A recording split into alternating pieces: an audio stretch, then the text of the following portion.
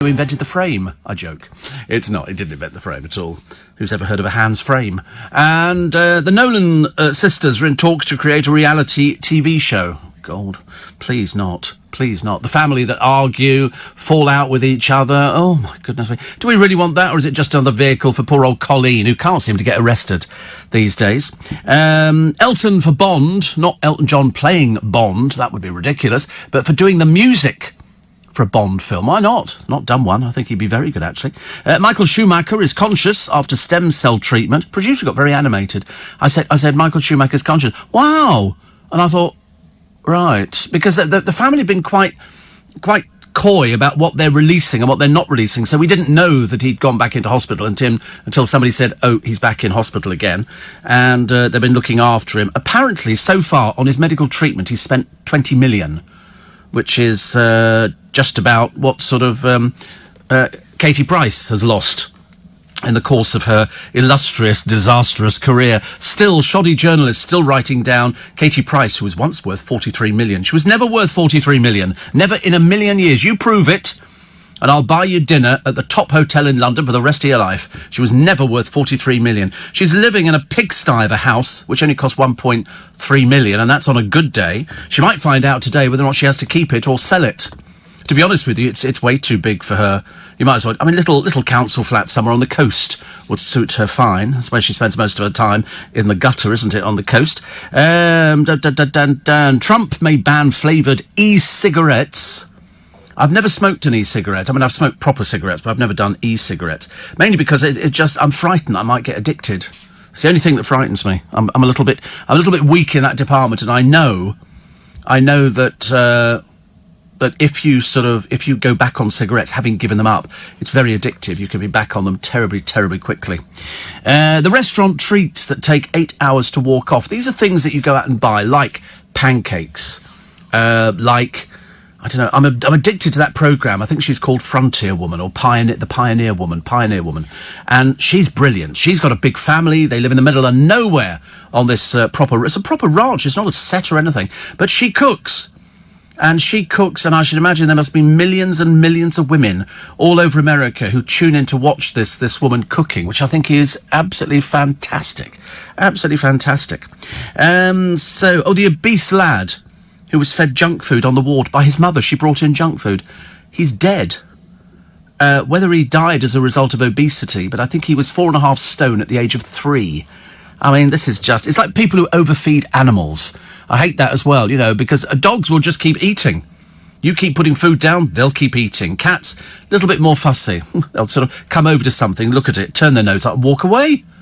And you think, well, I'm going to bring it out every day. You have to keep turning it round because it dries out. It was horrible, actually. And Steve says, this one here says, Steve, I'm surprised you read the Daily Star. It's the print equivalent of ITVB. I actually get loads of stories out the day. Bearing in mind, I'm not sort of reading it for any political reasons or anything else. I'm looking for silly stories, and I've got a great story, but the producer will not let me do it. And yeah, I'll do it then, and then there'll be a bit that you won't hear. Okay, you ready? Okay, and the reason is that this story. I mean, we laugh at it because it's not even a double entendre. It's a word that we wouldn't use in common parlance round here or on radio. And so it's the story of a woman in America who, not for the first time it's happened, because John Wayne Bobbitt's wife cut his willy off and threw it out the car window. So he turns up in hospital and he goes, "She's cut my willy off." And they go, well, where is it? And they went, well, she threw it out in a field. They said, well, go and get it. So anyway, he had to go back and find his willy, and then they actually stitched it back on again. Anyway, this particular woman cuts off her husband's willy. For something that perhaps they'd had a row over soup or something. I don't know. It could be anything like that. But the man investigating this from the local sheriff's office is called. Are you ready for it? No, God, because it's his name. Oh, I know you're going to dump it, but now everybody's going to be trying to find out what the dickens his name is. He's actually called... I'm not sure I can say it. I see it doesn't even fit into my vocabulary. I'm not sure I can say it. I'm not sure. Should I do it? No.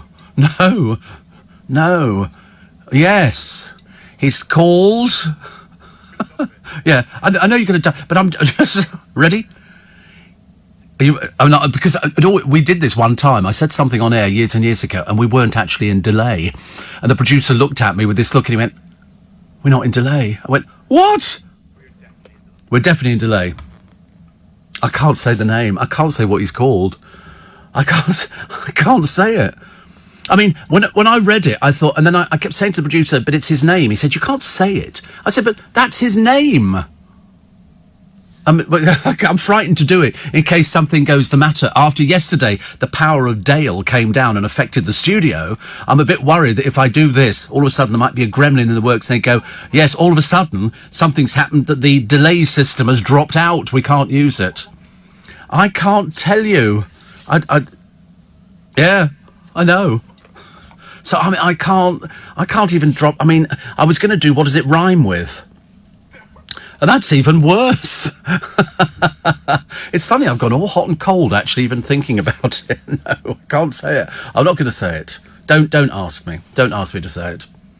No, I can't do it, because I'm so worried that something, after yesterday's disaster with the programme, when we had to move studios after I mentioned Supermarket Sweep. Do you know, I tell you what I didn't like about Supermarket Sweep. Well, wait a minute. Dale, I'm only mentioning it in a good light, okay? Because a friend of mine wrote to me, Johnny Perry, and he said quite clearly Dale was listening in on that one. And so, I forget where I was going. I was still thinking about this person and his name, but I can't get it out of my head, which is awful. Anyway, no, it's Supermarket Sweep, that's right. And I watch it, and all Ryland's done, apart from the fact, you know, I was very anti picking another fey gay bloke to do it. Why they couldn't have picked somebody else and made it a bit different. You know, it's the same sort of set, sponsored by a different supermarket, and he was just using Dale's lines. That's all it was, you know, going wild in the aisles, and when you hear the beat, you know, and all this kind of stuff. And so I thought they hadn't really added anything to the programme at all. Just I should have left it where it was. But there you go. And another one here, spell it out. I can't. I cannot spell out the name of this person. I mean, I really can't. I wish I could, actually. Steve, so astronomers have found a planet with water. All we've got to do now is build a starship. Easy. Yes, it's only about 110 light years away. How big's a light year? Do we know how big a light year is? I don't know. Well, can we find out? I don't know how many miles that is. So it's a planet with water. Yes, I mean, it's similar to us, but it's so far away. There's no chance you're ever going to go out there and meet anybody, because it doesn't work like that. So Monica says, but I can't spell it out. I can't, seriously. They're all going in a major panic round here. Everybody's going, no, don't say it. Just in case. A light year is 5.88 trillion miles, and this is 110 light years away. So each light year is how many? 5.88 trillion. 500 trillion miles. Well, we're not going to be doing that before lunchtime, are we? That's not going to be happening anytime soon. All the 600 trillion, but all these people going, oh, of course there's life on other planets. Not as you know it, there's not. There might be water, or there might be moisture, but you're not going to find a place with dinosaurs on it, and, you know, and valleys and stuff, and valleys and stuff like that. Yeah, somebody says here, text me the name. I can't. I wish I could, actually. And another one here. It says, I fear I may have been partially responsible for yesterday's technical hitch when I asked about what you do in the event of a fire alarm.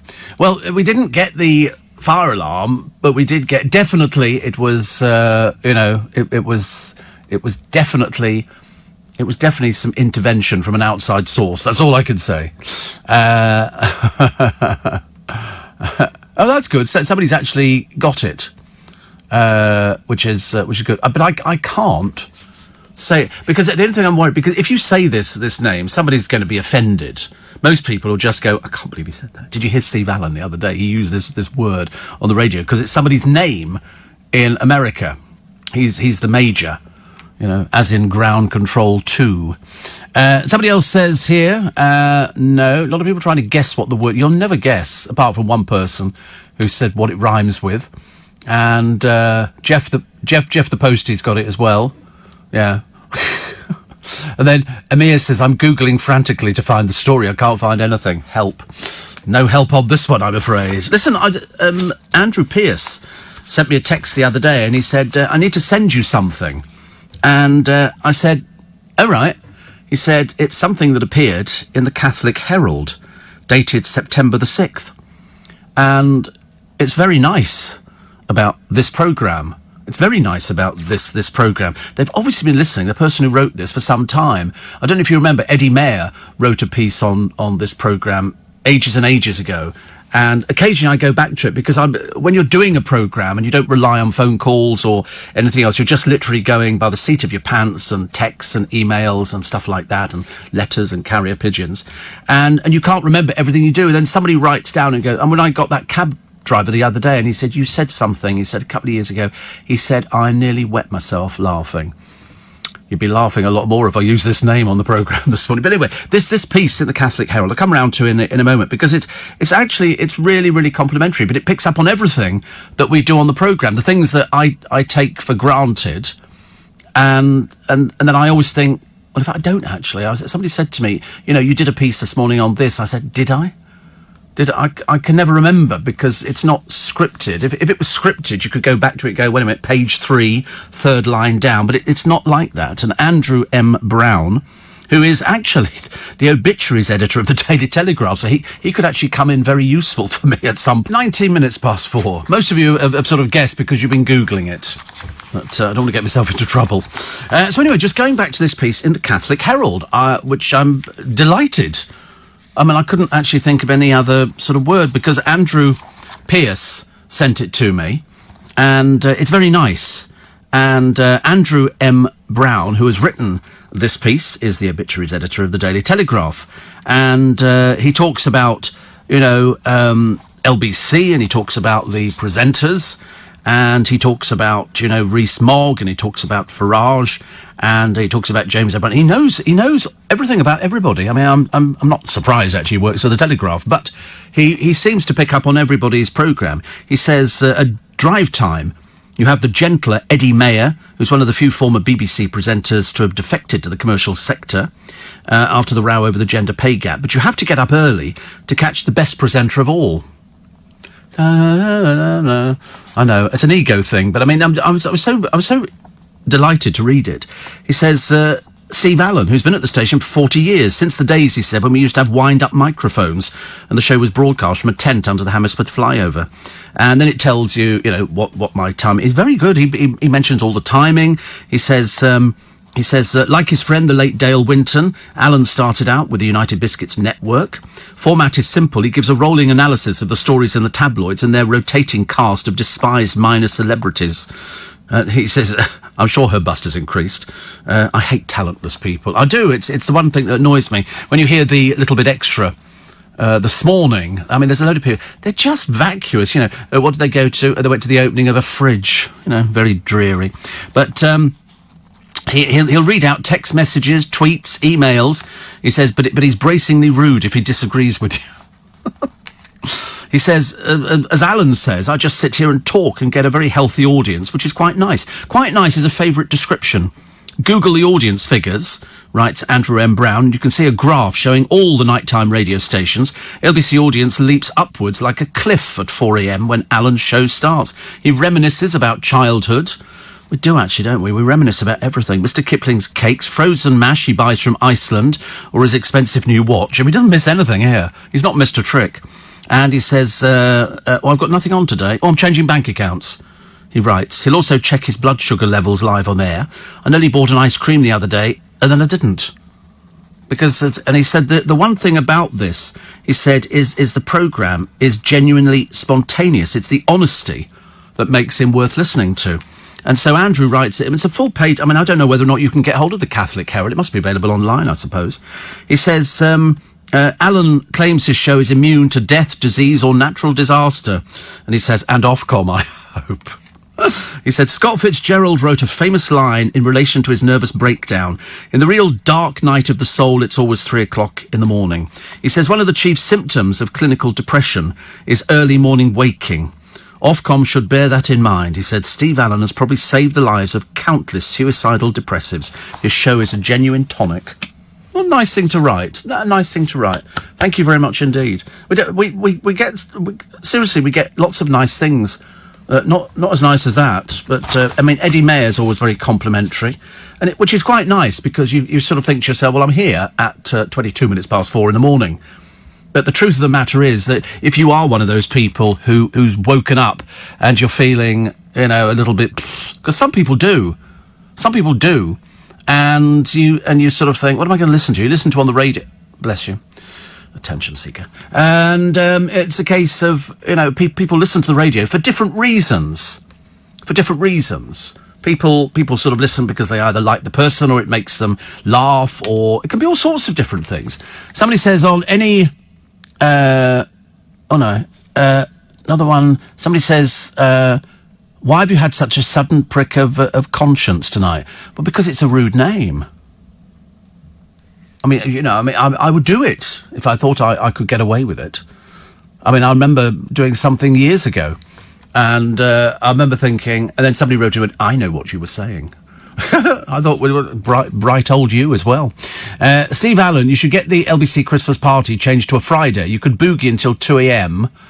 and would have no... I can't do anything like that. Seriously, I can't do... I'm not good at Christmas parties. I'm not good at Christmas parties. And I tell you for why, they're always too loud. It's always too loud for me. I'm sort of the person who wants to sit there. If ever I used to go years ago to a nightclub, I'd try and find where the quiet place was, so you can sit down and have a chat, as opposed to fighting about you. How are you? You come with anybody? And people will be going, what? I can't hear. It was awful. So I've given up nightclubs. Probably ruins your hearing. And it's like people who work in groups. If you work in a super group, or even steps, and the music plays back very loudly over the speakers, it's going to affect you, isn't it? I think. So there you go. Dev says, you are a great presenter. I wake up enthusiastically to listen to the show. Strange that, because I sit here enthusiastically giving of my programme. Whatever it is. Somebody will say, oh, I've heard this story before, and you go, well, of course, you're bound to.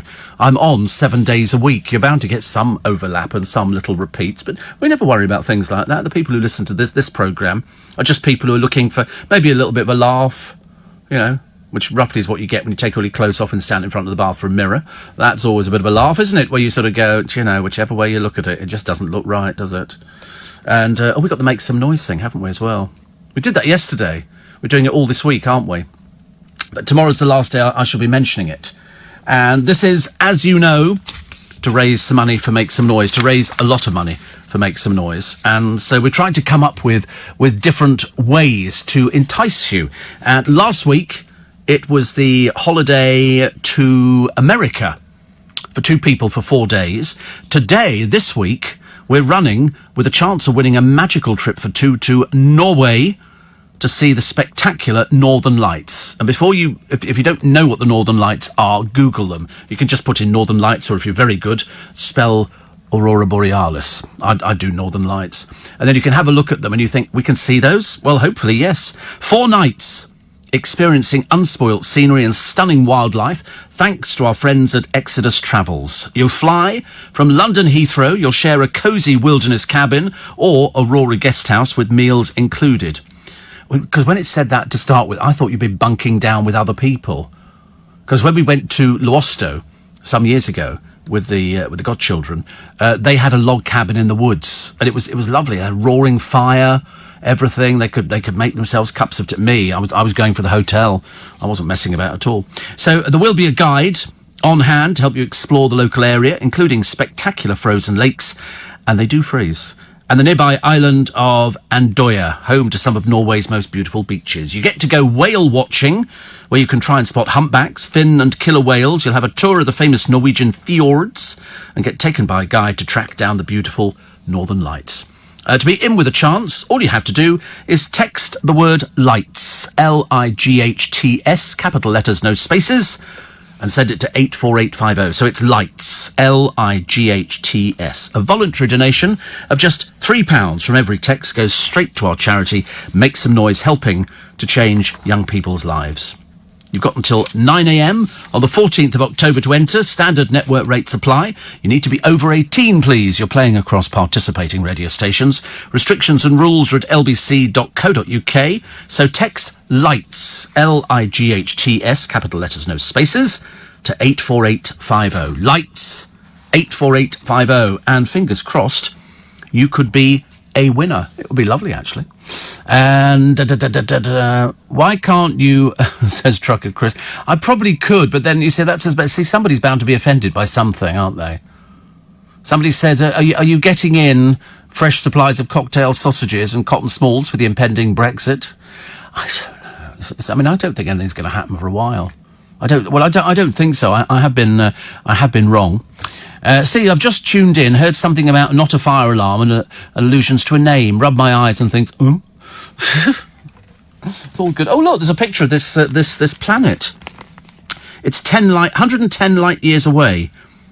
I mean, it's so far away that light picked up by the telescopes would have to set off from the star system in 1909 when Shackleton was trying to reach the South Pole. They think this is the first planet warm and wet enough to support life. Wow. But it's trillions and trillions and trillions of miles. You can't, even if the Starship Enterprise were to dock in Leicester Square, and I'd love to see that. Wouldn't you just love to, if it did exist, if there were people who lived on another planet and they did turn up in spacecraft, and for some reason they were always round like a frisbee. I've got no idea why. Somebody obviously must have started going, this is what, I mean, why can't it look like a can of hairspray or something? You know, it makes it so much easier. But anyway, you imagine if you were sort of sitting here and all of a sudden they went, you know, we are interrupting your television programs, you know, and then this thing, and then it sort of cuts to Trafalgar Square, and this thing is coming out of the sky and descends. I mean, to be honest with you, it can't land in Trafalgar Square unless it obliterates the fountains or the gents' toilet. And either would be preferable. It doesn't make any difference to me. But if it lands and then little people get out and go, hello, and we go, Brexit, and they go goodbye, and they get back in the thing and take off again, because even they don't want to talk about it, because they must have tracked us, mustn't they? And so if there is anybody on another planet, you'd think they'd actually want to come and talk to us. I mean, I've always offered an open invitation to anybody listening, you know, who's on another planet and might be understanding this through a voice translator. You can come in and be on my In Conversation show. I'll just introduce you. I mean, you can be nameless if you want to be nameless, but you just have to be believable. But 110 light years away, and a light year is something like 1 trillion or 3 trillion, 5 trillion, I can't remember what it was. It was an awful lot. Excuse me. An awful lot of light years. I'd love to go. I mean, wouldn't you just like to go? If they said that we could actually get you there, and it would just take a week, and then you land there, and then you discover that there's a McDonald's, a KFC, all these other places. They've got little mini Vegas, lakes. I mean, there could be anything in theory, but there won't be, because we won't know about that. We just know that there could be, they actually could be probably hanging on every single word. Be nice to think that they would, wouldn't it? I would like to think so. Steve, the write-up in the Catholic Herald is spot on. I started listening to you when life was not going so well. You became a friendly voice that made me chuckle again, so thank you. You're my godsend, says Nurse Karen in Essex. Sounds a bit naughty, doesn't it? Steve, even Lorraine Kelly's got a quiz show, says Billy, not long before the GC gets one. No, they won't. I mean, but she's on the way out now. She's on the way out. I mean, the next gig that she's got is when she presents me with a cheque for £143 million. Because they always say to you, you know, which celebrity? I go, well, she's not a celebrity, but I'll go for the fat bird. She can hand me the cheque over. I just love that. And I can go, 143 million. Where do you think our mash comes from? Where do you think our mash comes from? Potatoes? I'm thinking potato. I don't know. Where do you think it comes from? We used to see them on television years ago. Oh, you mean for mash gets smash? Oh, have I missed the news? That's your fault. See, now I'm in trouble. 4:30 and a little bit. And with the news headline. Morning, Jake says, thank you for distracting me from my worries and providing a great form of escapism. Long live the king of radio. God, he's not coming on as well, is he? Oh, blimey, there's no room in this studio. The egos will be taking over. Over in China, a plane passenger is being condemned online. He was caught on video demanding an airport employee kneel and apologise for his delayed flight due to adverse weather conditions. The incident took place at Zhengzhou International Airport in Henan in central China on Saturday. The unidentified male passenger and others were waiting to board their flight, going on to Shenzhen on West Air, a budget airline affiliated to Hainan Airline Group, the largest private airline in China. In the now viral clip, the passenger can be heard urging the airport worker to get on his knees and say sorry. You should kneel and apologise to us, the passenger demanded, whilst pointing his finger at the worker. I'm a member of the staff. I do carry out my responsibility, but there's no need for you to humiliate me, says the worker. However, the irate passenger defended his demands. You must represent your company and apologise to us. Kneeling shows sincerity. Shortly, other passengers chimed in to ease the tension, questioning what would an apology achieve. I mean, quite clearly, this man who's demanding an apology is a complete and utter bozo of the first order. According to the Daily Mail, a customer service representative confirmed that the two flights from Zhengzhou to Shenzhen scheduled that day had been delayed due to bad weather conditions. I mean, what you can do about that? It's bad weather conditions. It's unclear which one caused the drama, but nevertheless, social media users found the passengers' behaviour abhorrent, many calling for appropriate repercussions. Oh, I think he should be banned immediately from any of their flights. No, go fly with somebody else. Go and speak to a carrier pigeon. Definitely. Somebody says bad weather is not the fault of the airport staff. Oh, some of these people are vile. Aren't they dreadful? They really are. I mean, you try, don't you? And then you just think, no, you're too stupid for words. Steve, it would take us 110 years travelling at the speed of light to travel to the new planet. Oh, it's going to take you longer than that. It's trillions of miles away. Even 110 years. I mean, even, I don't know, travelling at the speed of light. I'm not sure I want to go at the speed of light. Steve, it isn't a photograph of the planet. It's a visual image to make the story more interesting. Don't spoil it. Goodness me, honestly. And, why's that gone? Have you ever met the Kardashians? Nope. No, we'll have no interest in meeting the Kardashians at all. If I was going to, people always ask me the same question. Then they go, so, who do you want to meet? There's nobody. I can't think of anybody I want to meet. Then in Manchester says, I listen every morning because you're great company as I live by myself. I know. Perhaps I should be available on the NHS. Mind you, I'm totally convinced after this piece in the Catholic Herald, I've now got more Catholics listening. So that's a bonus, isn't it? Fantastic. I'm all due to that one. Due to the continued success of LBC in particular, your show, isn't it time they put your money up? I have just put my money up. I'm not supposed to say that. They have just. Yes. I mean, yes. I've just done a new contract. But shh, don't say anything. Don't say anything. But yeah, I've got a little pay rise, I should probably pay for a belt or something, and so I shall spend my money very wisely. Do you think surgeons have scary dreams because of the type of work they do? I shouldn't think so. It's like people who work in mortuaries, isn't it? I was watching something on mortuaries the other day where they sort of take people, they have 75 fridges in this particular hospital. I think the programme is looking at life behind the scenes in the hospital, and then they go and sort of, and they do it as a matter of fact. I think that takes an awful lot to do something like that, really. Another one says, thank you for distracting me from my worries as well. Dave O'Brien's monologues, Steve, last longer than the light from that planet. I heard him the other day. I only picked up 3 words, but I didn't understand the rest of it. It doesn't matter, does it? Big Steve in Clacton, back from northern Cyprus, back at work and freezing. Yes, I can imagine. A light year must be 365 bulbs. Very expensive year. Steve, I think we should all go to the planet and leave the politicians behind. How about we send them to this planet and we stay here? That could be a lot easier, couldn't it? Another one here. I love it when Steve goes on one of his tangents. I do go off at tangents, but I don't mind, actually. A lot of people saying, I bet you're well chuffed with that review. Absolutely. Listen, Mel, it's great when you get something like that. Well, especially as you don't know it's going to be happening. So you can't then say, all of a sudden you do the programme differently, hoping somebody will write something nice. I mean, people will write, about it because they'll be listening to it. And then they'll think, let me write about it. And then perhaps other people can have a listen to it. Chris says, why is it they can find moisture on a planet trillions of miles away, but they can't find a solution to Brexit? No, I mean, well, listen, what can I tell you? I wish I understood it. I mean, to be honest with you, I'm sort of in keeping with Len Goodman and people like that, you know, who says I'm sick to death of hearing about it. I seriously am. And that doesn't make me a bad person. It just means that, you know, I'm with the rest of the country. They're going, oh, dear, there's caused so many problems. You know, it's awful, really. Steve, that article summed you up. I thought it did, actually, as well. I thought they've kind of captured it. Although, actually, there was one line in there. I didn't read this one out.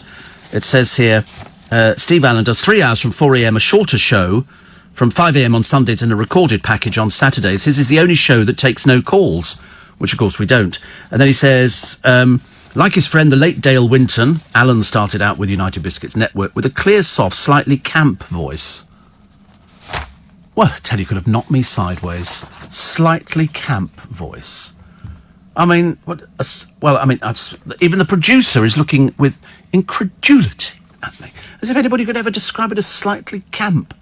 I mean, goodness sake, I mean, that's having a theatrical leaning. I am the butchest man on the station.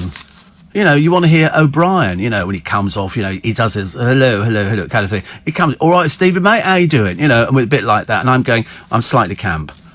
You know, and he goes, no, you're not, mate. No, you're not. He calls me mate. Yeah. And Darren Adam goes full Scottish when he comes off. I can't understand a word he says. Seriously, it is that it's so broad. It's only on. I mean, so I suggested he just do all his stuff as if he was on air. Much better. Rebecca is listening in Uzbekistan. Good Lord, we've never had anybody listening in Uzbekistan. Steve, I started listening to you this March in the run up to my A levels. You were a great stress reliever during my revision breaks. There you go. I still like the idea, find moisture on a planet trillions of miles away. They can't find a solution to Brexit. Because it is like that, isn't it? We're none the wiser. And it'll be interesting if we see Theo this morning, because I didn't book him. I think it's a case of, if he thinks there's something worth talking about, then I said, well, just pop in. Just pop in. If you don't, you think there will be? Oh, right, okay. Well, do you know what it is? Oh, right, okay. Does everybody know what it is? I'm just the only one who hasn't discovered this yet. Everybody knows. How do I not know then? Well, am I just Yellowhammer. Oh, right, yes.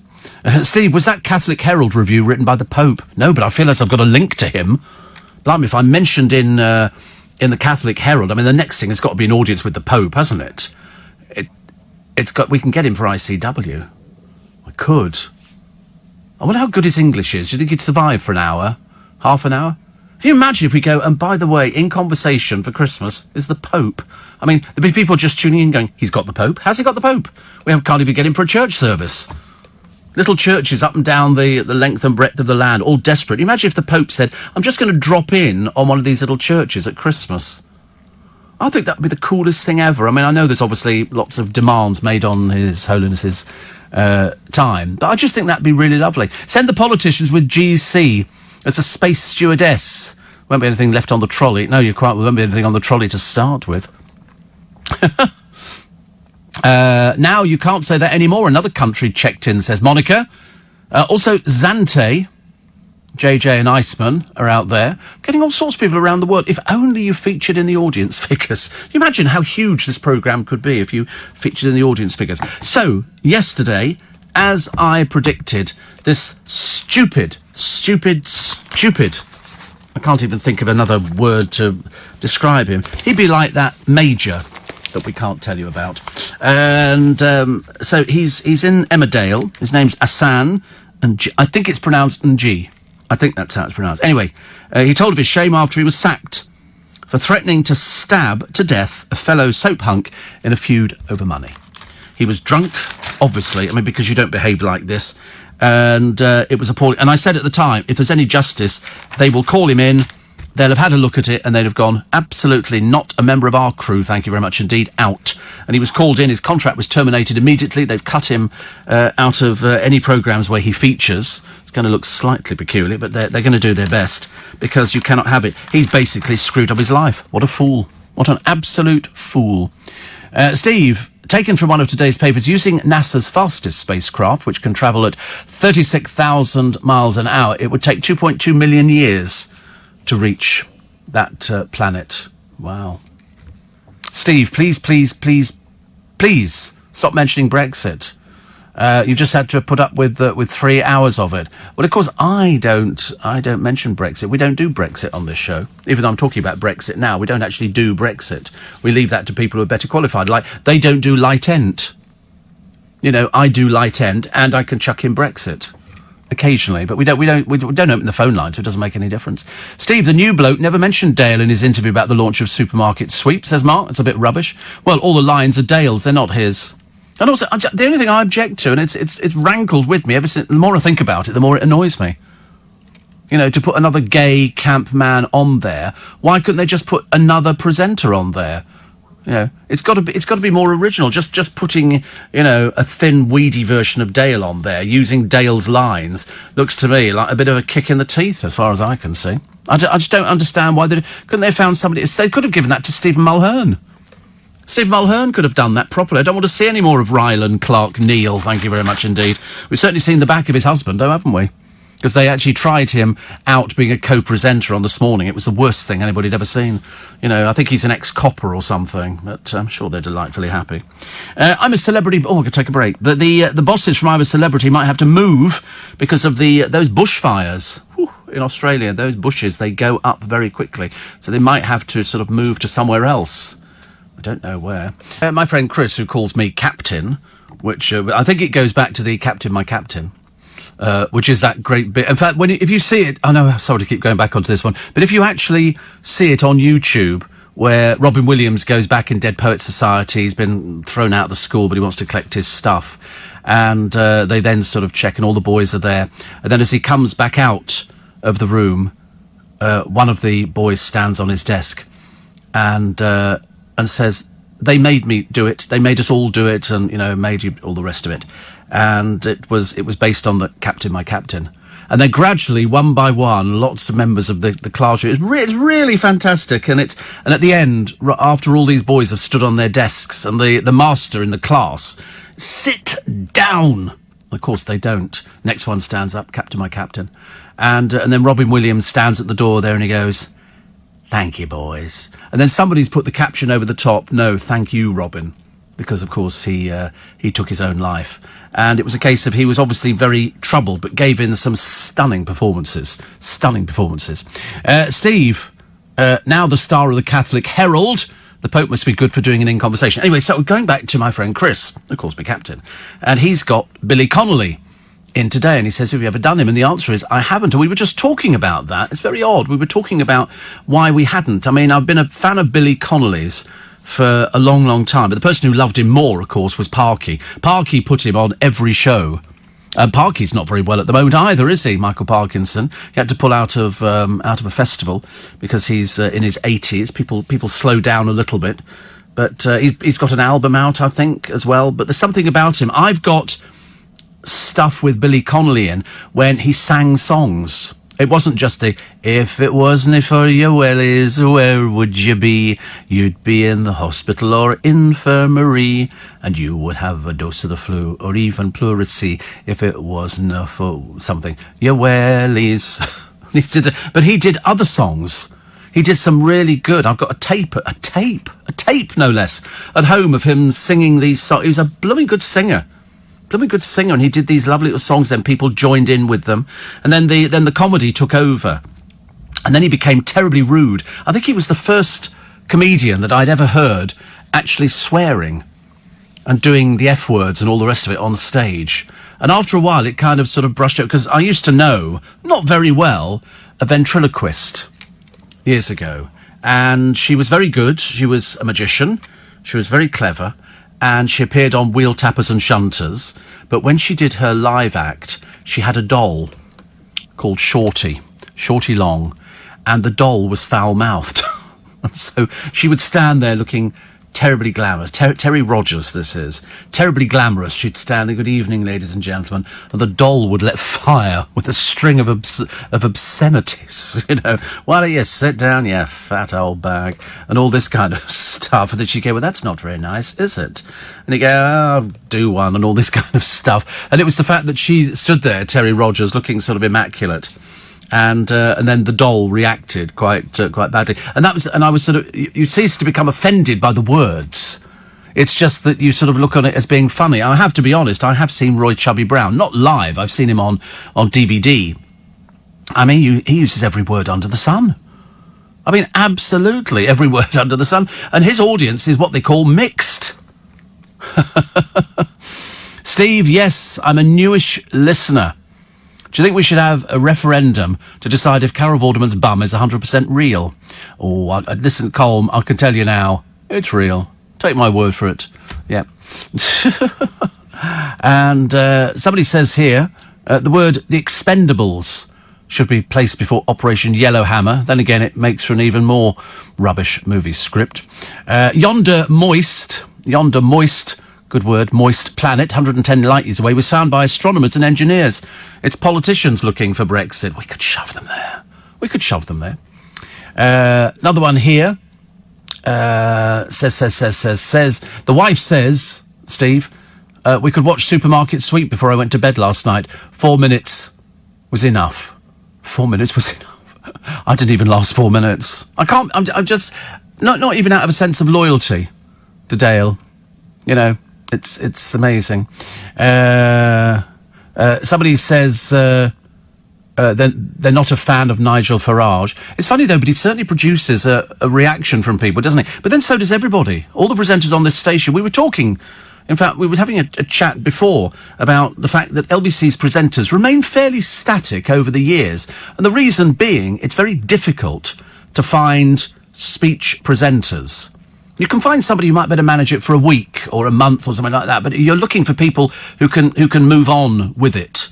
And that's the difficult thing. And so what you're looking for now, which you never used to look for, you're looking for somebody who is sort of reasonably educated. I didn't fit into that category at all, as you can imagine, because I left school at 15. You're looking for somebody who can hold an audience. Well, we can do that. You're looking for somebody who can increase an audience. That we can do.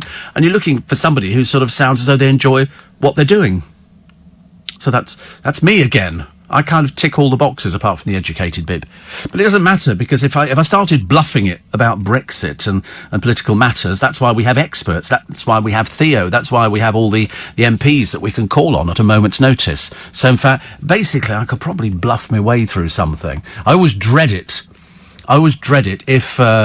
if they go, oh, Nick might be a little bit late this morning, which they've said in the past. You think, so can you go and wait downstairs? I'll be starting breakfast very shortly. Have you seen Quartet with Billy Connolly? I have, absolutely. I talked to somebody about Quartet. Who did I talk to about Quartet? I can't remember. No, not Barbershop. It's a film called Quartet with Billy Connolly in it. Who did I talk to? Did I do Dustin Hoffman? I might have done Dustin Hoffman. I'm trying to. It's such a while ago, but I remember we definitely talked to somebody because I went to see the film, and then I bought the film because I liked it. Occasionally, I do that. So who? Okay, you run through the people in it: Maggie Smith, Tom Courtenay, Billy Connolly, Pauline Collins, Michael Gambon, Sheridan Smith, Andrew Sachs. No. I definitely talked to somebody from it. I wonder who I spoke to. Isn't that awful? But the trouble is, you talk to so many people, I can't remember half the time. We have to go back into the archives and see who I spoke to. Was that it? Was there no Dustin Hoffman in it? Oh. Michael Bird, no. No. Gwyneth Jet, no. How embarrassing, honestly. I definitely did it on the programme. I just can't remember who it is. Oh, I'll worry about that for the remainder of the programme. We've got another 2 hours and 4 minutes. It'll happen. And Mary, who's holidaying in Devon. Good Lord. She says, I've just read the Catholic Herald article. Oh, it's obviously easy to find then, is it? Oh, that's good. That's good. I want you all to go and check it out.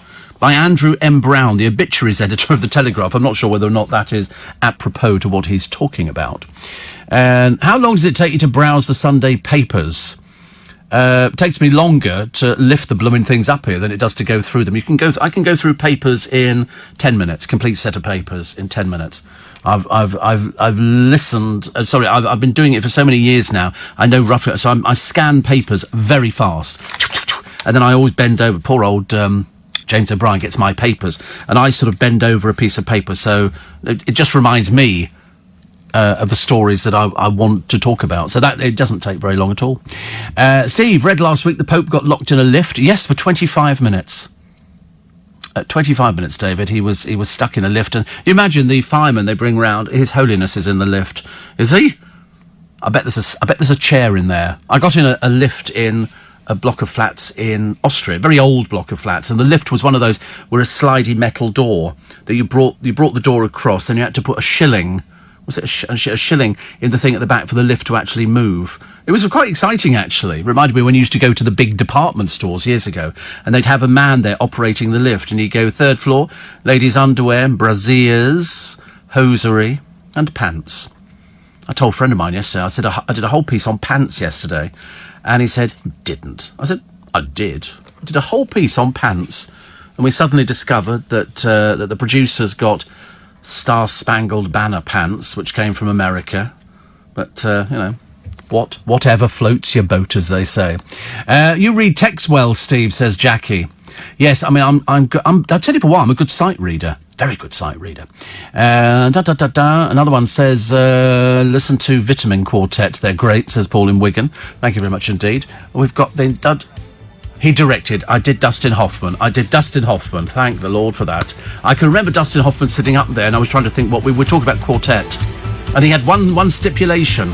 He'd do as many interviews as they required him to do, but he wasn't moving studio, which they sometimes do. They start in one studio and they move to somewhere else. He said, I'll do as many interviews as you want, but I'm staying here. So we did. Everybody nice to be company. Welcome to Thursday. It's whizzing through this week, isn't it? It'll be Christmas soon. I know. 12th of September, it's Steve Allen's Early Breakfast with you till 7, Monday through Friday. And we're here on Saturday morning with the best of Steve Allen for the week. And then In Conversation, got 2 fabulous In Conversation guests for you this week to enjoy. And that'll be on Saturday morning. And then that's repeated on Sunday night at 9 o'clock. And I'm also here in the morning on Sundays to go through the Sunday papers. So it's a very quick programme. It's only 2. What are you eating? You're not eating again, are you? Okay. I know you're still not eating those biscuits, are you? I bought these biscuits. What are they called? I can't remember what they're called now. They're called Biscoff. And there was a thing that came through. Remember I told you a few days ago, and I said they're £10 something for 300. You normally get them with a cup of coffee.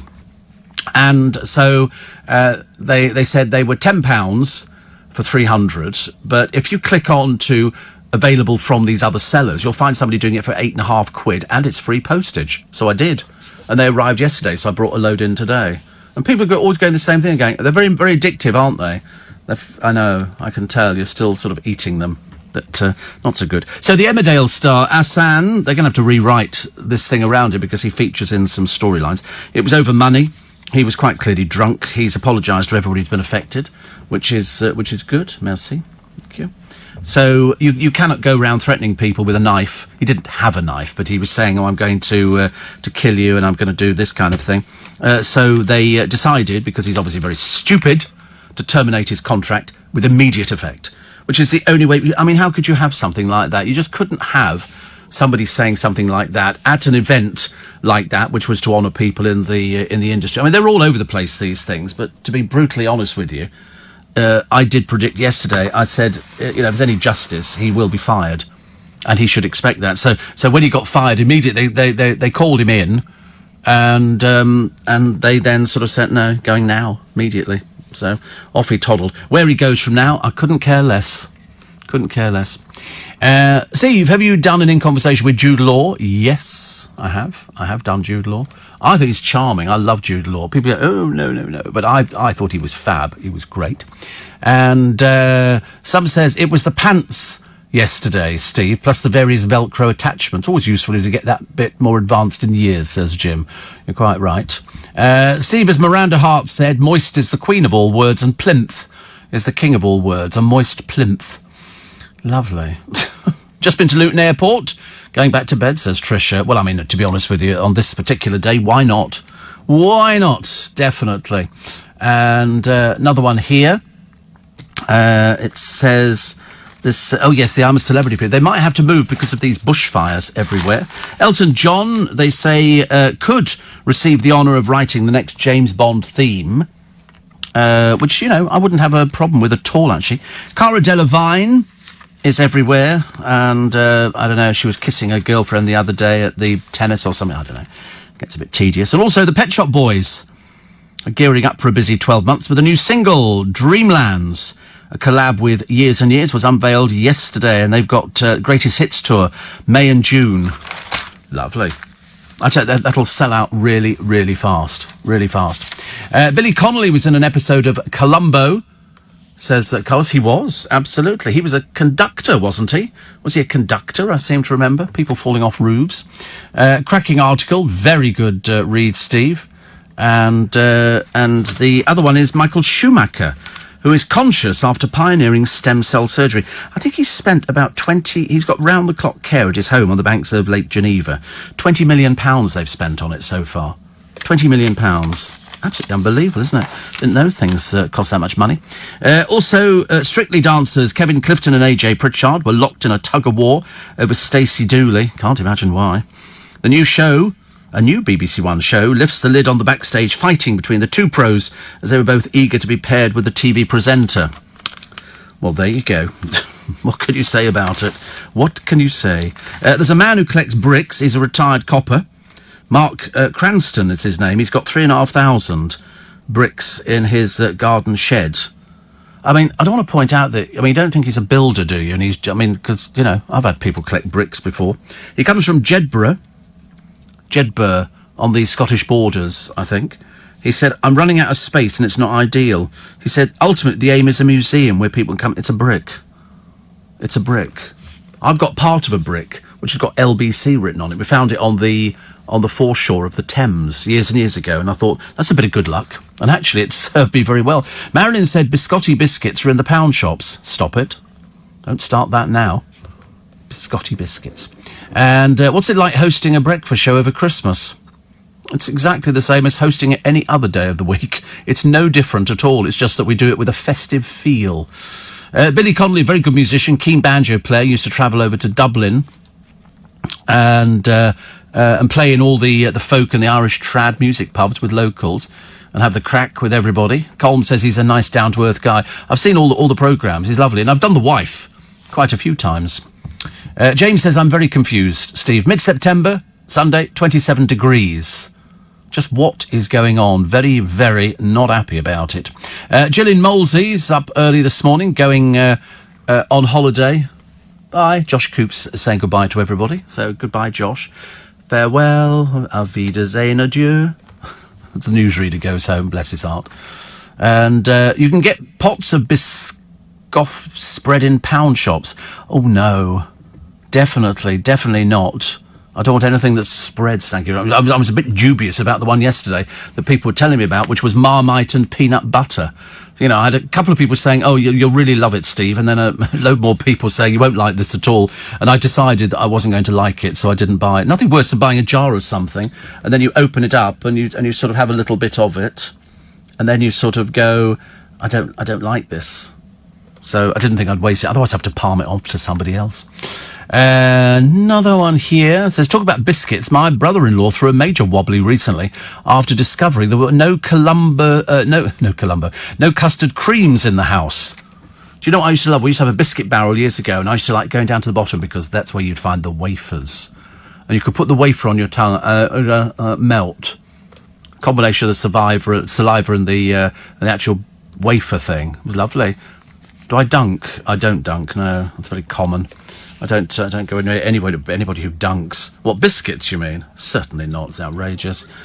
No, don't dunk them, though. Not supposed to. I don't think they're meant for dunking. You're supposed to have a little sip of the coffee, a little bit of the biscuit. Well, don't worry, I've got 300 of them, so we'll be eating these for about the next week, I should imagine. But no, I definitely don't dunk. I had a friend who dunked once. I said I had a friend because I got rid of them very quickly. Don't want to hang around with people like that. The Columbo episode was murder with too many notes, says little Julie. I remember him. Actually, I tell you what I liked him in. I liked him in... What did Billy Connolly do? Was it when he was... Judi Dench was Queen Victoria? Was that... I can't remember what it was. It was based on the relationship that she had with him. She was obviously quite clearly, very, very, very keen on him, and he was very good for her. But of course, the rest of the household absolutely hated him. Mrs. Brown, was that Mrs. Brown? That was very good. That was a very good film. I liked him in that. In fact, I've liked him in most things he does. You know, he seems to be Billy Connolly, and we like him, actually. Steve, another one here, saying, up early and get pots of biscuits. Oh, I don't want to do this. And then somebody else was talking about, you make an old cougar very happy, whose younger lover goes to work at 5. Says Sue-Ann in Brixton. And one says, you seem a positive person, but when you read these newspapers out every day, does anything ever get you down? Sometimes. You'll read something in the paper about, I mean, there are various stories, but I don't like anything to do with the abusing. There was a woman the other day. Somebody grabbed her handbag. She was 79. She got dragged to the ground and broke her arm. And I'm thinking, there must be loads of elderly people listening thinking, has the world gone completely mad? You know, this isn't even in an inner city. This was in a nice place out of town where you thought, you know, they would be nice, but people are just nasty nowadays. And so if I see things like that, and I'll tell you the other thing that really gets me going, is when you get somebody going into court for abuse or whatever it happens to be, and they go, 12 months prison, suspended. And you go, well, are you mad or something? Suspended? God, blimey, I tell you. I'd be building prisons, I'm afraid. You're going to prison. How long? Well, we'll just leave you there till I've decided we've had enough. It's as simple as that. Also, amazing how many of you know the Columbo episode. Yes, it was Mrs. Brown, thank you. And according to the Whole Show podcast, you've not had any holiday since December 2018. I think it goes back before then, actually. I don't think I've had any holiday. I don't do holiday. Every day's a holiday. Every single day is a holiday. It's lovely. See, but Las Vegas. Maybe Las Vegas, yes. Maybe Las Vegas. Next year, I think. Steve, Nancy says the best and funniest that Billy Connolly ever did was an audience with. Yeah, I love those audience. I don't know why they don't run them again. You could really run them. Can you expand on the K9 Alsatian super dogs you spoke of the other day? Well, they'll cost you between £20,000 and £30,000, and they're dogs with a built-in toolkit. You've only got to, I should imagine you Google K9 dogs with built-in toolkit on Google, and up will come the company that trained them for 2.5 years. So they're a family pet, but at that moment that you need help or something like that, then they are the dogs with the built-in toolkit, working to commands.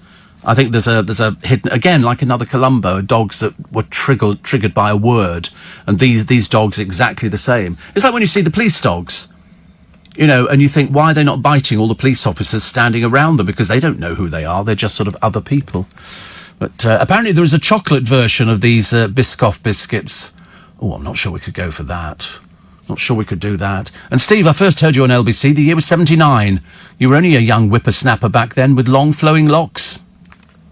Yeah, all right. There are pictures of me. Yeah, no, flowing more than yours. Oh, look at the time. So I was going to make something about the poor policeman who collects bricks, but then I thought, not really. But I've got plans for Chaser Paul from The Chase. Okay. Plus the story of Bronson in parole hearing. You know, as we go back round and round the mulberry bush again. Somebody says, how could you not dunk biscuits? Seriously. It's like going out to a restaurant and burping halfway through the meal. Awful. It's early breakfast on LBC. ITV bosses have come up with a plan to help Paul, the cinnamon sinner, stay on the quiz show The Chase while he's battling Parkinson's. Those with the condition suffer tremors and slowness of movement. Now, in every edition, one of the chasers walks on and takes their seat at the top of the cash builder ladder. Fellow chaser Mark the Beast Lebet said Paul will still be doing the chase. There are plans afoot if the worst comes to the worst for how to deal with moving him down the set. If he has problems walking, we'll literally show him walking once. That's a courtesy. He said his mind is still great. He won the British Quiz Championships at the weekend. I'm always, wouldn't you love to know things like, there's two things I'd love to know in life. How to sort of, you know, do central heating. I could sort of offer myself as a sort of somebody who comes around to repair your boiler and stuff like that, because that's always very lucrative. Not that I'm motivated by the money at all, of course, in any way. Or failing that, I'd like to know the answer to lots of quiz questions. So they go, we want Steve on our team because he knows everything about this. Or because I can't remember half the things I'm supposed to remember nowadays. Or failing that, what else would I like to do? I'd like to speak another language. So when you see people in London, I could just sort of go up and have a little chat to them. I think that'd be quite nice. But I think mainly it's these quizzers, these people who seem to know the answer to just about everything. Greg says, sometimes the best moments on your show are the ones where two moderators overlap. He means presenters. Wayne the Trolley Dolly. My alarm set and LBC automatically comes on rather than an annoying alarm ring. It activated this morning and you talk about ladies' knickers and pantaloons. What a great way to wake up, says Wayne. Pantaloons. We decided, actually, that's where these things come from. Pantaloons. It was one for each leg, so it's a pair. You bought a pair. No, we're not doing pants part 2. No, I don't think we can, actually. We can't do pants part 2 at all. Pantgate, it could be. Pantgate. Happy birthday, Hans Zimmer. Another one of those prolific composers of film soundtracks whose name is known by a few people. Lalo Schifrin, Ennio Morricone. Lalo Schifrin. Do you remember that? I used to play Jaws disco version with Lalo Schifrin. I loved it. And Ennio Morricone, who did, so much stuff. And I've played clarinet, says Phil, for some of the Pirates of the Caribbean in a wind band. Really good to do, stirring stuff. Love to play Ennio Morricone, but unfortunately I'm rubbish. Oh, well, you never know. Listen, I mean, some people get better, don't they? You can get better. I mean, I love it. I would love to play a musical instrument, but I just can't. I was watching people the other day playing violins, and then the Mormon Tabernacle Choir, where somebody was playing the trumpet. They had about 6 people playing trumpets, and I thought, that's lovely. That's lovely. Us Spikers, Steve, forbid you to go to Las Vegas unless you can broadcast from there. Thank you very much indeed. Why, when anyone wants to get violent, do they always use a knife? Well, it's because you can get hold of them anywhere. You can get that's the only problem. You can actually get them anywhere. You could order them online and they'll probably send them through. Do you get a Daily Sport newspaper on the desk? Daily Sport? No, it's not even going, is it, the Daily Sport anymore? I think that died out years ago. Have you ever been to the Chiltern Firehouse? No. Absolutely not. Absolutely not. I've seen it's the usual sort of bunch of people go there, so they then try and pretend it's a celebrity restaurant. There is only one proper there's 2 celebrity restaurants in town, which would be considered, they're to do with theatre and they're to do with the arts and stuff like that. One would be Joe Allen's, without a shadow of a doubt, and the other would be the Ivy. And that's it. The other ones are just sort of ne'er-do-wells. They just sort of say, oh, look who we had in the other night. The Beckhams came in. You go, yeah, so. In fact, I'd avoid any place that let the Beckhams in. I don't think there's anything going on there. She was plugging something the other day, old Vic, on her little Instagram thing. It was something which is sort of, she said she put it on to make her tan last longer. Well, she hasn't got a tan. I couldn't work out that. And it's £5. And Victoria swears by it. I thought, this is product placement. That's what it is, product placement. Morning, boss. This can only be Phil Vickery. Good morning, Phil. What is it today we are doing? What is it today? What sort of food are we cooking today? Because I don't know what I could go for today. I've got Giles Brandreth coming in, who we love to pieces, and he's the producer's a big fan of his, and his parents apparently are fans as well. Your parents fans? Oh, that's nice, isn't it? So perhaps we can get him to sign the book to your Mrs. Woman indoors, and then Dad would go, and then I could sell you the book, so you could get it cheaper than you get it in the shops, and then we all do well out of it. Your father gets a present. You go, listen, this is what I've got you for Christmas. Well, actually, Steve got it for you, but I had to pay, and really, that could be quite. We should get him to sign it to your dad, shouldn't we? Yeah, should we do that? Okay, we won't charge too much extra for that little bit. Sorry? 50 what? Pence or pounds? Pence? No, we'll have to reconsider that one. Oh, it's scones. Live from Downton. Ah! Well, surprise, Phil, because I've been at Downton. I've been in the house, Highclere Castle. I helped them lay carpet there years and years and years ago. And we had the Mrs. Woman from the place in here. Lady Fiona, 8th Countess of Carnarvon, and she brought me some lovely goodies, and she's lovely. She's absolutely. You must have met her. I mean, she's absolutely charming. So he's cooking scones from Downton. You know why? The film's out this weekend. A friend of mine's going to go and see it. I think she said tomorrow afternoon. So that's so I said, well, listen, I've got the hospital, so I'll phone you after you've seen the film. So I'm going to speak to her tomorrow, which is cool, isn't it? I like that. There's a link everywhere. Wherever you go, there is a link, but we didn't get Billy Connolly. I'm a bit miffed by that. And surprise, surprise, guess who else is up at this ridiculous time of the morning? It's Jamie Oliver.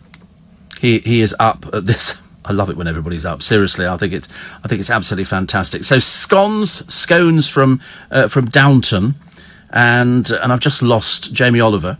He says, you would love today. Wait for this. You're really going to like that. I hope Darren's listening.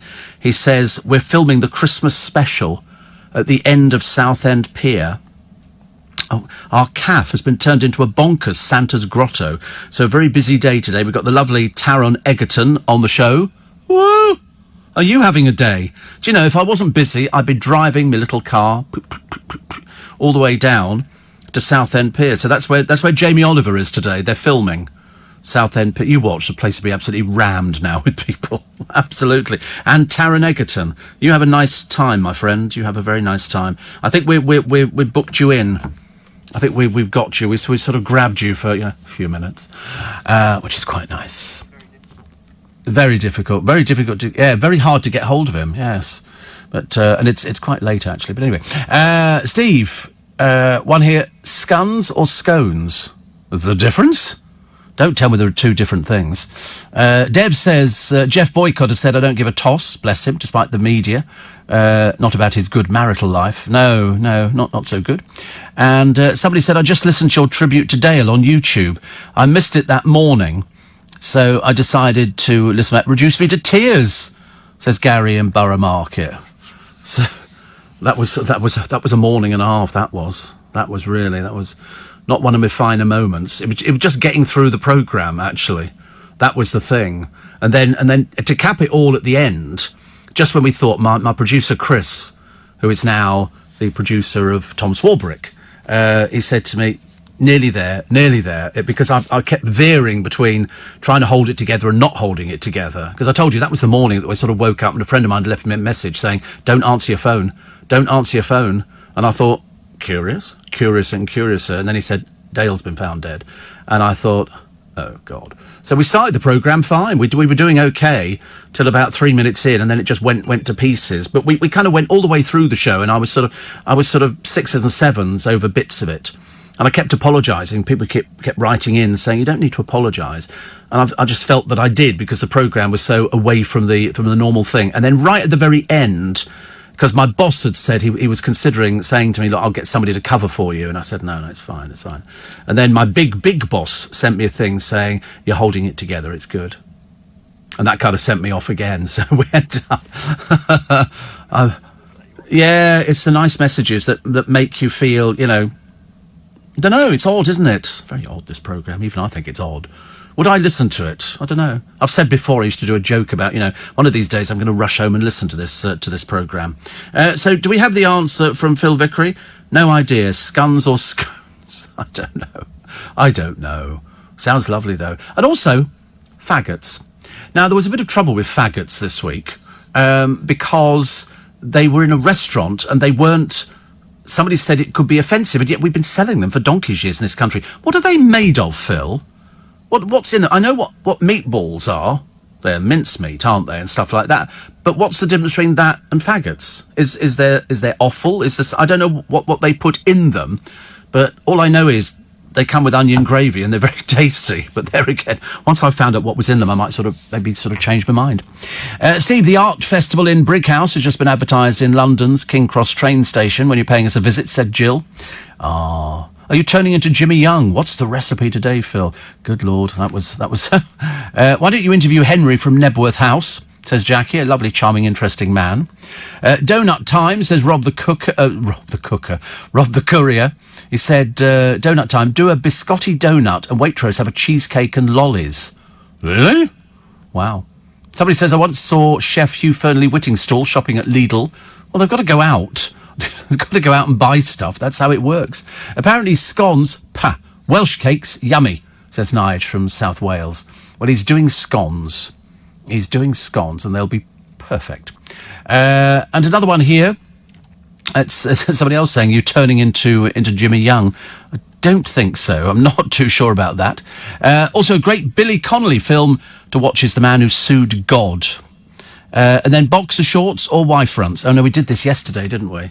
And it came down to, well, it was only Sam who used to work here who was boxer shorts. Everybody else was sort of trunks kind of thing, which sort of, you know, keeps it all sort of nicely in place. If, of course, you've got something to keep nicely in place.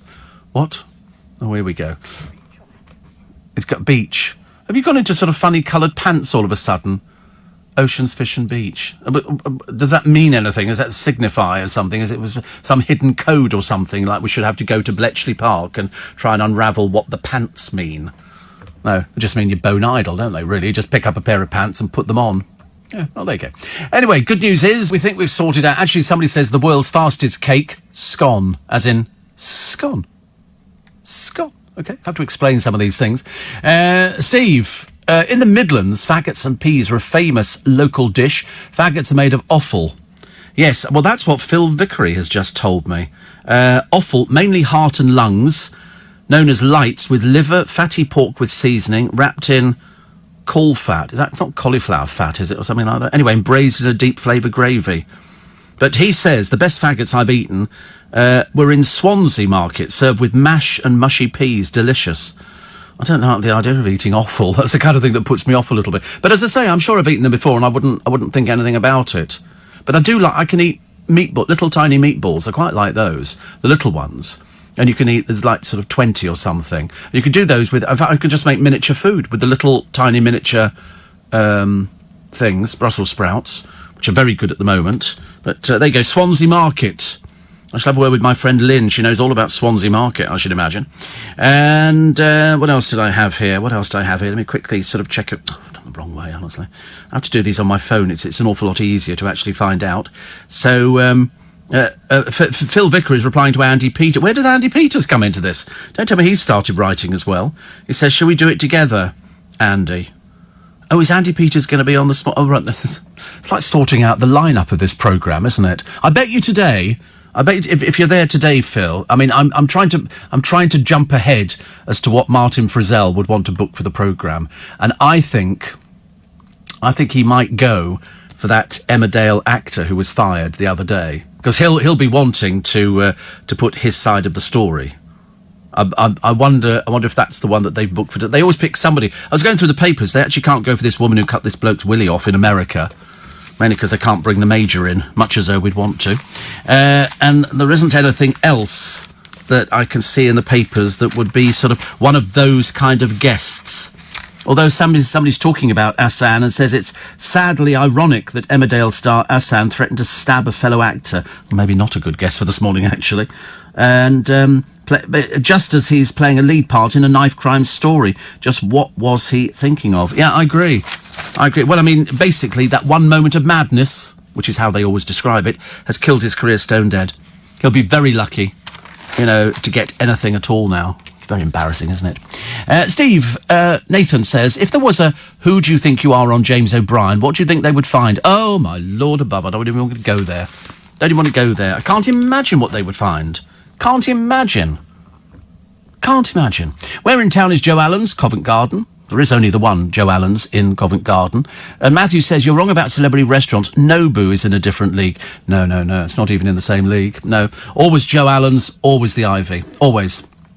In fact, I don't know anybody who goes to Nobu at all. Steve, faggots is offal. Mainly in Iceland, they're sold in foil containers by Brains. I thought that was the only company that were making them, and they come with the gravy. They sound delicious, actually, but I can't remember whether I've ever eaten them. Chris in Alton says, we were told by a baker that one scone is savoury and the other sweet. Not sure, well... Oh, I've never heard of a savoury scone. I suppose it's possible. Mitch says, fresh bread, anchor butter and a mashed hot faggot. Best sandwich ever. Thank you. Sounds good. And did you know Shirley Bassey recorded a potential Bond theme for Quantum of Solace by Dave Arnold? I did not. We learn every day. Steve, Andy wants to be in conversation with you. I suggested that we did it together. Oh, right. Can you imagine? Because he does his... I've seen him on QVC selling his stuff. And as far as I know, he still lives down the road from me in Richmond. He's in sort of the posh bit. I'm in sort of the cheaper end of the market, but I don't mind. I'm quite happy with things like that. Nigel in South Wales, he says faggots and peas in thick onion gravy. Do you know, it's the thick onion gravy, isn't it, that kind of does it for us. And mashed potato. Mashed potato is the one thing that I get very excited about, especially if it's from Iceland. Perhaps I should persuade somebody very famous. Perhaps we should take a load down to this morning. Or failing that, would sort of drive. I said to the producer, well, you know, let's go down and see Jamie Oliver down in Southend, which is where he's filming Christmas today, in September. That's how they have to do it now. They get so booked up. Also, the sad story, it makes all the papers today. There's no easy way to deal with this one. This is Louis Tomlinson, who's fought a desperate battle from One Direction to save his sister from drugs. Felicite died after an accidental overdosing on a perfect storm of cocaine and medications. One of them was Xanax, and then the oxycodone. She was found by her friend unresponsive and with white lips the next morning.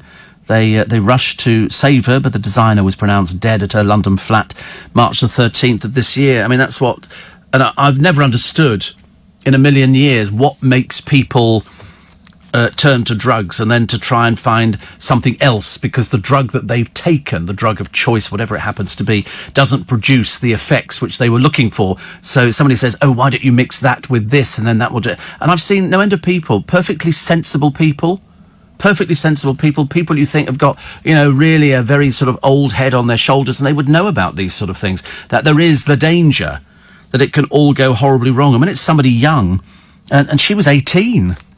She was 18. You would think that somebody, because he also lost his mother as well. I mean, it really having a very, very bad time, very bad. But after her mother died, the drug use spiralled. And there's no way out of it. You can't make it easy for somebody. And then they've got friends of hers who did coke as well. You tend to find that people who do coke will hang around with other people who do cocaine. And so it goes on. It's like people, I mean, what you've heard a million times on LBC, the amount of people who smoke joints and sploffs and stuff like that, they're sort of hanging around with people who do exactly the same. Exactly the same. Steve, you've never heard of savoury scones? No? No, I haven't. I mean, vaguely in the back of my mind there's something, but I don't think I've heard of a cheese scone. Another one here says, tried a new sandwich on customers yesterday. Oh dear, Kevin. Proper white bread, whatever proper white bread is. Biscotti spread, crisp streaky bacon and a drizzle of maple syrup. Very popular and totally indulgent. Good Lord. Well, they're very excited here for the biscuits. I mean, they've really enjoyed the biscuits. They're a little bit too moorish. The producers managed to get through so many. Having given me a load back, he went, oh no, you've had 4. Yeah, well, yeah. 4 in one hand and 4 in the other hand, I suspect. All this rubbish you come up with, honestly. I've just watched you stuffing your face with them. He had loads of them outside. You go and look on the desk, you'll find it's full of empty wrappers. It's all him again. And you're eating another one now. Yeah, it's terrible. Seriously, I've tried to do my best. Steve, I couldn't sleep, so I tuned in an hour and a half earlier, but this time on the Global Player app and actually saw you for the first time. Apparently you look like James Spader. A random text, but there you go. Actually, luckily I don't know who James Spader is, but apparently I look like him. I wish I could knew. Shane says, I'm late tuning in. I'm just going shopping at Woolworths. You still have Woolworths? Do you really? Well, there you go. Steve, are they trying to get your spikers? Do they think they would leave you? Do you think that we would leave you for oh, that's James... Oh, right. Yes, I do look a little bit like James Spader. He's an American actor, best known for portraying eccentric characters. 1 minute the Catholic Herald, the next minute I'm James Spader. It's not unlike me. It's not unlike me. It's got glasses on and not much hair. Actually, if you looked at it quickly, the one there with the hat on, it looks like he's about to go off and play cricket, do some umpiring. That looks a bit like me, doesn't it? Funny, isn't it, really? And who do the boys next door look like? Nobody. Nobody at all. Nobody at all. You don't look like it. No, you don't. No. You get told you look like Henry Cavill. Yeah. People are just winding you up, aren't they? You're so easy to wind up. So easy. Steve, why did the biscuit cry? Here we go. This is today's bad joke. because its mother had been away for so long. Mother had been away. Oh, it doesn't matter. Ha ha ha. Steve, why do all family-type adverts have mixed couples? Are they afraid to put black and white couples on the television separately? I've started seeing more and more of that, actually. Cheese scones, says Graham, a savoury made with mature cheddar. I like the idea of mature cheddar. It's that older cheddar, stronger cheddar, isn't it? Stronger cheddar. We're using mature cheddar. But I haven't ever had cheese scones. I don't think I have. I'm saying I don't think I have because I can't remember. Would I have had... do you put butter on them? Or something like that? Or do you have them hot? Do you have them, I don't know what you do. Talking about Emmerdale... when they're so far ahead of making the programme, Christmas, winter episodes, leaves still green on the trees. Well, that was the thing. In fact, when they did Emmerdale a couple of years ago, the rest of the country, we'd got no snow. In Emmerdale, they were knee-deep in the stuff. So they had to sort of write. And they're very clever. I think you'll find in EastEnders, they've got greenhouses where they bring on plants that far ahead. So they have to think about it. So in other words, it's no good you seeing daffodils when daffodils aren't out. They will have them out at the same time. They have to use fake daffodils, but they don't. So it's very clever. They have to work these things out. Apparently, Phil Vickery says, quite like a cheese scone, can be a bit dry, though. It sounds like it's going to cling to the roof of your mouth, doesn't it, really? It's one of those sort of... I don't think my mother did make... cakes, and she never made biscuits, but she did make cakes. In my mind, I've got rock buns, or whatever they're called, I can't remember, and she used to make rock cakes, little rock cakes. They were quite nice, and I always imagined those being a bit like cheese scones. Tracy says it's a savoury option, served with a bit more cheese and a dollop of chutney on the side. Oh, that sounds quite nice. Caul fat, C-A-U-L fat, is a lacy membrane which holds a pig's internal organs, and when wrapped around faggots, it keeps them together. See, I didn't know what it was, actually. And apparently Sharon in Archway says you can get Marks and Spencer's. Sharon's in Archway, you can get cheese scone. I've never seen those. I'll have to look out for those, actually. Great to hear Phil Vickery messaging the Steve Allen Show this morning and giving a shout-out to Swansea Market. Best faggots and mash, says Caroline. Yeah, we always get... I get quite a few people messaging me. Some of them come through onto the normal things, but over the weeks and the months, we get Jamie Oliver on a very regular basis, and we get Phil Vickery on a very regular basis, and we get my friend Chris, who calls me Captain. We get him on a very regular basis as well. It's quite nice, mainly because they're sort of trying to think if I'm going to come up with any stories that they can nick.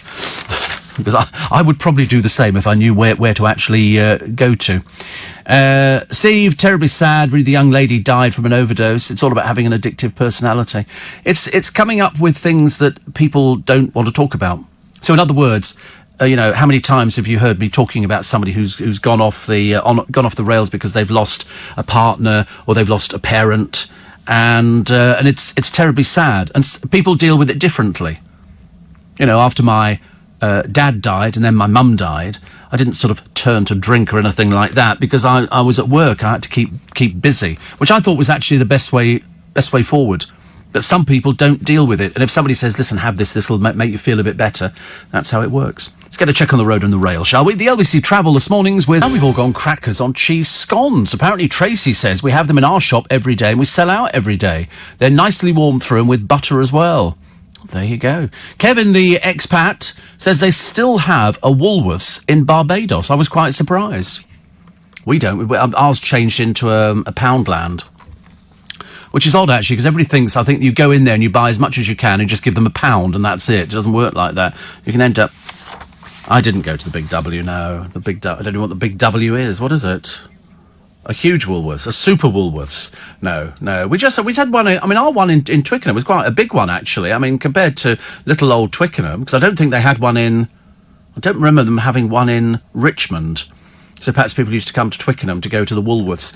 And it was lovely, and then it sort of clung on, but all the school children around there used to go shoplifting the sweets. It was, I could watch it on a regular, me and shoplifters, I go mad, people shoplifting. I could tell when they walk in. Yeah. And, Steve, could you get Theo to say in a squeaky voice, what's the recipe today, Steve? I think unlikely. I don't think we do things like that. And we're not sure yet, actually, whether or not he's going to be joining. Oh, he is going to be joining us. Oh, okay. He's on his way now. Wow. Steve, do you think I'm crazy?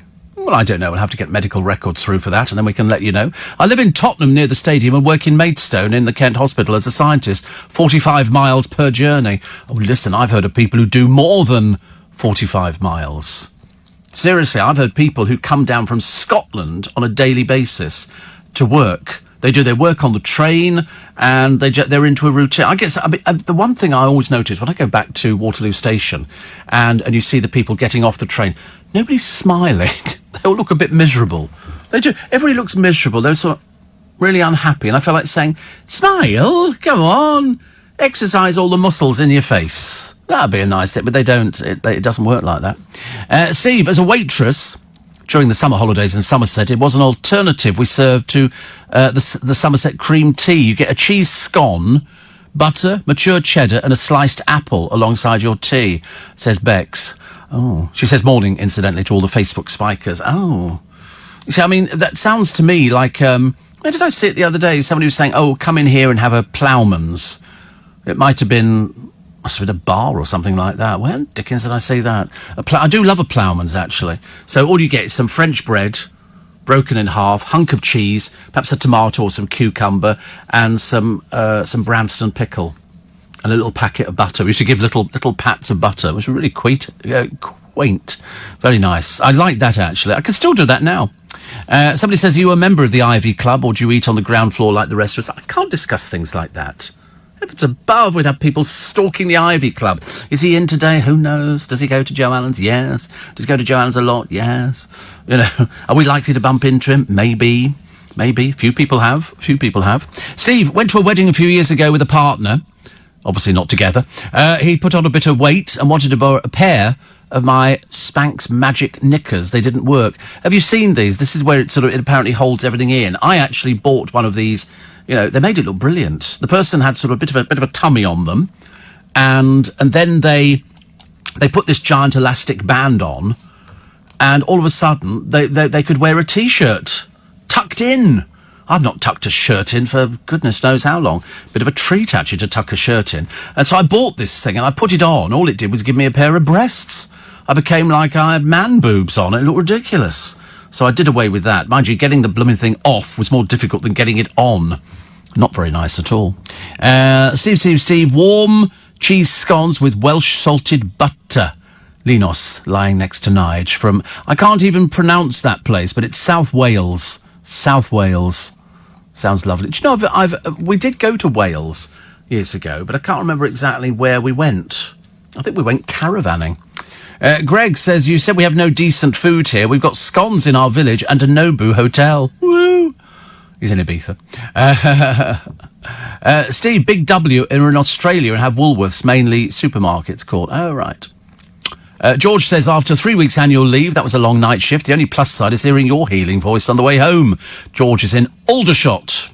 Aldershot's a nice part. I know Aldershot. I really do. Right, I tell you what I was going to do.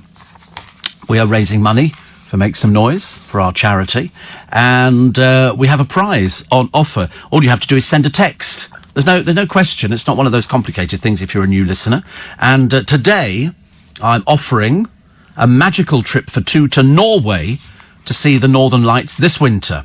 You can get away from it all and unwind with 4 nights experiencing unspoilt scenery and stunning wildlife thanks to our friends at Exodus Travels. Flying from London Heathrow, you'll share a cosy wilderness cabin, which is quite cosy for 2 people, or Aurora Guest House with meals included. A guide is on hand to help you explore the local area, including spectacular frozen lakes and the nearby island of Andøya, home to some of Norway's most beautiful beaches. You get to go whale watching, where you can try and spot humpbacks, fin and killer whales. You'll have a tour of the famous Norwegian fjords, and then get taken by a guide to track down the beautiful Northern Lights. If you've never seen them before, just go online, type in Northern Lights and click on images, and you'll see what they look like. Beautiful.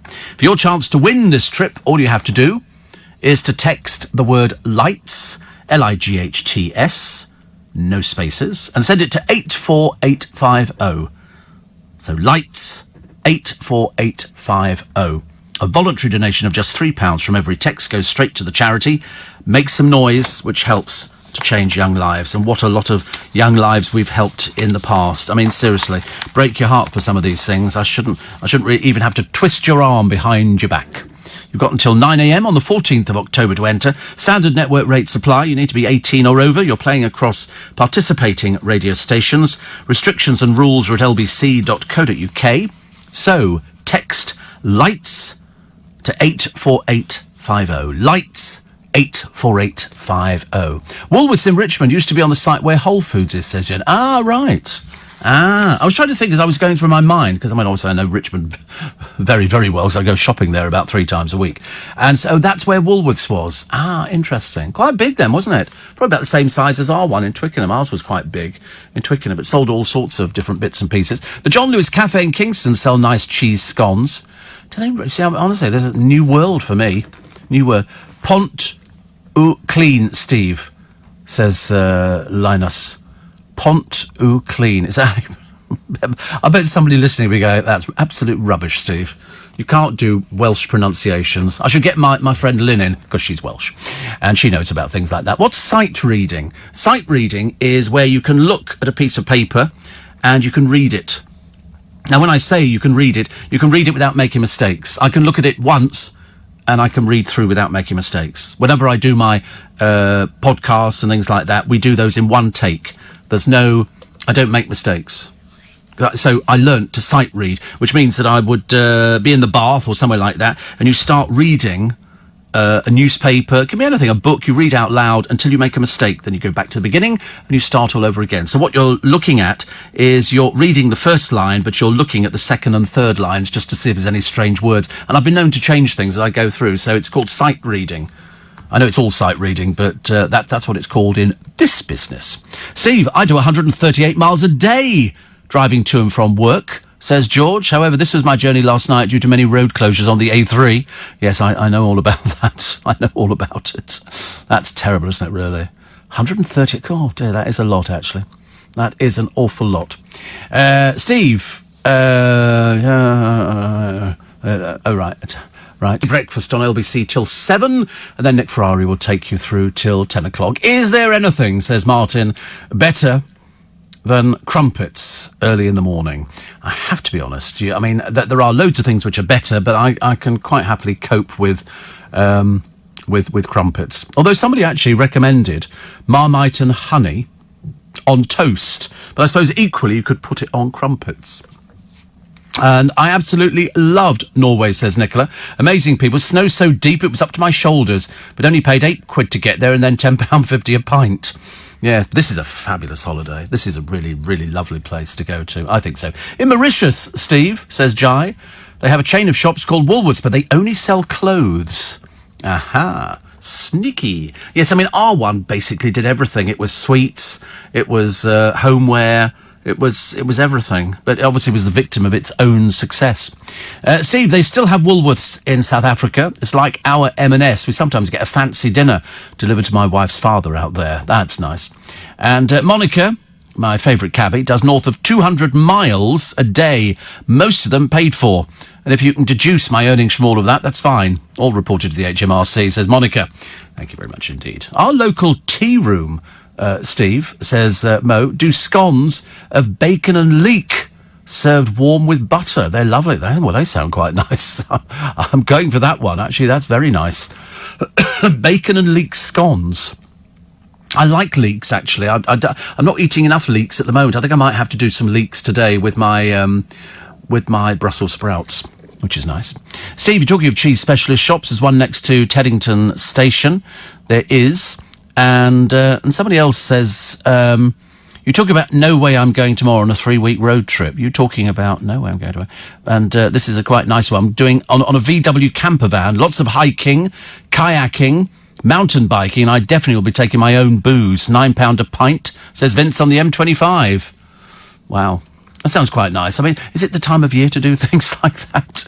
And then somebody doing it today, I have for petit déjeuner, aujourd'hui, today, and little dinner, corn, peas and 2 eggs.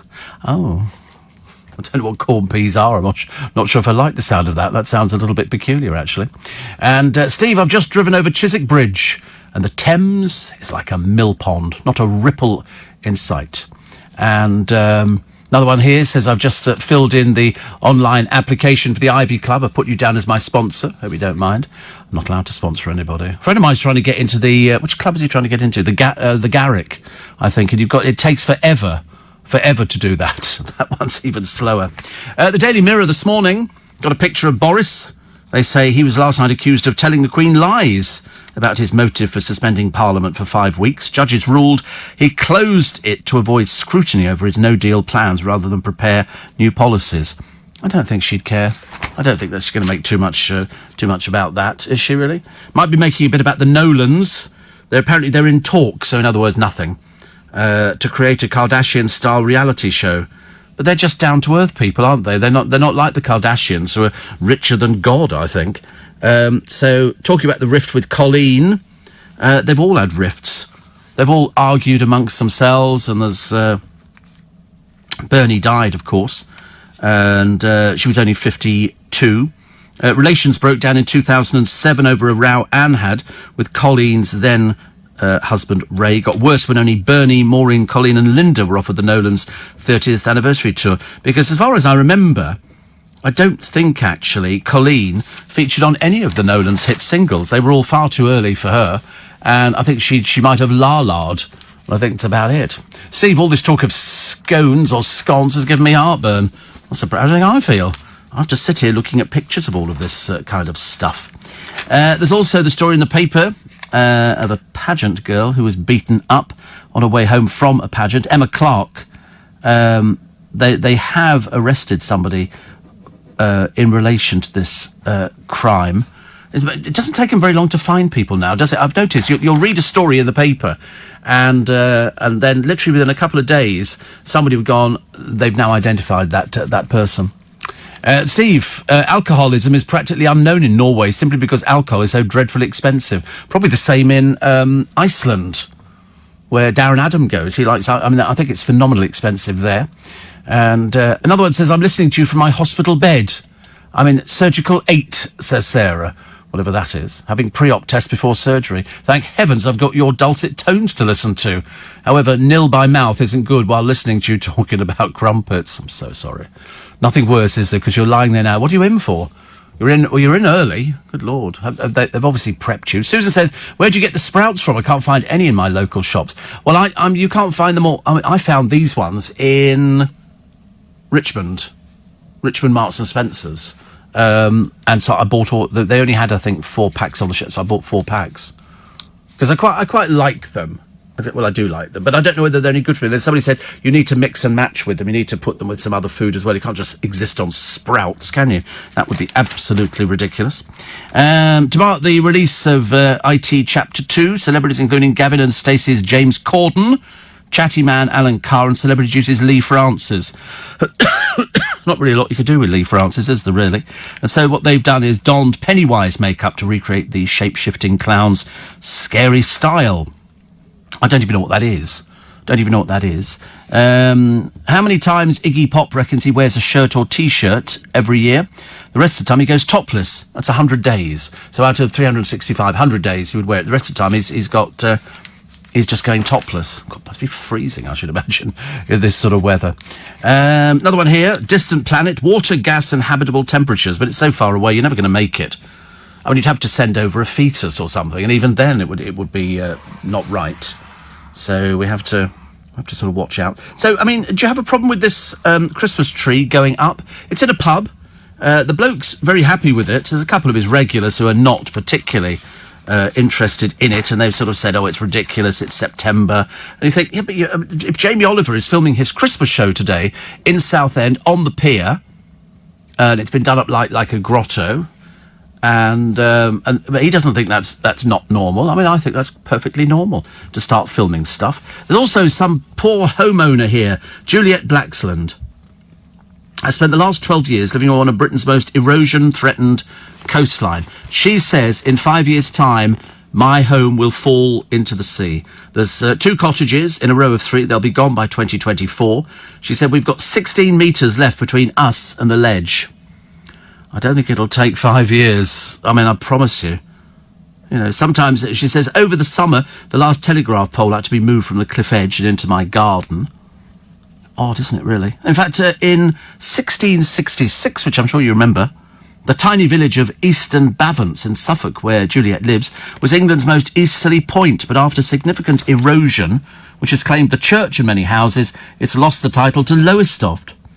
She thinks she's going to go another 5 years. I mean, I'm looking at where it is now. It's literally metres away, the cliff. It could just go as a huge chunk of it. And that's a bit frightening for her. I think she's being very conservative by saying 5 years. I don't think it's going to go that. And another one here. This is dreadful, but you won't like this picture at all. How can you have this? This is a girl of 15. She's in a bullfighting ring. 15. She's got her matador's outfit on, the suit of lights, and she's fighting a bull calf. It's a bull calf.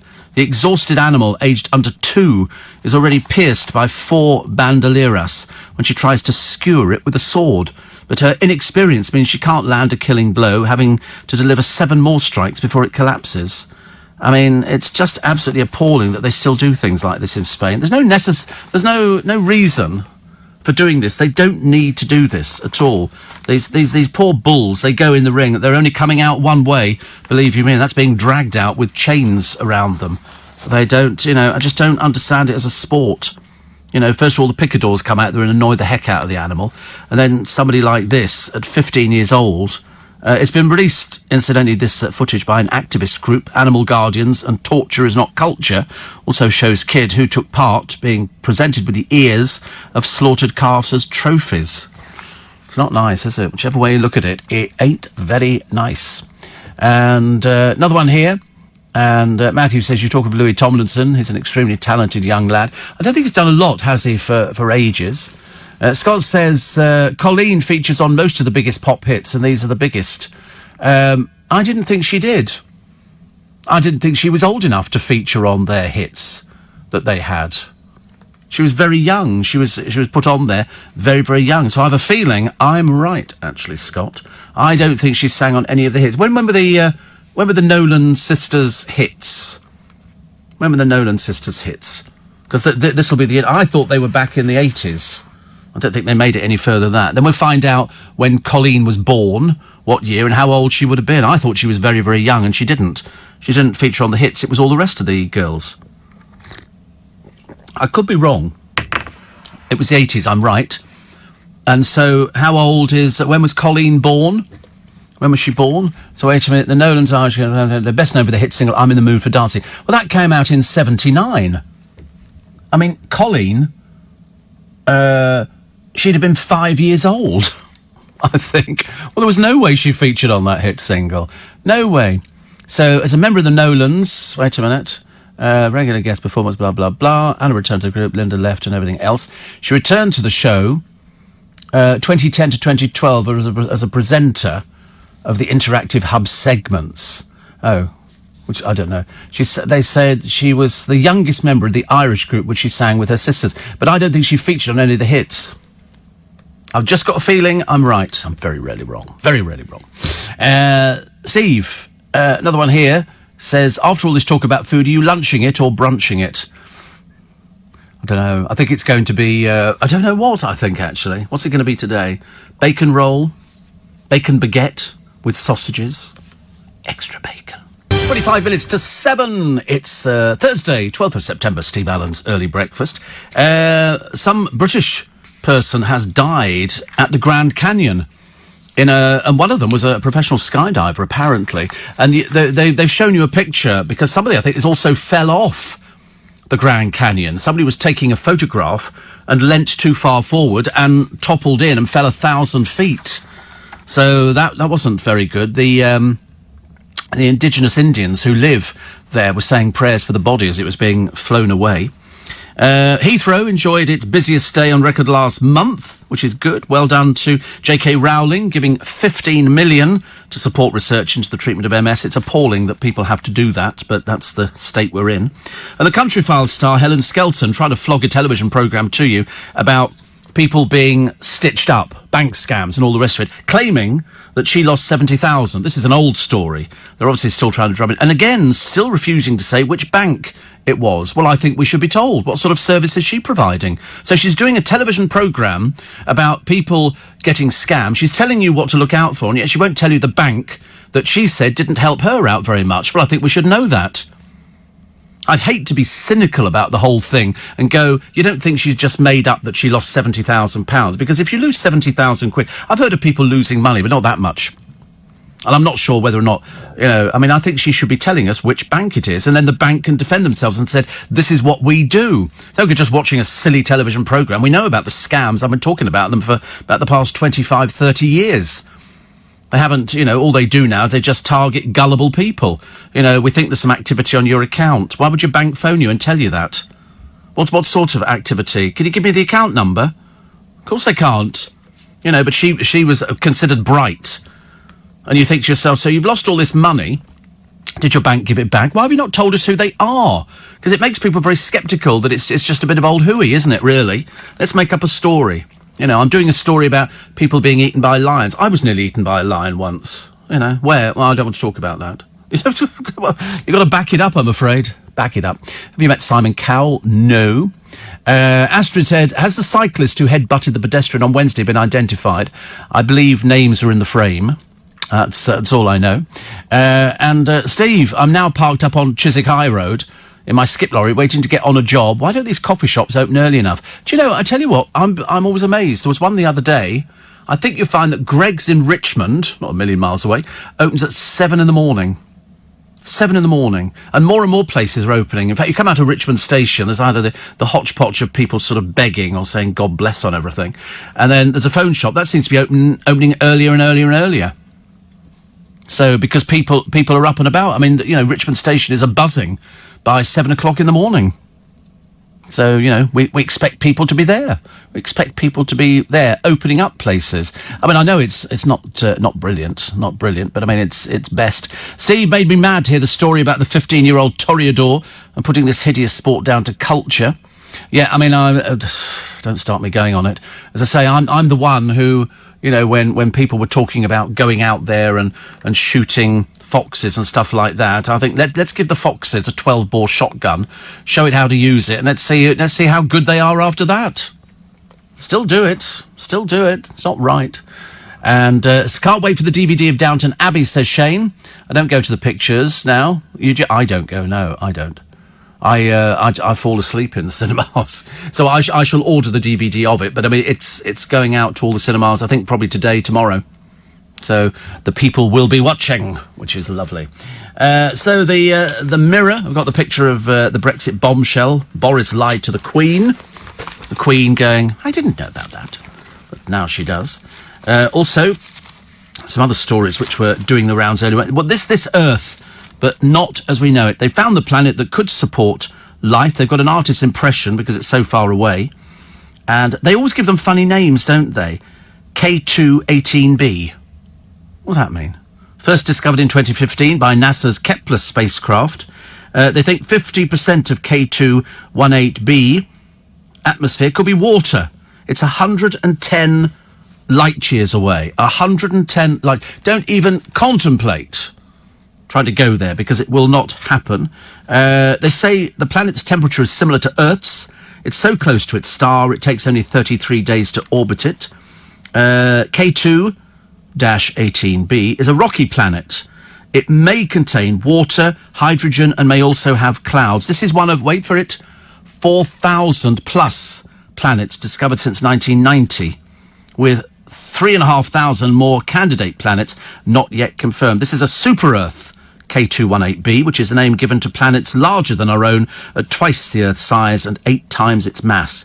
But you'll never get there, because it's 110 years away, 110 light years away. I mean, it's just absolutely ridiculous. Mr. Packham, having told the people on I'm a Celebrity stop abusing animals out there because they've eaten all sorts of disgusting things. What I want to happen, which is a bit cruel, I think, actually, is to actually get Ant and Dec to eat some of this stuff. You know, they're more than happy to sort of watch these celebrities putting all sorts of strange things in their mouths. And then all of a sudden they don't do anything like that. They go back to their little hotel and do the luxury side of it. Nick in Barnstable says, my sandwich bar in Barnstable opens at 7. We're here by 6:15 setting up, all freshly made. See? I think that's great. Steve, you should really get into cycling. Great for the environment, calming and allows you to engage with nature. Yes, and lorries and buses and just about anything else you want to engage with. People stepping off the road, people opening car doors. Fantastic. No, thank you. No, thank you. I will definitely not be buying a bus. London is the worst place. We have people dying on cycles here. It's dangerous. It's very, very dangerous. So there's nothing. I'm protecting myself. I'm bad enough falling over anyway. So I don't. But I like the idea of a sandwich bar. We used to have a sandwich bar in Fleet Street. We used to use, and in the morning you could go in there and have crispy bacon. They had little pots of crispy bacon, cooked and cold, obviously, and they put it onto the bread, which they'd just done with mayonnaise, and then they put egg mayonnaise on top of that. It was delicious. It was really delicious. Seriously, you'd be dropping bits of crispy bacon all over the plate. It was wonderful. And somebody says, what sort of shampoo do you use? I don't know, bottle, comes in, soft golden locks, so that when I'm sort of outside, people see my hair shining. Not. I don't think it matters actually what shampoo you use. I think I'm using Gucci shampoo at the moment, which is not the most exciting, is it really? But it's good for me. Doesn't make any difference. Bojo's bridge too far, storm-tossed waters, perilously deep, and filled with unexploded bombs. Why does Boris think he can build a 28-mile crossing from Scotland to Northern Ireland? Would be something, though, wouldn't it? I quite like the idea. I've done that bridge over in America, which goes to Sarasota. That's a long bridge. You could be doing that one, and you get pelicans flying alongside the side of the car, which is lovely. Light travels at 187,000 miles a second, so you can imagine how far 110,000 light years is. I know. There's no way we're ever going to get to it. Perhaps we could anchor it and bring it into us. Going to be the only way. You don't feel truly independent or grown up until you are 26. 26 is the magic age. Luckily, nobody around me has reached 26, so they haven't quite grown up. A grown-up is putting up a tent. It's a grown-up thing to do, okay? Having your own social media accounts. Baking a cake without looking at the recipe. Mowing the lawn. Dressing weather appropriately. Volunteering. Getting a pet without asking permission. This is all growing up. Because when we go, Mum, yes, can we have a camel? Sorry? Can we have a camel? No. Thanks, Mum. Booking a doctor's and dentist appointment. What? Being self-motivated. Owning a car. Buying your own clothes. Imagine buying your own clothes. I mean, that's seen as being grown up. When you're 26, you go out and buy your own clothes. Having no problem saying no to people. No. It's a very good word. I've got a T-shirt. Well, I had a T-shirt. Well, I never had a T-shirt. I'm just making it up. It was a T-shirt that said on the front of it, what is it about the word no that you don't understand? Travelling abroad alone. No chance. No chance. Planning and going to do your weekly food shop. Washing your clothes. Paying your own mobile phone bill. Buying a house. Having a job. Moving out of your parents' home. I'm leaving. Bye. I'm going now. I'm just at the front door. I'm going. I'm really going, unless you don't want me to go. See you. Okay. Shall I pop back tomorrow? No, we're busy tomorrow. Okay. Thanks. I'm nearly out the front door. Do you want to stop me now? Okay. Speak to you soon. And out you go. Being financially independent. That means that you're grown up now. Being able to look after your own money. Able to sort of save. Able to basically do home economy. Home economy, that's what it is, isn't it? Today, I'm going to have, thing, and I can go out and buy it myself. I'm very good at things like that. I'm grown up enough to get my little purse out, and I'll be standing there, and they'll go, that's £6.70, and I go, wait a minute, I'll give you a tenner. And then they give you change. How cool is that? And Charlie says, I've read the article. They've given her 90% of the money she's lost back. Probably why she's not giving their name. I still want to know. I still want to know which bank it is that didn't. I know they've given the money back, so they should, but they apparently made it quite difficult. I think we should know what sort of bank that is. Definitely. LBC News Time, 6:45. Morning, everybody. We know Doreen's listening this morning, don't we, Doreen? Yes, we know that because Corey said, "Could you give a shout out to my nan?" It's like two-way family favourites, isn't it? And anybody else who knows me. That's what they used to say on the radio. Oh, can I say hello to so-and-so, so-and-so? You've just done it. You know. When was the last time you saw Doreen? We don't know. Probably a while ago. Well, you should make an effort, I think. We'll see if we're going to start mentioning her on the programme. She's going to be a featured person. Yeah. I mean, I think you should actually pick up a phone and go, "Did you hear you mention this morning?" "No, I've not been very well." "Thank you." Put the phone down again. Steve, love listening to you and Theo early in the morning. Actually, it's funny, we're getting quite a lot of these now. Even Chris Lowry, he says, "You and Theo work so well together, you should have a weekly political show reviewing the week in politics, explaining everything that's gone on." Actually, the funny thing is, the producer thought of that. He thought that we could probably do something once a month and just do a sort of a little section, or once a week or something, whatever it happens to be. If something works, it works. And if we can sort of bring it down, sort of, politics, I was trying to think of something that, politics for sort of early learners or something like that. I don't know. Steve, this morning is at Highclere today for a 2-hour Downton special. Well, that's why Phil Vickery's there. And Phil and Holly. 85 strong crew. 85 strong crew. What are they doing? Oh, it's Martin Frizzell. Sorry, I was just about to say, who was that? So they're all there. Read the I like it when we get brought up to date. Thank you, Martin. He says, "Read the Emmerdale actor. He's not doing interviews, but when he does, it'll hopefully be on my sofa, as this morning has been heavily involved in this story. More to follow." 85. You're not serious, an 85 strong crew. Is that how many it takes? Because you've got so many bits and pieces. Because Phil Vickery has already told us what he's cooking. He's doing scones, so that'll go down. Take some home, which is quite nice. So there you go. So that's what this morning. It's a 2-hour Downton special. And the lovely lady of the house, we had her last week. She's absolutely delightful. Absolutely. But down in their cellars, Martin, is their exhibition of Tutankhamun in their cellars. Because, of course, it was the member of the family who found Tutankhamun. That's nice. Thank you very much indeed for that. I still can't get over the 85 strong crew.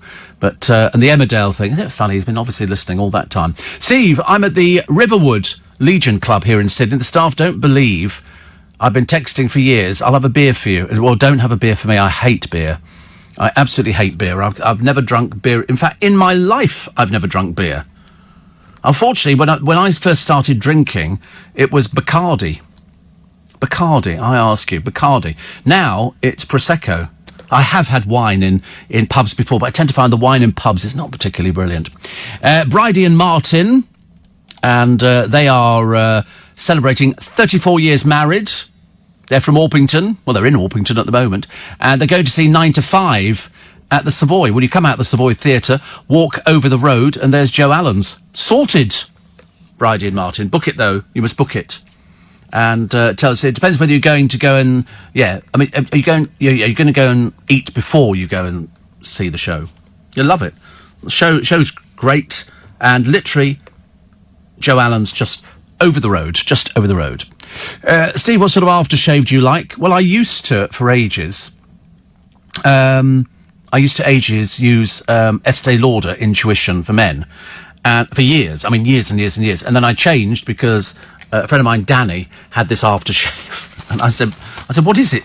And he said, "It's Creed Aventus." So I went and bought it. Well, it's like an arm and a leg and then some.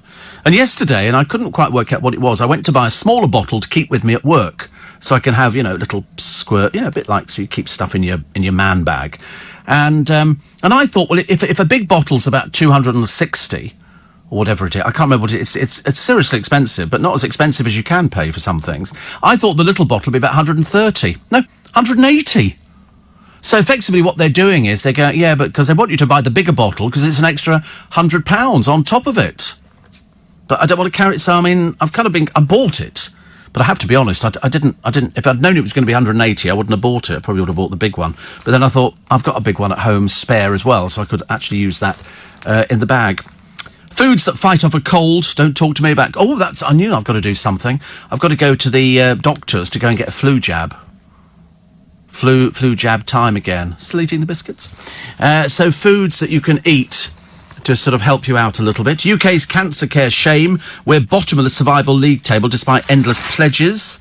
The chocolate author, this is Joanne Harris, has told how a lonely fan she once helped has turned into an obsessive stalker. Ooh, scary, scary. And the front page of The Sun. Freddie Flintoff, 124 mile an hour Top Gear smash. Slightly disturbing. And Howie Lewis, the One Direction star, lost the fight to save his sister from drugs. She died at the age of 18. Somebody who apparently, she could be Love Island, she could be anything. She's posing in her underwear, so she could be anybody. And she says, I'm not cheating on Ovi. Again, I have no idea who she is, not a clue. And Emmerdale star Asan Nji told of his shame. She thinks so too. Absolutely think so too. But I bet you anything, as Martin Frizzell, who is big boss down at This Morning, if he has anything to do with it, that's what he'll be getting on his sofa, because you want to get somebody who's going to talk about it, and then they can do their... It's not going to change anything, but that's how they work. That's how they work. I've always said This Morning will always put somebody on there that will really annoy you so much, but it keeps you watching. It's very clever, very, very clever. Still, do you know, I could still... Nigel Farage is on a lot, is he? They like him. Oh, there you go. Why Friends Matter, The Times. Polly Vernon on the one that never left us. Mike Atherton on what England must do now. And Iran has detained travellers for flying a drone near the capital. When will people never learn? And they've been named as Jolie King and Mark Firkin. They've been documenting their travels. They're British-Australian. Not at the moment. They're currently in prison over there. Guardian. A guide to pack lunches. Oh, don't show me food, please. Don't want to see any more food. Also, Steve Coogan's satirical take on the Topshop boss Philip Green. And the UK cancer survival rates still lag behind. Plus, The Telegraph. Celia Walden. Calm down, everyone. Also, 110 light years away, there's this planet. I mean, you know, what's the point of telling us? We're never going to go there, are we? Plus... Damien Hirst's manager has knocked £90,000 from his tax bill after donating 73 coffee-stained placemats to the nation. That's what I like to hear. Nobody ever wants to buy my rubbish, do they? Thank you so much for your company today. We'll do it again tomorrow for the Friday. What's coming up on my free podcast? A little bit extra. Emmerdale have axed Asan after the TV Choice Awards scuffle. Good. Should be ashamed of himself, but he will. He will be appearing on This Morning. We're just not sure when. Katie Price faces bankruptcy again. It's all falling apart. My heart bleeds. Not. Ex-Made in Chelsea star says she hates reality shows. Funny, because you seemed to love it when you were famous. And Lorraine gets criticised for stressing out her dog. Why? She dressed it up. If you go in there, you get a lot of people standing there shouting at these poor people who work there. And the language are just obscene. Seriously, it makes Prince Andrew look almost sort of, human. And, well, not really. I was only joking. He doesn't look human at all. And they go there and she goes, I want my money back on this. I want to get this out. And they go, have you got your receipt? No, I haven't got a receipt. There was some bloke, he was enormous. He must have been about 35 stone, and he'd bought a little chair to sit on, and of course it broke. So he brought it back and said, I want my money back. And they went, well, have you got your receipt? No, I haven't got my receipt. I bought this the other day. They went, well, you've broken it. What's it got to do with us? And there's some of these people, and said they've got these big blokes who work in this shop. Big blokes. I mean, they're like 6'10", and they literally just pick, and you get all these people, don't touch me, don't touch me. And these women have just shouted the worst obscenities you've ever, and how they never get sorted out, I've got no idea. Some of them, they had to drag out the shop, and they're cussing all over. Oh, it's dreadful, but quite entertaining. Quite entertaining. There was some poor... We found another one of those drunks on an aircraft heading back on Ryanair, and she's effing and blinding all over the place. And there's women saying, shut up, we've got children here. I mean, really, really terrible. Really terrible. I mean, you wouldn't... I mean, that sort of language is so unnecessary. I mean, I would never... And also, that's when I was horrified. When they did Gogglebox with Rylan, they had Rylan and his mother on there, and they both swear like troopers in front of each other. Pfft, peasants. Absolutely awful. I watched a little bit more of Supermarket Sweep, he says in a quiet voice, but dreadful. Can't watch it. KFC, we tried to sell healthy food, but nobody bought it, so they've gone back to the other stuff. Which is odd, isn't it, really? You would think that... I mean, but you don't go to KFC for healthy food. You go to KFC because you want some fried chicken. And they have different sorts of chips and everything else in KFC now. You never think, I'll go to KFC and I'll just eat a salad. That would be ridiculous. You go to KFC for chicken. That's what they make. The Colonel makes chicken, like McDonald's make burgers. I don't have a favourite thing from KFC. I'm not supposed to eat it. I'm a good boy. I'm a diabetic. And the clue is in the word fried chicken. I mean, it's all right to eat chicken. In fact, do you know what I had this morning? I ate 2 chicken drumsticks. 2 chicken drumsticks. I bought some the other day and then I saved 2 in the fridge overnight. It was a bit of a treat for this morning. And so for breakfast I had 2 chicken drumsticks. Very odd, isn't it? So I went to the hospital yesterday. Remember, I was going to the hospital. We're having we just had the new blood checker thing fitted again, and they took off all the other information. I've now been having even more hypos than I was having before. In fact, I've been having quite a few hypos. The difference being, I'm asleep when they occur, and so I don't notice anything. So when I wake up in the morning, I mean, they weren't that low this morning, about 5.4 this morning, which was sort of okay. That was before the chicken drumsticks. She said you were having an extraordinary amount of hypos. I'm thinking, God, I remember somebody saying to me ages ago, have you ever had hypos? I went, no. And turns out I have, but I'm asleep when they occur, and they occur in the early part of my sleep. So we've adjusted the... had enough biscuits? We've sort of adjusted... Good. I'm going back again. They're very, very addictive, aren't they? Would you like some biscotti biscuits? I've got the little biscotti ones that they give you with a free cup of coffee. Would you like some of those? Excuse me 1 minute. We have to try and sort people out. I'm a feeder. And so you have to come in here. I'm not bringing it into you. Oh, blimey, wait a minute. I'm still attached. Oh! So we've got... Right, so we've got... Wait a minute. Sort these out, honestly. It's all very messy. So if we give you those, okay, is that enough? Okay, great. Okay, see you. It's like running a shop, isn't it? It's like people sort of pop in, and I feel like I'm in Coronation Street. Let's sort of go. So, what can we get you today? Oh, I tell you, I'll have one of those granary loaves. They look nice, don't they? Have you got any lardy cake? Oh, I used to love lardy cake, actually. So anyway, so I've been having these hypos, but while I've been asleep. And I've had quite a few, and you can see them on the graph. You can see where they occur, but I can't do anything about them because I'm not awake. And so I did ask the pertinent question, can you die through a hypo? And she went, yes. I thought that was cheery news, honestly. That was very cheery. Because it's sort of, I'm going down to about 4s, I think. But I do them because I'm asleep. I obviously sort of kind of get through it a little bit. She said, you might wake up a bit shaky. I thought, well, not really. I did the other week. I woke up and it was pretty low, and so I immediately rushed around to find a biscuit to have. Now I've actually got glucose in a little syringe type thing, which is quite nice. Anyway, so while I'm having hypos in my sleep, God alone knows. So we've adjusted the insulin. I take 2 sorts of insulin. One we've reduced down. I went from 20 units to 16 units, which I have lunchtime. And then I used to go to bed on 75 units of another insulin, which was slow acting overnight. We've taken that down to 60. So we'll wait and see what happens. And they sort of adjust accordingly. It's always very exciting though, but I've done much better than last time. We were actually checking, and the levels have come down. You know why? Eating vegetables. Vegetables are very good for you, very good. But I've got to eat something else with the vegetables. Can't just have vegetables by themselves. So today I'm going to have vegetables and mashed potato. Doesn't sound very exciting, does it? But I promise you, if you actually have a really dull, uninteresting diet, vegetables and mashed potatoes seems quite exciting as far as I'm concerned. I'm very happy for the weekend. I always think, great. And do you know what I might do? Where we have a circus. We have Zippo's Circus up on Twickenham Green, and all the lorries have been painted up. They've got a new box office, looks really super duper. I mean, really high tech, and it's a lovely circus. And I think they've got about... He's what? He's taken all the biscuits. 4 biscuits left. Yeah, but you'd eaten most of them before the programme. I've noticed that. Really? Perhaps he's not eating or something, because he took loads of the biscotti biscuits. Yeah, but perhaps he's anorexic. I don't know. I don't know. Seems a bit odd, isn't it? Imagine something addictive about chocolate biscuits. I used to think that was a bit of a treat, a chocolate biscuit. If you found a chocolate biscuit in the biscuit barrel, you were on a winner. But for me, it was the wafers. Always the wafers. Don't know why. What else? Lisa Riley on her longing to be a mum. Some poor boy called Russell, he's been turned down for 1,700 jobs. So he's had to move 400 miles away from home to try and find work. But I've always said, who was it? Was it Norman Tebbit said, get on your bike? No good sitting at home going, oh, why aren't there any jobs at the end of my road?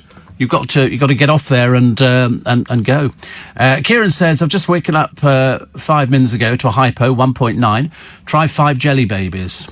Diabetic at 20. Well, I like this new glucose, which comes in a little tube. That I like. That it's quick. I mean, I've also had jelly babies before. If I have jelly babies and I'm not having a hypo, I'm off the scale on sugar. You know, I overdose on it. You can always tell because I speak very quickly. I mean, I speak very quickly anyway, but on jelly babies, even better. Steve, you're lucky I'm not considering KFC as food. You know the rule. You're starting talking about food before 5 a.m. and I'm starting to get very hungry. Yeah. Can you imagine if there was a Kentucky open at this time of the morning? That'd be quite nice. I could go for something like that. That'd be very exciting. Very exciting. Apparently, they're actually trying to update my iPhone because I'm not connected to the power at the moment. They can't update it. So we should just have to wait, won't we? Just have to wait. Mash with cabbage, bubble and squeak. Yes, well, mash with cabbage, it's called cannon, isn't it? And then if you fry it, it then becomes bubble and squeak. Steve says, Jackie, there's no protein in the meal you planned for tonight.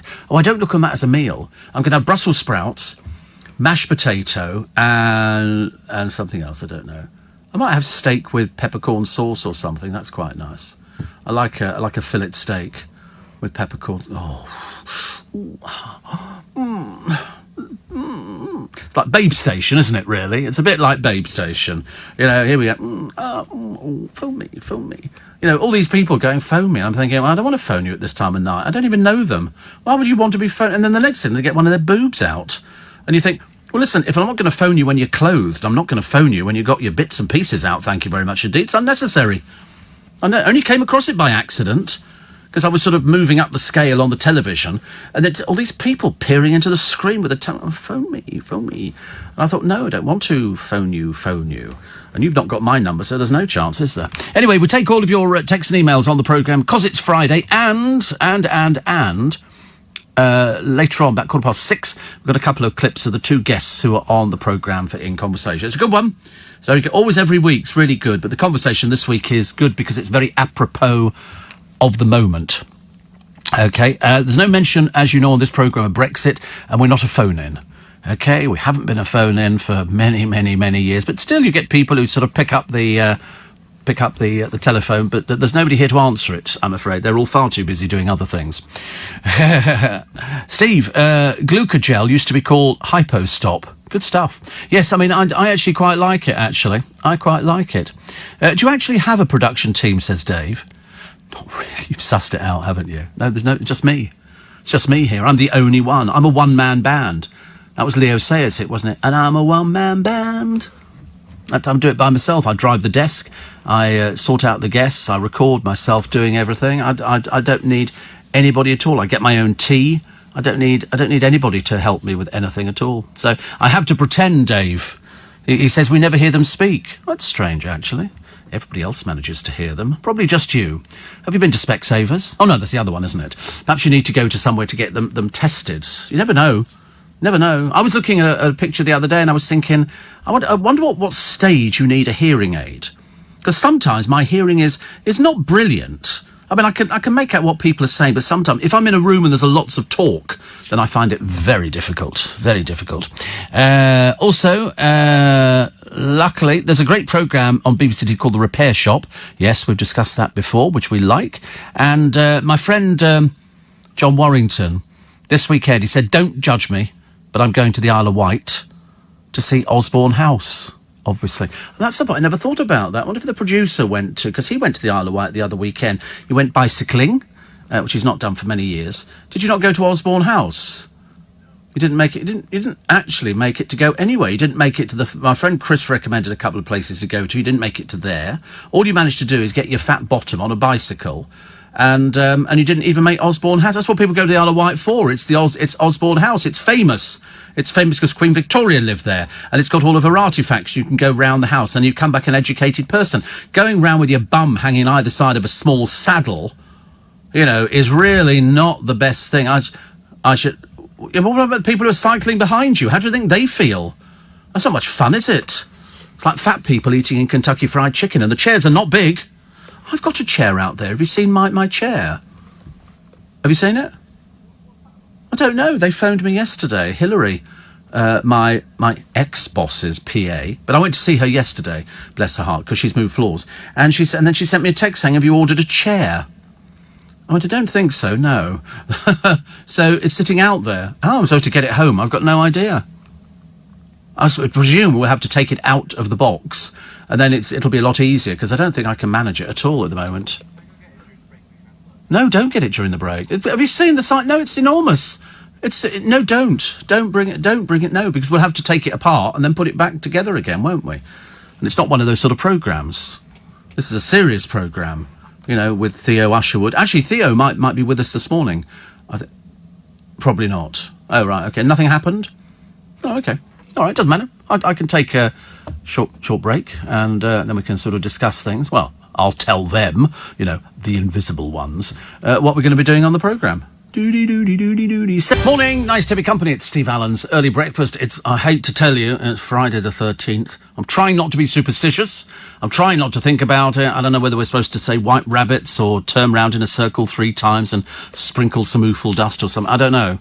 But it's Friday the 13th. And it was only when I realised that it was Friday the 13th, I suddenly thought, oh dear. And I'm not a superstitious person. Seriously, cross my fingers. I'm not at all, I promise you. So, yes, we've already had the studio go down once, and that wasn't even Friday the 13th. And why was it Friday the 13th, it's supposed to be? Because when they're not 13 disciples at the Last Supper, and one of them was was Judas, is that the 13th? Is that how it works? I'm sure it was something to do with that, and that's why it's considered unlucky. Friday the 13th. Did they have it at Mystery Hour? Oh, right. Oh, that's a good idea. They're always coming up with new little things on Mystery Hour, like, why do we have it? And what else do sort of people ask about, on Mystery Hour? The answer is all sorts of things. All sorts of things. But Friday the 13th is one that comes up quite a lot, and I'm convinced it's to do with the Last Supper. And it's to do with Christ sitting down. And the 13th member was Judas Iscariot. Steve, I saw an advanced screening of the Downton Abbey movie last evening. It was wonderful. So that sounds quite nice. Carol, thank you very much indeed. Actually, a friend of mine is going to see it. 2 hours of grace and civility. I must go and see it again. And also fantastic to hear the music over the big speakers. Yes, I can well imagine. Steve. Oh, sorry, it's my headphones that made you sound a little bit funny. I had a pair of headphones the other way, which were odd ones. Oh, James O'Brien had this sort of odd pair of headphones the other day. And they're noise cancelling. And I said, I think I've actually got noise cancelling as well. I'm pretty certain at home that they recharge. His, I don't, no, it might have been rechargeable, I'm not too sure. Steve, oh, that's nice. We're having a look at the chair. That's quite nice, isn't it? It's got legs that you just sort of push into it, hasn't it? I believe. That'll be the four legs. Is there a note inside there? Is there a note to tell me what it is? Well, I know I can see it's a chair. I've got as far as it's a chair. I like to find out. So now, and so you can actually, we can actually put it together, can't we? Comes with a brochure. Comes with a brochure. I love a brochure. We love a brochure. Oh, they do lots of it. Oh, right. There's a letter as well. So this is it's an environmental chair, and it's a recyclable chair. Do you know what's in it? The legs are made of Brazilian eucalyptus. Did you know this? The legs are made of... Thank you. The legs are made of Brazilian eucalyptus, and the bucket of the chair is made of recycled plastic. Recycled plastic. And it's originating from marine debris and mainly consists of fishing nets safely removed from the ocean, cleaned and turned into this chair. Have we heard of such a thing before? Amazing. So, and then Paul, the sales director of this company, who appear to be in Basildon, he says, having listened to you for many, many years, he says, I know how much you love your outside space and your hanging baskets, so I thought I'd send you the enclosed. You could be one of the first in the country to own a plastic chair that we've manufactured from 100% recycled plastic, recovered from the sea, our Dura Ocean chair. Good Lord. He said, please enjoy the chair, and every time you sit on it, realise that 3.5 kilograms of waste for every chair we produce has been removed from the sea. It's already won Best New Product Award at the recent Leisure Outdoor Furniture Association trade exhibition at the NEC, and will soon be available at many garden centres, endorsed by the Eden Project. So there you go. The legs are made of, what did I just say? Eucalyptus. They're made of eucalyptus. You screw it in, don't you? Yeah, 1.2 kilograms of Brazilian FSC eucalyptus. The other is marine debris, recycled plastic. It says, is the chair recyclable? The answer is yes. After use, you can dispose of the chair at a Greenpoint station near your home. Wow. So when you say after use, are these sort of one day you use the chair for a day? I'm hoping you can use it for a little bit longer. That's quite nice, isn't it? Is there anything else in the box, just the chair? Because it's sort of cardboard. Right. It's nice though, isn't it? You like it? Yeah, whoopee. Well, there we are. Hang on to the legs separately. I shall assemble it later. And it's all reusable. So that's Lifestyle Garden Furniture. How lovely. So lifestylegarden.com. Only a drop in the ocean, they say. Very nice. Very nice, Paul. Thank you very much indeed. That's nice. But I have no intention of getting rid of things. I'm always very good at sort of looking after things like that. It's nice, isn't it? There you go. You happy with that? Oh, that's so sweet, honestly. You've made somebody else happy on the team, Paul, which is quite a rarity in this day and age. Try and keep it. Just put it down now, okay? Just put it down and leave it. You've had your fun with it. He's not going to screw the legs in just yet. Steve, thank you for that little mention of Leo Sayer. I'm a one-man band. It's good, isn't it? And one here, Mark says, I'm amazed when you talk to nurses how complicated diabetes can be. Yeah, it is complicated. Well, I mean, everybody's different. That's why when people say to me, oh, I don't know how you're able to eat this or do that. And I sort of go, well, you know, because my diabetes is different. And when we had the new thing fitted, this thing which fits under my arm, you shoot it into your arm. It comes in a little sort of kit. It's terribly expensive.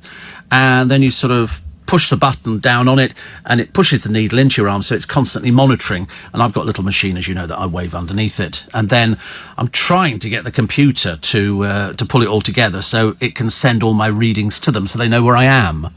And if it needs adjusting with insulin, then we can adjust it that way. It is quite complicated. Steve, I see that the GC was at the Last Supper, the Second Supper, and the First Supper. Yes, as you can tell, she was the woman who ate the furniture because she's doing those injections. Highly dangerous. Highly dangerous. It's not for her. It's for diabetics, and she's not a diabetic. So there you go. Steve, I've recently joined the local Flat Earth Society. We meet at that Globe pub. Thank you. And I watched an episode of The Sweeney. They had a news clip from LBC. Were you there at that time in 75? No, 79 I joined. In fact, when we spoke yesterday to Giles Brandreth, and he was here 72, and he was employed because they were worried. And I hadn't heard this story before. They were worried in the early days of LBC because we were the first commercial radio station on air by a matter of days before Capital Radio. But they thought that during the ad breaks, people would turn off. In the same way that the Victorians had never seen an escalator. So they employed a man to ride up and down the escalator in front of ladies so they would know it was safe. And in the case of LBC, Giles Brandreth was employed to do a little teaser before each ad break to go, if you rearrange the letters of the word London, what famous scent will you come up with? Answer after this. And they would then go into the ad break, so people would be trying to work it out, but they would keep them till after the ad break. And he was employed to do that on LBC. I mean, I've just made that question up. It doesn't actually exist. Bless him. The producer was stumbling around trying to think what sort of scent it makes, and the answer is it doesn't make any scent at all. Or sense. 84850 steve@lbc.co.uk. Unlucky for Knights Templars arrested across Europe, which was Friday. No, I thought it was definitely the Last Supper. It was probably not lucky for the Knights Templars either, actually. And Kev says, I also have one of those eco chairs made of plastic waste from the sea. Trouble is, I'm not a great fan of having a chair with a dead seagull wrapped in an old fishing net caught around one of the chair legs. Oh, if only it was so simple. Have you seen the stuff? I remember seeing a beach that they were clearing the other day abroad. I can't remember where. And it was literally tons and tons of plastic, which people throw over the side of ships Holidaymakers bury stuff in the sand. And then, of course, the waves come in, and then it's floating out to sea. I mean, you've got to fight your way through all this rejected stuff. Beatles fans will soon be able to experience Strawberry Fields Forever. Strawberry Fields Forever. And TV presenter Helen Skelton's still going on about that con and about her 70,000 quid. We've heard it for the last 2 bloody weeks. I'm a bit bored with it now. OK, so you were conned, OK? And you're supposed to be intelligent. So she's doing a TV programme about it. But she's got most of her money back. She just won't tell you what the bank is, which I think we should know, to find out whether they've changed their policies on people who get scammed. But, she didn't think to do that. Wonder why. John Sargent attacks the BBC's anti-London policy, and the fake vet who rescued thousands of dogs and then just kept them in squalor. I mean, people like that make me sick. We've had Crufts vets before now, who've ill-treated animals. I don't know what it is about these people. Perhaps they've got some sort of sickness. And also, Will Ailing John Lewis acts its ice pledge.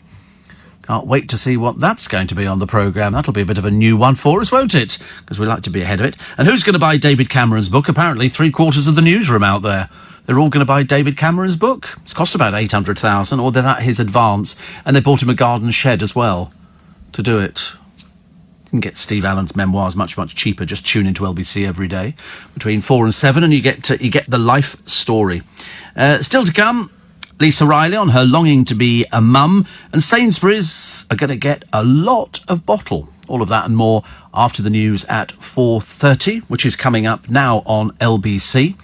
And it's... my screen's gone completely blank. What does it take to fit that monitor on your arm? About a minute.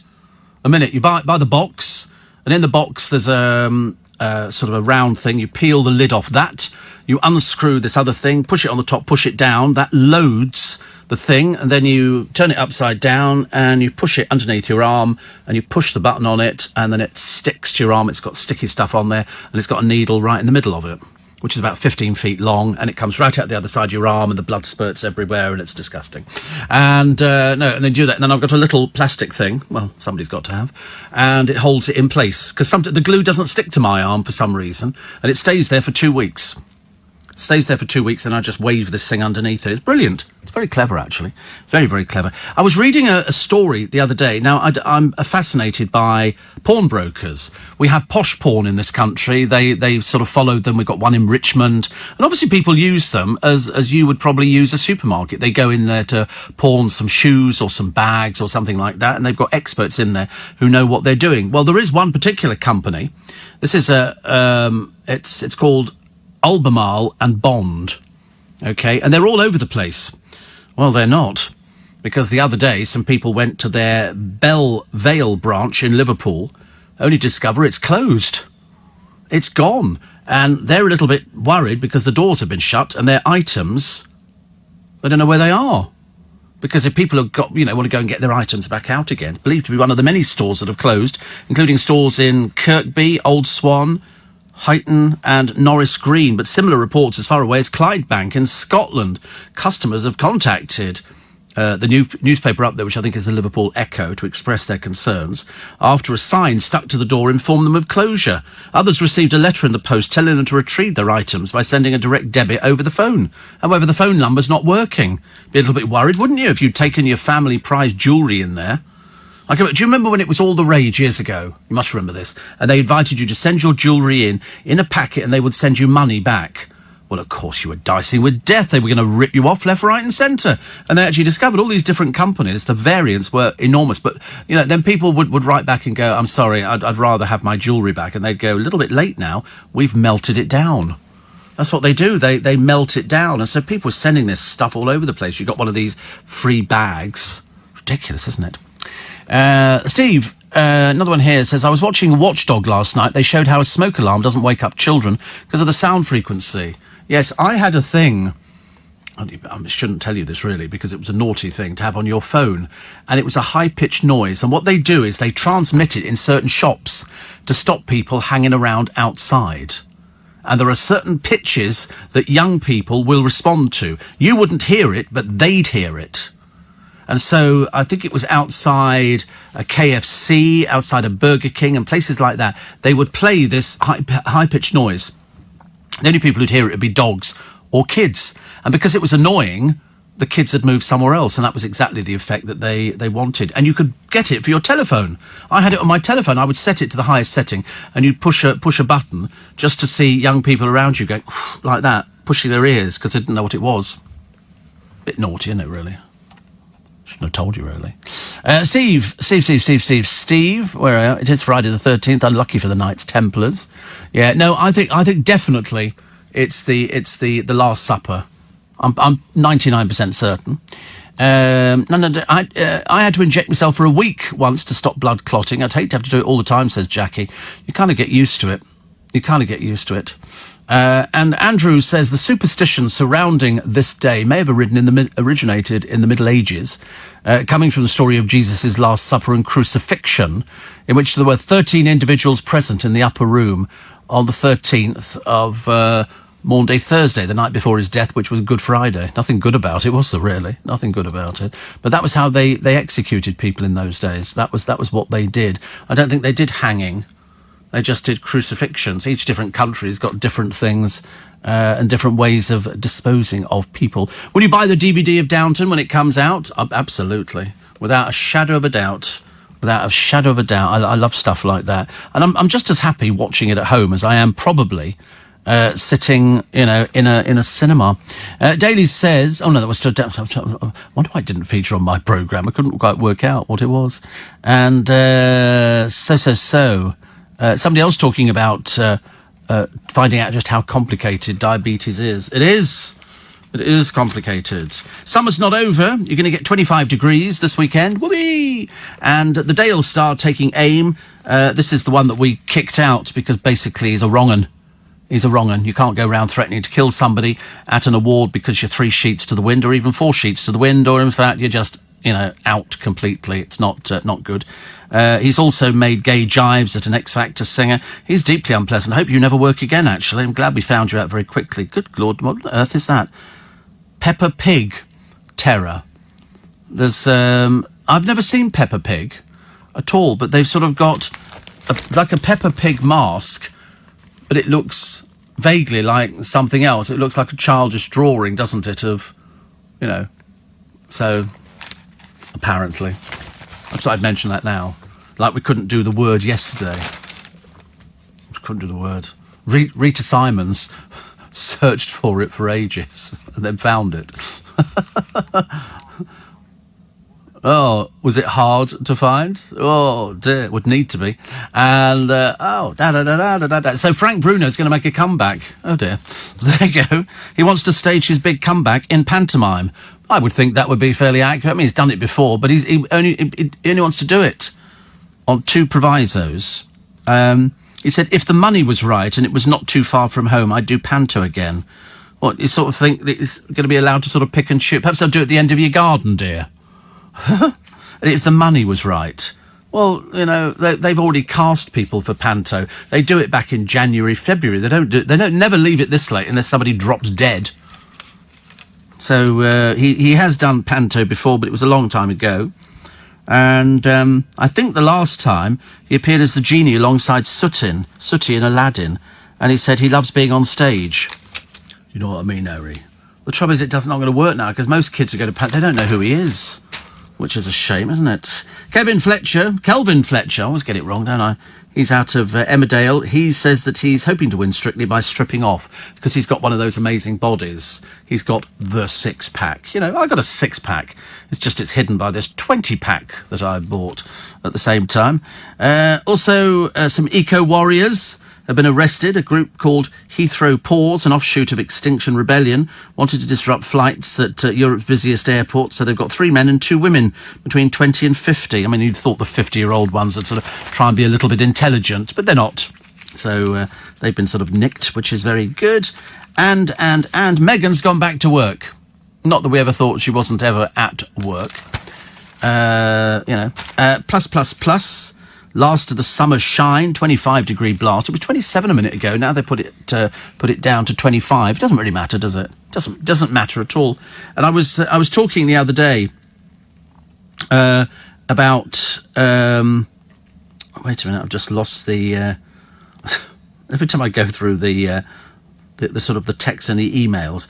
But Jeff Stevenson wrote to me. You know that Jeff is all over the world. He sort of flies in and out of everything like that. And because we were talking about ventriloquism and loads from Phil Vickery, and it was very interesting because we were talking about this particular vent, and he actually worked with her as well. He worked with her as well, which I thought was really quite good, actually. I thought it was very good indeed. Very funny. He said, "Oh, it's nice to hear you sort of talking about somebody like that, especially when it's somebody that people know.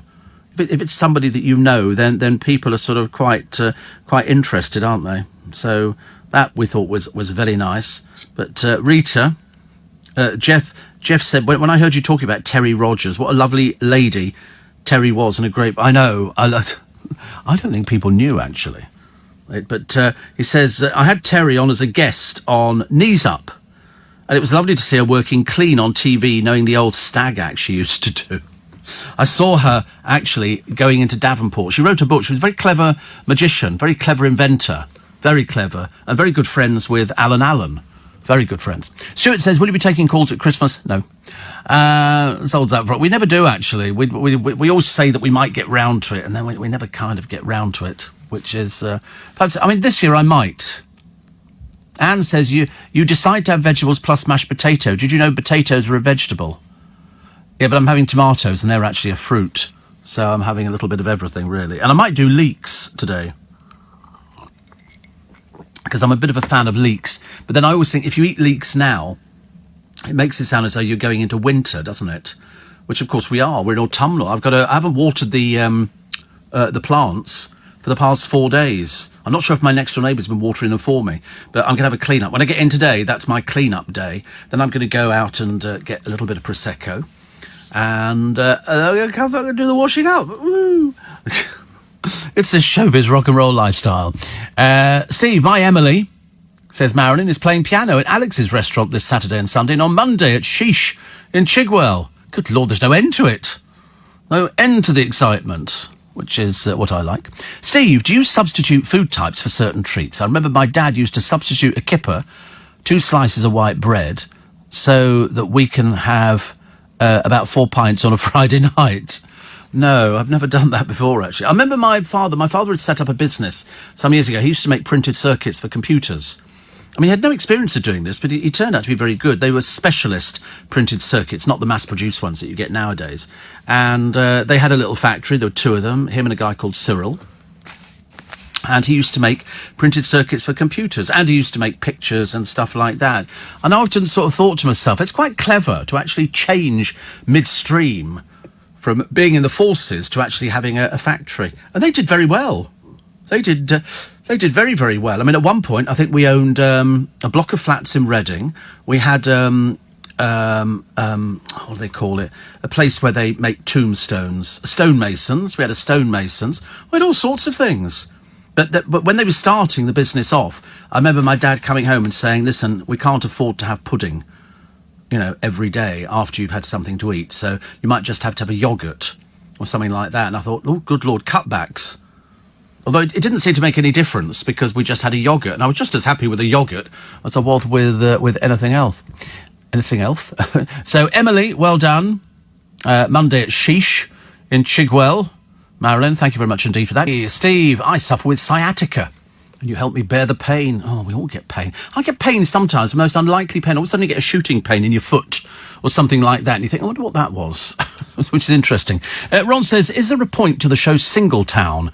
I seriously don't get it. I've never seen it, unless I've seen little bits of it. Is that the one with Emily A. Tack? Because I didn't get that one at all. I really didn't. Steve, perfect meal for later would be creamy mashed potato mixed with leeks, shredded and fried in butter with some crispy bacon bits. Delicious. Oh, that sounds quite nice, actually. He said, I'll have a paramedic on standby. But what a way to go. That's Chris in Yorkshire, who's my friend Danny Milo's friend. We like Danny Milo. I wasn't sure, actually. Danny just recently come back from Las Vegas, and there's a picture of him on his site. And I wasn't sure if he was, well, the worse for wear. I've never seen him the worse for wear. Well, not very often, anyway. 84850, steve at lbc.co.uk. Shane says, does LBC keep all the shows for archive purposes? Yes. Yes, I mean, well, that's how the podcasts appear. They're all the programmes. All we've done is taken out the adverts and the travel and things like that. But the rest of it is as is. Other stories here. Trying to find something interesting. Britney Spears. Do you know, every time I see a picture of Britney Spears, she's almost unrecognisable as Britney Spears. But this time, it absolutely doesn't look like. You tend to forget she's growing up now. She's 37. You know, I'm still... Oops, I did it again. Made up of my... I just think she's doing that. She probably is, actually, as well. Also, Noel blasts Liam's band. Oh, what a pair of bores they really are, honestly. Why can't they just get on with life? You know, it's not difficult, is it? And Man United legends Ryan Giggs and Gary Neville, called good old Ryan Giggs, you know what I'm saying? They're going to open a hotel where a night in a suite costs more than a season ticket at Old Trafford. I had a programme on the television the other day with Nigel in there. And it's about a posh hotel where suites cost like 18,000 a night or something. Looks a bit pokey to me. I was very surprised. But he couldn't make a bed. Nigel Havers could not make a bed. Even with hospital callers, it just wasn't right. He just did it wrong. Got to be good, I think. And yes, how much tonight on the Euro Millions? 143 million. That'd change. You could get a haircut, couldn't you, on the strength of that one? Oh, dear. What would I spend 143 million on? Don't you worry, I'd find something to spend it on. Absolutely. I'd have no trouble spending it. No trouble spending it. Sorry? Drone? No, I've seen a couple of nice houses. Well, in fact, I've seen loads of houses. So what I do is I buy a house just down the road from me.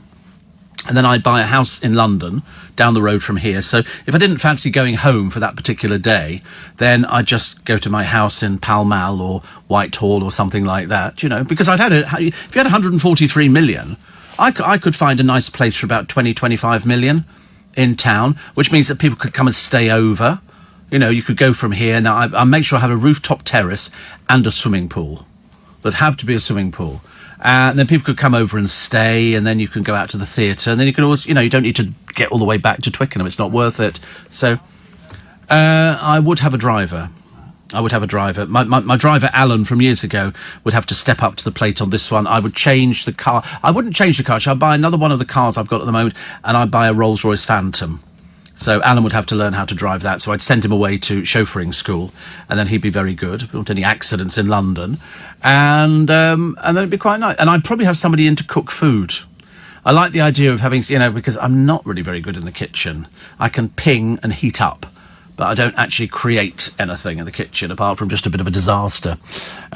Steve, I warned you, butter fried garlic Brussels sprouts, says Monica. Oh, don't talk about garlic butter fried Brussels sprouts. I've still got a pack, actually, which reminds me, I must go to...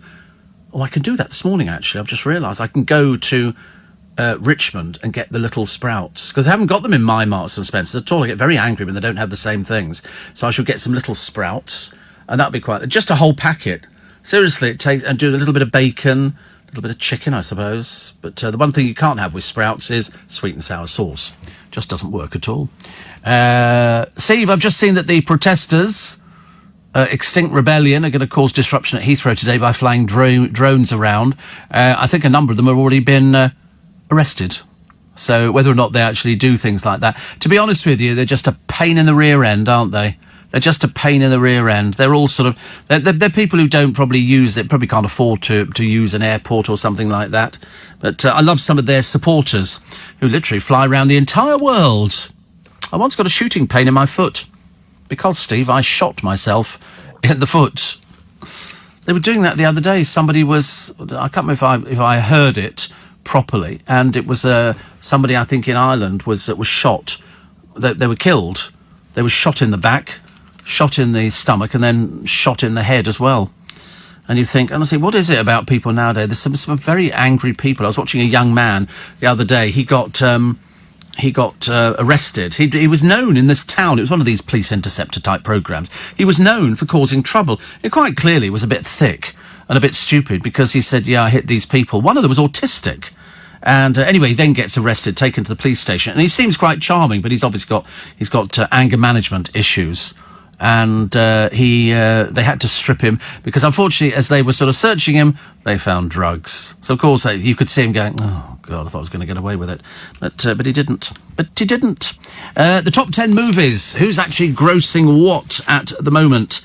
At number 10, Good Boys.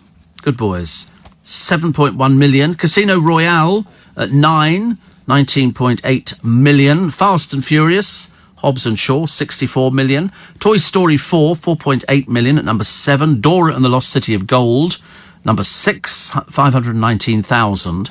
You may wonder how they actually make the list when they've only taken that short amount of money, but they might have been on the charts for some time, because then you've got Angel Has Fallen, 18.6 million. The Lion King, 5.9 million, but that's been out for quite some time, hasn't it, really? Or was that 73 million? Anyway, and, it's 73 million, actually, for The Lion King. I've pre-ordered it on DVD. Definitely. I can't do it, I know. I've been trying to learn Baba Yetu for ages, and I've watched so many choirs doing it, and I just can't pick up the words at all. I'm obviously having a dreadful problem. Number 1 is It, Chapter 2. Once Upon a Time in Hollywood. I've got to go see that, actually. I think I might have to order it on DVD and then watch that. I haven't been to a cinema for ages, mainly because, as I say, the moment the lights go down, it's rubbish. Steve, even allowing for everything you mentioned, you'd still have around 110 million left. Yeah. Well, I'd want to go on a nice holiday. But you know, all the suites on all the ships, the big suites, they're the first things that sell. People want to be on the suite, and I would want to be on a suite with, a butler and a cook and everything else, but also not have to go out. I don't want to go and sit at the captain's table. I'm not interested. I want to be left alone. I want to have, basically, a rest, because I've not had a rest as such for many a year, but I've discovered once you keep going, you just keep going, don't you? You don't even think about it. But I love the idea of sort of going... I'm sorry, are you playing the part of an angel this morning or something, David? Are you this is sort of very much, I see a pair of wings appearing on the back. You are so innocent. I mean, sometimes it's embarrassing that you're that innocent.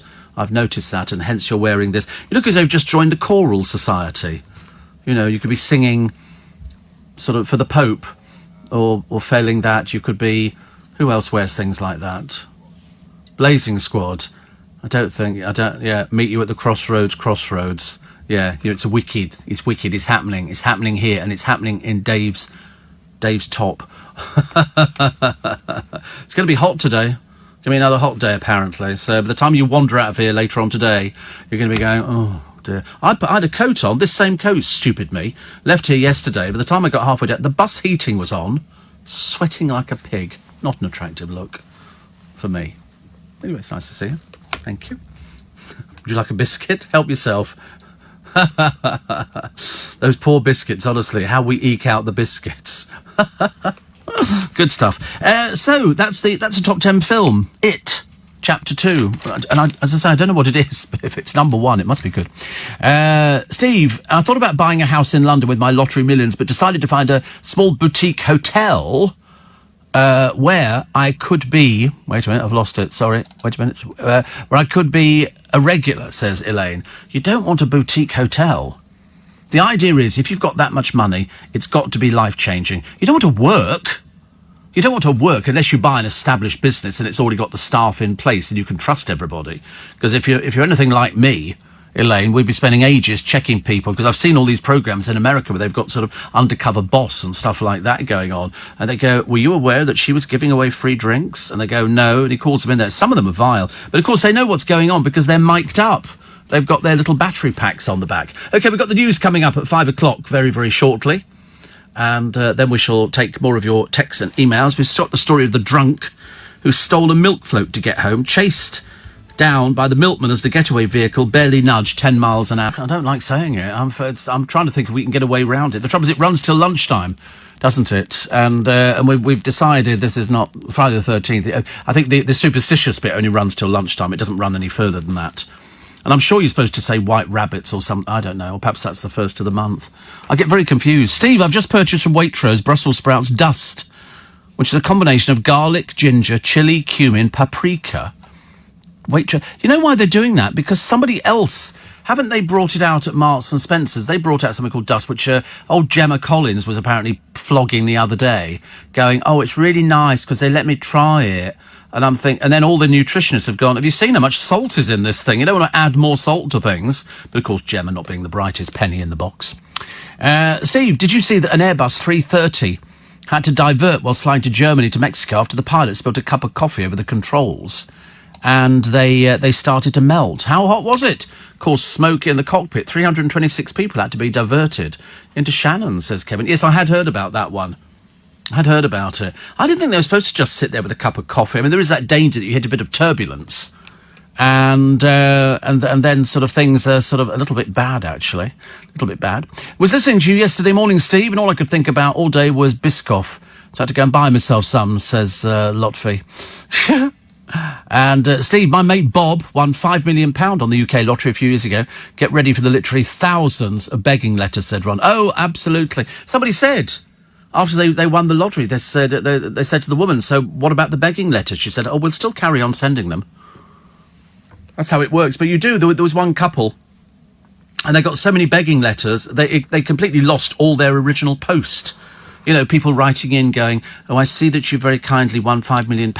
If you could see your way clear to helping me out for so-and-so. And you think to yourself, that isn't how it works, I'm afraid. But you can imagine the abuse that you get if somebody tomorrow wakes up and is £143 million richer. We all like to fantasize it could be us.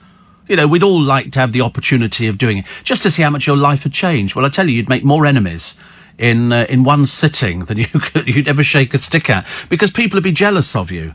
They'd be going, oh, so you've already got this, and now you've won all this money, you know. And you go, well, I've just given to charity. I would make sure I gave to charity and stuff like that. But bearing in mind, it's free money.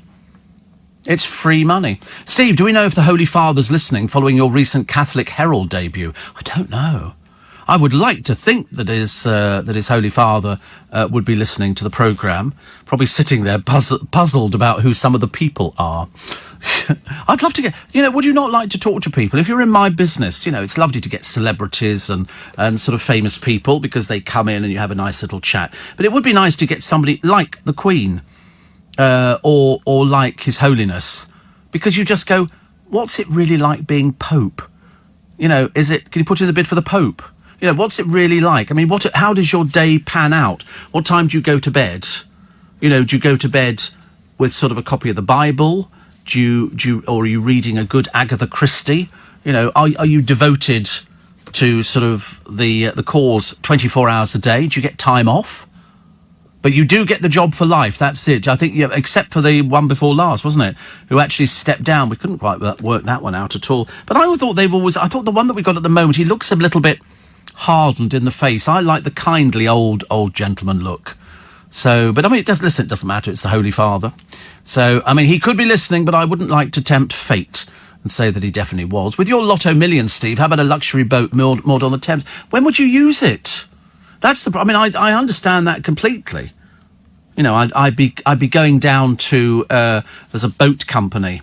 Can't remember what they're called now, but they make these luxury boats. I mean, you could spend, I could spend 100 million, 300 million, 400 million, 500 million if I really wanted a sort of boat. I mean, I could buy something off the shelf from Sunseekers for $1 million, and that'd be quite nice because it's. But if you go to Monaco or you go to Cannes or you go to Nice or any of these sort of places, you'd be saying these boats are two a penny.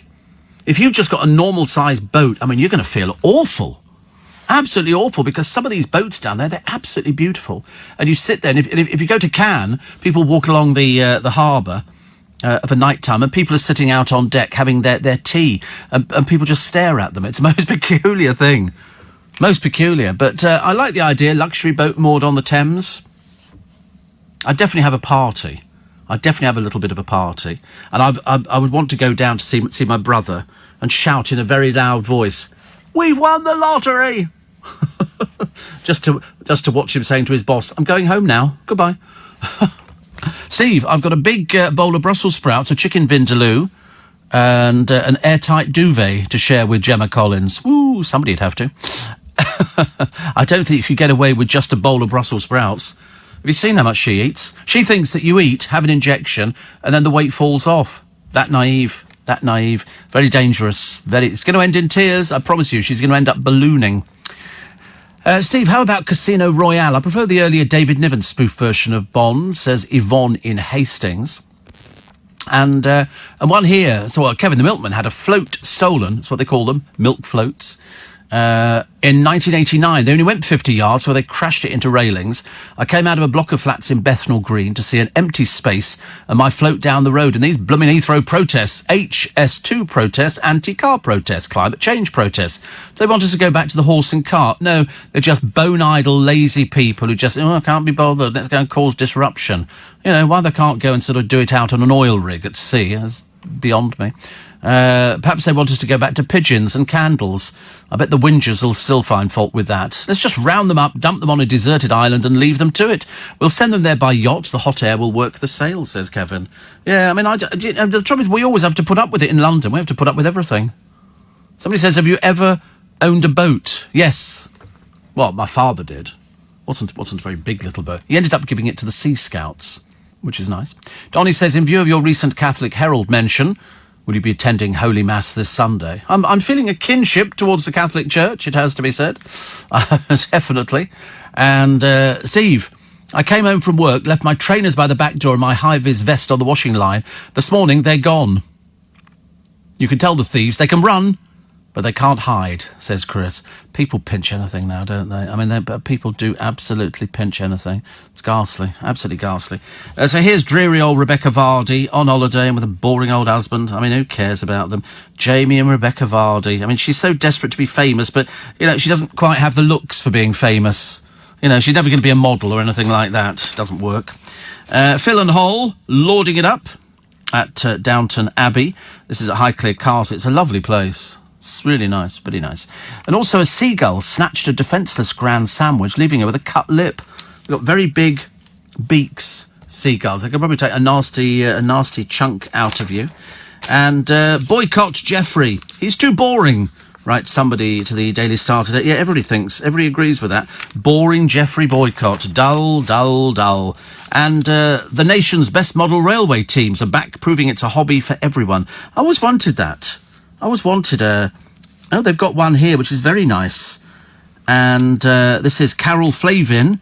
She got into model railways after discovering it was an activity she could do with her grandchildren. And it's lovely. It's very nice indeed. Downton shines. And Superman, Henry, a flop cop. That's what they say.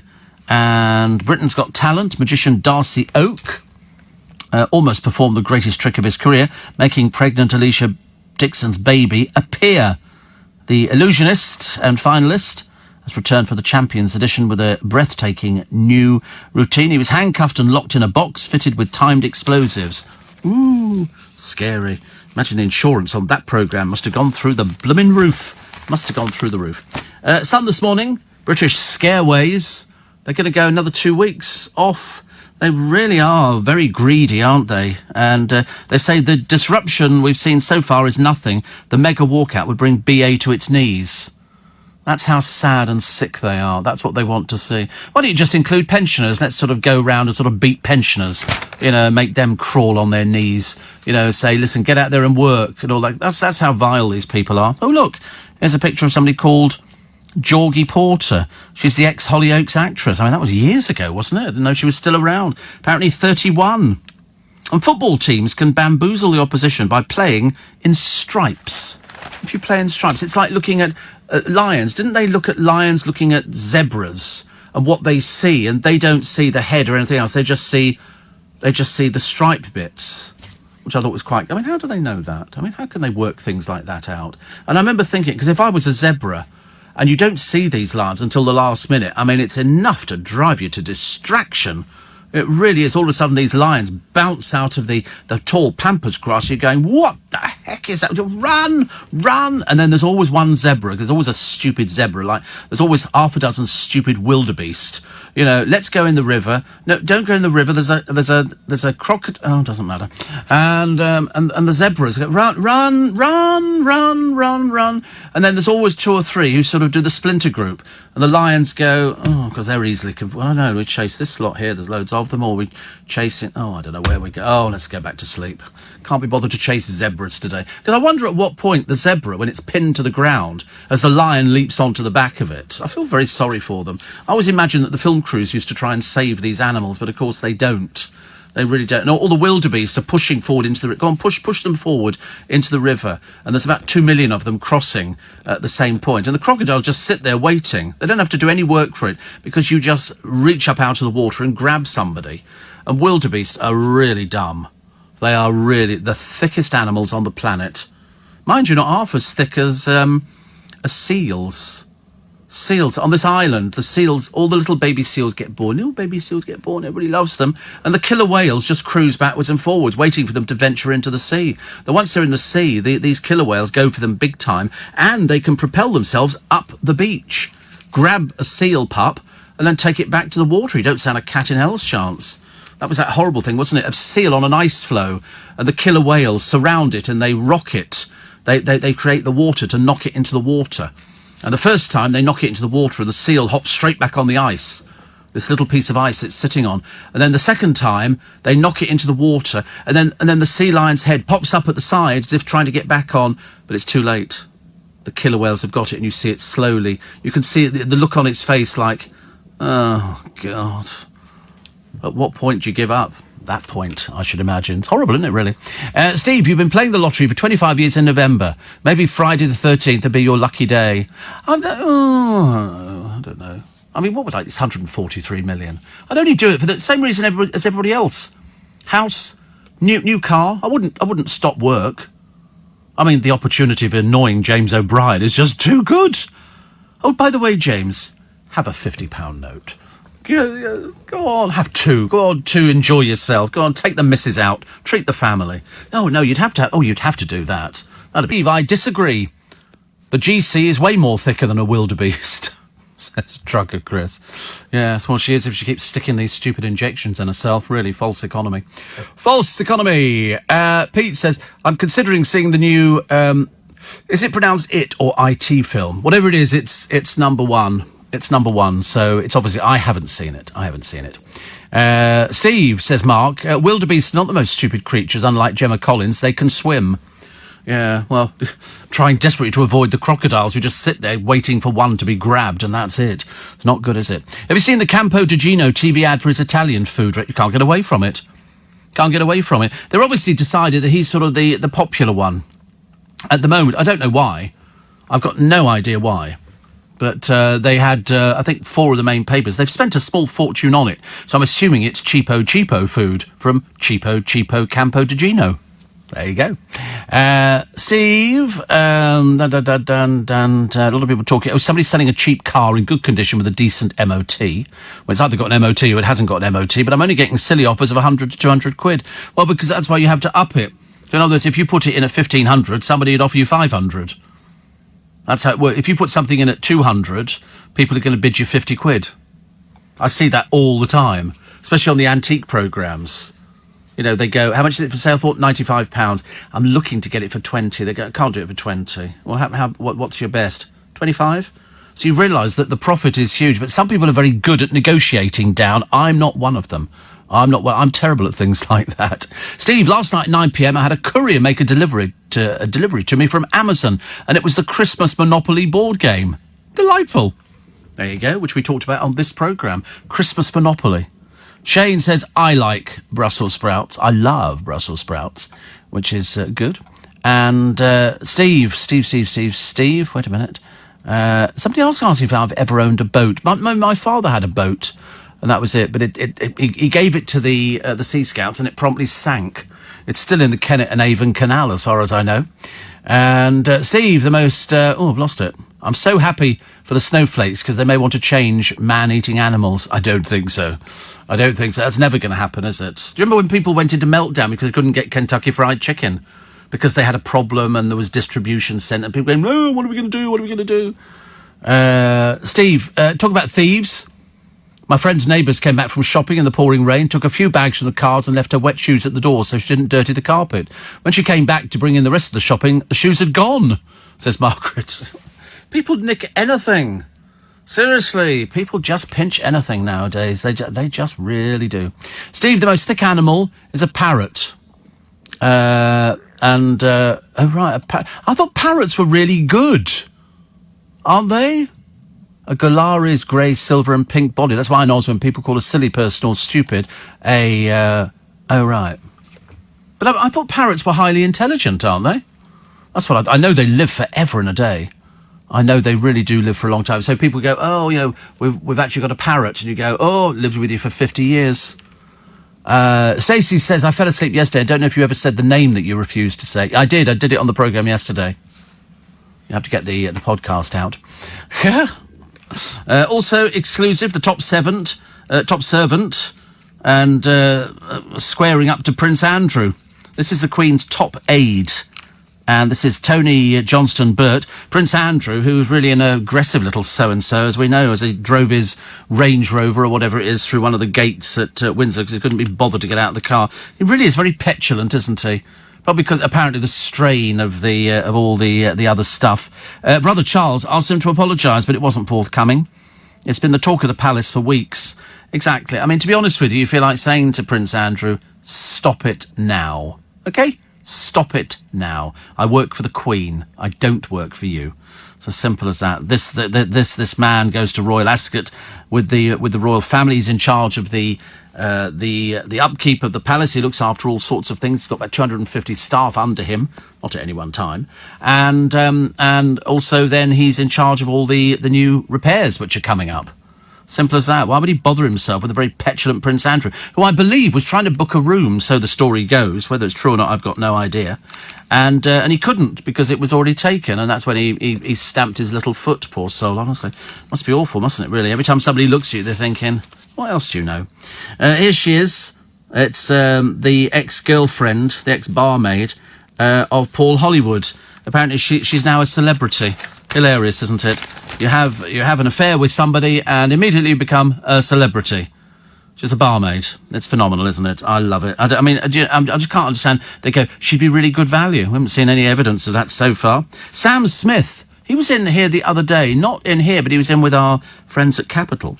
He's asked friends and family to no longer refer to him by gender, instead asking them to use they rather than he.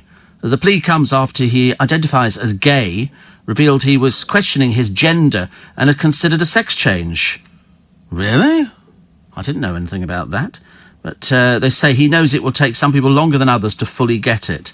So he wants you to don't call him a man. It's a bit ridiculous. Mind you, do you remember Michelle, what's-her-face, married to Mark Wright? And she got all uppity about a couple of weeks ago and somebody asked her about babies. You know, would you be starting a family? And she'd quite lost it, really. A little bit sort of, temper tantrum going on there. Strangely enough, her husband, Mark Wright, was talking about it the other day. Must have made her look a right old fool. A right old fool. Shane says, I think kangaroos are stupid. I'm scared. I got scratched when I was a kid in the 1960s at the Sydney Zoo. They're quite powerful, aren't they? Kangaroos. I've said they used to put them in circuses, boxing kangaroos, and you could be knocked out by one of these things. Very, very, and they could jump as well at the same time. And Steve, nature is red in tooth and claw. Thank you. And here's a picture of Demi Moore. Demi Moore is 56. She's taken all her clothes off Harper's Bar. It's great if you look good with your clothes off, isn't it? But if you don't, it's not very good. And a warning to anybody with allergies. A teen here. His name's Owen Carey. Well, he was called Owen Carey. He collapsed. He celebrated his 18th birthday at a Byron restaurant in the London's O2 Arena. He died last year, April 2017, because the chicken burger was coated in buttermilk and he unwittingly ate it. And, of course, he has allergies. But lawyers for the Careys of Crowborough argue it was difficult to read. Because I think you're supposed to have on every menu, aren't you? I mean, I've seen it before. It's sort of saying this is, this has got nuts allergy. I didn't realise there were so many different allergies. I really didn't. Because sometimes I think to myself, perhaps we should all be tested to find out what we're allergic to. Because I've said before, I can't eat lamb anymore because it makes me ill. I can wake up in the middle of the night thinking this is not great. Not great at all. But you have to be able to read the menu. I've been out with people before who've had to ask if it's got nuts in it or if it's done, something else. Because otherwise you will not know, will you? Meghan's charity fashion range. She's popped back. The bag is a very good price, £109, but it sold out yesterday. So we'll go and make some more then. I mean, surely. Also, the blue or black M&S dress is particularly affordable at £19.50. This makes Victoria Beckham look like she's not doing very well at all. And they've got a Misha Nonu shirt at £125. I think that's way too expensive. Way too expensive. But the rest of it's good. I mean, the dress, very affordable. £19.50. Blimey, very good. The tote bag, £109. And the suit, a jigsaw outfit, has a modern cut. Oh, it looks very nice indeed. Very nice indeed. Also, there's a couple standing in a doorway. They're going to be doing it on the doorway, as you know, to the Royal Academy. And you have to squeeze past them. I'd have no hesitation with this one whatsoever. But they've tried other people because they stand there. And it's supposed to be some sort of experience. I don't really know what the experience is. I'm hoping to recreate it in the studios this morning, where we have the producer and assistant producer standing naked either side of the door, and then I have to squeeze through the middle. That's what they're doing at the Royal Academy. Did you want the number of HR now, or just wanted to call them later? Should we mention that? Yeah, I mean, I thought we could do that. And sort of we could recreate it. It would be sort of, I think that's quite a nice thing to do. And then later on we can do sort of, I don't know, Mount St. Helens rises like a phoenix, I think. Plus, no home for a family of 8 living in a tent. Ironically, they're actually living in Daniel's mum's garden in Ramsgate with their 6 kids, aged 14 to 3. Well, I mean, surely they could, you must be able to get other people into the house. You can sleep on blow-up beds and stuff like that. You don't have to make a bit of a drama out of it. And I don't know why, because the council have refused to find them a home. Why should councils have to find people's homes? Most of these people are probably earning enough money. Why don't they go out and sort of, do something to make sure they do it? It's just, I hope it's like holding your hands up going, I can't do it anymore. Council have got to provide it. And believe it or not, George Michael's former boyfriend is sleeping on the streets. Couldn't care less. What's it got to do with us? After leaving the travel lodge he was staying in, Faddy, who's bone idle and isn't even working at the moment, had been at the 50 quid a night hotel since the family got him booted out of George's flat last month, and checking out on Monday, Faddy's been living rough in Covent Garden. In a foul-mouthed Facebook post, he was talking basically about the family not helping and the lawyers and all of it. Why should they? Listen, we know exactly what George Michael thought of you. He left you nothing in his will. He had a £97.6 million will, and he left you nothing. Does that not... Hello? Knock on the side of your head. Very empty. Steve says, Trucker Chris, I too am allergic to lamb. After 15 pints, I always have a lamb kebab. I'm always ill the morning after. The 13th, I'm trying to be all cheerful about it. Steve, it's distressing to hear that the GC is allergic to dieting and has to be harpooned with an antidote to keep her healthy. Do you think this is a case for the anti-whaling people, said Mark? I mean, it's quite ridiculous to actually, somebody who's not a diabetic, to actually take to these injections. Do not touch anything like that with a barge pole. Seriously. I mean, if you go to any doctor and you're overweight, vastly overweight, clinically obese, they're not going to recommend injections for you. They're going to recommend you go on a diet. But of course, being bone idle, she just thinks that you just eat whatever you want to do. Even that so-called friend of hers, so-called friend to the Kardashians, but he is, but I mean, not with her. They were just trying to find somebody for her to play with in America. And I don't think he ever wants to see her again, as far as I hear. Steve, good job they don't put the JC in the doorway to squeeze past. Nobody'd get in. Yes, I mean, I don't quite understand why they're doing it. Perhaps it's some... to see whether we like brushing up against people. I don't have any problem with things like that. Brushing up against somebody. I mean, it's like in the swimming pool, isn't it? Where you sort of, you try and avoid any flesh contacts. Not that I go to swimming pools. Can't be honest, to do things like that. A little bit more on tricked out of his pad. This is saD. Well, you weren't tricked out of it, mate. It wasn't yours. You were squatting there illegally, and they wanted you out. And then he's done a foul-mouthed rant. I think George was quite right not to leave you one penny piece. If you mattered to him, let's face it, I should imagine he probably paid all the time for you because you don't seem to do anything. He said they took the key by a trick and came out with it now 2 months later. I've still not heard anything.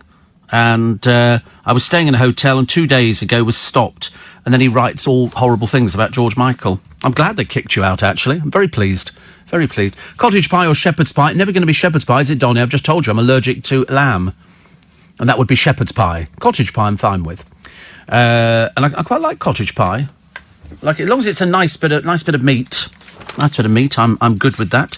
Terrified British tourists fled a holiday hotel when a nearby army ammo dump exploded, blowing out the windows.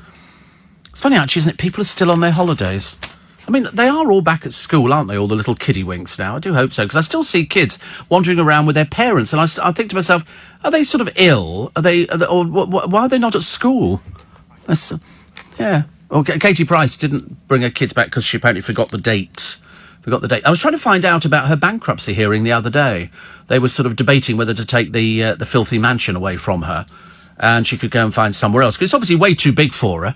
But it's only worth a piddly amount. I mean, they've said it's worth about 1.3 million.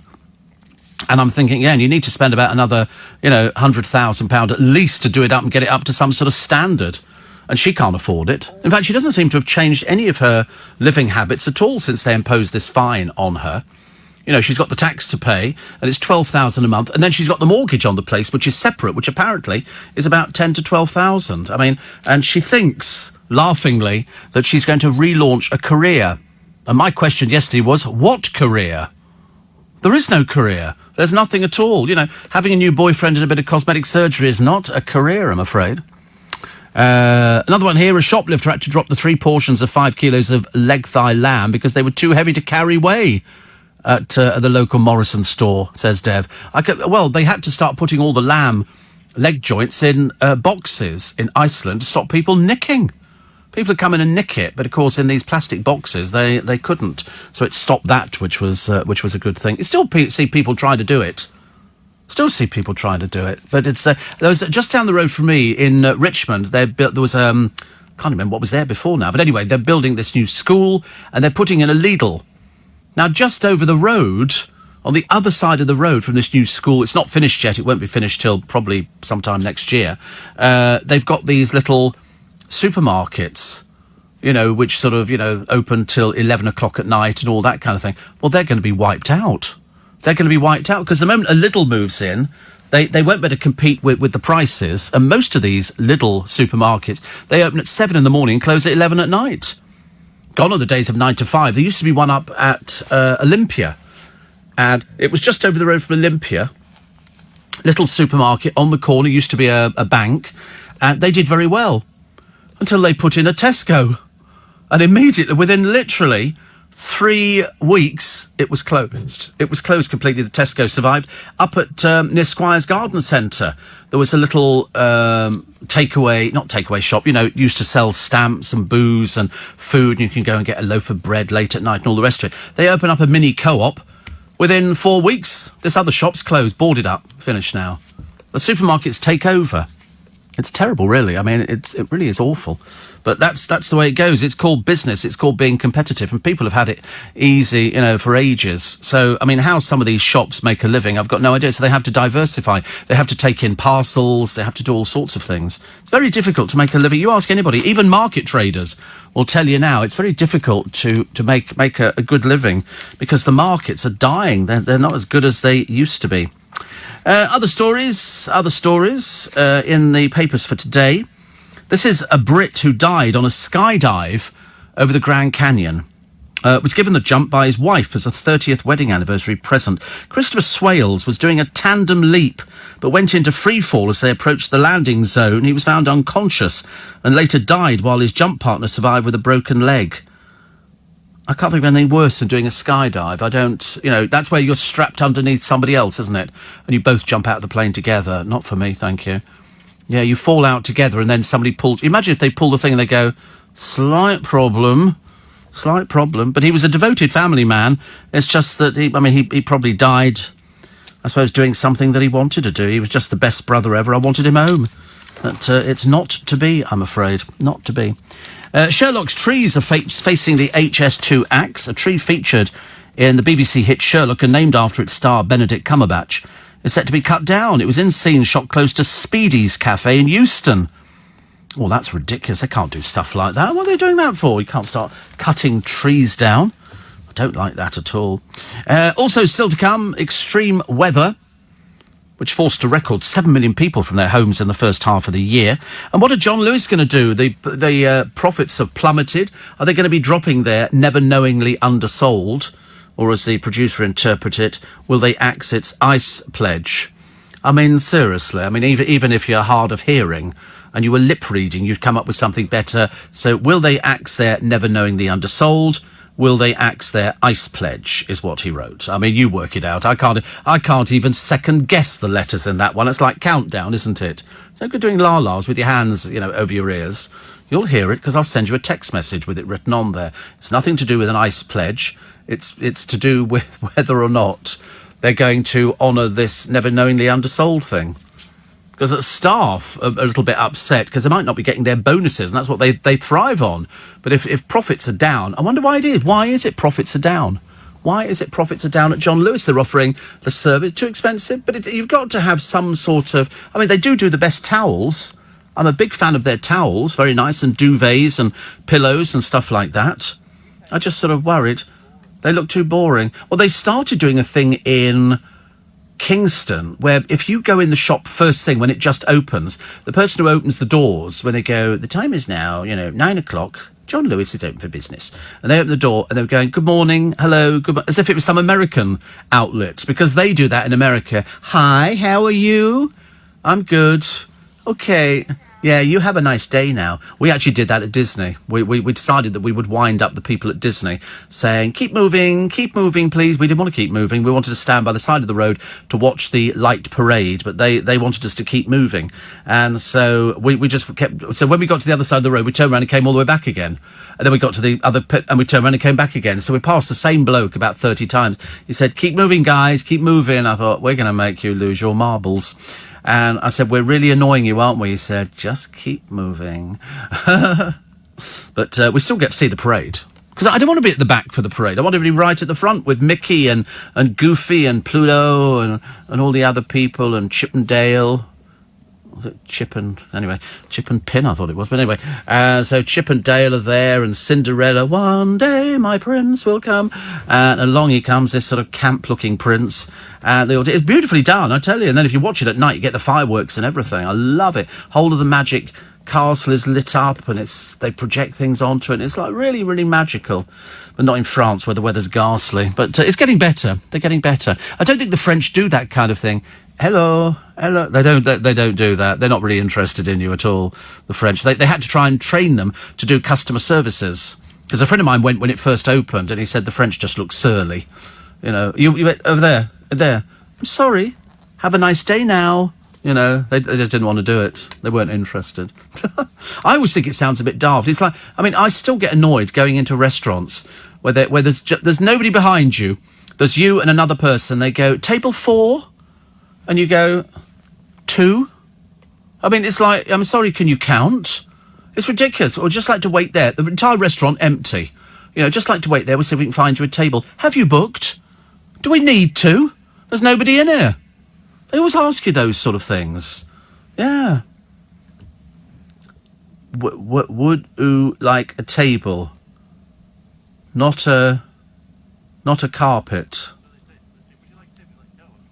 Oh, right. Oh, I always go to them. I used to say it, but then, unfortunately, then they started bringing in all Polish workers, and nobody does irony like the British. If somebody says, how are you? And you go, I'm fine. I always go, well, Tuesday it started, I was not very well, and then Wednesday we lost the cat, and we lost the budgerigar and all that. And people, oh, right, sorry. So they actually, I used to say to them, when you go into, TGI Fridays, a very popular one, and they'd say, how many? And you go, well, there's us 2, but there's another 40 coming on the coach. And just wait for the... 40. Have you booked? No. They'll be along in a minute, though. Don't worry. They never were, but I mean, it kept us suitably entertained, didn't it? I love it. I love things like that. So. Oh, Tom Daly did something lovely the other day. He's very ordinary, very down to earth, very fit. You'd have to be if you dive like that. You know, you've got to be super fit. And he took his son to the local swimming baths. They do these father and mother and baby swim classes. And he thought, well, if Daddy swims, then I want to swim as well. And so they took. You imagine all the fathers there, vastly overweight, you know, sitting there with busting a gut inside there. And Tom Daly slips gracefully into the water in his Speedos. You know, I mean, goodness sake, you're going to feel really embarrassed, aren't you? Really embarrassed. 84850 steve@lbc.co.uk. I did a tandem skydive, Steve, when I was in Las Vegas back in June. Only $200, 13,000 feet over the Nevada desert. Awesome, you'd love it. No, I really wouldn't. I seriously tell you, I wouldn't enjoy that. I'm frightened even thinking about it. I become ill on things like that. I can't do heights or anything. Yeah, my father was a parachutist. He had his wings, but it just never appealed to me in the slightest. Even though they go, it's easy. You're strapped to somebody, and then they'll pull the. No, thank you. No, thank you. Just in case it goes wrong. Steve, I grew up in the 50s and the 60s. I don't remember anybody being allergic to anything. Maybe seafood, but certainly nobody ever died from eating nuts or dairy products. How did it all change? Says Nigel. I don't know. I'm with you. We used to do the most appalling things. You know, we would drink from the garden hose. And I saw a woman the other day, and I nearly said something. When I went to the hospital, in the hospital, they had a water cooler and cups, and you can put the cup underneath and have cold water. And this woman comes in, there's two of them, and she's got a bottle which she's drunk out of, and then she puts it under the thing, and I'm thinking, what with your dirty mouth? And we're now infected with your... I should have said to her, excuse me, don't put the nozzle of your bottle underneath the lip of the... Oh, disgusting people, honestly. Such peasants everywhere. Steve, my father was a career navigator in the RAF who joined up in World War II and was adamant that the only reason for jumping out of a plane was if the engine had failed and both wings had fallen off, says Dallas. Both wings had fallen off. So you wouldn't get me out of a plane at all. I don't even want to go up in one. They just look a bit frightening to me. I've seen some of the James Bond films where, you know, the back of the plane all of a sudden, as it's flying, goes down, and they're on the... Oh, dear me, no. I must be the biggest wuss of all time. Of all time. Front of the Daily Mirror, Meghan's back in fashion. Yeah, she's obviously loving the publicity now. I suppose she misses the publicity of people. Also, the crime gangs whose fires are destroying the Earth's lungs and putting us all at risk. This is our world choking to death. It's not good, is it really? It is not good. And the gates to hell, and here it is in Portobello, the devastation of key ecosystems. The Amazon is home to at least 10% of the Earth's known biodiversity. 40,000 its rivers and tributaries contain the largest number of freshwater fish species in the world. Plant types at risk, 57,500, and so the list goes on. I suppose they were right. We do have to look after the Earth. Brian Mays issued a fresh call to end the mass slaughter of badgers and revealed a project to stop cattle contracting TB by more humane methods. Yes, they're going to... I forget what they said. Was it something absolutely ludicrous? It was a huge amount. That's right. 63,000 badgers they're going to kill this year. I wasn't even aware that there were 63,000 badgers. Isn't that awful? I mean, that's just 63,000 badgers who at the moment are probably just sleeping in their sets and not worrying about it without realising that they'll be either gassed in there or they'll drag them out and they'll sort of just destroy them that way. It just seems appalling, doesn't it? History on the menu. There's a new book, actually, which is called Menus That Made History. For example, where do you think you would get this menu? Canapes, champagne, lobster salad with a julienne of mango and pear, peppercorn sauce, potato croquette with truffles and slivered almonds, carrot and spinach soubric, seasonal salad, cheese from France, fresh fruit salad, petit fours. Where would you get that meal? Where would you get that meal? No, Concord. That was a meal on Concord in 95. How about this one? You'll know this one immediately. Goose, gravy, sage and onion stuffing, mashed potatoes, apple sauce, Christmas pudding blazing in half a quart of ignited brandy, apples, oranges, roasted chestnuts, hot gin and lemons. Where would you get that Christmas dinner? The Ritz? No. That's what you would get at the Cratchits, Charles Dickens's book. And God bless us, everyone. And a fine Christmas was had by all. That was lovely, yes. Okay. Where would you... Oh, I can't tell you. Oh, yes, I can, actually. Cold chicken, cold tongue, cold ham, cold beef, pickled gherkin, salad, French rolls, cress sandwiches, potted meat, ginger beer, lemonade and soda water. Who would be having that one? No, not the Secret. The year was 1908, if it's any help. 1908. Who would be having that? I can tell you now... It was Ratty's Picnic in The Wind in the Willows. I've got some more, actually. I've got three more to do. I quite like them. I like things like that. Sorry? Oh, no, I don't want to tease one now. No, I don't want to. No, I'm not going to. I'm adamant I'm not going to. I'm going to save it for after the news, the whole thing. No point in teasing it, because people are cheats. And then they go and look, and it's like you. I'd rather they were... I bought some of that Creed Aventus, Steve. Makes a lovely air freshener for the car, says Chris in Oban. Yeah, whatever. Anyway, two more meals for you to guess where they occurred. Okay, this one, the menu. So I'll give you the menu, and you tell me what the... I'll give you the year as well. This one, fresh juices, orange, tomato, grapefruit, porridge, cornflakes, shredded wheat, eggs, bacon, sausage, tomato, kidneys and bacon, poached haddock, egg and bacon, kippers, fruit salad and cream, tea or coffee, rolls and butter, various jams and marmalade. The year was 1966. Okay, 1966. What was it? England World Cup final? No, it was breakfast at the top of the tower. The GPO Tower. Have you seen the GPO Tower? You must have seen it. If you go down Tottenham Court Road, it's on the left. It's a huge tower. And there was a restaurant at the top revolving. And this was Muhammad Ali's top of the tower breakfast. And that's what he did. He used to be able to go up there, and then they decided it was not particularly safe. So the BT Tower, yes.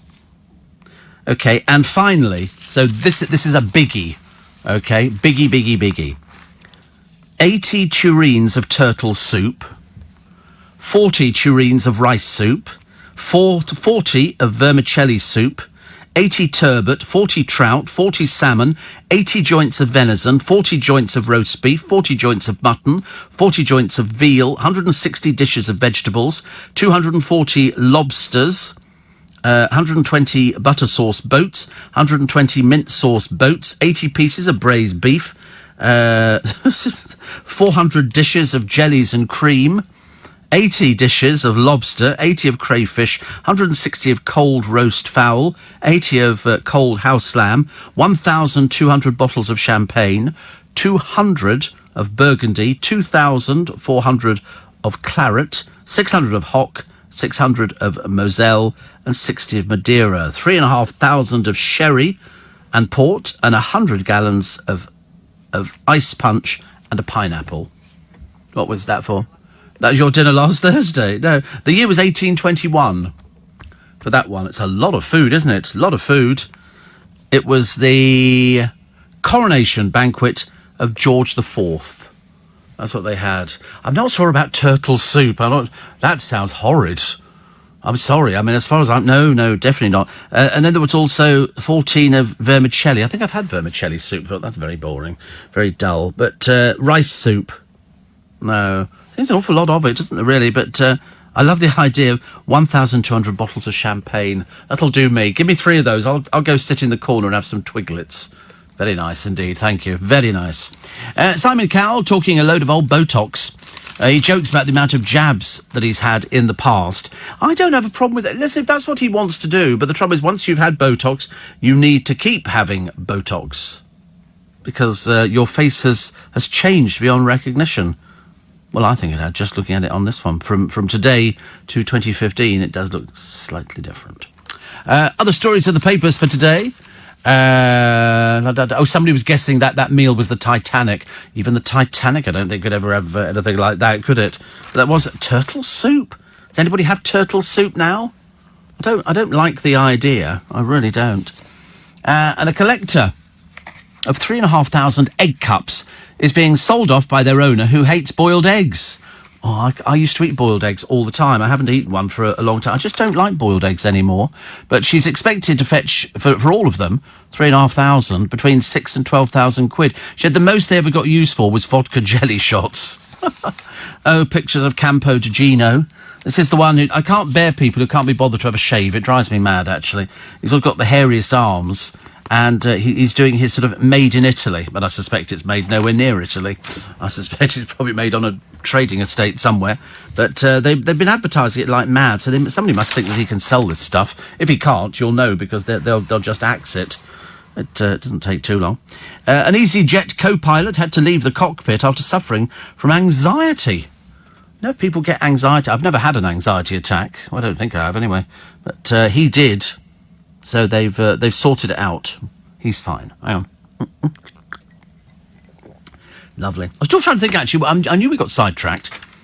I'm still trying to think what else we'd spend the 143 million on if I was fortunate enough to win it this evening. So by the time you bought the house and you bought a car and you've... No, what would you want a plane for? Good God, no. I definitely wouldn't buy a plane. I wouldn't buy a boat. And you go on holiday, and you might buy some clothes. Would you buy a flashy watch? Not really, because people will be looking at it going, oh, it's a flashy watch. You know, people will rip it off your wrist, so there's no point in that. And by the time you bought some nice clothes, like a nice leather jacket or something, and some jeans, you could buy the naming rights to your favourite theatre. Yeah, no, not very exciting, is it? Steve Allen's Magic Circus. Doesn't quite sound right, actually. It was like that thing, wasn't it? The people at Home Pride were having a meeting at Vatican City. They said, listen, we're doing all right, you know, give us this day our daily bread, because we know KFC were really interested in this bit of advertising to get it actually into all the churches. Give us this day our KFC didn't quite have the same ring as Mother's Pride, you know, which I think is what Blue sang about. For the mother's pride. That was all very exciting. So by the time you've done that, what would you do? And then you've got all this money sitting there. And then all your bankers, and they are a right load of bankers, will be sitting down going, well, Steve, if you invested in this and you go, I'm 65. What am I saving for? But on the other hand, you probably couldn't... You know, you give some to family.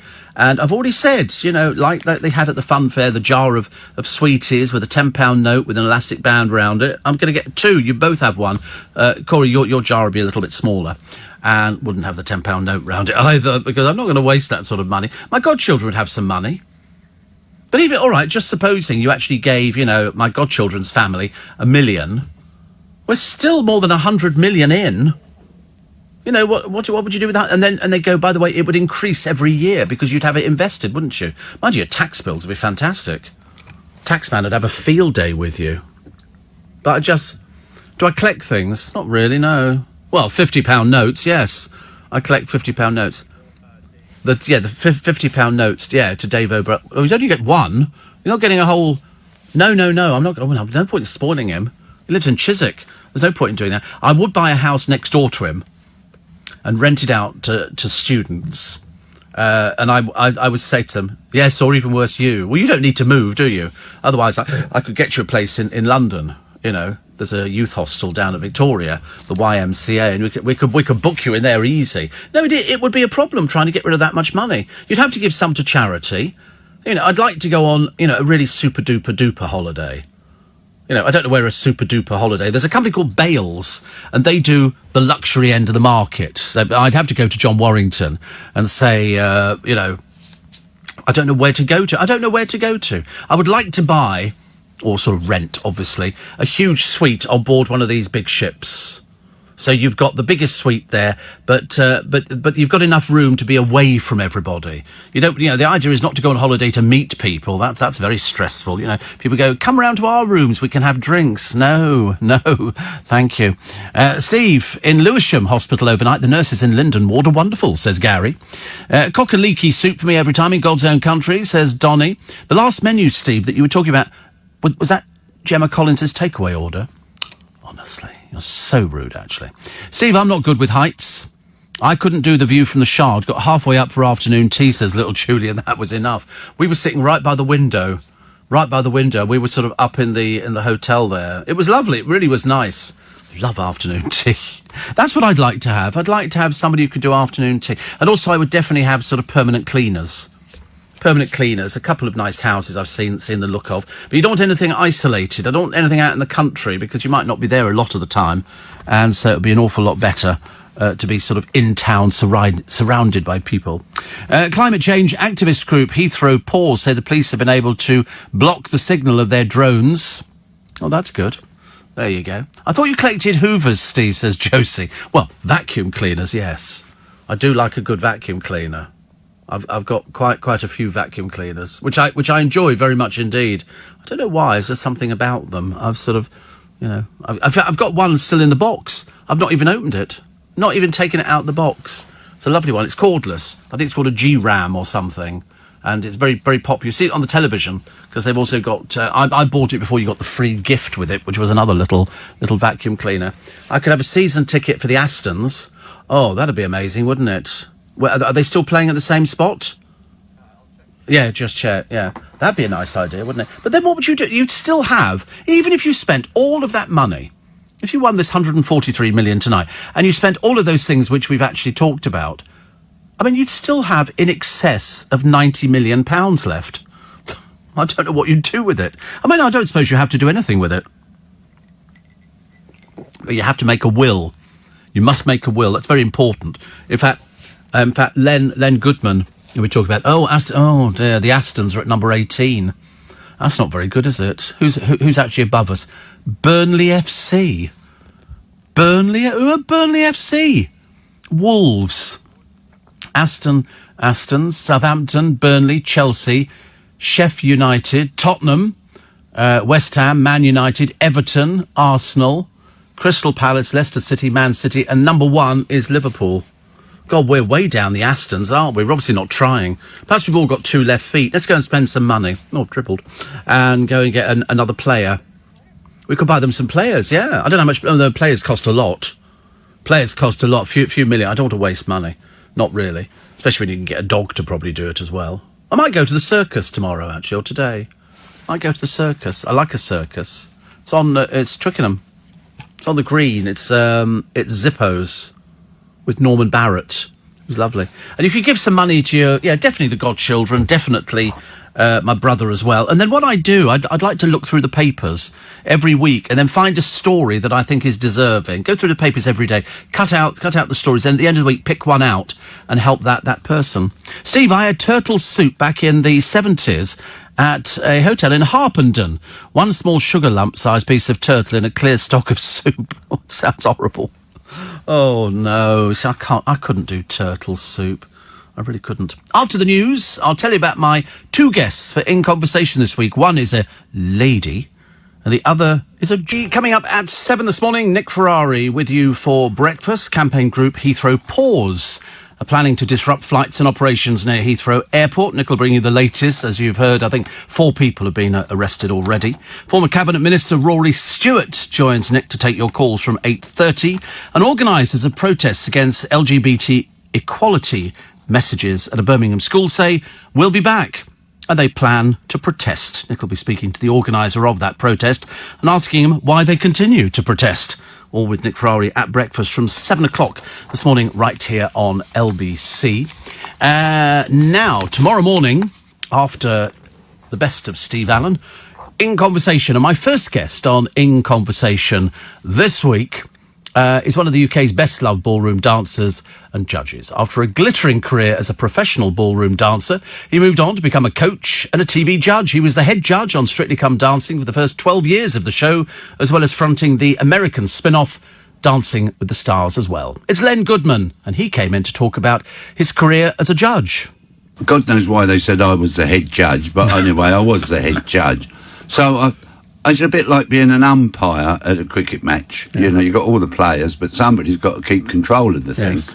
And so when they went into one, I used to try and sort of level it out. And if Craig was overly nasty, but which is not in truth, he's a really nice chap. I like him. But, you know, he used to lambast certain people.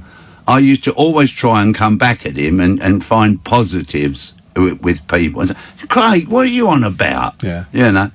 And, people say, aren't you nervous in front of, 12 million? No. But you don't have a You feeling. can't see them. Of course, it's like chatting with you now. Yeah. Simple as that. The lovely Len Goodman in conversation with me this weekend. As well as Len, I'll be talking to an author and the owner of the real-life Downton Abbey, Highclere Castle. She's written several critically acclaimed books about those who've inhabited or visited the castle, the effects of the Downton Abbey hysteria on the castle, and cooking at Christmas.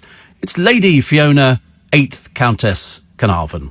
Lady Fiona came in to talk about her new book, Christmas at Highclere, Recipes and Traditions from the Real Downton Abbey, and how open the castle was to the public. No, well, we have bits that are and aren't open to play sardines, if you're trying to do that. Otherwise, you never come I didn't back want to again. say that. I didn't want to say that. No, I mean, I think we tend to stay around where the fires are. There's a great fire in the saloon and one in the library, and in a practical way, that's where we tend to congregate around. Yeah. And then by the time you've had breakfast, gone for a walk, lunch and tea, it's amazing how time flies, actually. Do you have cellars there? We have cellars, but now the cellars have become the Egyptian exhibition. Right. So that could also be quite scary, and that's actually where I wrote some of my ghost stories, which are in the middle of the book, and they're on black paper, which I think was so nice in the Christmas book. So I was thinking Charles Dickens, and because I have actually seen a ghost or two and had the castle blessed, and I thought I'd share some other people's ghost stories have ghosts? too. Well, don't you? Such a charming lady. Seriously, such a charming lady. Lady Fiona, the 8th Countess of Carnarvon, who's in conversation with me this weekend, along with Len Goodman. And you can hear me talking to Len and Lady Fiona tomorrow morning from 6 after the best of Steve Allen, and on Sunday evening from 9. Or if you can't join me this weekend, you can listen to the whole thing by downloading the Global Player. Just go to the App Store on your iPhone or iPad, or Google Play on your Android device. So that's how good it is. And the final time I'm going to be mentioning to you that you could be in with a chance of winning a magical trip for 2 people to go to Norway this winter to see the spectacular Northern Lights up in the skies. You can get away from it all, unwind with 4 nights, experiencing unspoilt scenery and stunning wildlife thanks to our friends at Exodus Travels. You'll fly from London Heathrow. You'll share a cosy wilderness cabin or Aurora guest house with meals included. A guide will be on hand to help you explore the local area, including spectacular frozen lakes and the nearby island of Andøya, home to some of Norway's most beautiful beaches. You'll also get to go whale watching, where you can try and spot humpbacks, fin and killer whales. You'll have a tour of the famous Norwegian fjords. I always feel like I should go to a Monty Python sketch and get taken by a guide to track down the beautiful Northern Lights. Really is worth seeing. For your chance to win this trip, all we're looking for is for you to text the word lights, LIGHTS, and send it to 84850. A voluntary donation of just £3 from every text goes straight to our charity, makes some noise helping to change young people's lives, and a lot of people we've helped over the years. And with your help, we can do a lot more good this year. So you've got until 9 a.m. on the 14th of October to enter. Standard network rate supply. You need to be 18 or over. You're playing across participating radio stations. Restrictions and rules are at lbc.co.uk. So all you have to do is text lights and send it to 84850. Lights, capital letters, no spaces, 84850. And good luck next week. Woo, next week. That's all I'm saying. Next week. That should be enough to sort of get you going on that one. Steve, another one here. Doesn't seem to be any news of the protest planned for tomorrow to save the iconic Hoover building on the A40 from having a 22-storey high-rise. Well, in fact, they actually were a bit naughty with that Hoover building, weren't they? They'd already started knocking it down before somebody went, oi! There's still bits of it there left. I mean, it's bad. Gay's in Ealing, so she knows exactly what that road's like. It's terrible, isn't it? But didn't they put a supermarket into that space? And there's something, but there's always something. Why are they building all the time? Do you know, down at Waterloo, when I come out of Waterloo, like I will, in a couple of hours' time, you look at it and you think, they're just building. That's all. Every time I look, if I look on the right-hand side, the left-hand side, there's just constant building sites. Who's moving into these places? Where does this money come from? Absolutely unbelievable. It really is. It's absolutely unbelievable. And something says here, I listened to your conversation with David Tennant, such a friendly, down-to-earth guy who, despite all his successes, clearly hasn't let fame get to his head. Do you know, the funny thing is a lot of people are like that. Somebody says to me, oh, you know, you've had so-and-so in, and they sounded really, really nice. And you go, but actually they were really, really nice. They were really, really nice. It's what we like. The Metropolitan Police have clarified 2 men have been arrested within the perimeter of Heathrow Airport this morning.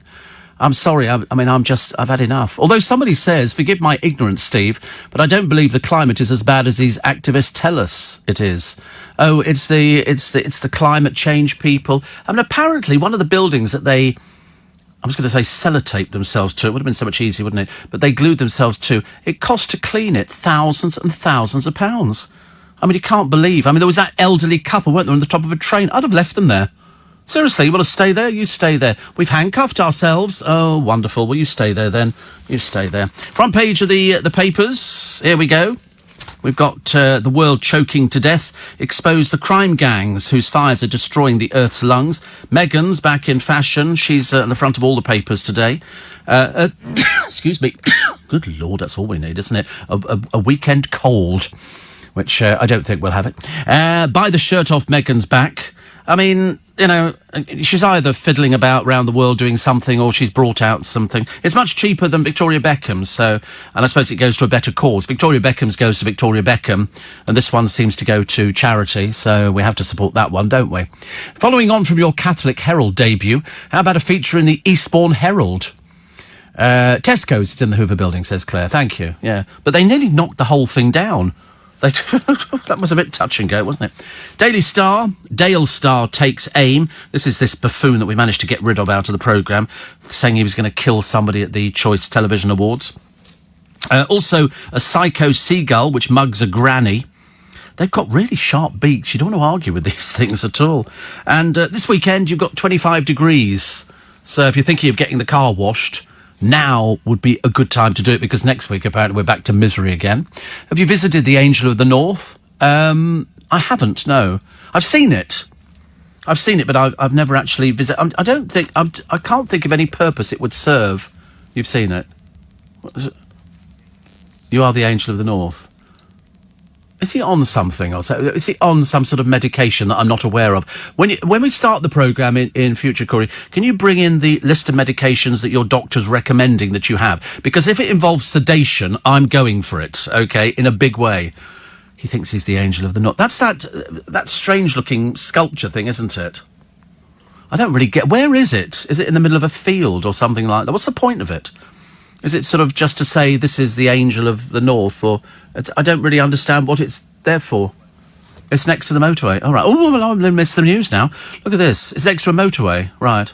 It's to 7 is the time. My friend Chris and Steve over in Spain say enjoy the weather this weekend in the UK, because in Spain we've got heavy storms. Which means if you've got heavy storms in Spain, all these people going to the airport going, oh, we're going to heavy storms? Yep, it's their heavy storm season. But here we've actually got sunshine this weekend, so you might as well make the most of it. Not going to last forever, is it? If very long at all. The Daily Mail, oh, look, it's Meghan again. The working mum launches her own fashion line. Yes, because she sat down with a sewing machine and made it all. No, she hasn't. Britain turns its back on marriage. Fewer women than ever now wed as the young reject tradition. So people just shack up together, don't they? I mean, that's what Love Island's all about. It's people shacking up together and sort of shacking up with each other. And then they go, oh, we're really keen on our commitment. None of these relationships last. As you know, they're all fake. The whole thing is just designed to try and make a little bit of money and to prove to other people who are attempting to go to Love Island that you too can be as super rich and as successful as we are. Unfortunately not. It doesn't work like that. I wish it was so simple. That's the way it's portrayed, but I promise you it's not the same. Daily Express, Meghan's sparkling show of respect for Diana. Stop it. Stop it now. Got nothing to do with Diana. Last blast of summer on the way, so it's this weekend and then it all gets destroyed. Boris Johnson warned that Labour will clobber hard-working people after a bombshell dossier laid bare 24 taxes planned by Jeremy Corbyn. Oh, my God. Yes, I mean, somebody said that the effects of having Labour in is going to be felt for years to come. So, Labour, a new levy every 2 months. I think not. I think not. I don't want to ruin anybody's Christmas this year. Definitely not. Corbyn's tax raid on private schools. He's planning a £1.6 billion tax rate. You're not looking very promising. Don't leak anything before this. You're not going to stand a cat in hell's chance of getting anything at all. And here's the designer Duchess. This is Meghan Markle. Apparently she's launched a fashion line in conjunction with a charity that aims to help women back to work. Do they really need these clothes? I mean, if you're trying to go back to work, surely you can't afford these clothes. The army could phase out petrol and diesel vehicles in a bid to attract eco-friendly recruits. Oh, God, another bunch of snowflakes, please. I'm sorry, and so we decided we're going to go to war this morning, and if we can all assemble around 11, would that be okay for everybody? You know, I realise you're obviously going to have a late night tonight, and we'll see you on parade about 12:30 then. God, blimey, it's getting worse and worse, isn't it? Boris Johnson being urged by cabinet allies to ask for a Brexit extension rather than disobey the law. And the Times. Oh, this is Owen Carey. This is the young man who died after a reaction to a burger at a Byron restaurant. A coroner's called for stricter allergy warnings on menus because they didn't put down, this was buttermilk, I think. And he died at the age of 18. It's quite serious now, isn't it? And yet, as somebody pointed out at the beginning of the programme, it's a case of since when do we all start becoming, sort of up against all these things that you eat, and we develop all these allergies. I remember talking to a friend of mine, and she went to get tested, and she said, I'm allergic to washing powder, this, and that, and there was a whole list of things. That's what we probably find we're all the same. Julian Fellows on the show's Birth and Rebirth, How I Saved Downton. Love it, love it, love it. Chief executive of an academy trust that was criticised by Ofsted received a £100,000 pay rise.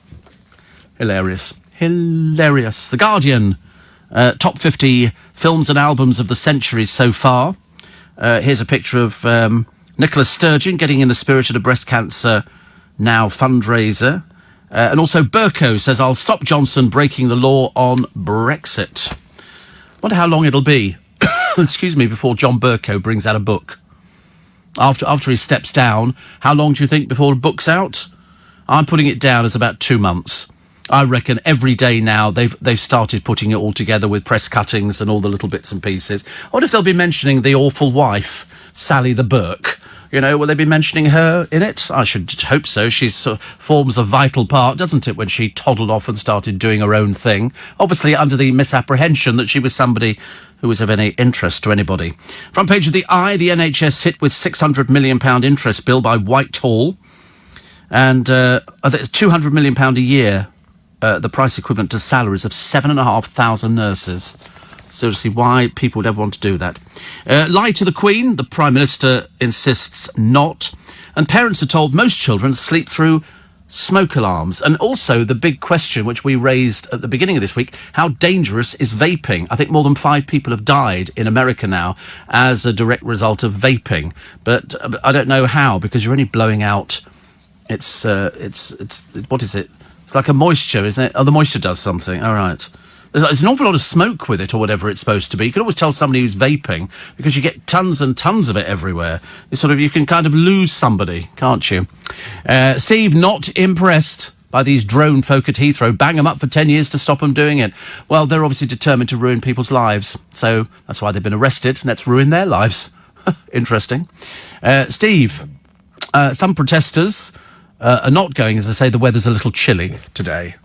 Have to pay the consequences. Another defector to the Lib Dems. They can't, honestly, seriously, every time I turn on the television there's somebody defecting. Also David Cameron. You remember David Cameron? I thought you would. He's got a book out. I don't know why there's so much interest in this one, but this one seems to be very interesting. He's talked about drugs at Eton. He's talked about basically his sort of rise through the ranks and how he got to where he was. He shook my hand once, you know. So it was quite... He was coming into the building, and I just happened to be waiting to go down the stairs. I wasn't there to greet him or anything like that, but I think he thought I was. So he shook my hand as he went past me. He said, morning. I went, morning, thinking, I just want to go downstairs, the toilet, down there, please. Soon? Now. Also, Paul Hollywood's ex declares she's off men. Yes, I wish you'd be off everything, actually, at the moment, including the newspapers, the television, everything. Go away. Your claim to fame is you had sex with Paul Hollywood. That is it. She said, "Oh, I'm concentrating on my career." You were a barmaid, dear. What career do you think that was? Oh, you've got horses. Right, bunch of old nags they look as well. Katie Price says, police have uncovered a plot to kidnap her. Don't make me say it, for goodness sake. Because it's also been announced this week that Katie Price has taken away the phone from her little boyfriend. He's 22, and she's taking it away. Why? She's so insecure, she thinks that he might be texting about her to his mates. I mean, that's how desperate it is. To be honest with you, Sonny boy, I can't remember what your name is, Child, I think, 22 years old, get the heck out as quick as possible. Okay? She'll turn very nasty. She always has done with every single person she's ever been out with. She turns nasty. And so now there's a plot to kidnap her. Apparently by a gang. Now, whether or not it's in her mind or whether she's read something, I've got no idea. No idea at all. And to be honest with you, what would somebody want to kidnap her for? I can't help thinking she's infuriating enough when she's not being kidnapped. Being kidnapped would mean she's even more infuriating. I can't understand why anybody... I mean, normally speaking, you kidnap somebody because there's a ransom. She hasn't got any money. She's got diddly squat. She's Little Miss Broke. Little Miss haven't got two beans to rub together, so there'd be no point in kidnapping her at all, unless it's some sort of horrible joke that they've thought up with to drum up some sort of interest. I don't see it myself. The Yorkshire Ripper's given a new wheelchair. He calls it his chariot of fire.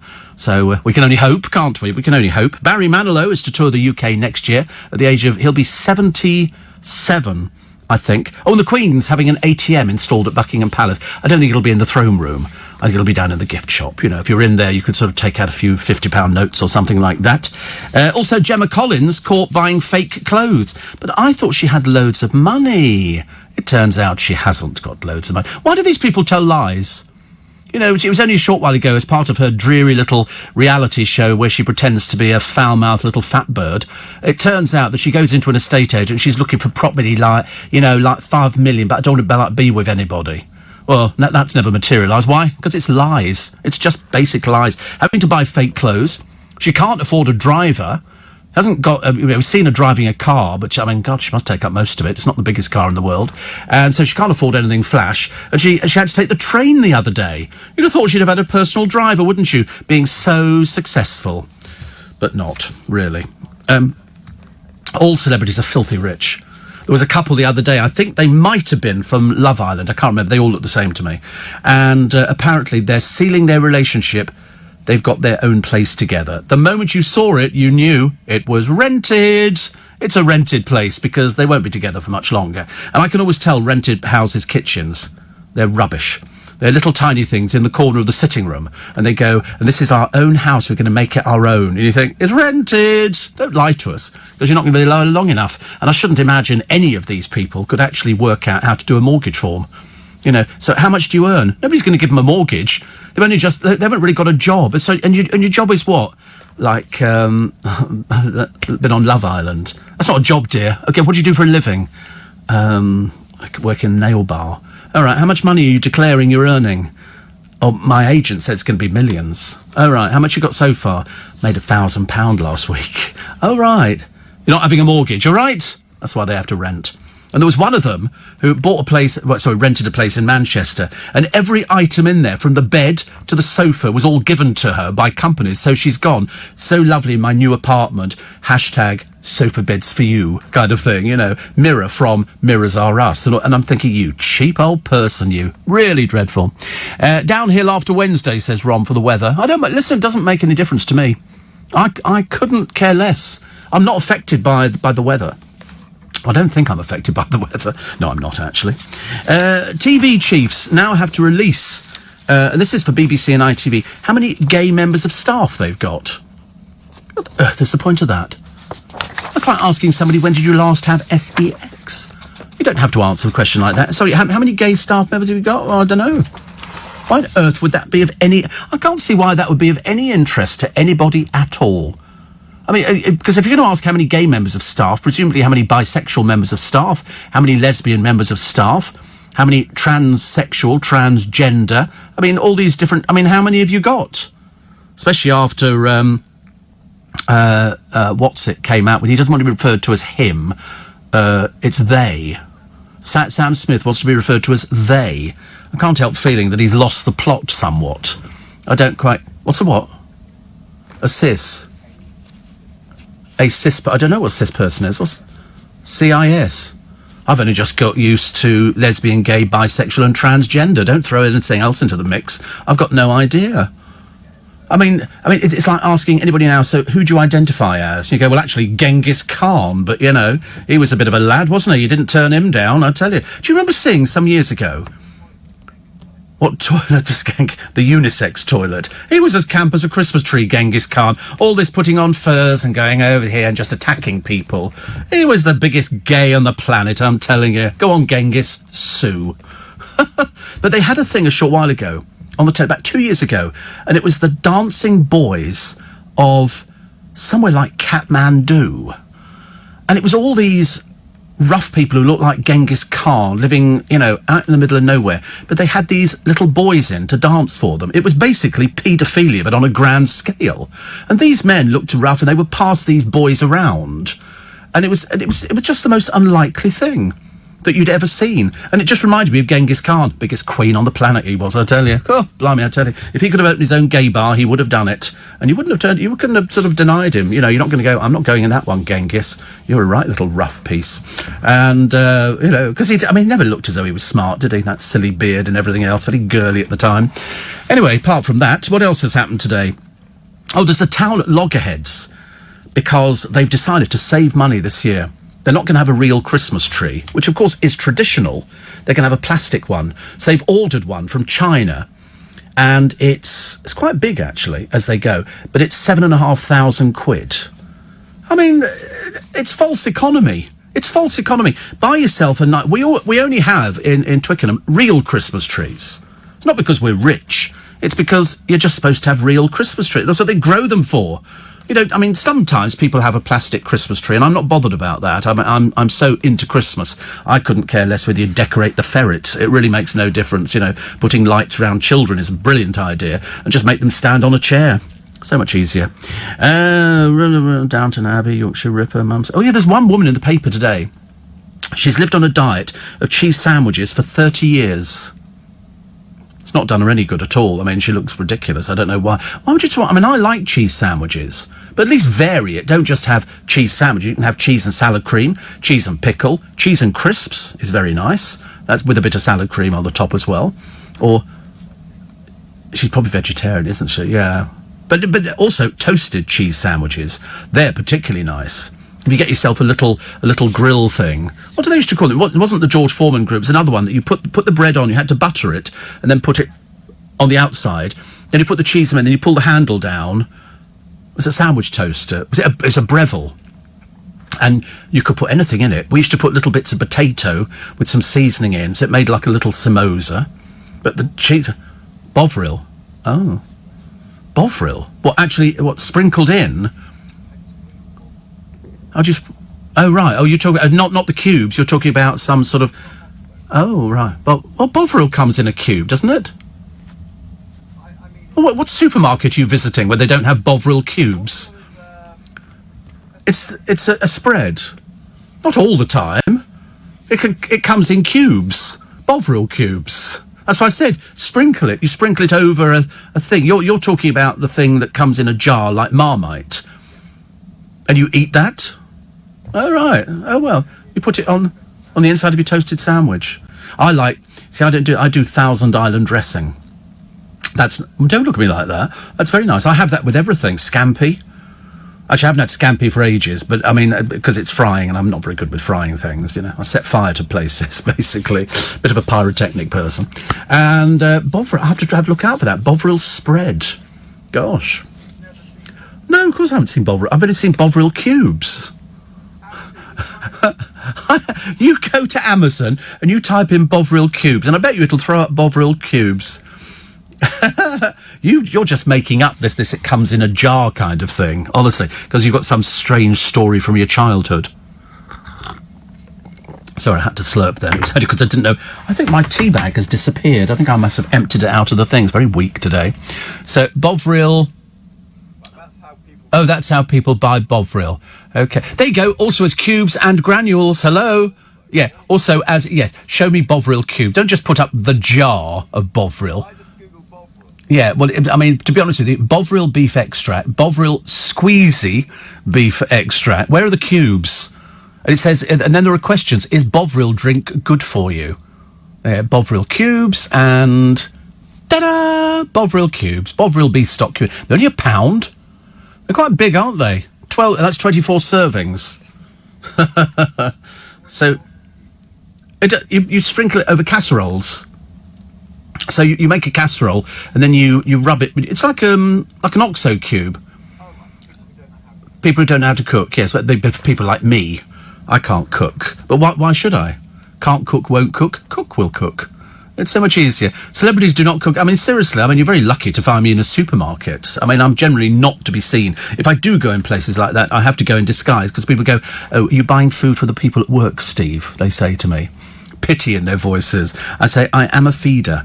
I said, yes, I do. So this morning, I tempted the producer. I said, we've got Kit Kats, and we've got Mint Club biscuits, and then my pièce de résistance, donuts. Well, his little eyes lit up like he'd never seen a jam donut in his life.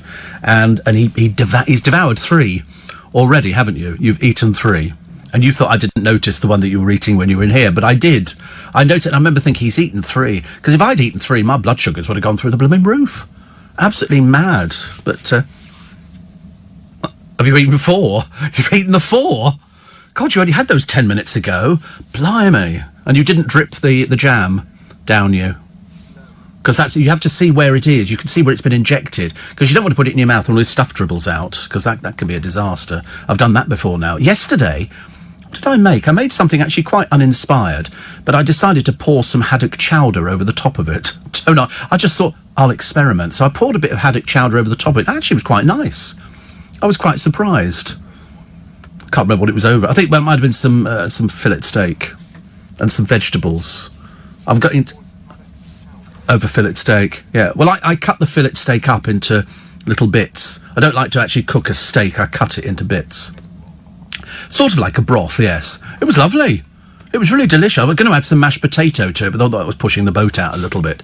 And then I thought, today's Sunday, and because I was sent in this chair the other day, I was showing it to Nick about this chair, which is made from recycled plastic from the oceans, which is lovely. But I've got to get it back to the car today, and there's no way you can actually pick it up and hold it because the little slots are too thin for my fat fingers. So I don't know how I'm going to get it back there. I'm just going to look like some homeless person that's collecting stuff. I'm going to look ridiculous.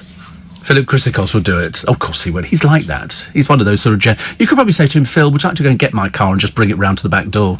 Make it so much easier. I thought about that the other day. I dreamt that I'd let my brother share my driving licence so he could drive my car. I woke up in a complete panic, thinking, dear God, because I dreamt that I'd won a bit of money, like £143 million. I have the best dreams.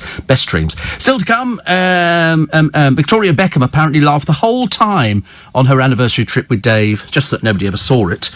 And, of course, it's just another one of their silly little stories. Amy Hart, you remember Amy Hart? Used to work for BA, then she couldn't be bothered because she thinks she's some sort of personality. Although we've seen her on a few programmes, there's not a lot going on there. And she's up for a return to Loose Women, which basically says to me, nobody's phoned her since she made her one appearance. That's what they're saying. And it's saying, oh, I'm still available. And they're thinking, OK, you've been on it once. Thank you very much indeed. So we don't need that one. But it's Gemma Collins buying fake clothes. Just when we thought she had so much money sitting in the bank, and it turns out she hasn't. She's paying £250 a time for injections to help her lose weight, which are not designed for her at all, and it will only end in a lot of trouble. She will pile the weight back on. OK, she thinks you have this injection, and that means you can eat whatever you like, and it doesn't turn into fat. Wrong. So just be very careful. Do not take any slimming advice from either her or Victoria Beckham. OK, you want slimming advice? You go to see your doctor. I mean, why on earth you'd be asking Gemma Collins or Victoria Beckham, who apparently eats something like 4 avocados a day? Stupid woman. She really is. That's why she looks so bloody miserable, I suppose. Anyway, 5:20 September. Why is that significant? I've got no idea. I just happened to mention it too. So I turned on the television this morning.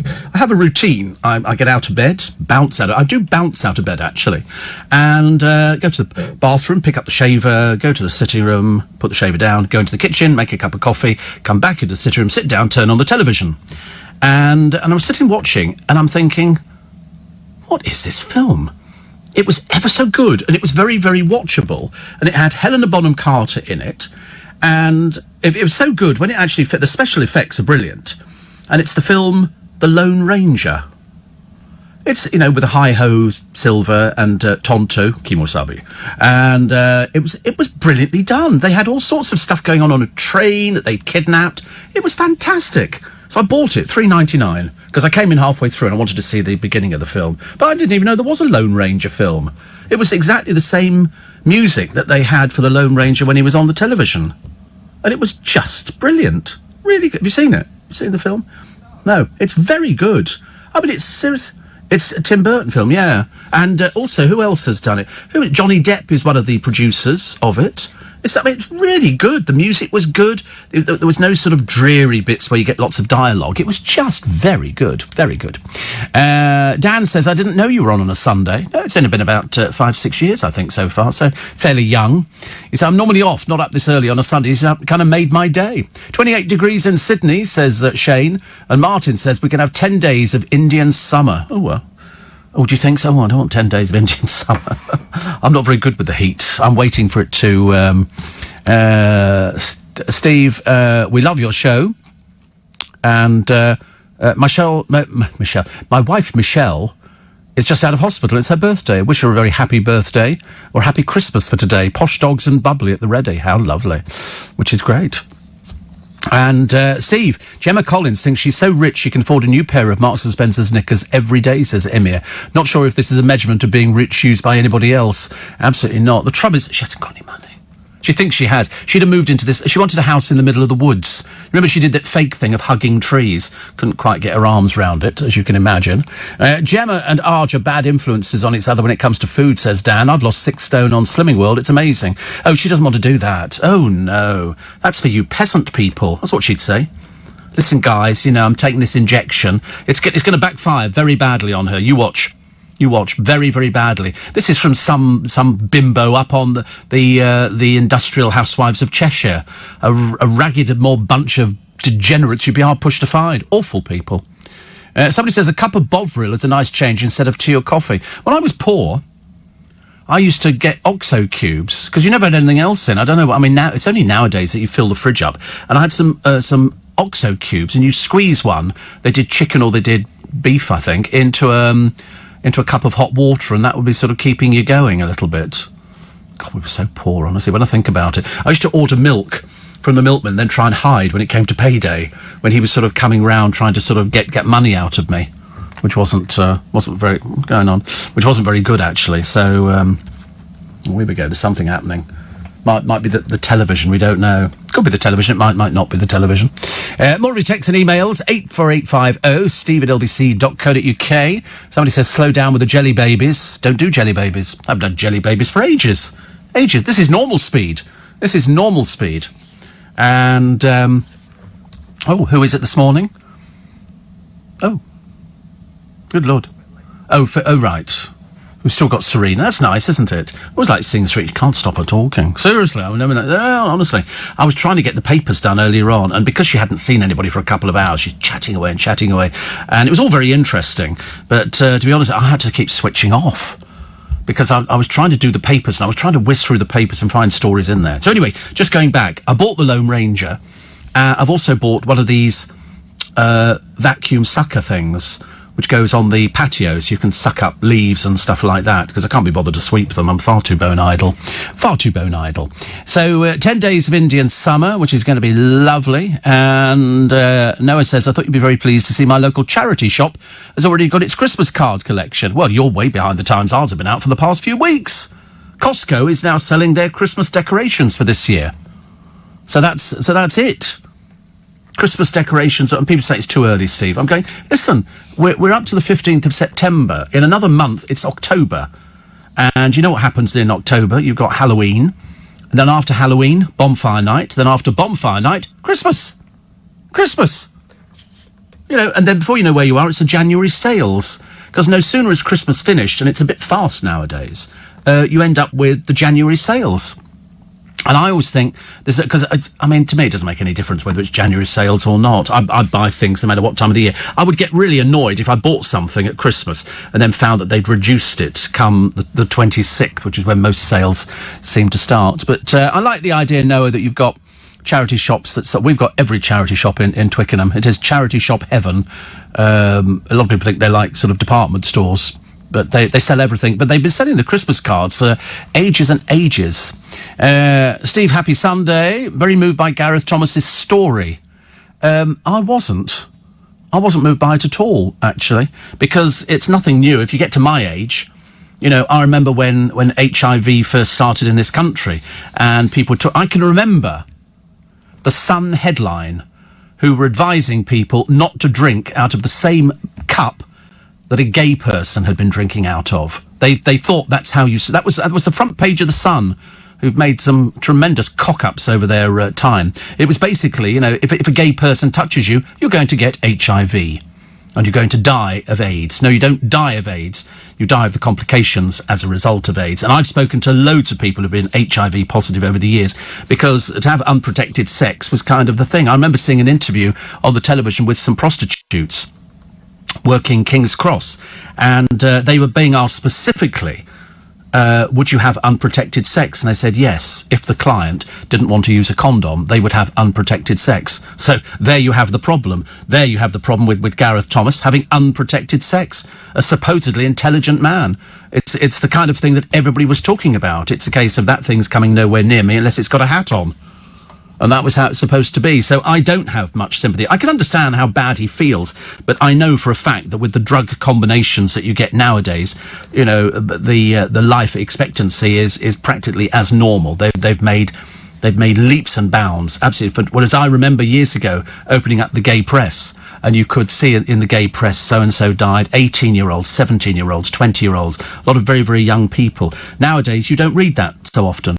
You don't read it because they are being looked after with all these drugs. But for Gareth Thomas to come out, I don't see it as anything brave at all. I think it's just something, you know, people want to talk about. It obviously affected him greatly because he probably thought it was a death sentence, like most people, which means that he didn't really understand what was 15th of September. It's Steve Allen's Early Breakfast on LBC, with you till 7. And Andrew Castle will be here with breakfast this morning. Somebody reckons if Katie Price was kidnapped, they'd give her back within seconds. I don't really see the point of why you want to kidnap somebody who's got no money. Normally, in kidnap cases, you're kidnapping somebody for a ransom. And she doesn't have any money, so there's no point. We're still waiting to find out what happened yesterday. They had another one of these hearings for her, because she's supposed to find, I think, $12,000 a month for HMRC, and I think there was another $10,000 a month for the mortgage. So that's £22,000 a month you've got to find, because she thinks that she's relaunching a showbiz career.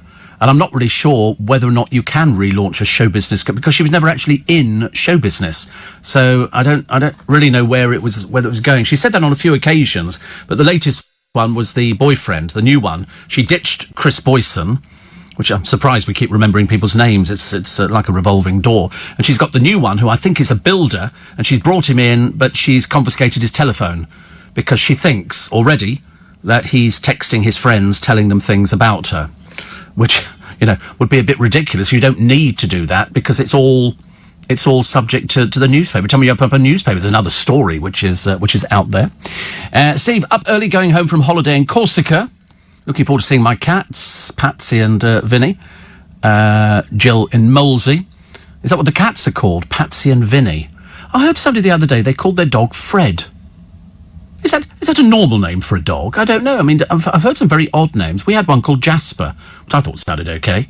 But Fred as a dog, which is very odd. But then sometimes I look at people's... And I've seen some... I'm liking Boris's dog. It's a rescue dog, and I like it a lot. It's one of the... It's got an appealing face. And there's another dog that looks like a teddy bear. It's got that kind of fur.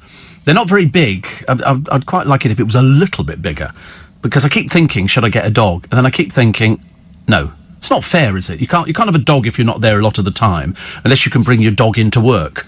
And I don't know how they'd feel about dogs coming to work. We did have a thing a short while ago in this building of bring your dog to work day.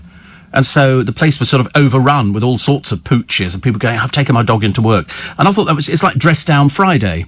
Theo the Usherwood told me about this the other day. He was wearing, because he normally comes in the morning to his little piece with me at about 6:20, and he turns up with his high-vis jacket and his cycling short. He cycles in every day, taking your life in your hands. And then the other day he turned up and he had a pair of jeans on. I said, what's that? And he said, Dress Down Friday.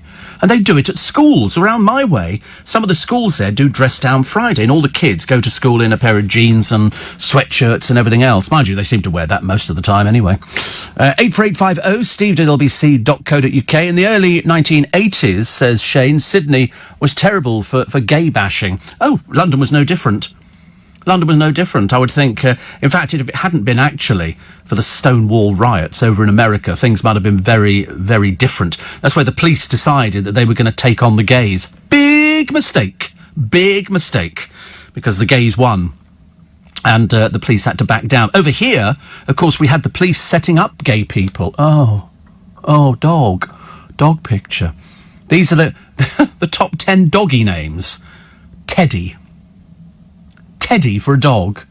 Rosie, Daisy, Charlie, Alfie, a little bit of a joke there, Molly, Bella and Poppy. Poppy's the top one. What's quite Poppy? Poppy! That sounds a bit of a gay dog, doesn't it, really? It doesn't sound very butch. And Teddy. Teddy for a dog. I'm not sure about that, actually. Teddy for a dog.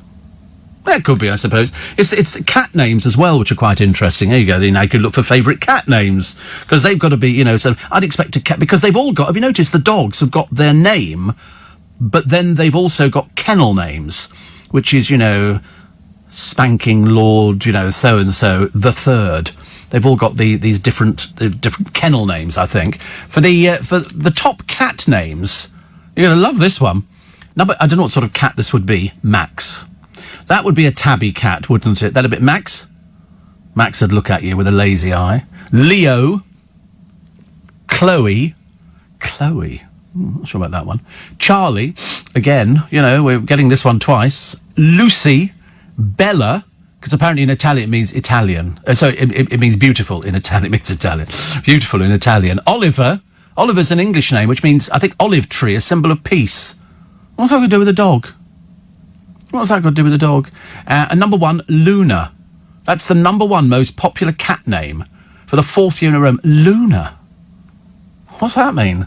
I don't think I could call it. Your dog's called Luna? Really? What sort of dog is it? Golden Retriever. Oh, right. Called Luna. What is it? Male or female? Female. Oh, right. Right. Is Luna then, is it a sort of name that goes both male and female? Or is it just female? Means moon. You can't call a dog Moon. How can you call a dog Moon? I'm not surprised dogs end up with all these problems that they've got. Imagine the dog goes out there and has a chat with his next door neighbour friend. You go, what are you called? You go, Luna. You go, what, Moon? Pfft, they really hate you, don't they? You go, no, they really like me. I know that. They're not taking me on holiday. Yeah, Moon. I know what the moon is. It's an astronomical, but I love that he's shown me a picture of the moon. He's also showed me how far to Earth it is. 384,400 kilometres, which is not as far as the planet we found the other day, which was how many trillion million miles away? It was 110 light years away, this planet, which they say is very similar to us. And it was 110 light years away. And each light year is a trillion... Well, I mean, you can't... There's no bus that's going to take you there.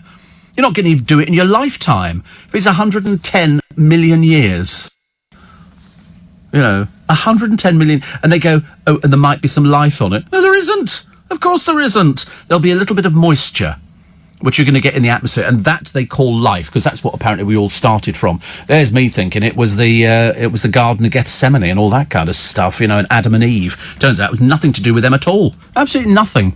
And surely the good Lord would have mentioned other planets with people. I think people think when you talk about other planets, and you look at the possibility of life, it's not as you know it. It's not people walking around like us. It's not people developed from apes. It would be just life could be, as I say, a little bit of moisture in a puddle or something. It could be in the atmosphere. Apparently it's got clouds. How they know that? I've got no idea. They're so clever nowadays. But I'm not totally convinced that there is any planet out there, much as though people would like to believe, because they go, oh, of course, the universe is so big and so distant. And I go, yeah. Because I always asked how far it goes. the universe. I mean, you know, when God created it, or somebody created it, where does it go to? Where is the end of the universe? And the answer is, there is no end of the universe. It just keeps going. So, in other words, are we part of some... I mean, I get quite excited about it, because I've asked all the experts. I've asked Brian Cox and everything. How far does it go? He said infinity. I said, what? So, you just keep going if you could go that far? And he said, yeah. I mean, isn't that amazing? That somebody at some point must have created that. Who? And I've got no idea when. Because they were talking the other day about the dinosaurs and how they were sort of blown out of the equation by this huge meteorite, this huge thing that came down, and then there were fires everywhere, and they sort of, because they were too big and bulky, they didn't survive. But they've just found a perfect skeleton on a Japanese island, which is complete with everything: head, teeth, tail, feet, everything. And they were a lot different from some of those images which you see in the museum. 84850 steve@lbc.co.uk. Somebody says, or Trevor says, I mean, why would you call your dog or cat Luna? My first dog was a golden Labrador called Woo. Woo? Well, that's even worse than Luna. Woo. Woo. Doesn't quite make sense, does it? My cat's called Andy, after Sir Andy Murray. Can't believe, says Janice, it's not on the top cat's names. It's nowhere near. Nowhere near. And Anne says exactly the same. Our dog is called Rupip. Rupip? Rupip? Rupip? Rupip? Rupip? Oh, it doesn't work, does it? I don't see that. But sounds quite nice, actually. We had a cat called Shooters, named after Shooters Hill. Shooters? How can you call a cat Shooters? Cat sitting outside going, unless you give me a proper name, I'm not coming in, all right? And all the other cats going, they're calling you, I'm not going in. Go on, Shooters, go in. Your family are calling for you. I'm not going in. Listening to in Capri, Steve, about HIV transmission. There's now an antiviral drug being prescribed to protect people at high risk. Yeah, I mean, they've made leaps and bounds with this. Leaps and bounds, really. Somebody says, if you were to own a dog, which breed do you think you would go for? Well, we had a Cocker Spaniel, but they do go a little bit balmy. Our one went a little bit balmy. And if I had a dog now, I quite like these things that look a bit like teddy bear's fur.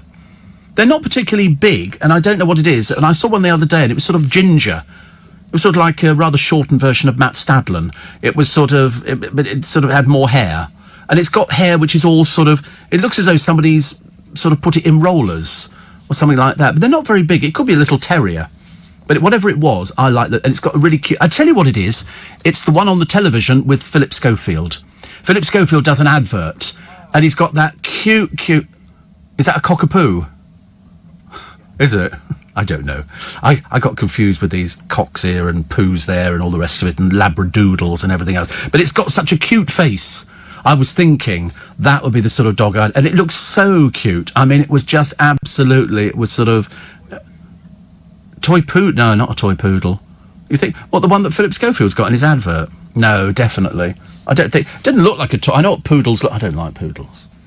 I don't like them. Some people used to have them done. They used to have a big one, Rowley, in EastEnders. He was a poodle. But who's the owner of... I think... I thought it was owned by... No. Wasn't it owned by Leslie Grantham? Dirty Den, he had Rowley. I remember seeing pictures of him standing in the square with Rowley. Nobody's going to argue, are they? This was quite a big toy poodle. But I'm sure that the one that Philip Schofield's got in his advert is... I mean, I don't think it's a cockapoo. You think it's a cockapoo? Oh, right. It's so cute. I mean, it's got the most delightful face. And I'm very taken by dogs' faces. You know, if they've got a nice face, they're there. So some dogs don't have nice faces. But a cockapoo, well, there you go. That's what I want. That's what I want. Charlotte says, my golden retriever... That's Rowley. That's the fictional one, isn't it? You see, they've just got too much ears going on. Have you noticed? I mean, you know, they don't have sort of... A lot of people paint their nails and sort of tart them up a little bit. I think the dogs were a bit embarrassed. But, no, definitely. So Rowley was a poodle. He lasted till 93. He was in episode 1. Episode 1 of EastEnders. Where Reg was found dead in a chair. Do you remember that? I remember it like it was all those years ago. And that was in 1985. Last appearance was in 1993. Oh, dear. Species, dog. I had 2 cats, Steve, says Joe. I knew we'd bring this out in you. I knew on a Sunday morning. How can I get that audience going? I know cat names, dog names, because by golly, we've got millions of them. Which is, Philip Schofield's dog is a Carvapoo. What's a Carvapoo? I've never heard of a Carvapoo. It's try Carvapoo. I don't know what Carvapoo is. Carvapoo. No, they think it's a cockapoo, but mind you, they could be wrong. But, so try Carvapoo. C-A-V-A, poo.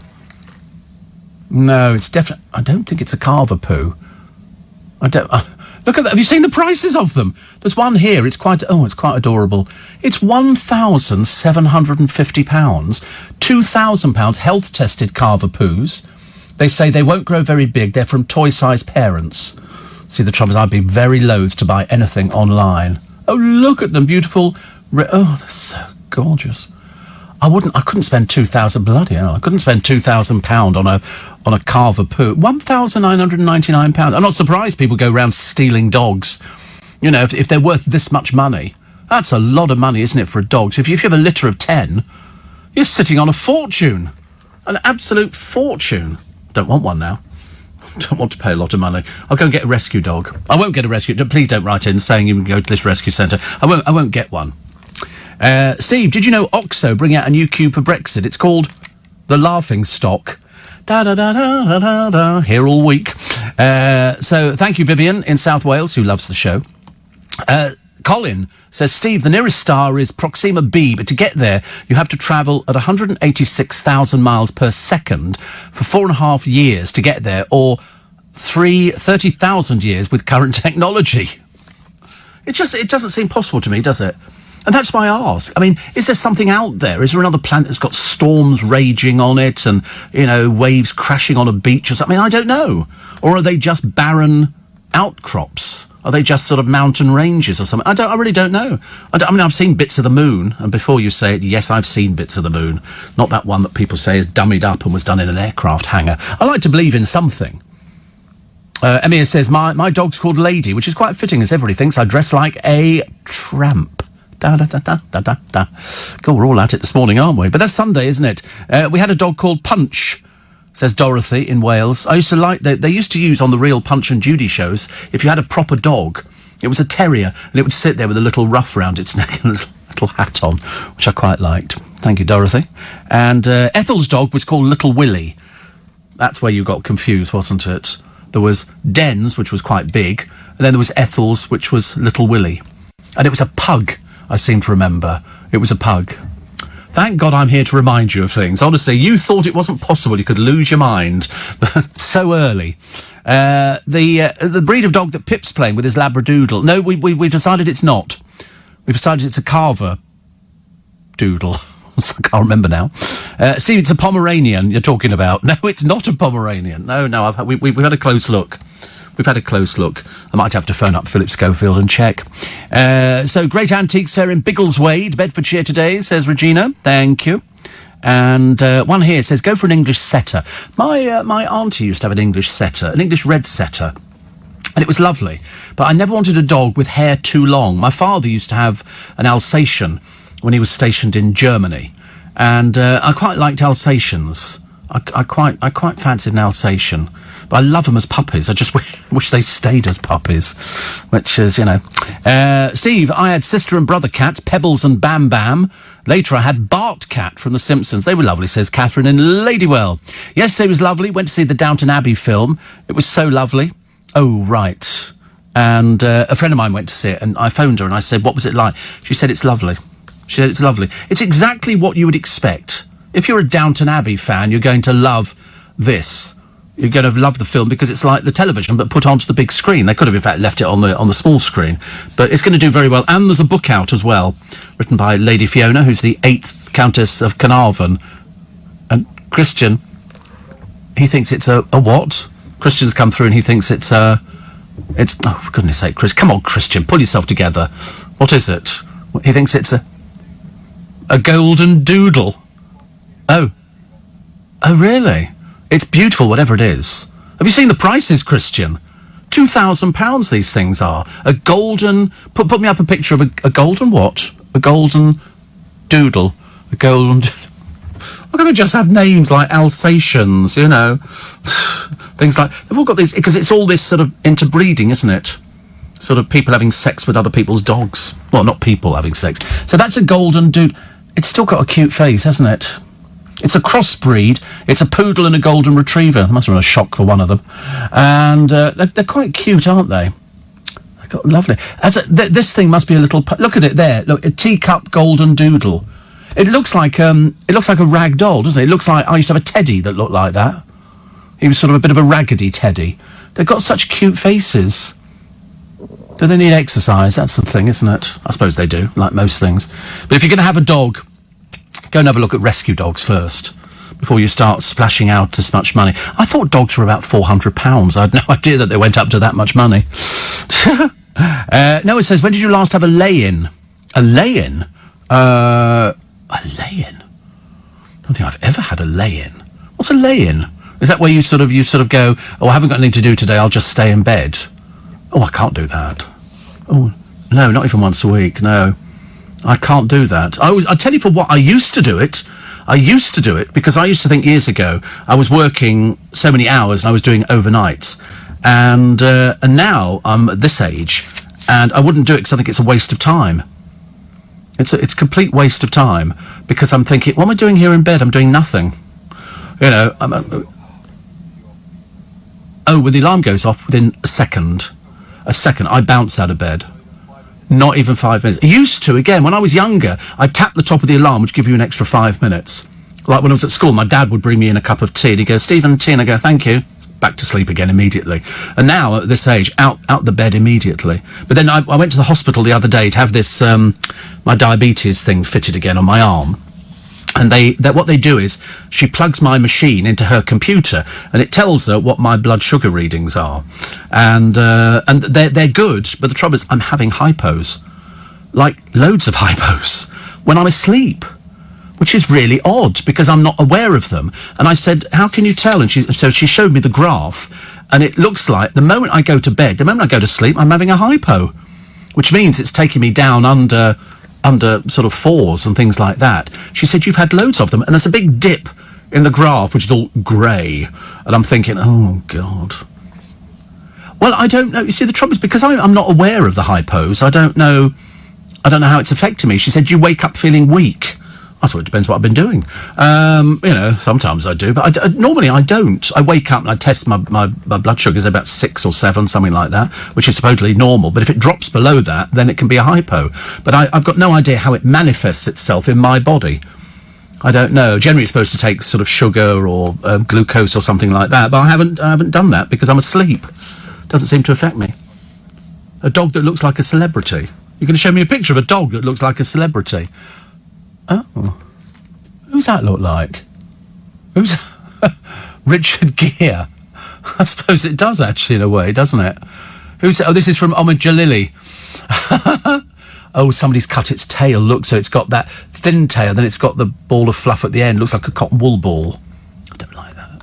Not much. What sort of dog is that? Is it... It's a what? It's a Richard Gere dog. You do get dogs that have got faces, don't you? Like that one. Thank you, Omid. Very nice indeed. How many followers has he got? Oh, a few more than me. 275,000. Not as many as Jamie Oliver. 6 million. I can only dream of 6 million. He was filming the other day, as you know. He sent us a text, and he was filming down in Southend on the pier for his Christmas show. And people wrote into me going, he's filming the Christmas show. I think, when do you do them? What do you think? You do them the day before? Of course not. They've got to do them, and then they've got to be edited and put together. Yeah.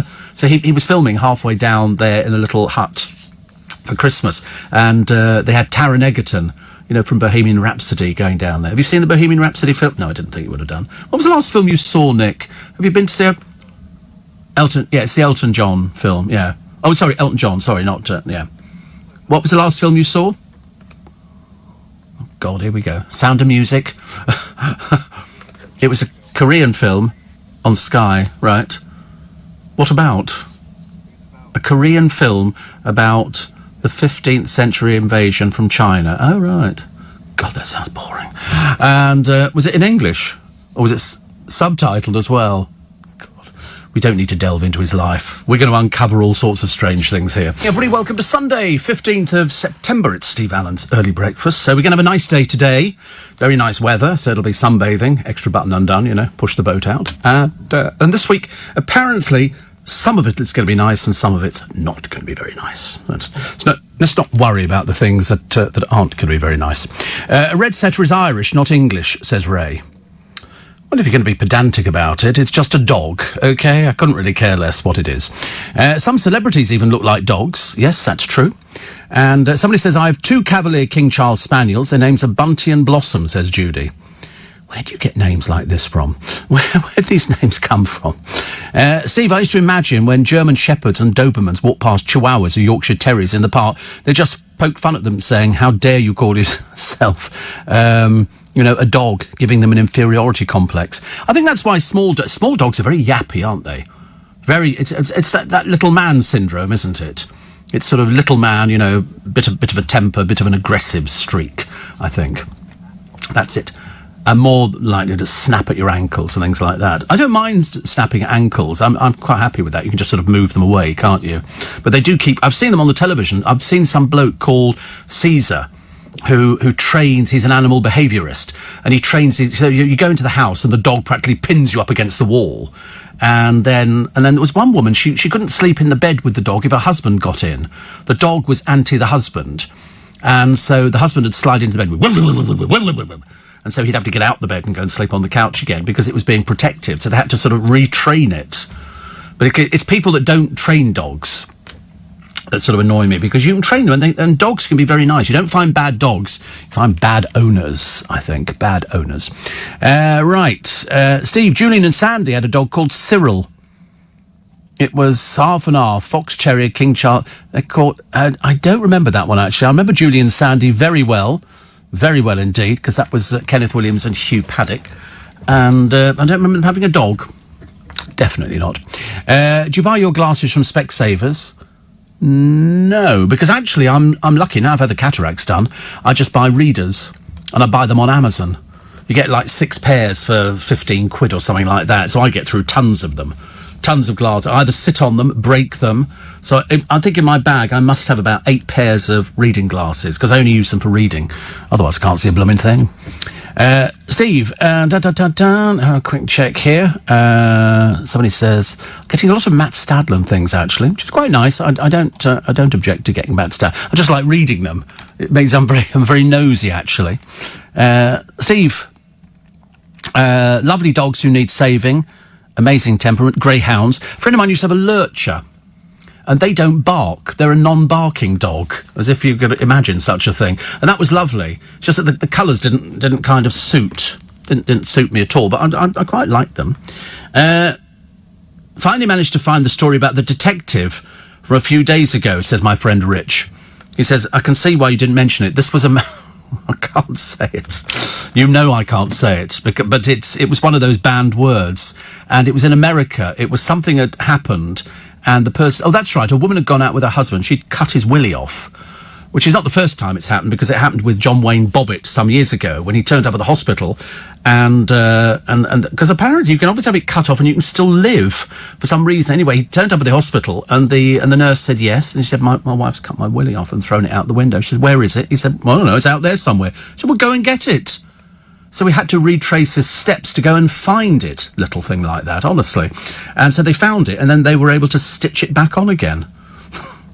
Seriously. You can't make it up, can you, really? That's an operation you wouldn't want to watch.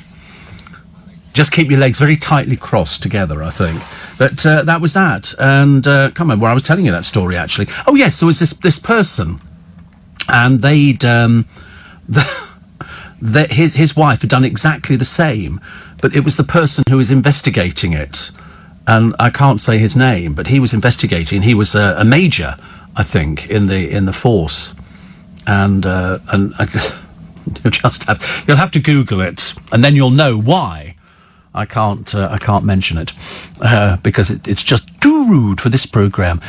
David in Nottinghamshire says, after all these years, at last the BBC offer a comedy that I'm really enjoying. Scarborough. Oh, right. I thought it started a bit odd, didn't it?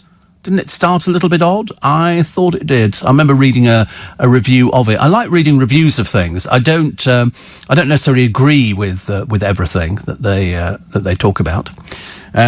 Steve, so glad to listen to you. You make me laugh, and at a moment that hurt. Steve, as well. Did you? Oh, a lot of people telling about that. A lot of people disagreeing on what they think Philip Schofield's dog is.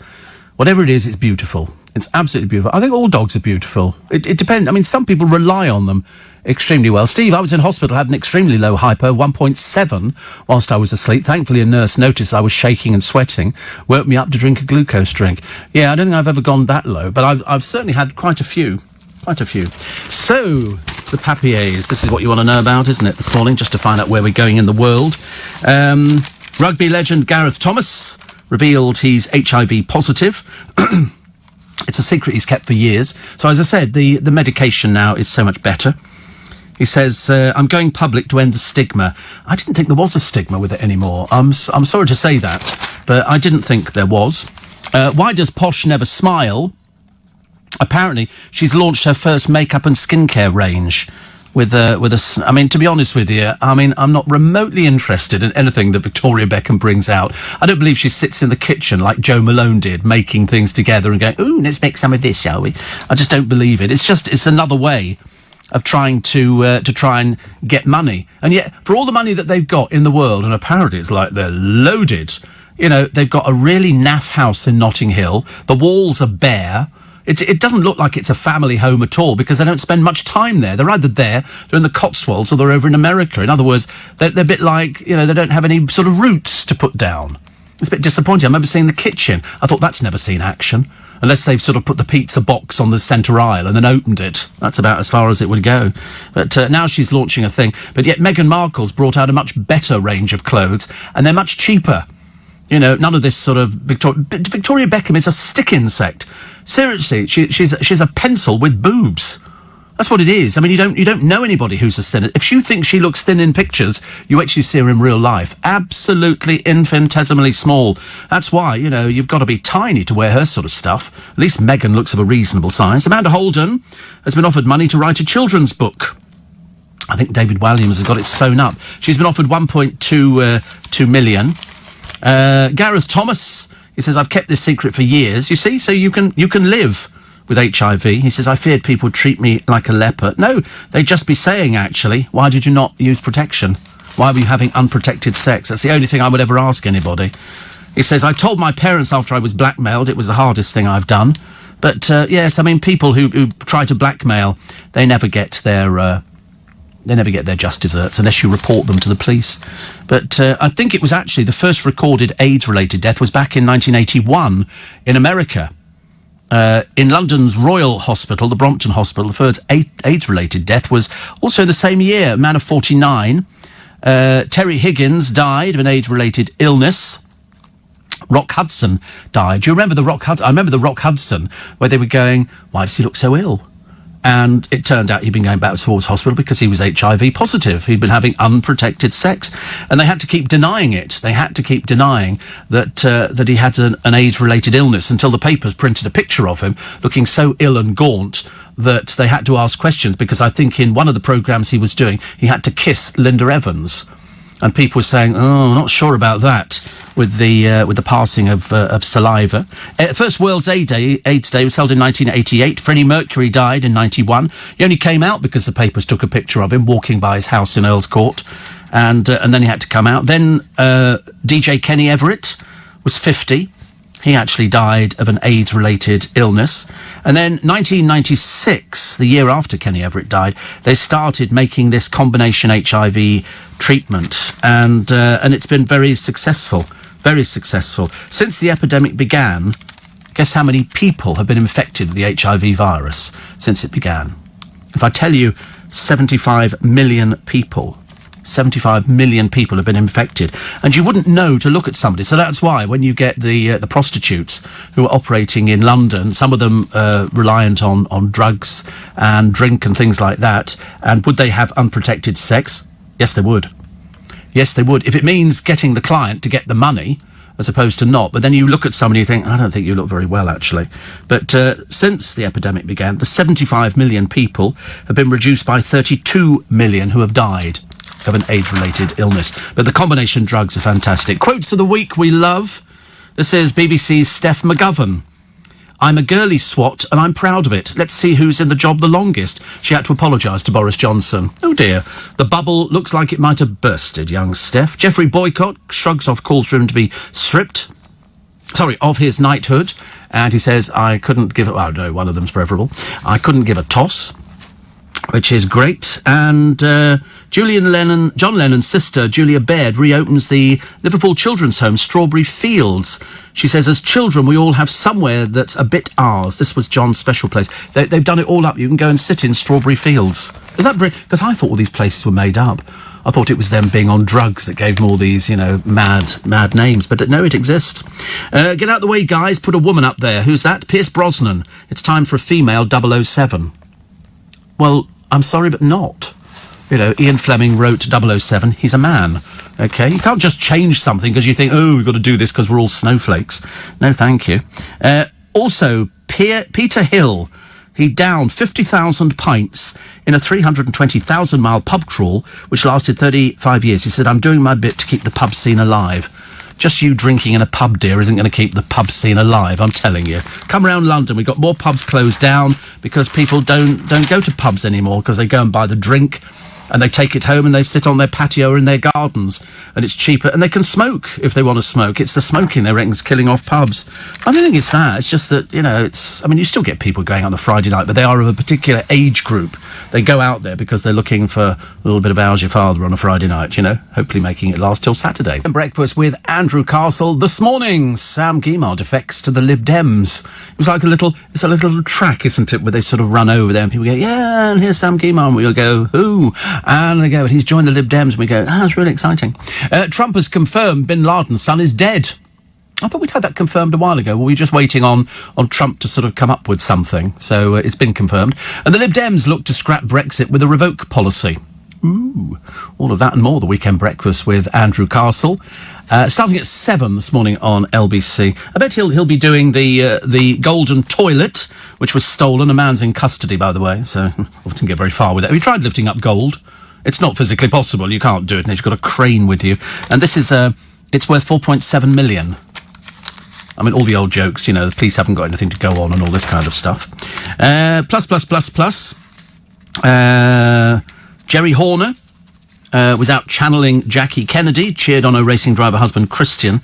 That's the only thing I can't understand. Well, that and jazz. I cannot understand people who go racing cars. It's just cars doing in excess of the speed limit on a racing track. And then they get the other end and somebody goes, oh, very good, you managed to find the accelerator. And they go, yeah, that's fine. So they stick laurel leaves around their head and then waste a lot of champagne. And there's some girls holding out numbers, That's kind of thing. So it doesn't do a thing for me at all, actually. I feel a bit guilty. Also, Westlife will be performing their first ever Wembley Stadium show. They're going to be supported by James Morrison and All Saints. God. All Saints. I can't believe they're still going. And they sold 600,000 tickets across 27 cities and 13 countries. Very impressive. Yeah, but the trouble is, can you get the same people to cough up for another show? You don't have to do a Bros thing and start cancelling left, right and centre. Poor old Bros, honestly. Poor old Matt Goss. There's not really a lot you can say. He must be getting married shortly, mustn't he? I would have thought so. That seems to be the way forward for him. Plus, the Manchester bomb survivor, Ariana, has let me down. I feel I'm a bit swings and roundabouts on this story. This is a pop fan called Charlotte Gant, OK? She cheated death in the Manchester bombing.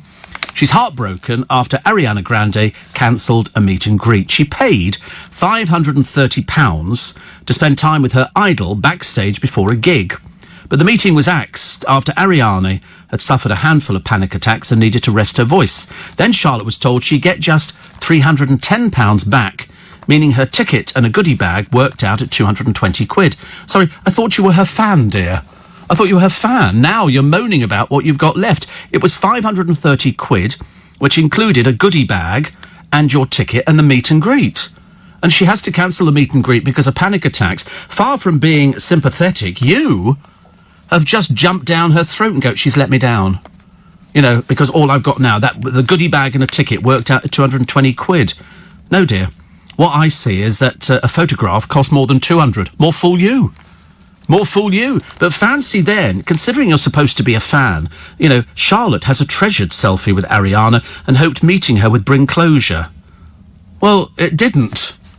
But don't start slagging her off, dear. You know, just because she had to cancel because of panic attacks.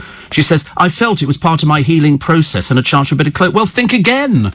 Think again, dear. It quite clearly isn't. There'll be other opportunities, but don't start bad-mouthing her. That just makes you not a very nice person. You know, she wanted to meet her pop pilot. You've already met her, dear. You met her in 2016. How many meetings do you think you're going to have? A full refund was refused because Charlotte got a premium standing ticket and a gift bag.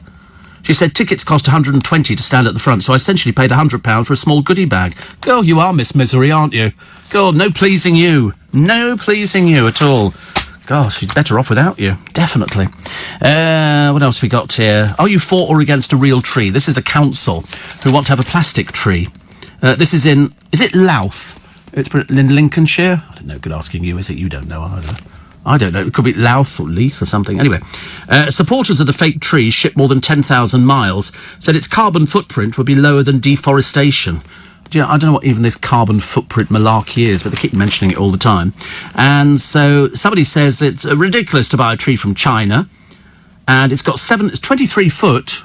23 foot is quite impressive. 7,000 lights, and the councillors were told the supplier plants a tree in Borneo's rainforest for each one sold, and the frame is made in Britain. It's going to last them a lot longer, isn't it? But then gradually the lights are going to start going. And, of course, when you bought the thing in China, 10,000 miles away, it's completely different. So, I don't know. Do I care about it being a plastic tree? As long as it looks realistic. You do get some very good realistic trees. Very good. Andy says, did you ever meet Diana Dawes? No, I met her son, actually. Different. A little bit different. But he wrote a book about his mum. So, Louth on Wikipedia is pronounced... Louth. Louth. Louth. Is that a computer voice? Louth. Yeah, all right. And again? Louth. Louth. It sounds like a computer voice, doesn't it?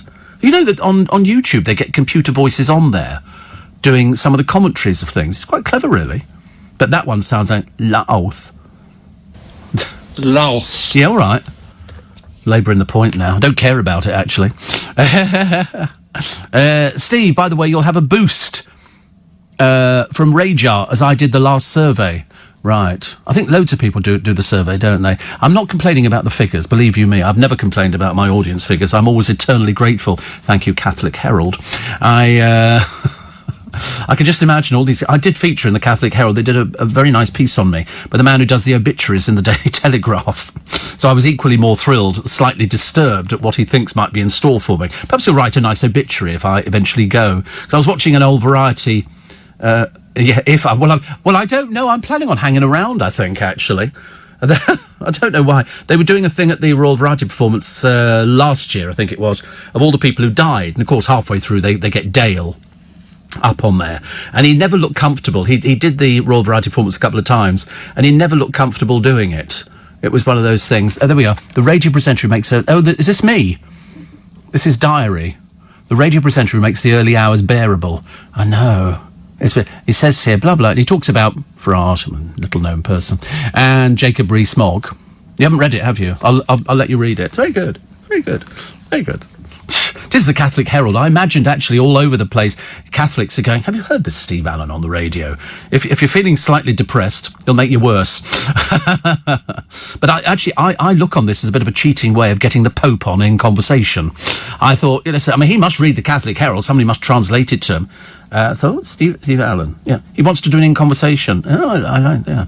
Anyway, getting more people in. You imagine His Holiness comes and sits in here. We'd have to put him in the big studio.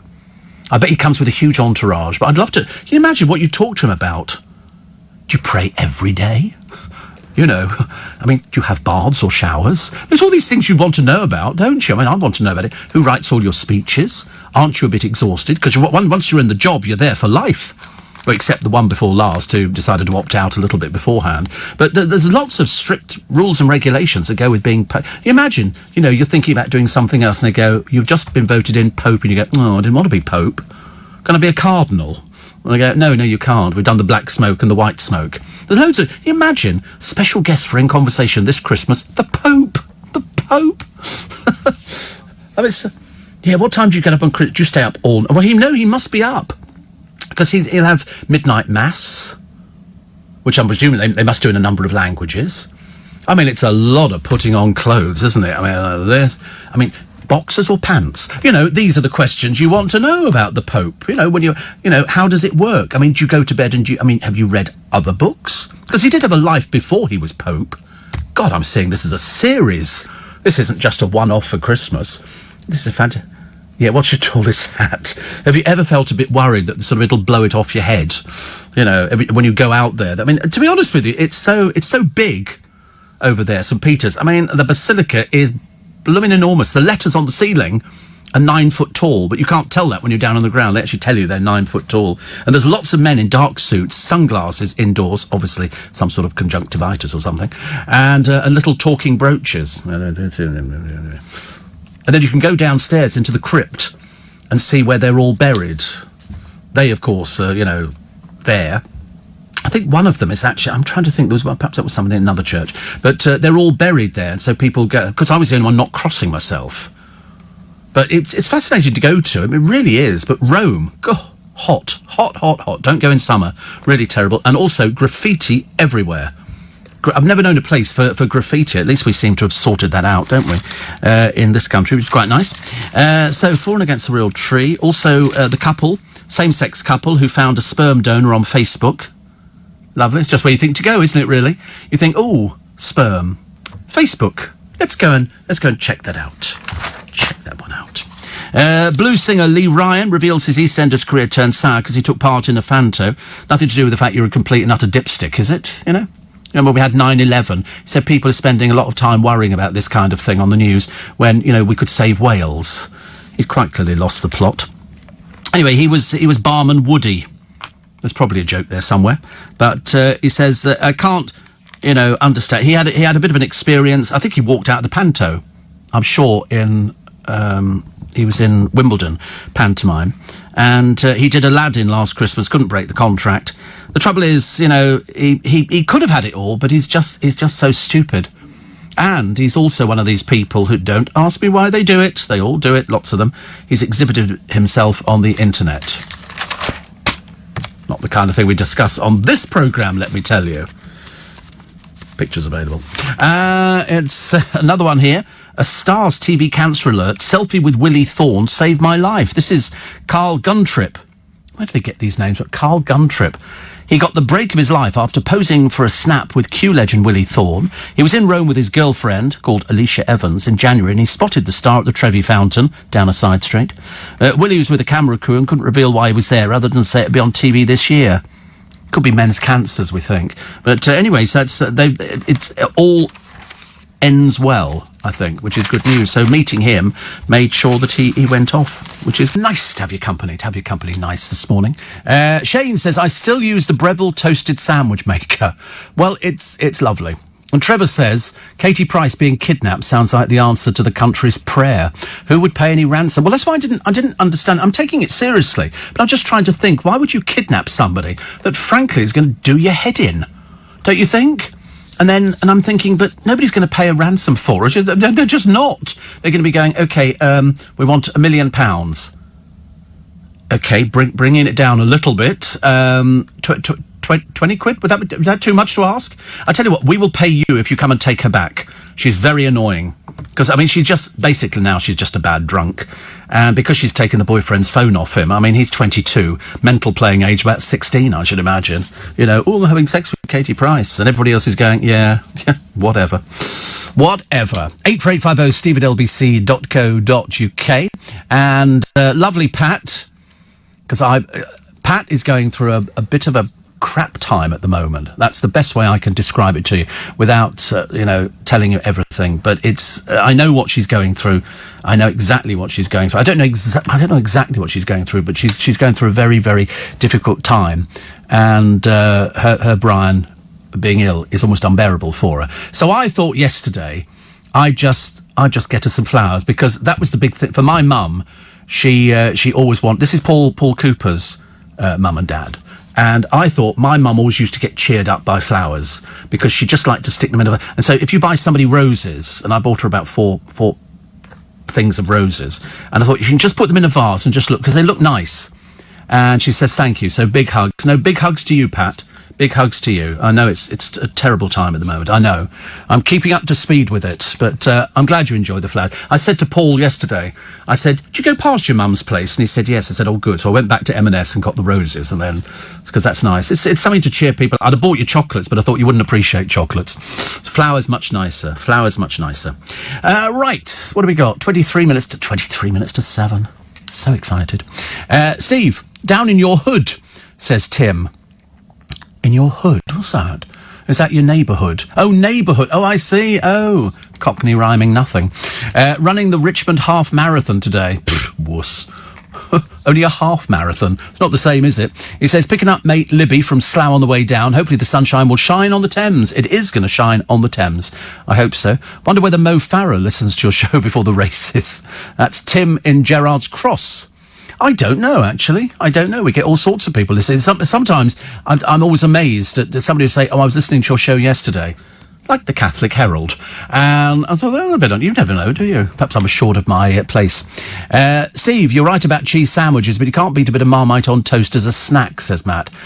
I'm not... I've got my own jars of Marmite, as you know. Steve Allen Marmite. And I don't have it very often. In fact, I hardly ever have it at all, really. Because you're supposed to spread it thinly, aren't you? Somebody was here ages ago that used to get breakfast. They would put it on like it was jam. And you can't have that. That's not good at all, is it?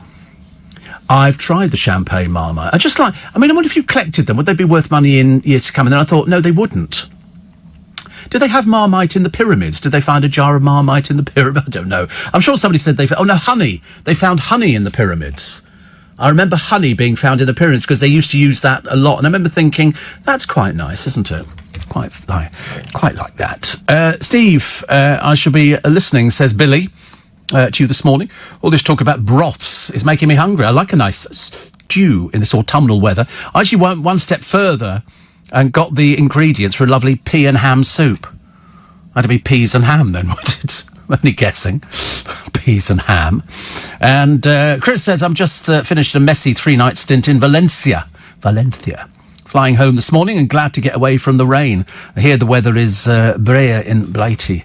Yes, apparently Spain, they've had terrible weather. Chris Lowry and Steve wrote to me the other day, and he said they've got floods and everything else, and there were cars being washed. Oh, it's awful. Awful. Somebody says, I'm in Crete. This is Francis. Watching the sun coming up, listening to you. My life is complete. There you go. Obviously very easily pleased. Very easily pleased. And somebody says, this is Monica, you're lucky you start the show at 5, since your food references came 5 past. I won't send you any aggravating photos of great food. Instead, I'm heading home for breakfast. Blueberry porridge is on the menu, followed by the rest of my challah. One bonus of living alone. Shabbat challah lasts for days with honey and a lovely cup of tea. I can't wait. And later, lovely lunch in my synagogue. Monica, there you go. You have a fabulous day. I'm sure you will. I'm sure you will. I was wondering what you think, says Gary, of Jeremy Clarkson. I've done Jeremy twice for In Conversation. I love him.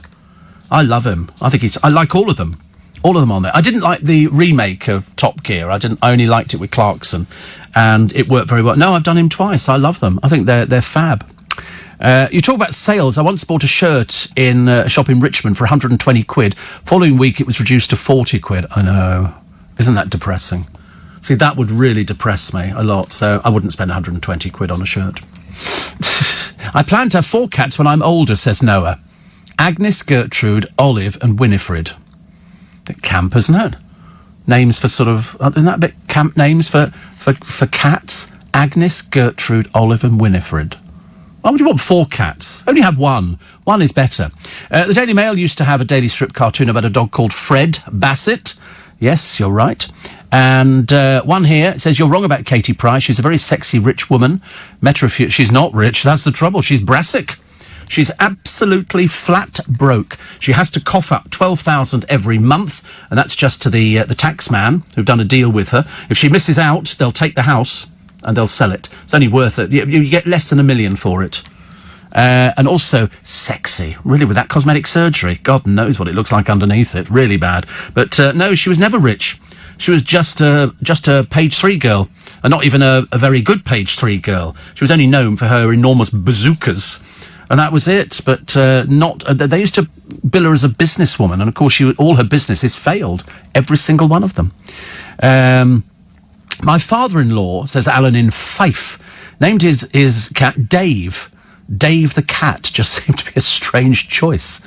I don't know. Dave, I suppose it's all right. Listening to you in Capri about HIV transmission. There's now an antiviral drug being prescribed to protect people, says Nurse Anne. It's so much better. So much better.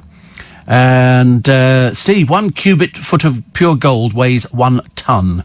And Noah says, how will you be spending your Sunday?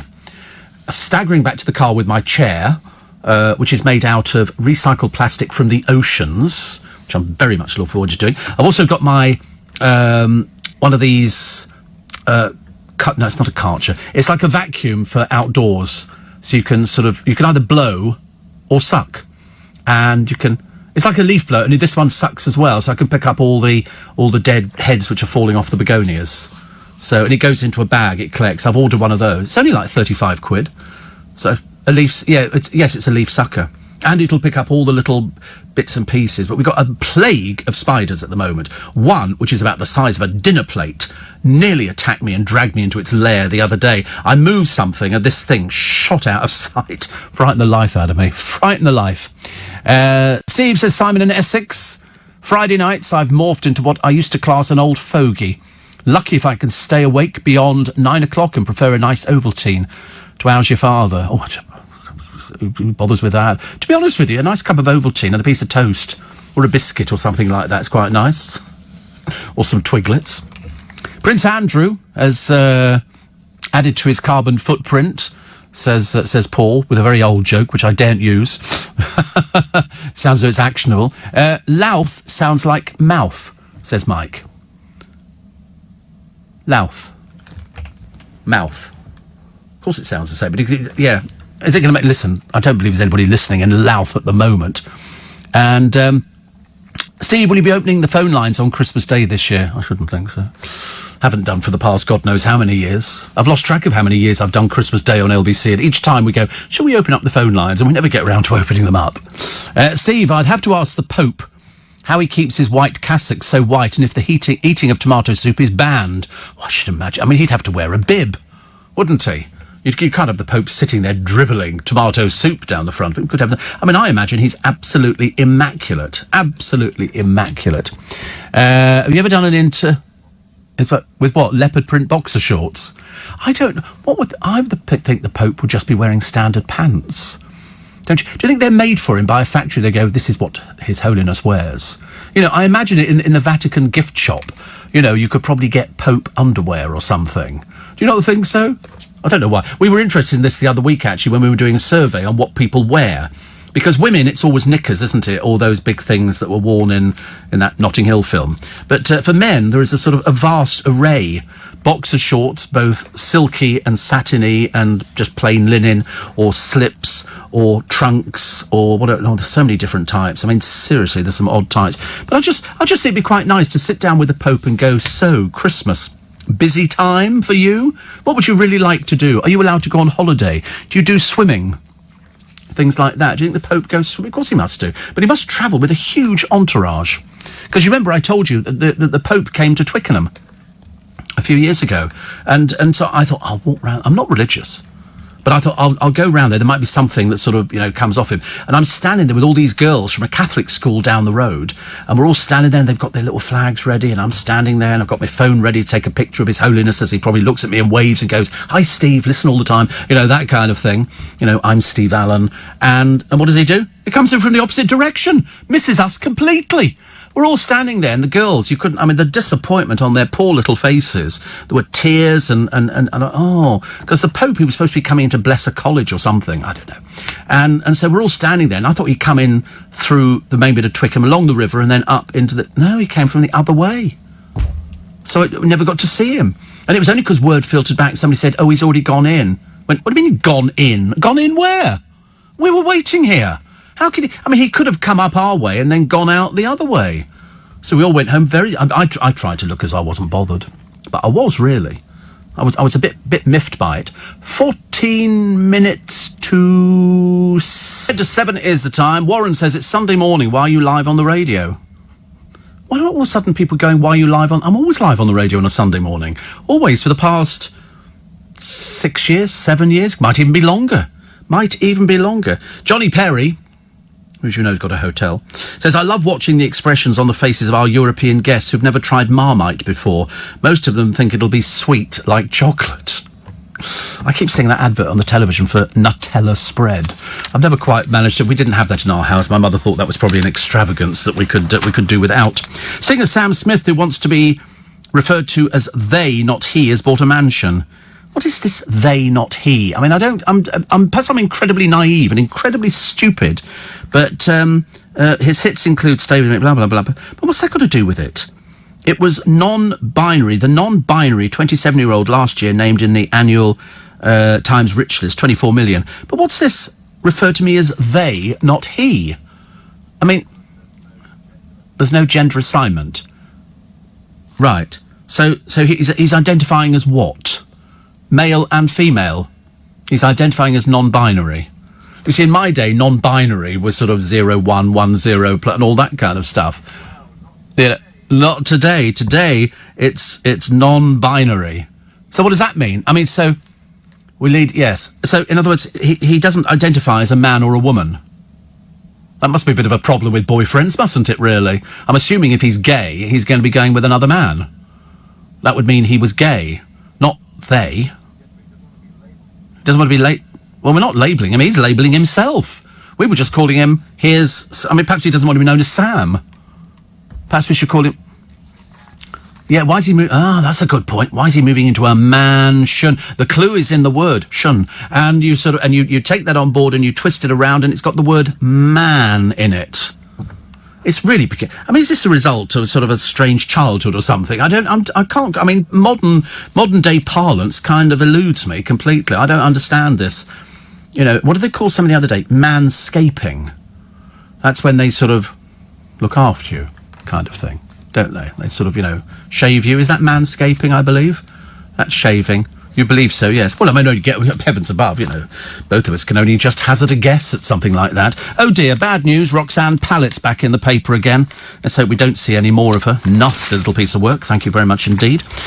Plus Amber, the Love Island winner. Apparently she signed a deal to be the face of a... Oh, who gives a stuff, honestly? Face of a fashion brand. Rippingly dull and unexciting. Like they all sit there in front of a big sort of board.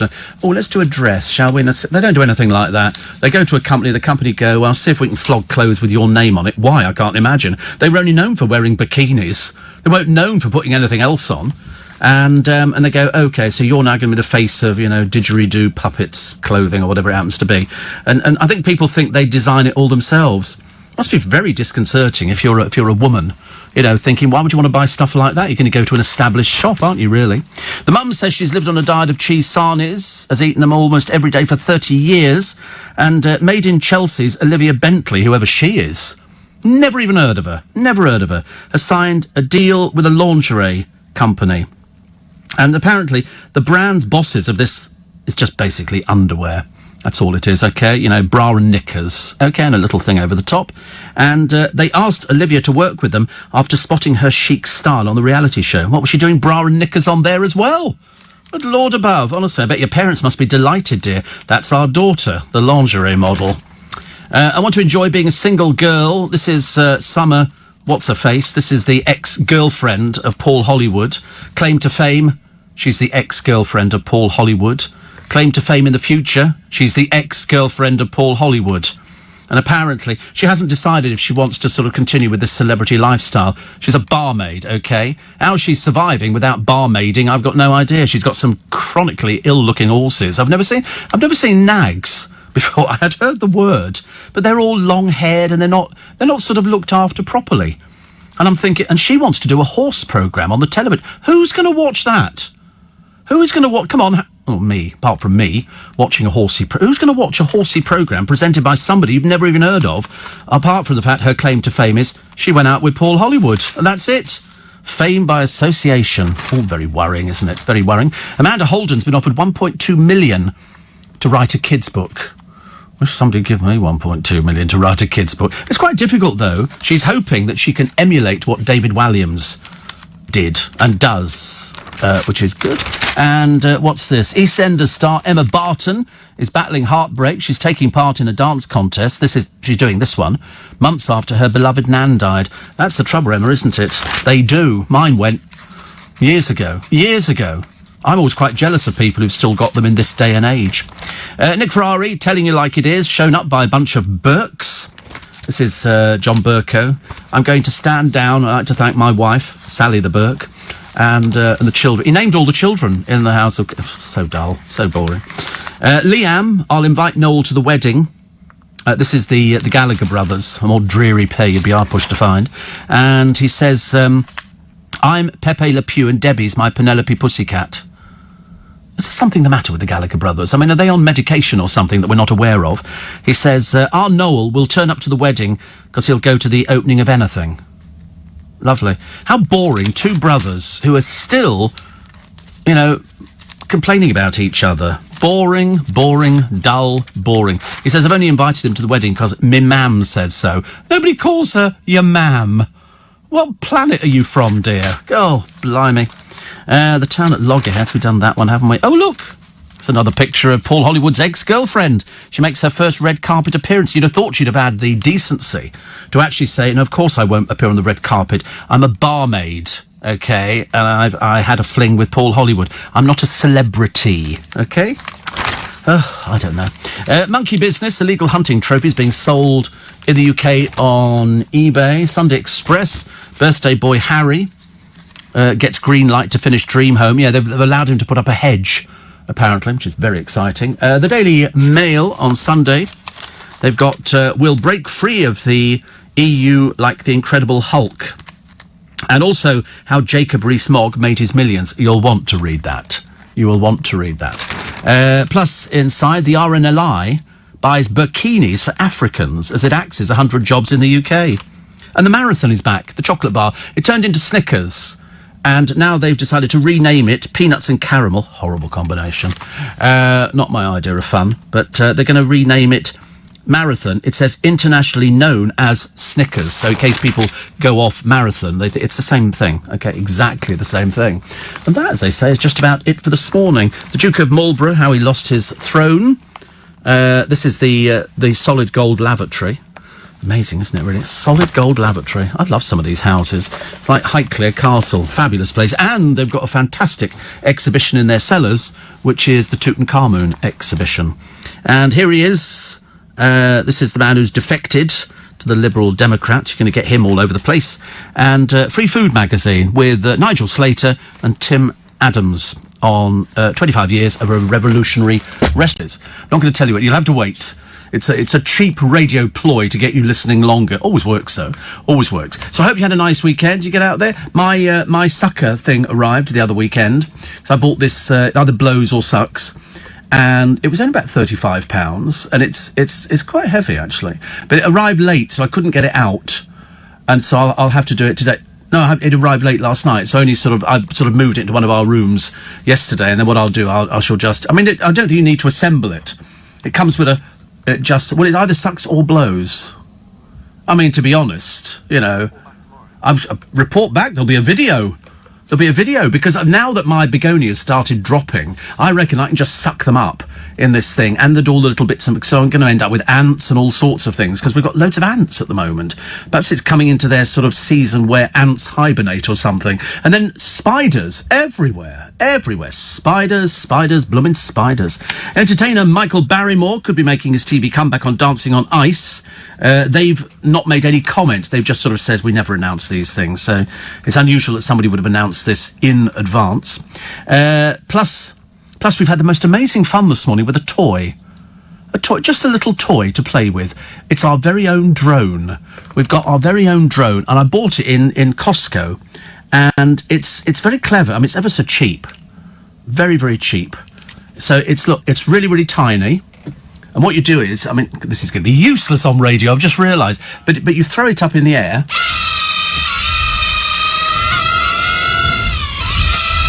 Start being attacked. You're right, all right, sorry. So young. But this looks blown on with papers all over the floor. It's only tiny. That's about 5 inches across. It's tiny. You charge it up on the computer, but it doesn't come with a remote. It's got 4 little points where you hold your hand up against it and it will bounce off your hand. It doesn't touch your hand. It looks like it bounces off it. We had hours of fun, minutes of fun, outside, and it's only about 12 quid in Costco. In fact, I liked it so much I might have to go back and buy some more today. Because they're so easy to... I thought it was going to be complicated, but literally we've had no end of fun. Kids could play with... Elderly people sitting in old people's homes could play with that. Very noisy, admittedly, but great fun. So that was our sort of... that was our toy of the day. Toy of the day. That's the sort of thing Nick Abbott would have a jingle about, isn't it? You know. And here is the toy of the day. Hello, Sparky. Toy of the day. There's also... Is he on his 5-day break? Oh, right, of course. Oh, yes. Oh, I thought you meant he's back in... Because he's tagged, isn't he? I think he's been tagged. I know he was showing me something on his leg the other day, and I'm assuming it was a tag. I didn't like to ask how it sort of arrived there. He actually likes... He does the crossword, and he does something else. I can't remember what it is. But something else he does in one of the newspapers. Oh, that's right. He likes the cartoons, and he does the crossword. Doesn't improve the programme at all, but he just does a crossword. I mean, I could understand it if you improve it. It's, you know... I did not have sexual relations with that woman. I don't know how he finds all these things. He must obviously find the thing on the computer when he pushes a little button, and then he sort of pushes the button on it, so it goes in with the story. Will Guyett says, I've got the same drone, got it for Lola's first birthday this weekend. It's about 12 quid, isn't it, Will? It's a little tiny thing. Comes in blue or red. I'm going to have to go and get some more, because I think they're ideal presents for Christmas. Ideal present. I mean, the producer is absolutely apoplectic over this one. Unfortunately, he's not a member of Costco, so he can't get it.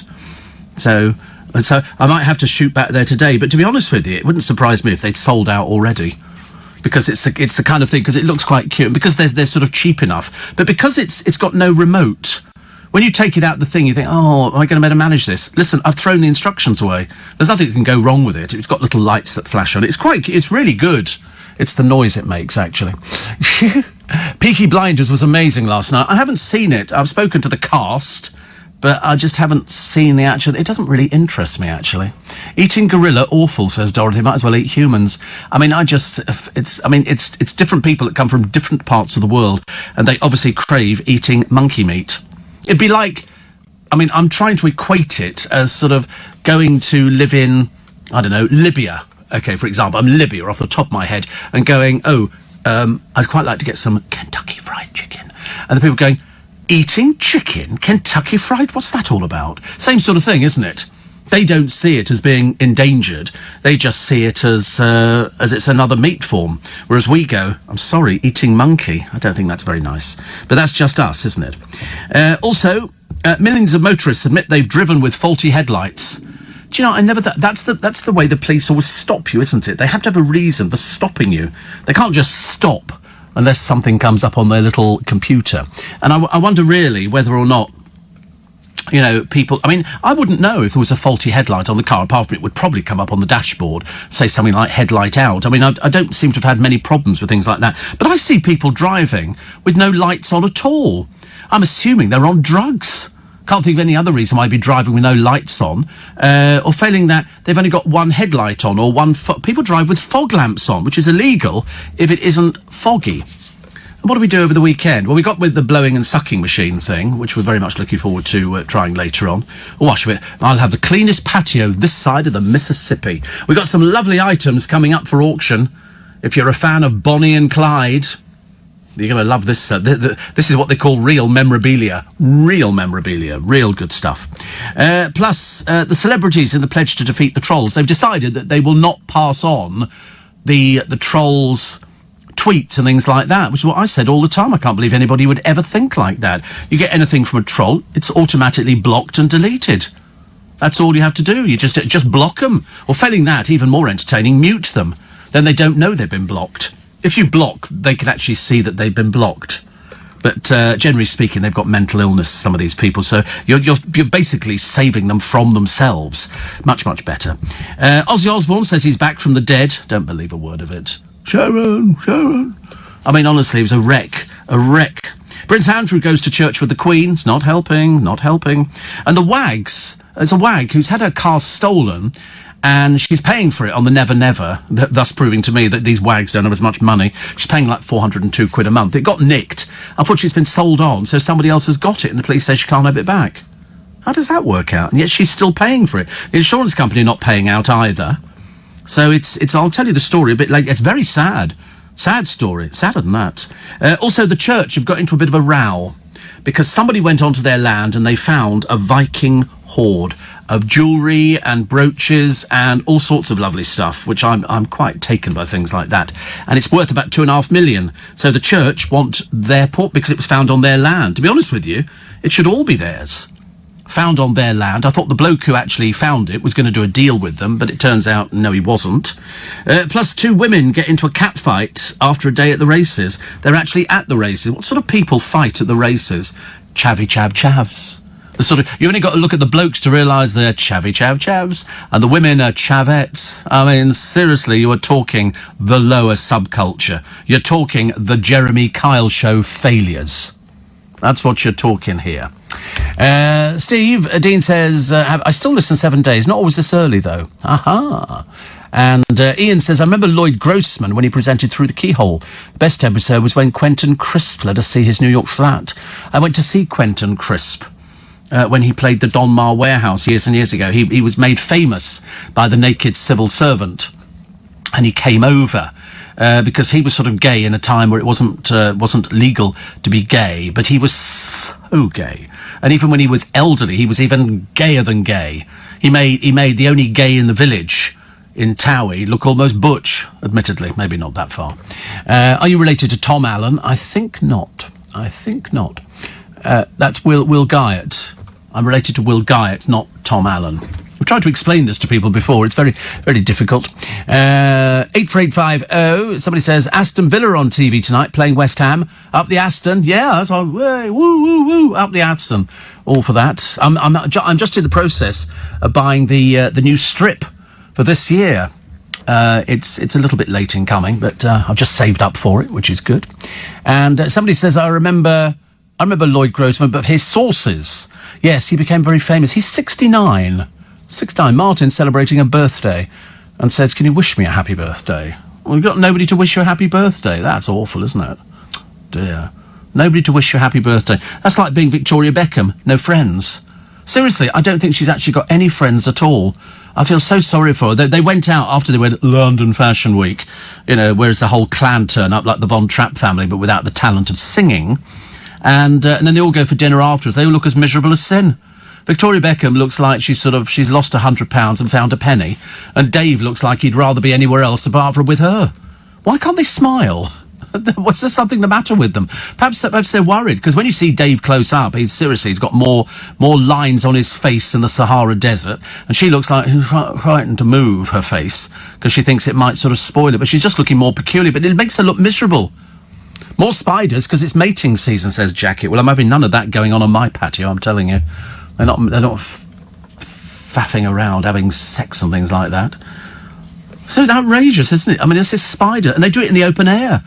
The worst thing for me is if you actually sit and watch a spider spinning a web, and they do some very elaborate webs, some of them, and you think to yourself, very clever, and then an insect lands in it, because they always do their webs by lights. I mean, I'm surprised that spiders ever sleep, because they've got this bright light over them, and they spin the web, and then a little insect, like a little mosquito, and it attaches itself onto the web. They can't get away from it because it's sticky. The spider runs down because it senses the vibration. I'm not sure if they can see, but anyway, it senses the vibration, and it literally, in literally a matter of less than 30 seconds, it wraps up the mosquito, whatever it is, and then takes it back up to the larder and pops it in there and saves it for a rainy day. But you can have a lot of fun with spiders. They do get a bit fed up after a while. Get a little bit of grass, You're not going to roll them a joint. You get a little bit of grass, and you just roll it up, and then throw it onto the web. Little tiny bit, tiny bit.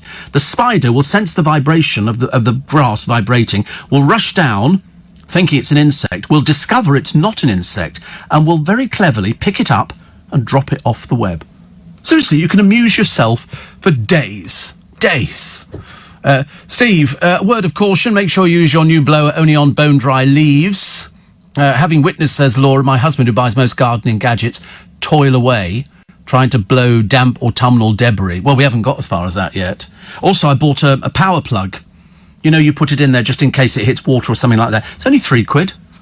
I thought, but, for saving a life, that's very good. So, no, I bought it in B&Q at Homebase, or at Homebase, I think. £3, normally £18. They were doing it for £3. I thought that was a bargain.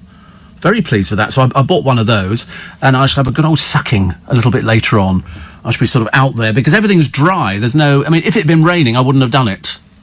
But I'm quite looking forward to try. I just hope it's not too noisy. I don't like it, but it's a great way of picking up all this. It saves me bending down, having to sweep stuff up into a little dustpan and brush. Well, actually, it's a big dustpan and brush. So, 25th anniversary of Friends. When they started, they were on 200,000 an episode. When they finished, 2004, I think it was, they were all on $1 million an episode. $1 million an episode. I could live on that. I could live on $1 million. Mind you, clever stuff, isn't it? Very clever stuff. Somebody else says here. Oh yes, but just being careful about the about using. Did you see Stacey Dooley in Nigeria? Stacey is highly courageous and deserving of more recognition. I think she's a bit boring, actually, but there you go. You listen if you like her. That's your business. I couldn't care less. Have you seen... Oh, I got my DVD today. You know, I put in for that DVD, The Lone Ranger, the other day, because I thought it was so good. It's an old film, but I thought it was absolutely brilliant. Absolutely brilliant.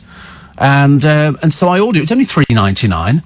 And Steve, you talk of Victoria Beckham. I like her. As for David, I bought GQ yesterday, and he's won Man of the Year.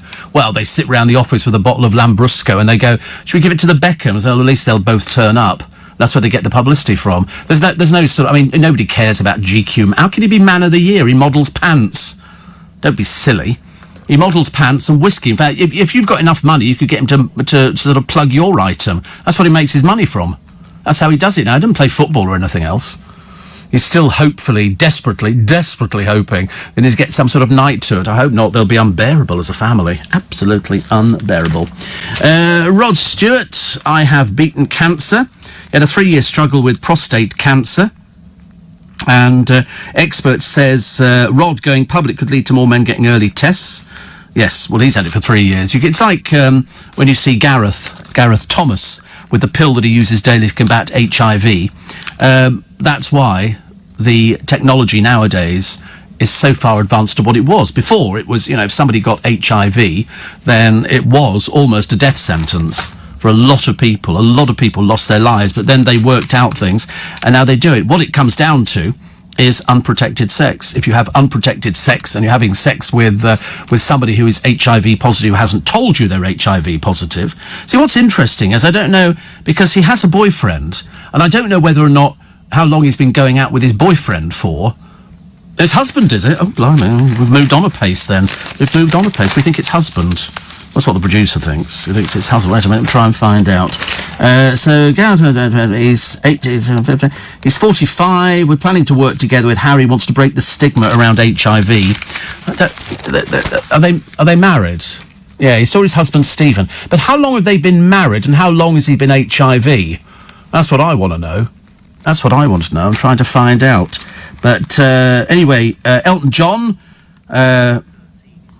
2013, he's been married.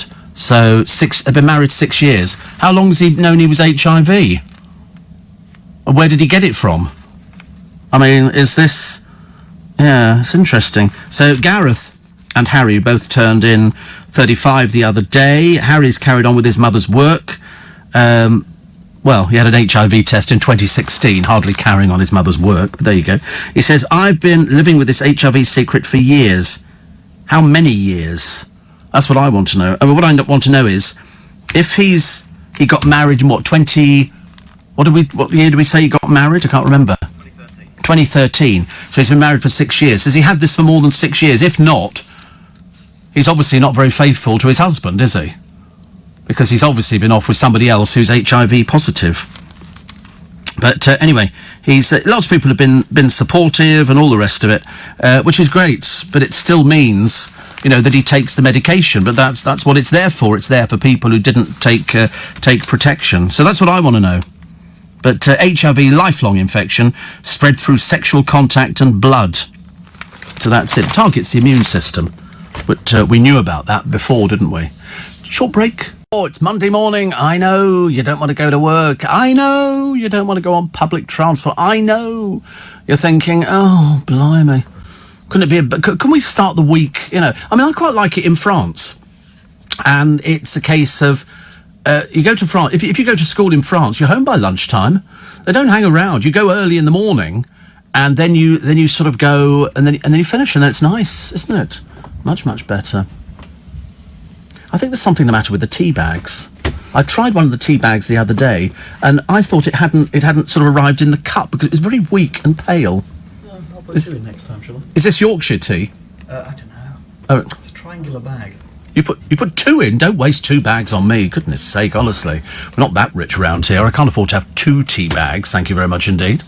Oh, that would be quite. Did you forget to ask the producer if he wanted a drink? Did you? I just wondered. Maybe I'm just asking. You don't want to drink now? That's not what he said a minute ago. I'm not telling tales out of school, but I tell you, your name was Mud, which is unusual. Yeah, there'll be an email, won't there? I can just tell. Yeah, you're gone. That's it. Finish. Forget it. We're not here to enjoy ourselves. Ha ha ha ha ha. So anyway, Diana Dawes' son Jason has died, and I remember him when he was a lad because he came in. He wrote a book. You've got to be a certain age to remember who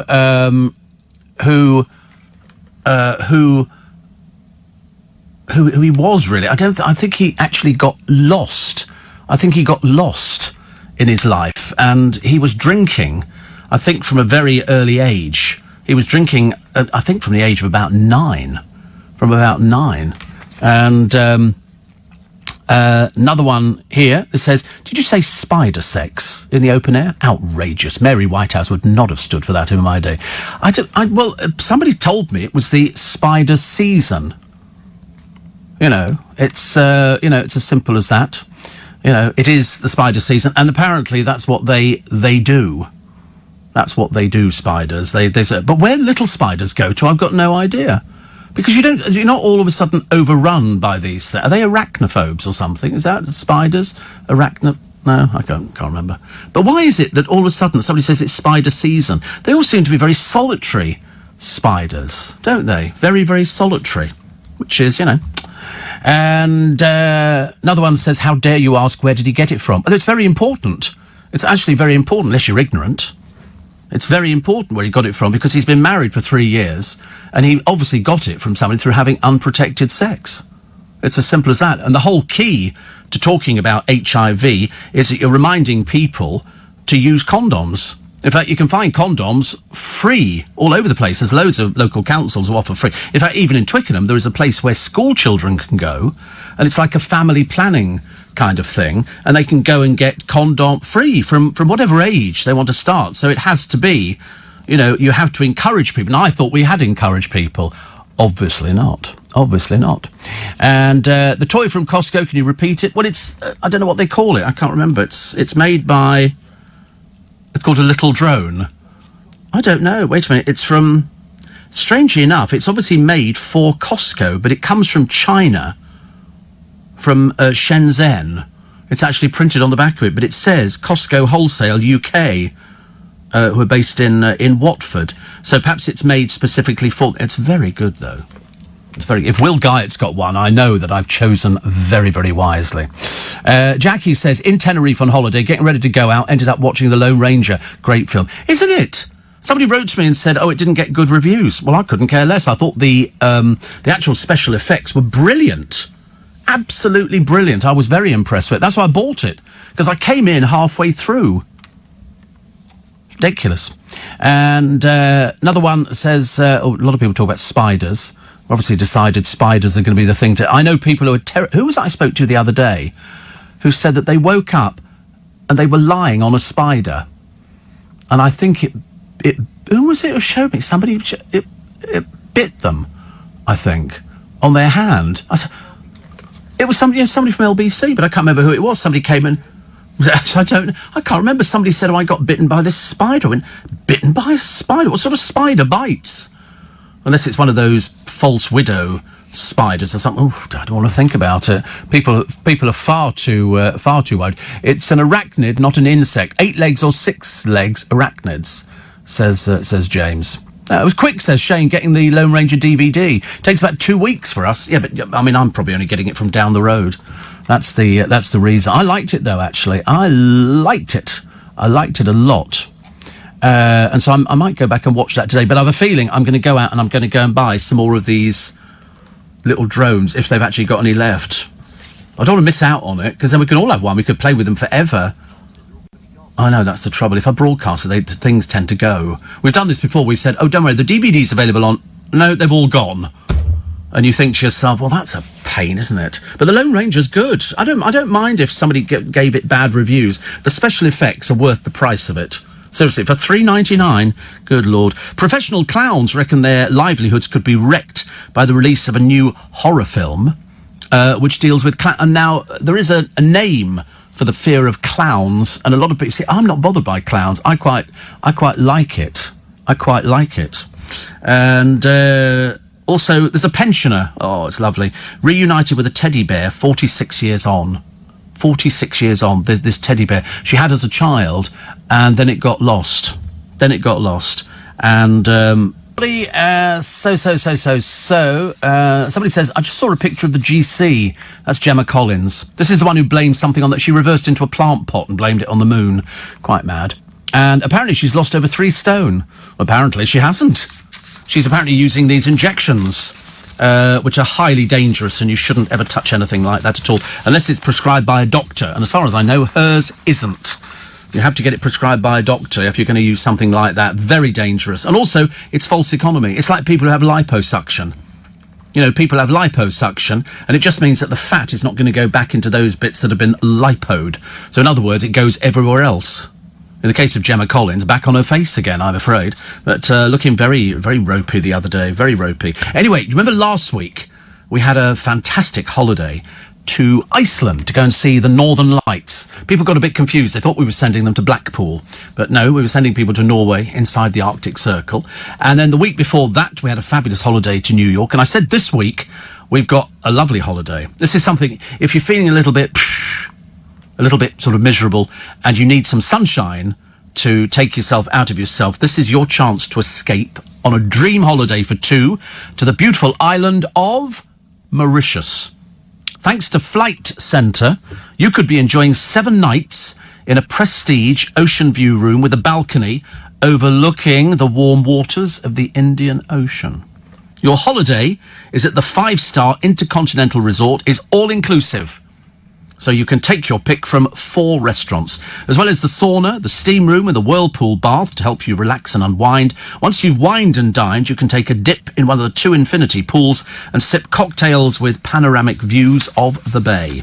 A concierge team will be on hand to help advise you on how best to explore the island, including the pristine beaches, the lagoons and the coral reefs, or enjoy a range of water sports. Return flights are also included, and for your chance to win this trip to Mauritius, we need a bit of sunshine, don't we?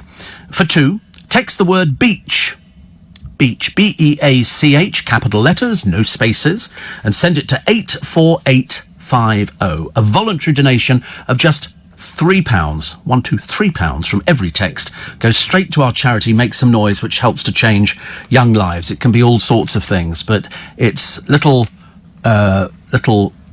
charities that don't really get any help from anybody. So we like to do our little bit, and you do your bit as well. But we give you the chance to win a fabulous holiday to Mauritius. Now, you've got until midday on the 11th of October for this one to enter. Keep the phone handy. We could be calling you. Standard network rate supply and a full list of age and date restrictions are available at lbc.co.uk. So if you fancy the balmy waters of the Indian Ocean, and as much food as you can shove down, and booze and everything else, this is the place for you. 7 nights in a prestige ocean view room. 7 nights. And all it's going to cost you, if you're lucky enough to win, is £3. I mean, that's got to be the bargain of the century. So text BEACH, B-E-A-C-H, to 84850. BEACH, B-E-A-C-H, to 84850. And good luck, because that's a lovely one, isn't it? Mauritius. So all this week, we are Mauritian bound. Mauritian bound. Another one here saying that are you responsible for the oil price increase? No, I mean they had this. This was, I mean, somebody's obviously got drones over there and they're a bit worried. But it wasn't a Costco drone, as far as I know. This was obviously a big sort of drone. It's like those stupid people up at Heathrow Airport, you know, the failure people, aren't they? Where they sort of go there and they just want to ruin your life because they're miserable in their own life, I should imagine. Steve, are you sure, says James, that's mid-October before we drop back below 20 degrees and not mid-December? No, mid-October, they've said. Suzanne says, I'm getting repetitive strain injury, reaching for the on-off button. Please stop talking about spiders. Ooh. Listen, you're not the only one. You're not the only one. I told you I found a huge one on the patio the other day. It was as big as a dinner plate. It was trying to drag me off the patio and all the rest of it. Because I mean, spiders normally hide, don't they? If you sort of go there or you sort of touch the web. But the funny thing is, if you spray with water, if I'm watering the baskets, things like that, you spray, the water goes right through the web. It doesn't seem to affect it in any way, shape or form. It only goes to prove how strong these webs are. And poor little spiders, once they start, making the web, and then they make it bigger and bigger and bigger, and then other spiders sort of muscle in on. I wonder if spiders talk to each other. I don't know. I mean, what do they sort of say? Like, how many insects did you catch last night? Because as it comes into winter, there's not going to be many mosquitoes flying around, are there? It's going to be all sorts of different things. They go dating on the web. I don't think we need that kind of talk, do we, really? It's not necessary. Cheap jokes, which you probably picked up from a children's programme that you were probably watching on CBeebies. They go dating on the web. A bit like Matt. Steve, I nearly dropped my mobile phone laughing when you said people would talk about Blackpool for the holiday we give it. I know, when I mentioned Northern Lights, people thought it was Blackpool or Lancashire or something like that. Steve, I think the nation can cope with Gemma Collins being overweight.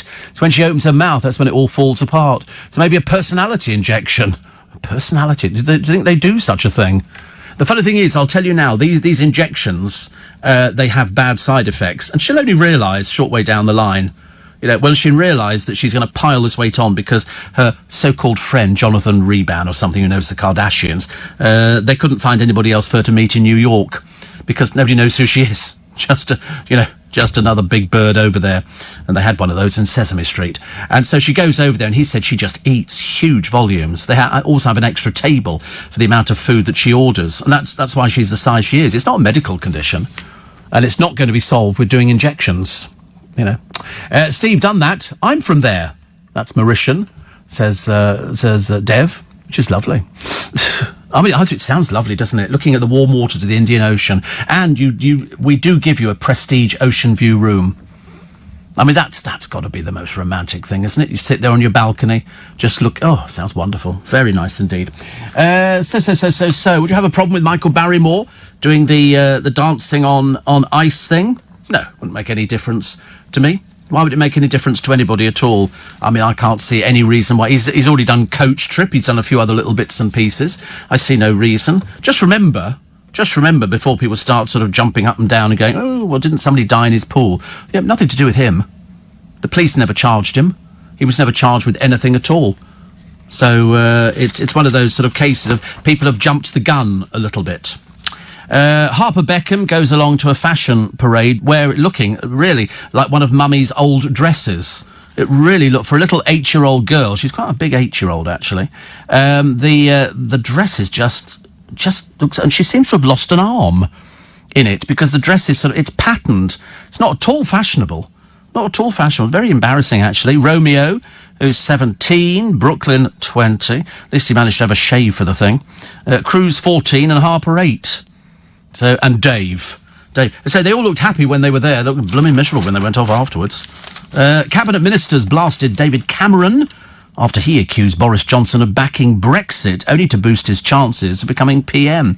It is interesting, this book. It's the advance was £800,000, which is a lot of money. They've got to shift a load of books. And judging by the sort of publicity, bearing in mind, if they've taken extracts from the book and put them in the papers, he'll be getting money for that. The publishers will be getting their money back, so they'll have paid a huge amount of money. But it's an interesting one, as to whether or not, it sells enough copies. He talks about his son, Ivan, who died in 2009. And what was Tom Swarbrick talking about? Wasn't there a dreadful piece in The Guardian talking about his son dying and all that, which was absolutely appalling, which appeared over the weekend? I know, because I was listening to Tom Swarbrick because I was getting ready yesterday. Dreadful, absolutely dreadful. So Dinah Dawes' youngest son has died just days after his 50th birthday. I first met Dinah Dawes in a hospital. Years ago, a friend of mine was in hospital, and it was the Charing Cross Hospital, and the 13th floor is the private wing. And you can walk round the outside. This was years ago when Diana was in to have her cancer treated. And I remember looking through because the doors were open, obviously to get some nice air through there. And it was Dinah Dawes in bed. I mean, if I'd had the presence of mind, but it was that long ago, we didn't have mobile phones with cameras or anything like that on. Now we have it, so people can take pictures. But she was in there, and Dinah Dawes was big star in this country. Lots of people over there go, oh, Dinah Dawes. And she put on a load of weight, but she battled against it. She was a TVAM agony aunt. She was lovely. I only ever saw her in the hospital bed. Anyway, she had, I think it was two sons. And Jason was the one who stayed in this country, and the other one went to live in America. Completely different sort of person to Jason. And she was married to Alan Lake.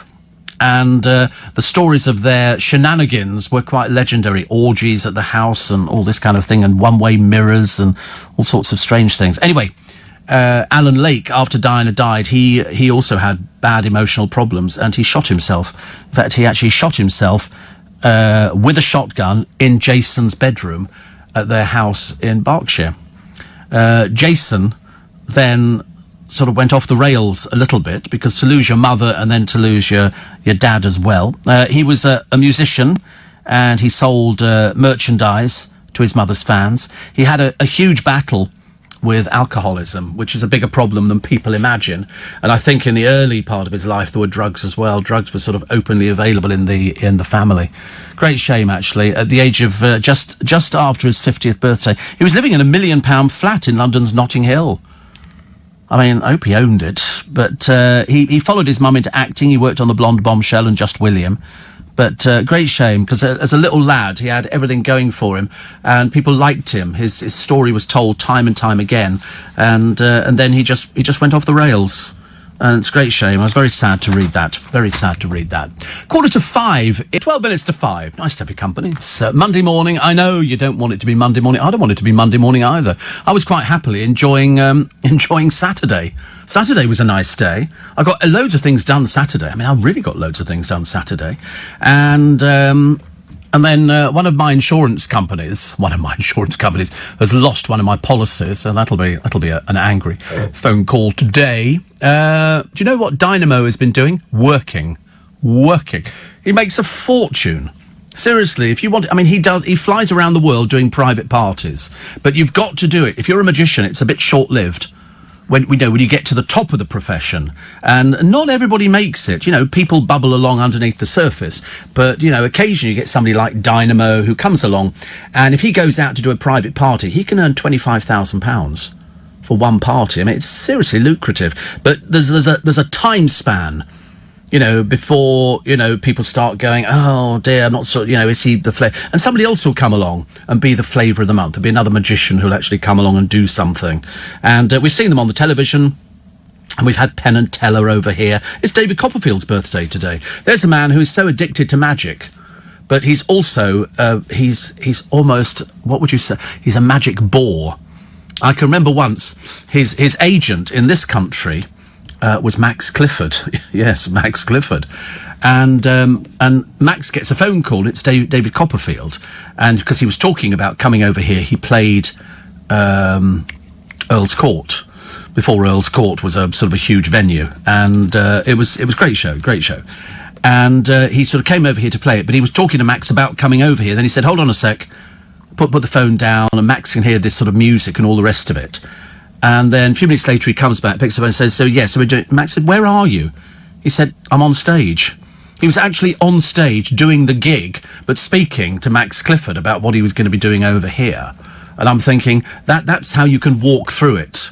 You know, he knew exactly what he was doing. He did the flying, he did this, he did the duck, he did the bucket, he did all sorts of bits and pieces. But if you look at the early David Copperfield shows, his parents featured in them.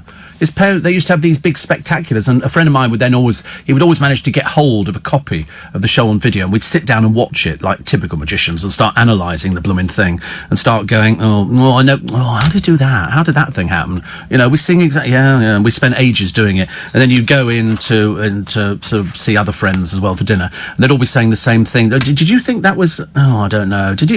I don't know. But then I spoke to him. Actually, he was a most peculiar person. He's still working Vegas. He's at I forget where he is now. I think he's at MGM. I'm pretty certain the place with the line is MGM. So that's where he is. And I think he does like 4 shows a day. You've got to be pretty dedicated to do something like that. I mean, it's the same thing every show, admittedly. He probably laughs at the same bits and, cracks jokes about all the other things and then could be very, very serious. What do you think of Victoria Beckham's new makeup line? Very expensive, says Alec. I just don't know why she's bothered. I mean, everybody's got makeup. I mean, looking at the way that she looks, do you really want to look like that? That's the answer I would have to people. But women are different. Women want to go out there. Women will see it. I mean, perhaps if she was selling it on QVC, she would shift tons of it, because I see loads of people. They used to have a bloke on there doing nails. He used to sell nail, but he was the campus man doing nails. And then obviously after a while, they kind of sort of, I forget, Leighton Denny, I think his name was. I think he had a salon in Liverpool or something like that. But he used to come on and do nail varnish for these women, and then he'd sort of, all these women, and it looked quite nice actually, because the only man I've ever seen with nail varnish on was Rod Stewart. He has his toenails painted black. And Ian says, I saw David Copperfield in Vegas. I loved it. It is the MGM. Thank you. I knew I wasn't right. I'm just trying to visualise it in my mind. It's like word association. Somebody said to me once, if you want to try and remember things, visualise a picture that goes along with it. And that's the difficult thing, isn't it? Because sometimes I think, well, and I can't remember what I was thinking about in the first place, but 4 shows a day. Where did we enjoy, actually? We like going to the Venetian. That's a nice hotel where you get gondolas, and then you suddenly realise they're not actually paddling these things at all. They're actually attached onto a cable that runs around. Have you ever been to Vegas? No, you'd like Vegas, actually. You'd like it. Yeah, you should go, really. There you go. Ian says he does 3 shows a day at weekends and 2 shows a day on weekdays. I remember being impressed, because even if he knows the show so well, it must take tremendous concentration. That's a lot of shows a day. I mean, 3 shows. I mean, I did once at the Magic Circle 2 shows. I was physically exhausted by the time we got to the second one. Really, I mean, seriously. I know we've got a busy time coming up because we've got our show at the Magic Circle on the 21st, isn't it? I think it's the 21st. Got my brother's wedding on the 7th. Oh, I just realised, actually. Yeah, 21st, I think I've got my show at the Magic Circle. That's sold out.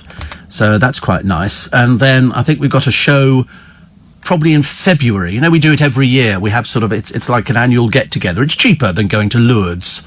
It's so you can come in and sort of, we can sort of take of the waters and things like that, or the gin or the vodka, who cares? And we generally meet, in fact, last year we did it at the Leicester Square Theatre. And we've done it at the Hippodrome before now, which is quite a nice theatre. Leicester Square Theatre, we managed to get a few more in, actually. So that's always quite nice. And then we've got other things happening this year for Make Some Noise, including all this week, the Holiday for 2, 7 nights, courtesy of our friends at Flight Centre, to Mauritius, all-inclusive, which means you don't need to worry about, credit card, having to pay for this. You've got all the food, and I think when it says all-inclusive, I think that means booze as well. God, I mean, you could drink yourself into a stupor, couldn't you? I mean, if you're particularly mindful, I mean, I quite don't bite your fingernails. Very naughty habit. You need, what? That stuff on? You paint, what, nail varnish? There used to be something years ago called bitter aloes, and it's still doing it.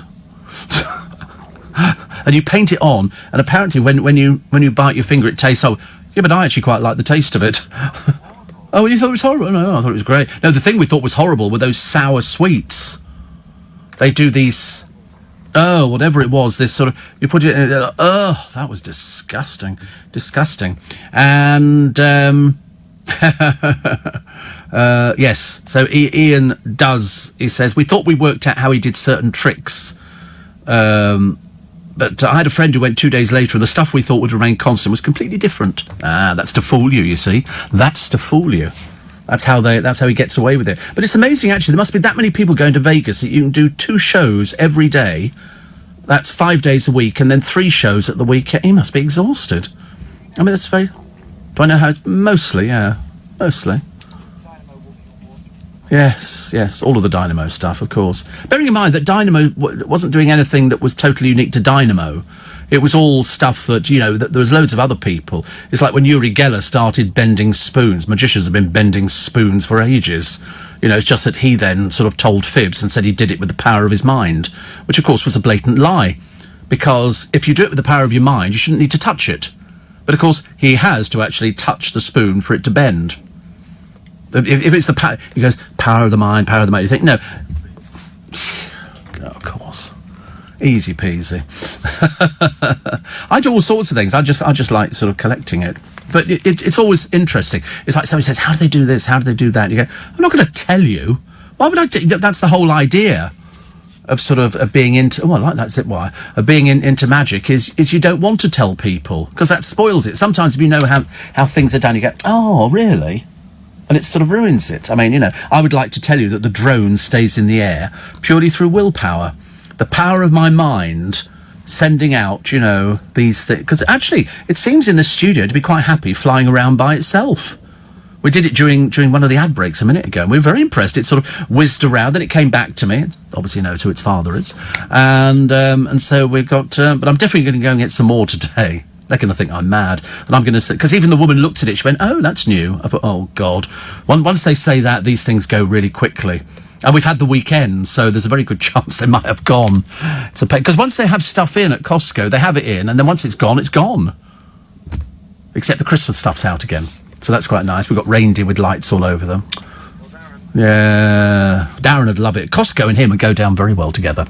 Very well. Steve. And will there be another LBC competition to win a visit to Iceland when Darren becomes mayor, says James. Yeah, I mean, I don't know how he's actually getting on, actually, with his speaking of the language. Is he actually trying to speak any Icelandic, do you? No, I think he loves it. Says, I swear you're a compulsive shopper, says Valsi. Yes, I am, absolutely, yes. What's the matter with that? Although, I'm actually very canny. I never spend more than I earn. I'm in a day, so I work on what I earn per day, and I would never go and spend more than that. Never, well, I mean, occasionally I have done, but it's very rare thing. So that's why it sounds like I'm always shopping. But this thing, it's only 12 quid. It's only 12 quid. And if I buy them, they can all have one for Christmas. You know, keep them happy. And you've got to charge it up on the computer. It's not like it's very complicated for them. Steve, Kentucky Fried Chicken have a pie out for a limited time, says Shane. Do you have the same? No, I don't think so. No. In fact, actually, I've discovered that even McDonald's and things like that, the food varies around the world. They've got the standard things, but then they've got other things as well. But a pie, Kentucky Fried Chicken pie. I've never heard of that, actually. That sounds quite... Oh, it looks quite nice, actually. Chicken pot pie. Lots of chicken, but where, says somebody. That looks... But it's just a pie, isn't it? A chicken pie. And the whole idea of eating Kentucky Fried Chicken is that it's got the coating on it. That's what I thought, actually. So, copycat chicken pot pie recipe. Perhaps it's diced potatoes and everything else. And it's saying I mean, we no, we haven't got it at all. I nearly went out and got Kentucky the other day, but I can't be bothered. Walk back down the high street with it. We got the news coming up very, very shortly on LBC, and after that, the church in the row over the £2 million fine. This is on their land, a Viking hoard. I love stuff like this. Prince Andrew goes to church with the Queen. Not helping, is it really? Watchdog says the prison system is brutal and broken. A grim souvenir of Bonnie and Company. Welcome to Monday, 16th of September. It's Steve Allen's Early Breakfast with you Monday through Friday. It's so strange. When I did the programme yesterday, I had people who've known me for years saying, I didn't know you worked on a Sunday. I thought, I've always worked on a Sunday. In fact, I said, probably for the last 6 years, but in fact, when I think about it, been about 15 years. 15 years working on, always. Man says, spiders never scare me. My biggest fear is snakes and rats. Oh, horrible. Anything like that. I can't get snakes. I've had people writing into me, sending me pictures of their corn snakes and stuff like that. And these are bright yellow and bright orange. And I always think, no, thank you. You can't get friendly with a snake. I don't think so. It's never going to curl around you unless it's trying to kill you. So I don't like things like that. Rats, I can probably just carry. There used to be the thing about rats, and they said if you cornered them, they would leap up at you. And I remember thinking, I hope not. In one of our buildings that we were at, first building that we were at years and years ago, we had mice downstairs and rats that came up from the sewer because they diverted the River Fleet, and it went underneath our building. There was a big metal hatch in the master control room, and if you lifted up, there was the river running underneath. It was all a bit spooky. No, we never had. We used to get mice in the room where everybody worked, not in the studios. We used to get them, but they could squeeze under a gap of literally like 1/8 of an inch, and we put one in a. Yes, on the tube. You see them running around on the tube. After the tube closes down, you can see them running around on the lines and stuff like that. Because apparently, isn't it two mice can turn into something like 10,000 in the course of a year? I think they just have sex all the time. They're worse than spiders.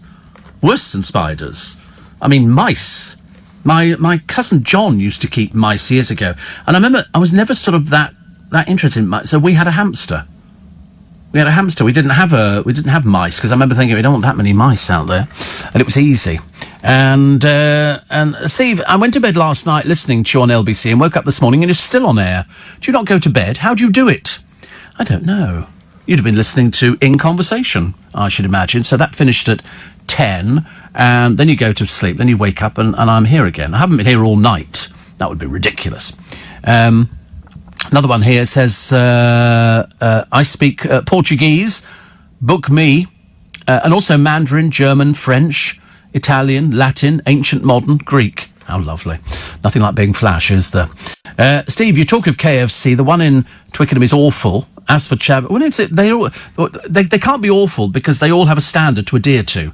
And if they don't adhere to it, then KFC take the licence away. That's why you see some who aren't KFCs, and there are other things. They've been KFCs, some of them, and they've lost the licence. They're very, very particular. You know, if you buy the franchise, you do it according to them. You don't do it according to you. You do it because they have a brand.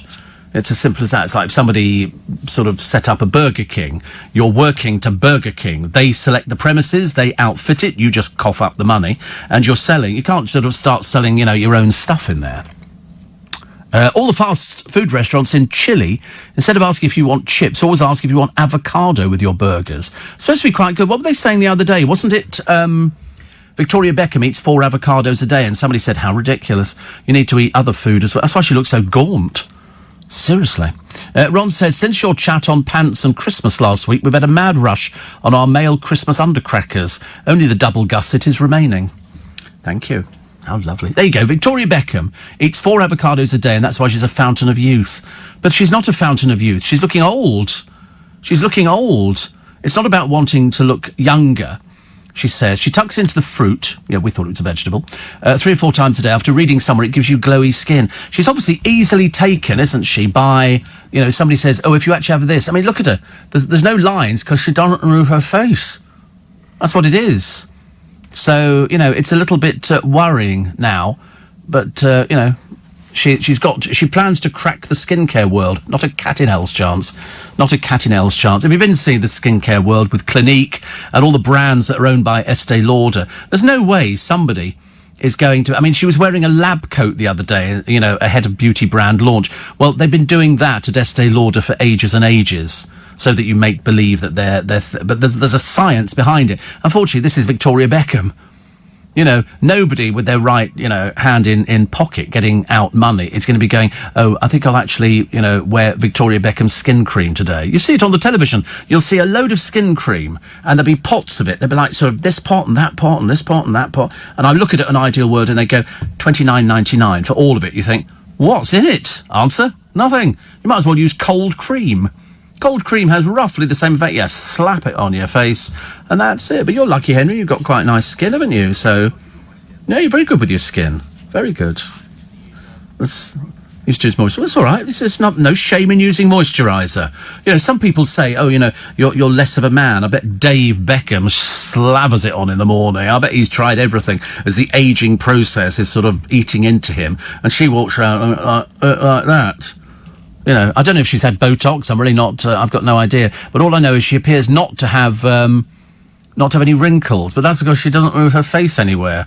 But she's looking old. You'd think she'd be really happy. There's some people, you photograph them, they look really happy. Those two, they go out, they look miserable as sin. Steve, what about a bat in the kitchen? Says Anne, last Sunday we had one flying about the kitchen. Help, my sister caught it when it landed on the windowsill. They do land eventually. And Dave says, I hate snakes. What do you think of budgies? OK, but always two. You can never have one budgie. Budgies get lonely. They'll start pecking their feathers out. So you always have two budgies. And if you're good, you can get them to talk. When I say talk, they'll learn various words and phrases, but it's a slow process. Sitting by the cage going, who's a pretty boy? Who's a pretty boy? Who's a pretty boy? And so it goes on. The lovely Eddie Izzard says, Holly has painted his fingernails for decades. Yes, but he does cross-dress. I mean, you would expect that, wouldn't you, really? Steve, I just went for a fabulous weekend at the Goodwood Revival, great festival of cars and fashion, reminding me that there is more to life than Brexit, and fun is alive and well, says Ray. Middleton-on-Sea, West Sussex. Bit posh, isn't it? Who looks after Larry the cat in Downing Street? Says Jenny. Well, the staff. The staff in Downing Street. The cat it's got a cat flap, hasn't it? Goes in and out as it feels like it. And seems to be fairly happy.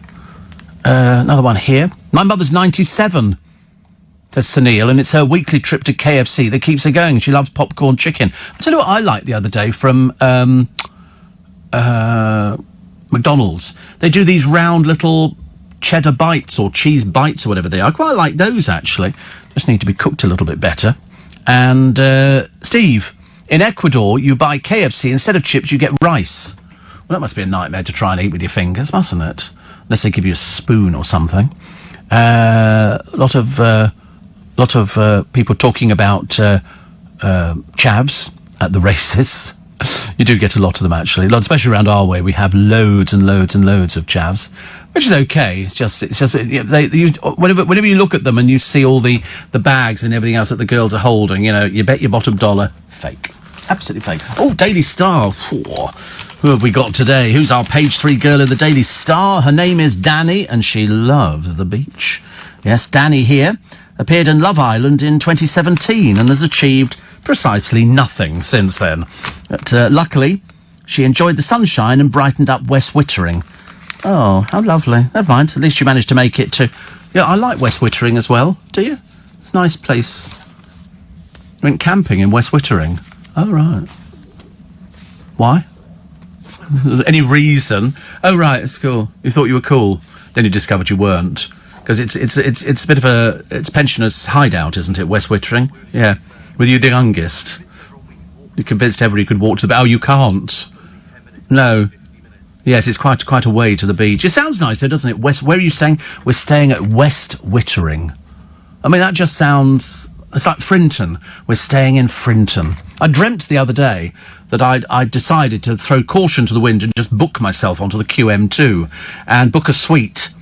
The biggest suite that they had which I think has probably got three bedrooms, its own butler, its own chef and everything else, and just sort of basically became lazy going across the Atlantic, and then got to New York and went, right, let's go back the other way, and stayed there for whatever that would cost. Quite a lot.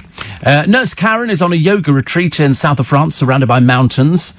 Imagine my delight when I discovered that I could still listen to you. I know. That's what you need to do. If you go to the LBC website, lbc.co.uk, you can download the app, which means that wherever you go around the world, you can listen to LBC. It's absolutely brilliant. And you can we had somebody from Israel. We get loads of people. People go on holiday going, we can still listen to you. And you go, yeah, you can if you download the app. It's free. Doesn't cost anything. And you can download all the podcasts. They've all got them. Dave O'Brien's got them. And Sheila's got them. Ian Dale's got them. I think I've got the most. Podcasts. See you later. Great to work with you. Thank you. What's she saying? Oh, right. Great to work with you.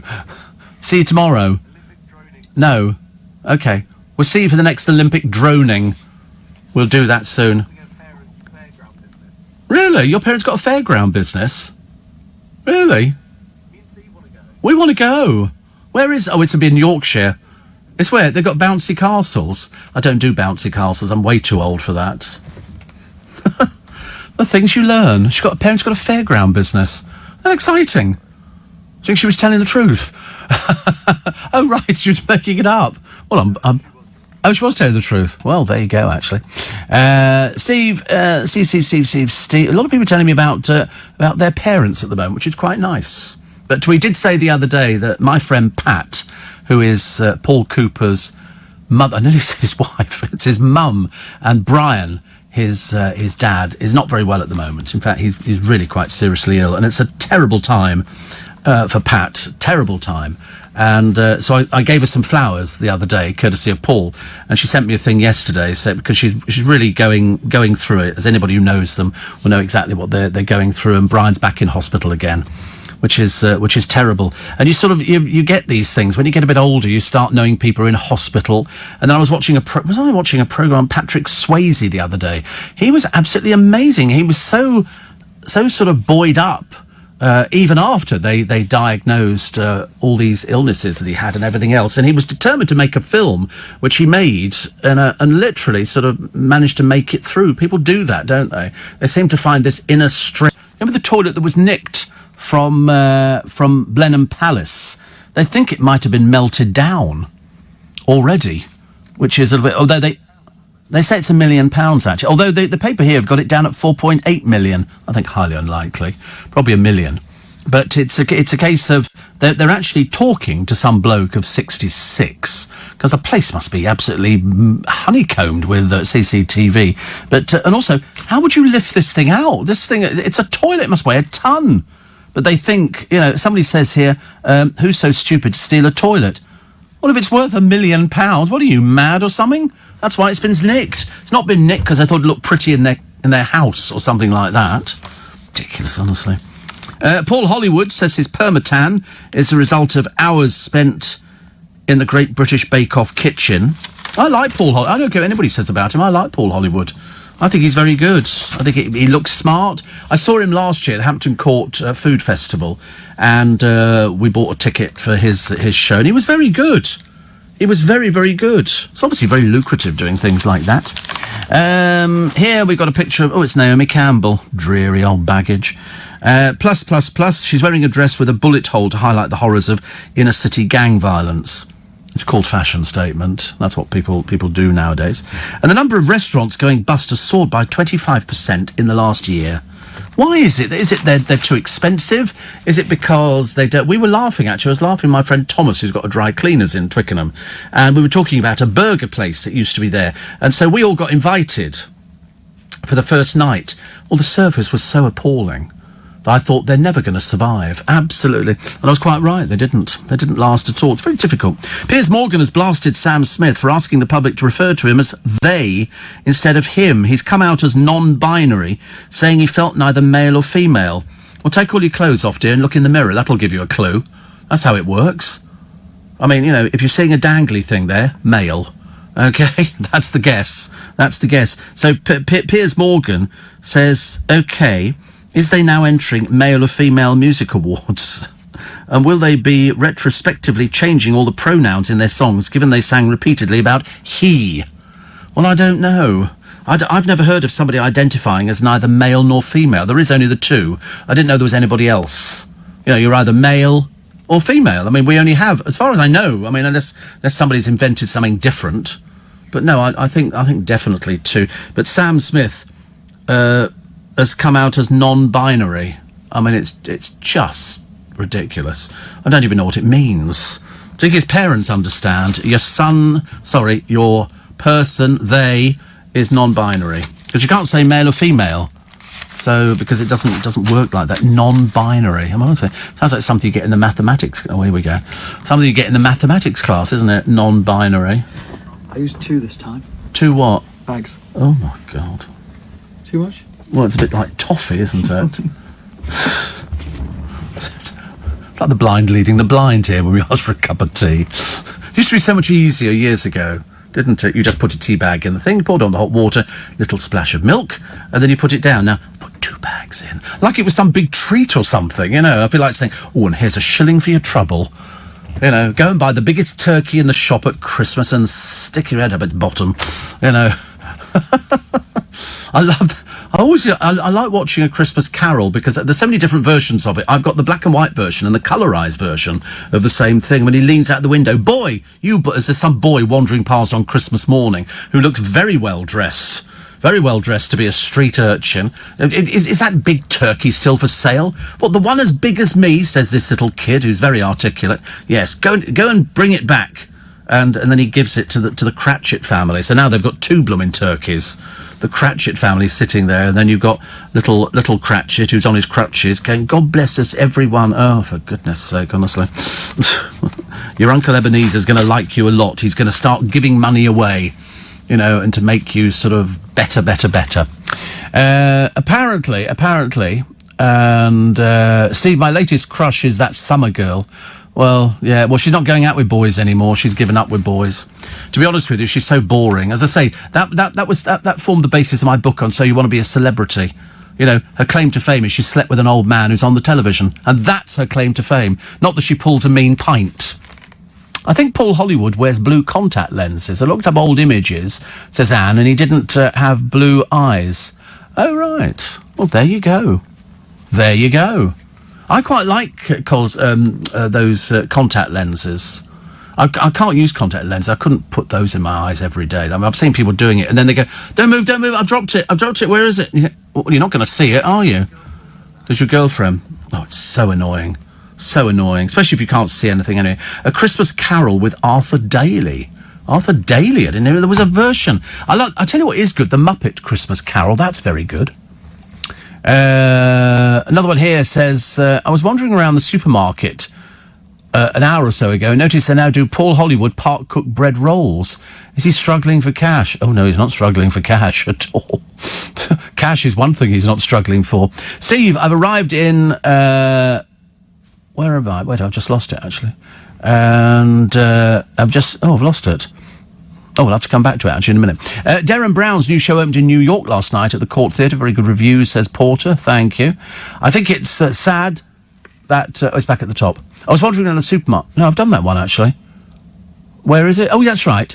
Arrived in Tajikistan early this morning, grabbed 4 hours of sleep, off to work. 4 hours ahead of you, says Elaine, but you're still with me for the next couple of weeks. I don't even know where you are, actually. Where is Tajikistan? Is that... I don't know. It sounds lovely. Is it very vaguely exotic? Is there a KFC? Can you get a Burger King quarter pounder? Well, no, they don't do quarter pounders, do they? Or do they? They must do some version of it. I think it's McDonald's who do a quarter pounder. Now they do a double quarter pounder. Here we go. Tajikistan is a country in Central Asia surrounded by Afghanistan, China, and Uzbekistan. Known for rugged mountains, say one word and you're dead. That third country, Kyrgyzstan, popular for hiking and climbing. The Fan Mountains near the national capital have snow-capped peaks that rise over 5,000 metres. And if you're not careful, we're going to take you up those 5,000 metres and we're going to leave you there, Henry. The snow-capped peaks that rise up, the range encompasses the beautiful nature refuge up there, which is a notable bird habitat. Population 8.9 million. An inter-ethnic language is Russian. Oh, isn't that lovely? There's also a turquoise lake formed by glaciers. Sounds lovely. It's in the middle of blooming nowhere. But do you know there's more people living in London than there are in that place? Still interesting. Yeah, all right, we've had enough of it now. I couldn't care less. All right, bored. But you enjoy it. Do you have Deliveroo in Twickenham? They will deliver Kentucky Fried Chicken to your door, says Sharon. Really? What, deliver? Blimey. That's getting better and better. And thank you. We're getting all these old jokes about the toilet. Police have got nothing to go on. Philip in Bournemouth says, have you heard the Patrick Stewart one-man Christmas carol? It's wonderful. He's so talented. It is true. And happy birthday, says Kate in Cornwall, to me. I've had a terrible summer, which resulted in me in a coma for 3 weeks and 4 months in hospital. Good Lord above, honestly. It's not very good, is it? Junior is in Glasgow, still alive. He says, I don't have much time, but thanks for the good times. 8 years ago, you replied to me on Twitter during a harsh winter. Yes, we remember you very well indeed. He said, my short-term memory is redundant. Join the club. Join the club. I'm terrible. And yet, funny thing is, you can remember stuff from donkeys years ago, can't you? Donkeys years ago, you remember something, and then somebody says, what did you do yesterday? And you go, yesterday? What did I do yesterday? And you have to start thinking about what you did. Never see it's just awful, isn't it, really? George Cole is in the Alec Guinness version of Scrooge. Ah, that's why. So it's Arthur... I thought Arthur Daly was doing it. So George Cole is in the Alec Guinness version. I must get those out again, actually. I feel like a little bit of snow, I think that's quite nice. Michael Owen is in the papers today. His relief at his son's blindness, which is interesting. He said it was almost a relief. His son will not follow him into football due to a rare eye condition that's left him clinically blind. He said James would not have to suffer constantly being compared to him. He's got this Stargardt disease, a degeneration of the retina. I used to go and watch him and tell him off about his positioning, but he can't see the ball until it's 5 yards away. Still doesn't age, does he, at all, Michael? Oh, it's a picture from 2014, that's why, actually.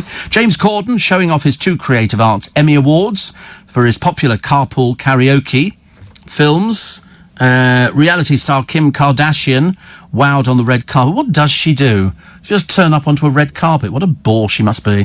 What a dreary person. Dolly Parton was saved by her pet dog. When she thought she'd sunk so low, she thought about shooting herself. Lord above.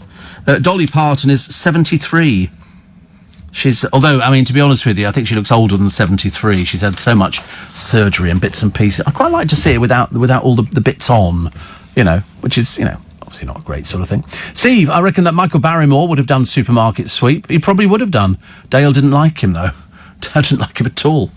Especially after this thing. He thought he made a big mistake. It was his judgment was impaired, as they say. Still to come. Who's had a picture of? Any chance for a picture of hot American singer Halsey? I've got no idea. Have you heard of Halsey? No, well, there you go. We don't feel so bad about it now. And thousands of snowflake millennials are joining the environmental-loving Druids. Millennials have boosted the eco-friendly religion's numbers from 3,000 to 7,000 in a decade. Philip Carl Gomm, the chosen chief of the Order of Bards and Druids, says 20 years ago the movement was populated by older hippies. Now we've got many more younger people. Oh, right. I only know about the summer solstice. These are these tigers that have been saved from a temple. They saved 80 tigers from a temple in somewhere. They're all dead. They picked up an illness and they all got infected. 2:06 is the time. Apparently, most teachers support pupils skipping lessons to fight for social justice.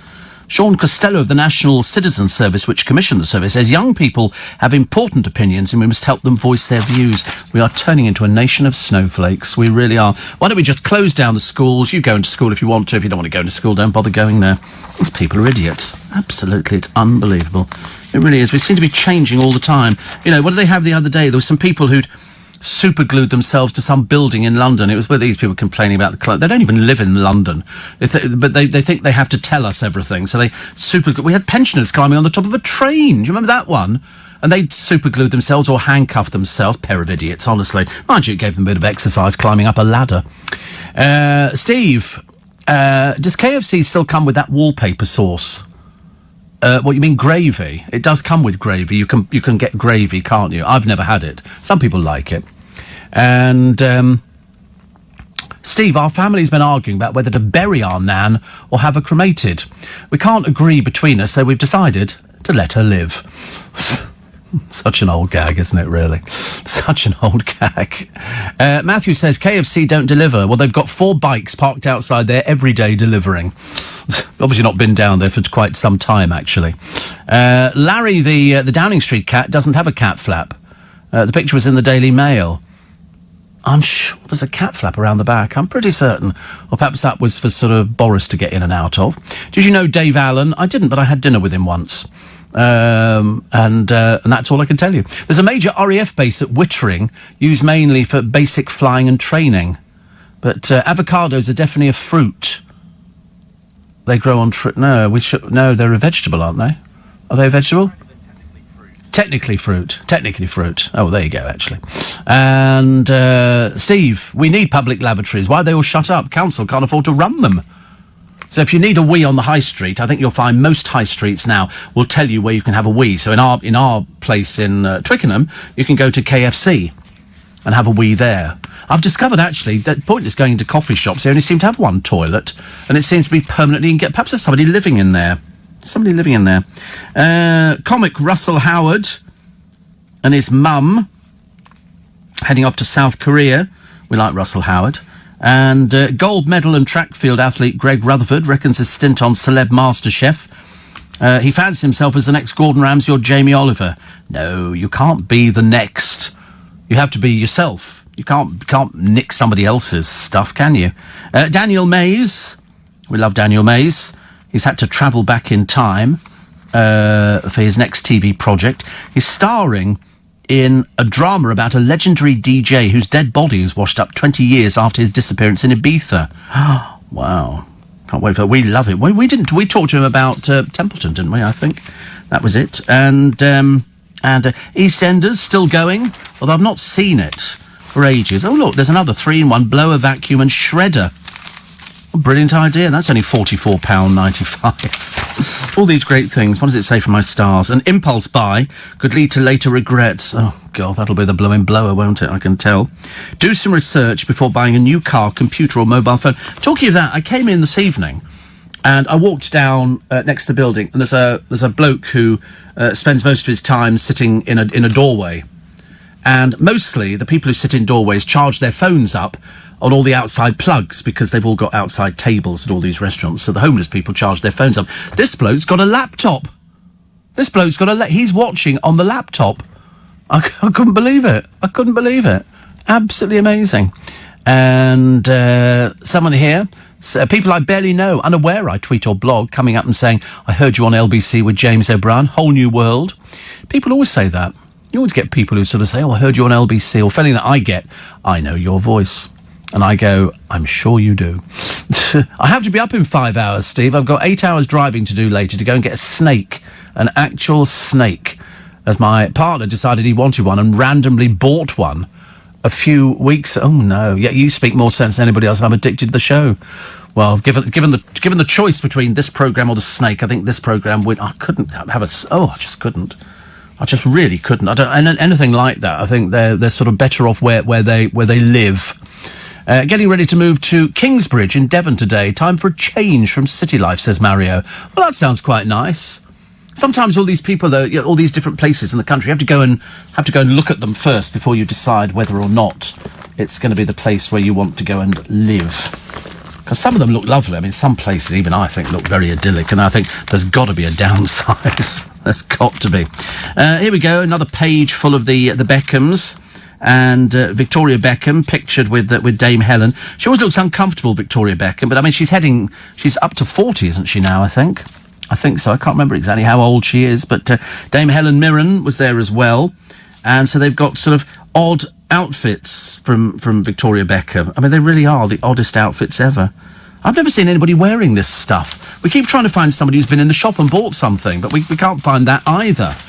So unless they're just sort of keeping it going, and then they'll decide to actually sort of just do stuff online. It's the easiest way forward, it really is. Stephen Fry has joined a campaign to raise awareness of prostate cancer, because Rod Stewart fought prostate cancer for almost 3 years, and he says, I'm in the clear. I mean, I get checked all the time. Because when I go and get my blood tests, that's it. William, in tribute to Gareth Thomas, as the rugby legend reveals he has HIV. And so he was doing this, they call it the Ironman thing. I think this was Ironman Wales Challenge. And, but he's living, because the combination drugs are so much better now. And Zara and Mike Tyndall shared a kiss on a family day out. Icky. And Mike sat in his car. We don't really know what he does. He's tried a few reality shows. He's been a dismal failure, I'm afraid. But they celebrate their 8th wedding anniversary. Well, they did back in July. And they were at Gatcombe Park, which is Zara's mother's place, who is Princess Anne. And they seem to be having a nice time. But they're going to renew their vows. People do that, don't they? Not after 8 years. I thought you did it after a little while. And the chocolate nostalgia fans are in for a treat after it's been announced that the much-loved Snickers bar will be sold under the former name for a limited-time marathon. It's the same thing. What's the point? What is the point of this? It's exactly the same as the marathon bar, which then turned into Snickers. Now they're calling it Marathon again, and it's exactly the same bar. They expected to get a rush of people going out to buy it because it's called Marathon again. I do hope not. Britain's Indian summer could last for weeks. So we could bounce back to around 25 degrees centigrade. Lots of people went to the beach the other day. But, I mean, who wants to go to the beach? Do people still go to... If I was going to go to a beach, I want to go to a very quiet beach. Perhaps my own, but I don't want to share it with all these other people. Oh, no, definitely not. And John Humphreys retires from the Today programme this week, aged 76. 76. A former colleague pays tribute to his friend's terrier-like tenacity. You get legendary broadcasters, don't you, who sort of do things. It's sort of... I mean, I used to think Terry Wogan was a natural presenter. He just had that sort of gift. But then I used to feel sorry because they used to broadcast his show, I think, on a Sunday on the television. Well, of course, if you watch somebody doing a radio programme, it's the most boring thing under the sun. It is so dull. There's nothing to see. It's just somebody talking into a microphone. And it's just... Yes, unless you're Nigel Farage. He was shouting at people yesterday. A lot of shouting going on yesterday, I noticed, actually. I don't shout. I really can't be bothered to. I've got the energy. Why waste the energy? Somebody was talking about people who paint their fingernails. And just got home from being at a show at Wembley Park Arena venue just before 1 a.m. this morning. Back to Sutton and being attracted to your show. That wasn't a problem. Says Dev. Thank you very much indeed. I like the idea that it's not. Shane says, sorry to hear about Rick from the Cars. Loved the song Drive, but didn't like the hair. The hair looked a bit peculiar, didn't it, really? But he's died, by the way, just in case you didn't know. And Tom says, Steve and Spikers. It's sad that Victoria Beckham and Katie Price still think they're relevant to the youth of today. Plus, Katie Price's new bit of stuff, mates, are probably laughing their socks off. Well, she's taken his phone away. So the story goes, because she's worried that he's going to be texting stories about her to his mates. Well, he's not going to be saying, what should you do, gagged him as well at the same time, I should imagine. He's 22, going on 14, I should imagine. And he's plastering the inside of the house. But next month, I think, she's got another bankruptcy hearing. So there's a very good chance they could actually take away the house from her. Sticker in. I mean, surely she could just get a tent or something. You know, she's just jetted off on another holiday. I can't believe it. She hasn't exactly earned any money, but she's on another holiday. Doesn't make any sense to me. 4 million smokers must quit. So we will not be free of smokers until after 2050. I mean, if you're a smoker, you want to be a smoker, don't you? I don't think you sort of don't want to give up smoking. Well, you'd like to, but it's so difficult. Steve, as somebody who hasn't seen a single episode of Downton, I began to think I may have missed out on something. Box set is available. Of Downton. And the film, I can't wait to see it, but I'm not going to go to the cinema. I'm going to go and I'll watch it on DVD, I think.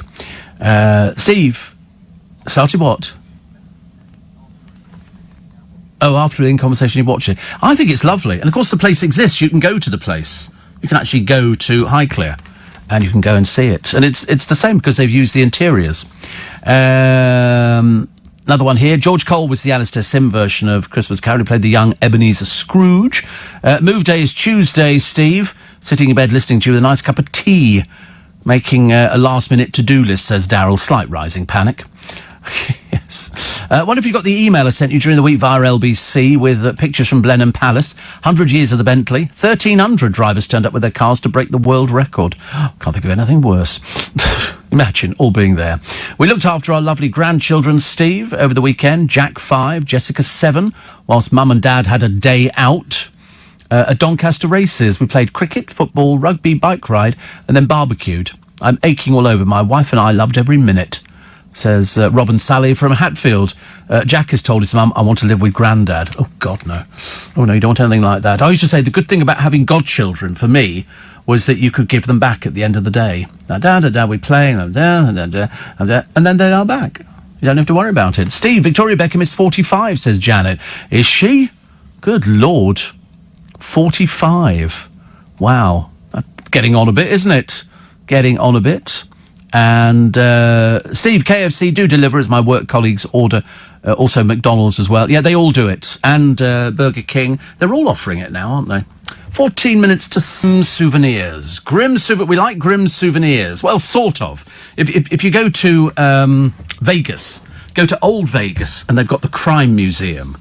And it's got lots of pictures of when Vegas was overtaken by the Cosa Nostra, and there were gangs and all sorts of things. And so they've got a chair.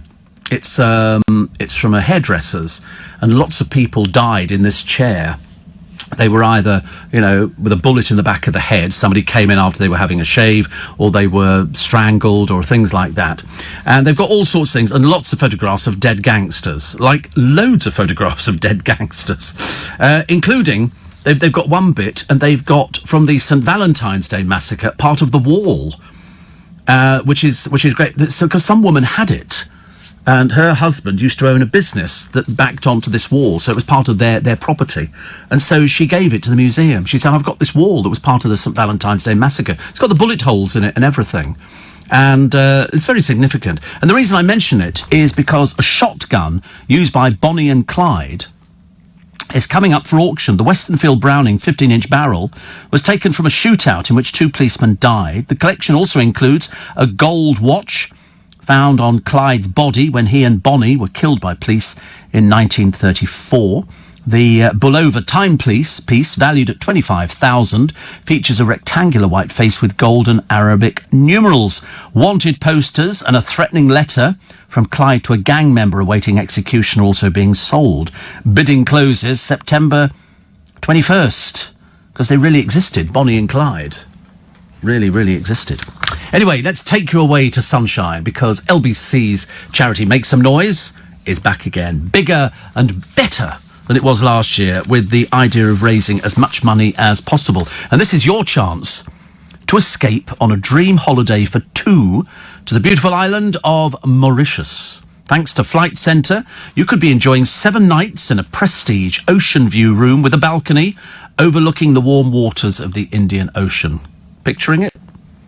Lovely. Your holiday will be at the 5-star Intercontinental Resort, all-inclusive, so you can take your pick from the 4 restaurants that they have, as well as the sauna, the steam room, and a whirlpool. Have you had a whirlpool bath? Woo! Once you've had one of those things, I tell you, that'll help you relax and unwind. And then you can wine and dine yourself. You can take a dip in one of the 2 infinity pools and sip cocktails with panoramic views of the bay. There's a concierge team on hand to help advise you on how best to explore the island, including the pristine beaches, lagoons and coral reefs, to enjoy a range of water sports. Return flights are also included. Now, for your chance to win this fabulous trip to Mauritius for 2, text the word beach, B-E-A-C-H, no spaces, capital letters, and send it to 84850. A voluntary donation of just £3 from every text goes straight to our charity, Make Some Noise. Not 1 penny piece is taken away, it all goes straight to it, and our charity helps to change young lives. We've changed quite a few lives over the years with your help. And that's why you've got until midday on the 11th of October to enter this fabulous competition. Keep the phone handy because we could be calling you going, guess what? You're off to Mauritius. Standard network rates apply, and a full list of age and date restrictions are available at lbc.co.uk. So text BEACH, B-E-A-C-H, capital letters, no spaces, to 84850.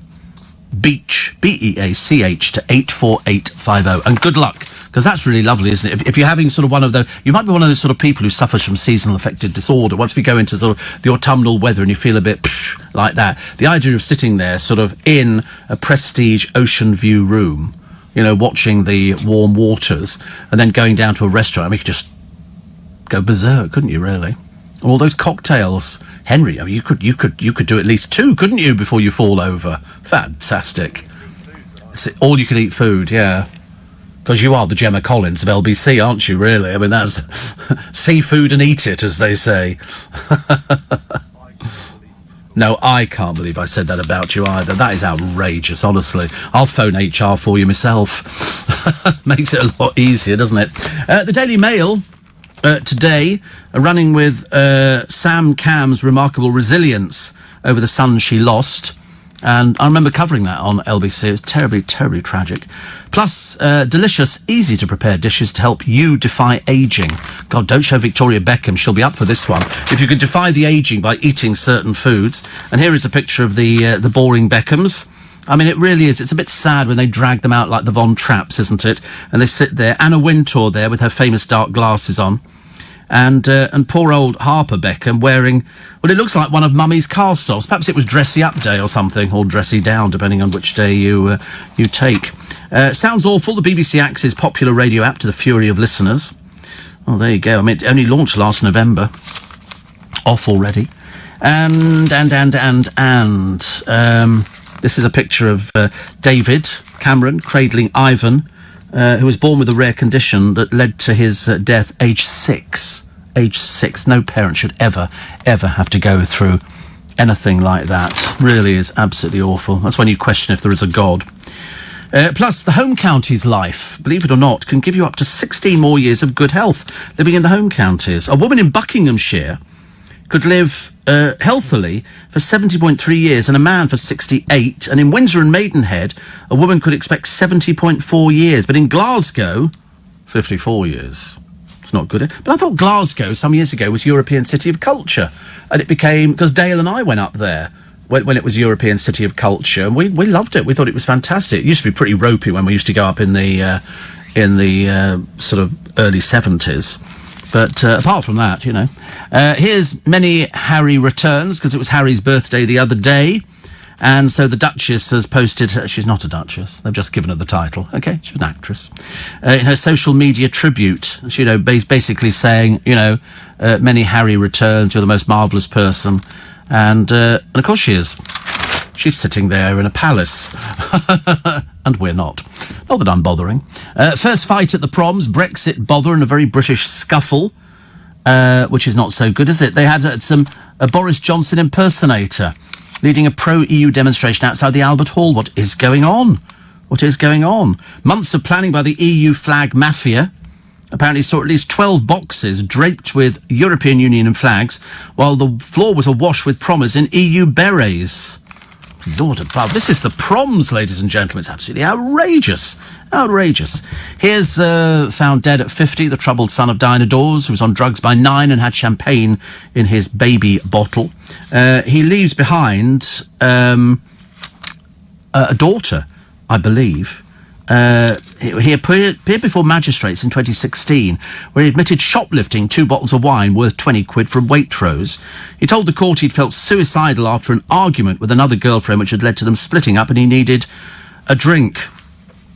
And so that was that. Apparently cabaret star Mandy Winters, who's performed as a Diana Dawes tribute act, said she was devastated. He was a guy just so full of love.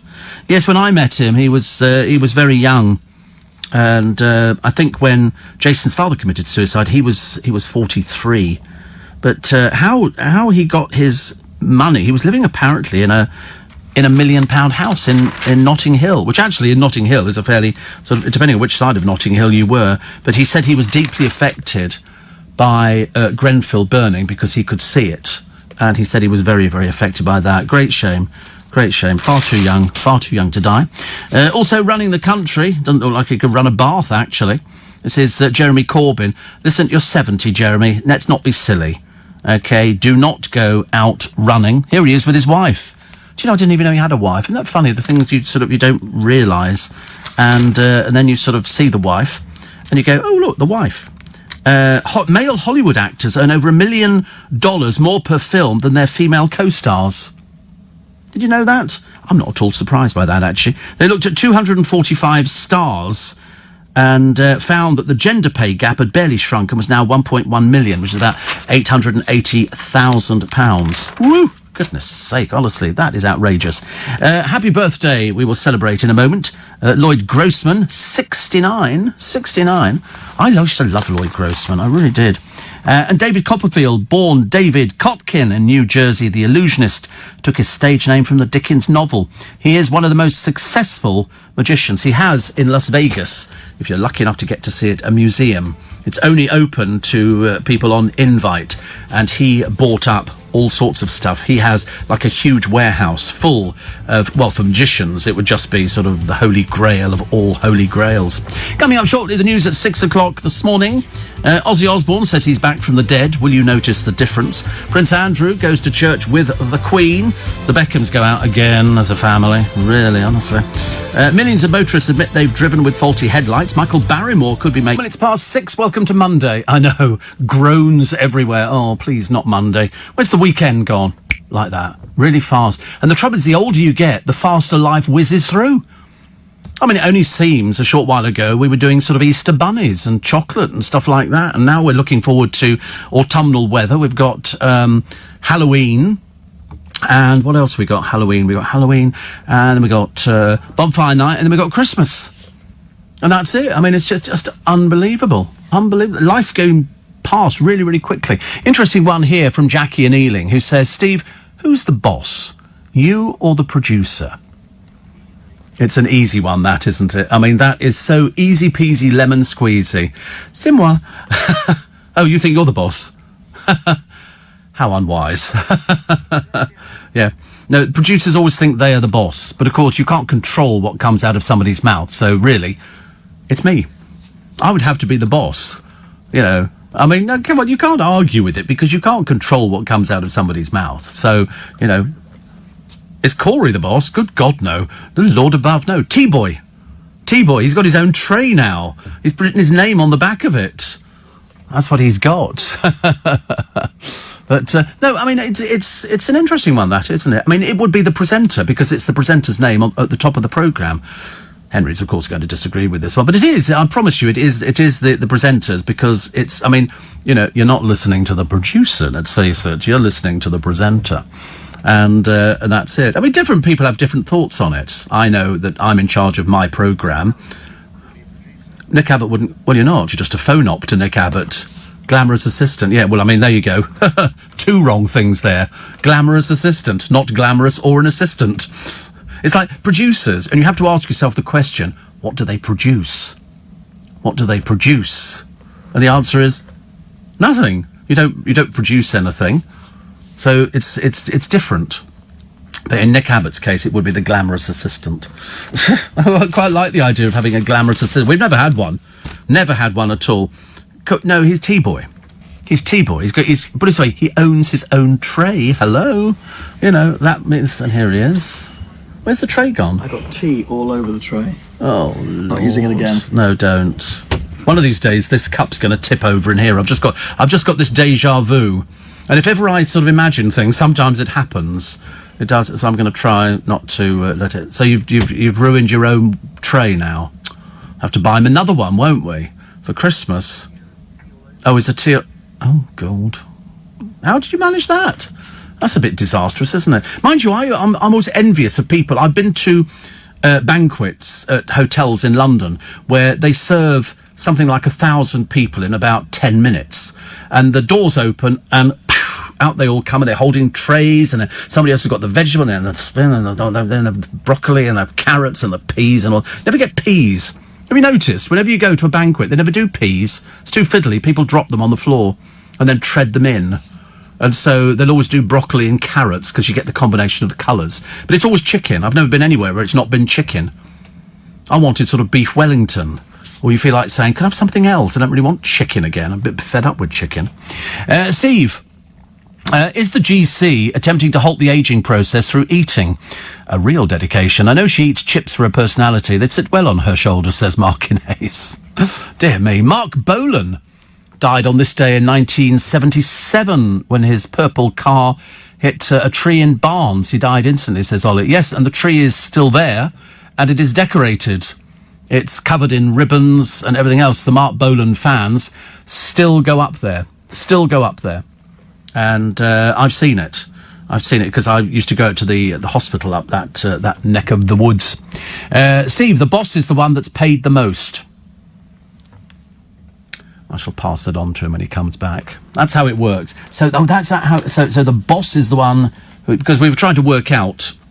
Excuse me, who was the boss on a programme? Is it the presenter or is it the producer? And the answer is it's the presenter, because they know how the programme's going to well, in theory, they know how the programme's going to turn out, and that's what they do. But apparently, even Henry, when he works with Nick Abbott calls him his glamorous assistant, which, of course, is, I mean, just complete lies, because he's not glamorous or an assistant. That's how it works. Shane says, it's Monday afternoon. I'm glad I don't like Mondays. See, I don't mind Monday. I mean, I know I say the weekend goes by so quickly, and I think it really does. And the older you get, the faster it goes. So it's not so great. I recently discovered Taylor's coffee bag. Beautiful thing. And about producers versus presenter. Presenter is the boss. Of course, says Monica, my favourite cab driver. It is. It has to be. It has to be the presenter. So if I decide to have a complete sort of meltdown, all he can do is stop me doing it by just pulling the microphones down. But I can also override in here. Apparently, I don't know how to do it. So don't ever worry about things like that. People say, oh, can you ever drive your own desk? No, absolutely not at all. Why would I want to? Why would I want to? David Copperfield, the illusionist, took his name from the Dickens novel. He's grossed, I think, about $4 billion. It started off age 10 as Davino, the boy magician, and includes Fred Astaire and Gene Kelly among his idols. I mean, he lives it. Born on this day in 1927, sadly, died a few years ago now, Peter Falk, Columbo. He was told by his agent he'd never get work on screen because of the loss of his right eye to a tumour. So that's what, when people used to look at him, he could only see out of his left eye, which is very complicated. He says, I have a great affection for the original raincoat and put out a saucer of milk for it every night. Because it came up at auction, I think, Columbo's raincoat. Because it was an iconic piece. I used to love Columbo. I bought the box set, you know. I thought it was fantastic. Also born in 1386, but died in 1422. Come on. Henry V. Henry V. Yes, the English warrior king, best remembered for the Battle of Agincourt. Isn't that God for Harry, England and St. George? Or was that somebody else? I can't remember. Immortalised by William Shakespeare. Henry is thought to have died of dysentery. In 1847, Shakespeare's birthplace in Stratford-on-Avon became one of the first UK buildings acquired purely for preservation. And in 1999, the first series of Big Brother began in the Netherlands. The UK hit our screens just over a year later. Amazing, isn't it, really? And here, America, September the 16th, 1969, America committed herself firmly to landing a man on Mars by the year 2000. No date was set, but the aim is to start trying in 10 years. President Richard Nixon has rejected a crash program to reach Mars as quickly as possible. They haven't done it, have they, really? Lloyd Grossman, best known for his range of pasta sauces and his mid-Atlantic twang, has a history of art PhD from Cambridge, and also had a punk chart hit in 1977 when his band got back together in 2010. Grossman admitted his rock persona had its limits. He said, I'm not going to dye my hair or squeeze into a sequin jumpsuit, although there was one gig where I forgot to wear socks. Fantastic. Here's the Winnie the Pooh Bridge. For 20 years, it lay dismantled and rotting under a tarpaulin at the back of a council depot. But apparently now, thanks to the persistence of one man, the original Pooh Sticks Bridge has been lovingly restored and rebuilt. Richard Regan spent years liaising with councils and forestry bosses to get permission to take possession of the bridge. The wooden structure was taken down in 1999 after it became worn down by visitors and a replacement was pushed up. Anyway, he's now rebuilt it. He's looking for a buyer. He's offered the bridge to Disney, which boosted Pooh's popularity with the films, for $1 million. So I wonder, it's the original Pooh Sticks Bridge. And they've got loads of people posing on it. It was famous for that. Disney could buy it. I mean, that would be something to have, the original bridge. The original bridge. £1 million worth of Pooh Sticks have gone under. I think Disney should... I mean, I don't know. They could probably do a replica, couldn't they? Perhaps they wouldn't want to buy that. I quite like the idea, even though it was just pretend. It was only in a book. Have you ever had a sex chair? I should imagine not, actually. But there's 4 come up for sale here. They're unused. It's somebody called Amanda Elash.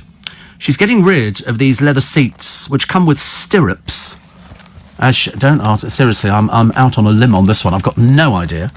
But once described as the Imelda Marcos of Chelsea, Mrs. Eliash, because they've actually spelt her name wrong twice on here, turns 60 next year and decided she no longer needs 4 sex chairs. She's got a very nice apartment by the look of it. I'm liking this one.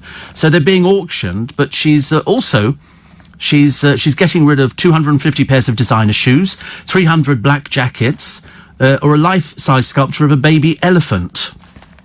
She says, my life has changed. I've got a lot of clobber. Yeah, we've all got clobber, but I haven't got clobber like... I'd never even heard of a sex chair. Seriously, the producer sort of just nodded sagely, as if he knew exactly what I was talking about. But, sorry? One in your room. Other highlights include a Dolce & Gabbana jacket made of red squirrel. Oh, I'm not sure about that. But she's got 700 items. The most expensive is a life-size baby elephant sculpture by Mark Quinn. They reckon it could fetch £75,000. She got married, incidentally. She's the daughter of the late British journalist and author Anthony K. Brown and a friend of the Duke of York. I'll keep that bit quiet. Keep that bit quiet. You don't want to be a friend of Andrew, do you, really? The grand old Duke of York, who had 10,000 men, apparently. That was the one who sort of marched them up to the top of the hill, then marched them down again. When they were up, they were up. And when they were down, they were down. And when they were only halfway up, they were neither up or down. Steve, there's only one boss, says Paul. That's Bruce Springsteen. No, somebody pointed out earlier, the way you work out who is the boss is who earns the most money. Ta-da! That would be me. That would be me. I mean, compared to everybody else, yeah, probably by a little bit, I mean, not really, probably £1 in it or something. Sean says the producer's job is the most stressful. You're joking, not on this programme. There's no stress. We spend most of our time on this programme laughing. We have to. Some of the ridiculous outfits the producer comes in. I've noticed yesterday he was wearing shorts. Today, very wisely, not shorts. Because it's just ridiculous, isn't it? Can't wear shorts all the time. Nice T-shirt. Yes, you're not sure about the T-shirt. I can tell you keep moving it around, actually. Is it a bit tight? I know. And the trouble is, if you... I notice you keep doing that. You try to stretch it. Little bit, yeah. It's not working. It's not working. It's a large, is it? You should have actually gone for XXXL. I'm sure they have it in that size. I'm not saying that you need to wear it that, but if you're worried about that one is a little bit, stretched. That's all I can say. 6:15. Nice to have your company. Welcome to Monday. Traditionally that day of the week that everybody hates. Oh, that looks nice, doesn't it? It's all these recipes from this man called Dr. Michael Mosley. I bought his book, actually. But there's one here, pork steaks in mustard sauce. Looks delicious. Absolutely delicious. And you add creme fraiche. I love creme fraiche. I put it over everything. I used to put it over fruit, but I don't eat fruit anymore. I used to eat strawberries, but it doesn't... they've got ginger ice cream. They've got coffee and walnut cake, veggie burgers, baked pesto salmon, and chocolate melt-in-the-mouth cake. Can't have any of that. Quick baked apple slices sounds up my street. That sounds really nice. I'll go for that one. Or dark chocolate avocado mousse. And again, I can't have it. Anything that's got chocolate in, it's got a big no-no for me. A huge big no-no. The fourth plinth in Trafalgar Square. I forget what it's got on it at the moment. I see people taking pictures of it. But they're saying that it could go as a memorial to Prince Philip, when I don't want to sort of hasten poor Prince Philip's demise, but they say that as he survived the longest consort to a monarch, you could put him up there. It just doesn't look as though it's right. I don't know. It needs to be I think it needs to be somebody on a horse. I don't know why. Who? Oh, really? Jim Diamond's listening. Oh, right. Well, we're sharing a guest this morning, aren't we? We're sharing a guest. That's why. Bless his heart, honestly. So we've got guests coming in. We've got Mr. Ranganathan coming in, Ramesh, and also John Partridge is coming in as well. We're busy today. In fact, we would have had 3, but then somebody dropped out to be readmitted on another day, which is good. Steve, it's not always the case that the boss earns the most money. Just take a look at footballers. They earn so much more than the boss.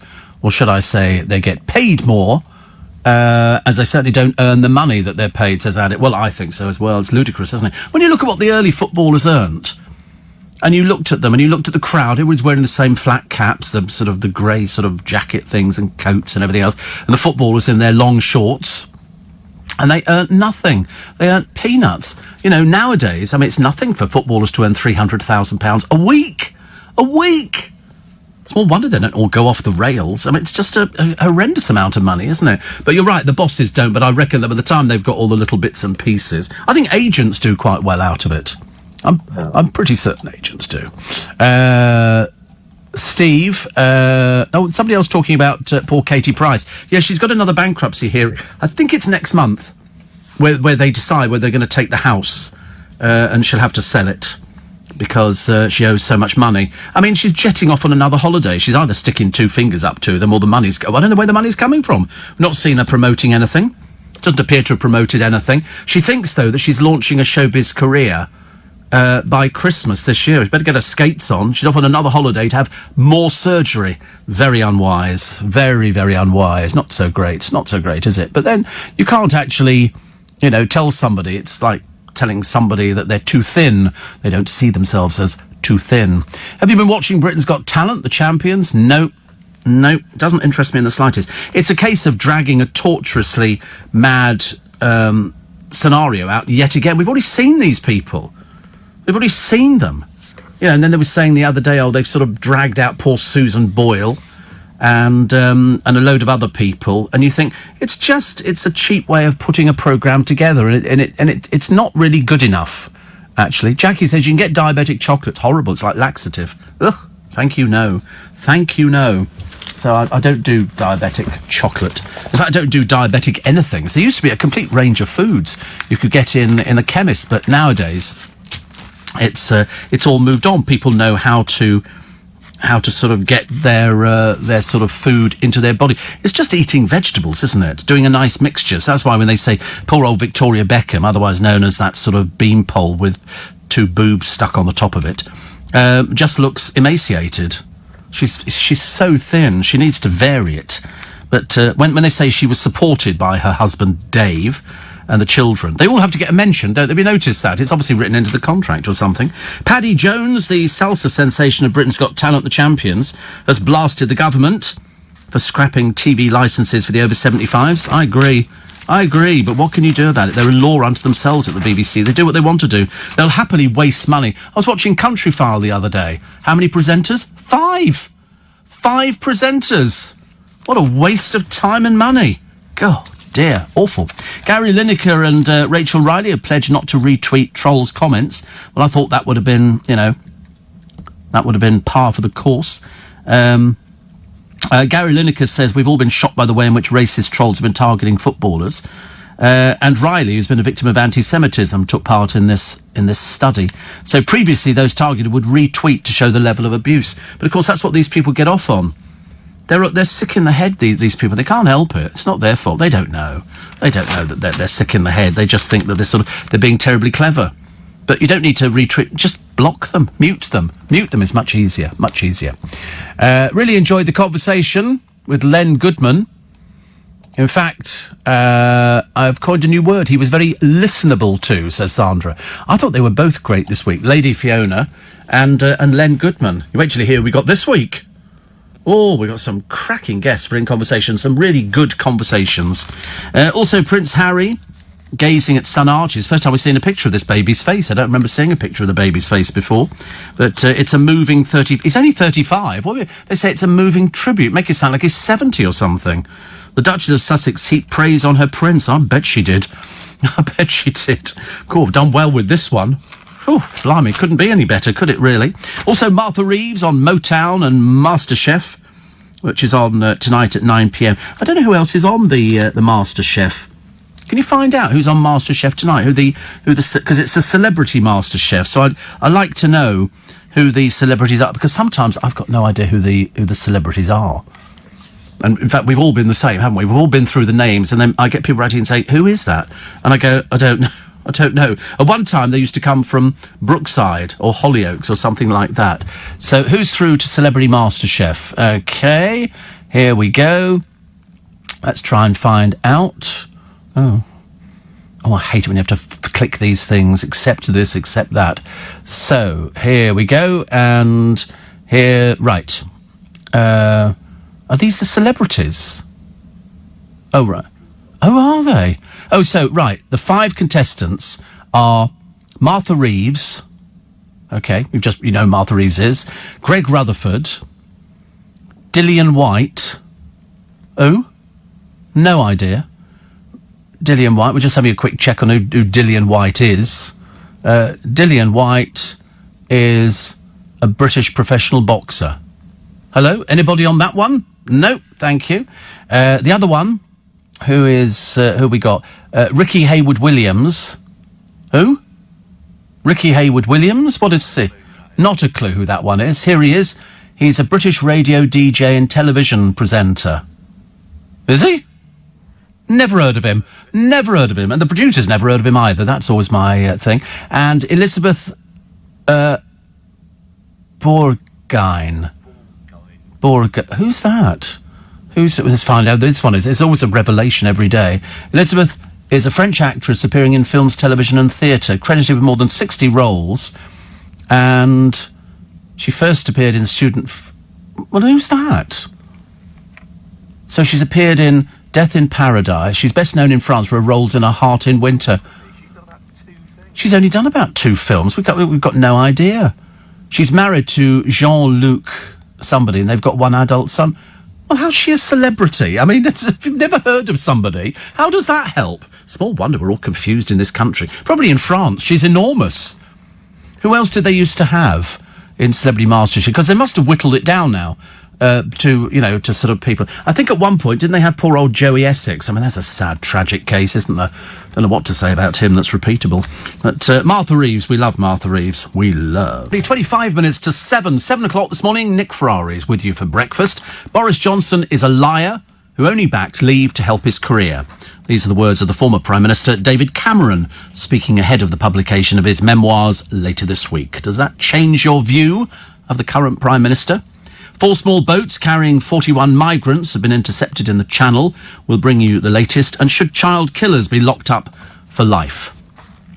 To be honest with you, I mean, I was just thinking about that. I was reading a story about a child killer, and 200 people outside the courtroom saying, "Give him to us. We'll sort him out now." I don't think they should be locked up for life. I think they should be executed. I don't think what's the point of keeping somebody alive? You're not going to rehabilitate them, are you, really? Anyway, I'm sure you've got something to say on that with Nick Ferrari this morning on breakfast from 7 o'clock. Steve, if you had to leave the country on and around the 31st of October, which country would you emigrate to? I wouldn't leave the country. I wouldn't leave the country. What a dreadful thing to say to somebody. I'm British. This is my place. Even when I go abroad, I can't wait to come back home again. I know we complain about it. It's filthy and, it's this and people just don't care about things. But I'm sorry. I was born here and it's for me. Steve, as somebody who hasn't seen a single episode of Downton Abbey, I began to think I may have missed out on something. Then with you chatting about Highclere Castle and in conversation with the Countess Carnarvon, I decided to go and see the film yesterday. I was spellbound for nearly 2 hours. Totally lost and absorbed into a wonderful world. Photography was stunning, as were the sets, and the 1920s street scenes with cars and trams and shops was so familiar to me, as I often visit the Beamish Museum in the northeast. So there you go. There's somebody who's very happy, very, very happy, which we like. I'm glad you went to see it. The next thing you should do a trip to Highclere Castle. I've just ordered the entire box set on Amazon, and I'm going to start watching it. That's brilliant. I think it's brilliant. I'm very pleased with something like that. If we managed to change somebody's mind, if you hadn't seen it. And because it's done so well, and the music, you've only got to hear the music starting. To be honest with you, everybody said to me the same thing. Great film, but it could have been put on the television. It just would have been an extended version.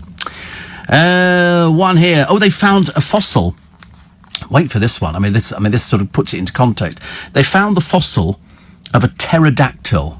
Okay, now remember pterodactyls, because you see them. This one is the size of a small plane. So when you see these things carrying people off, it was obviously perfectly feasible.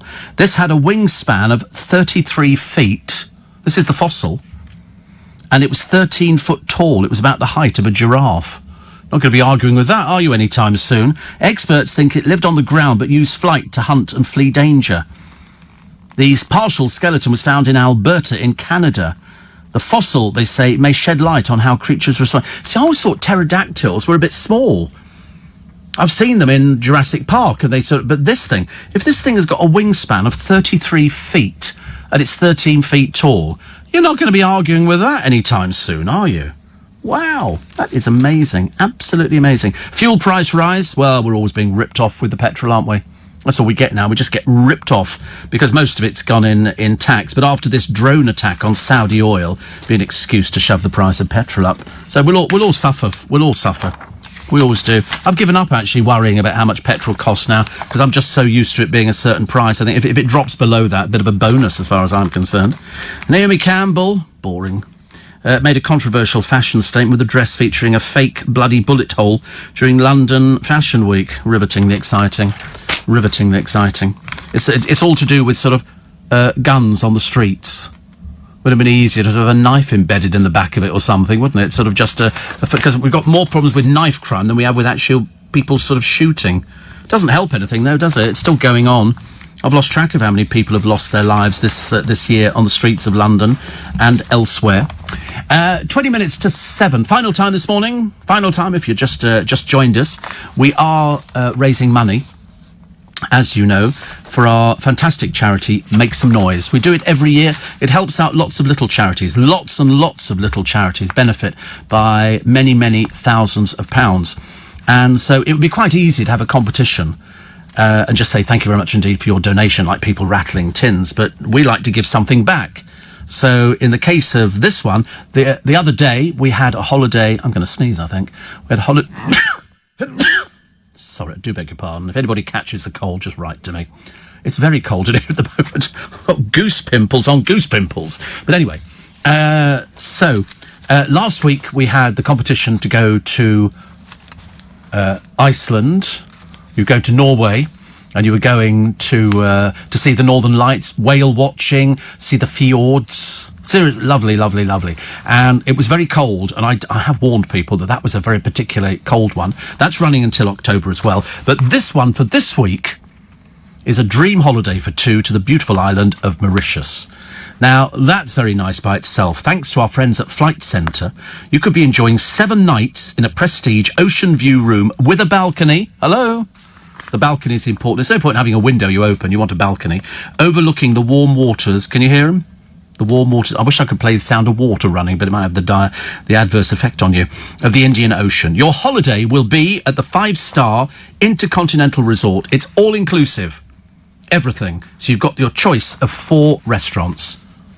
Already, the producer is booking his holiday out there and packing his little overnight bag.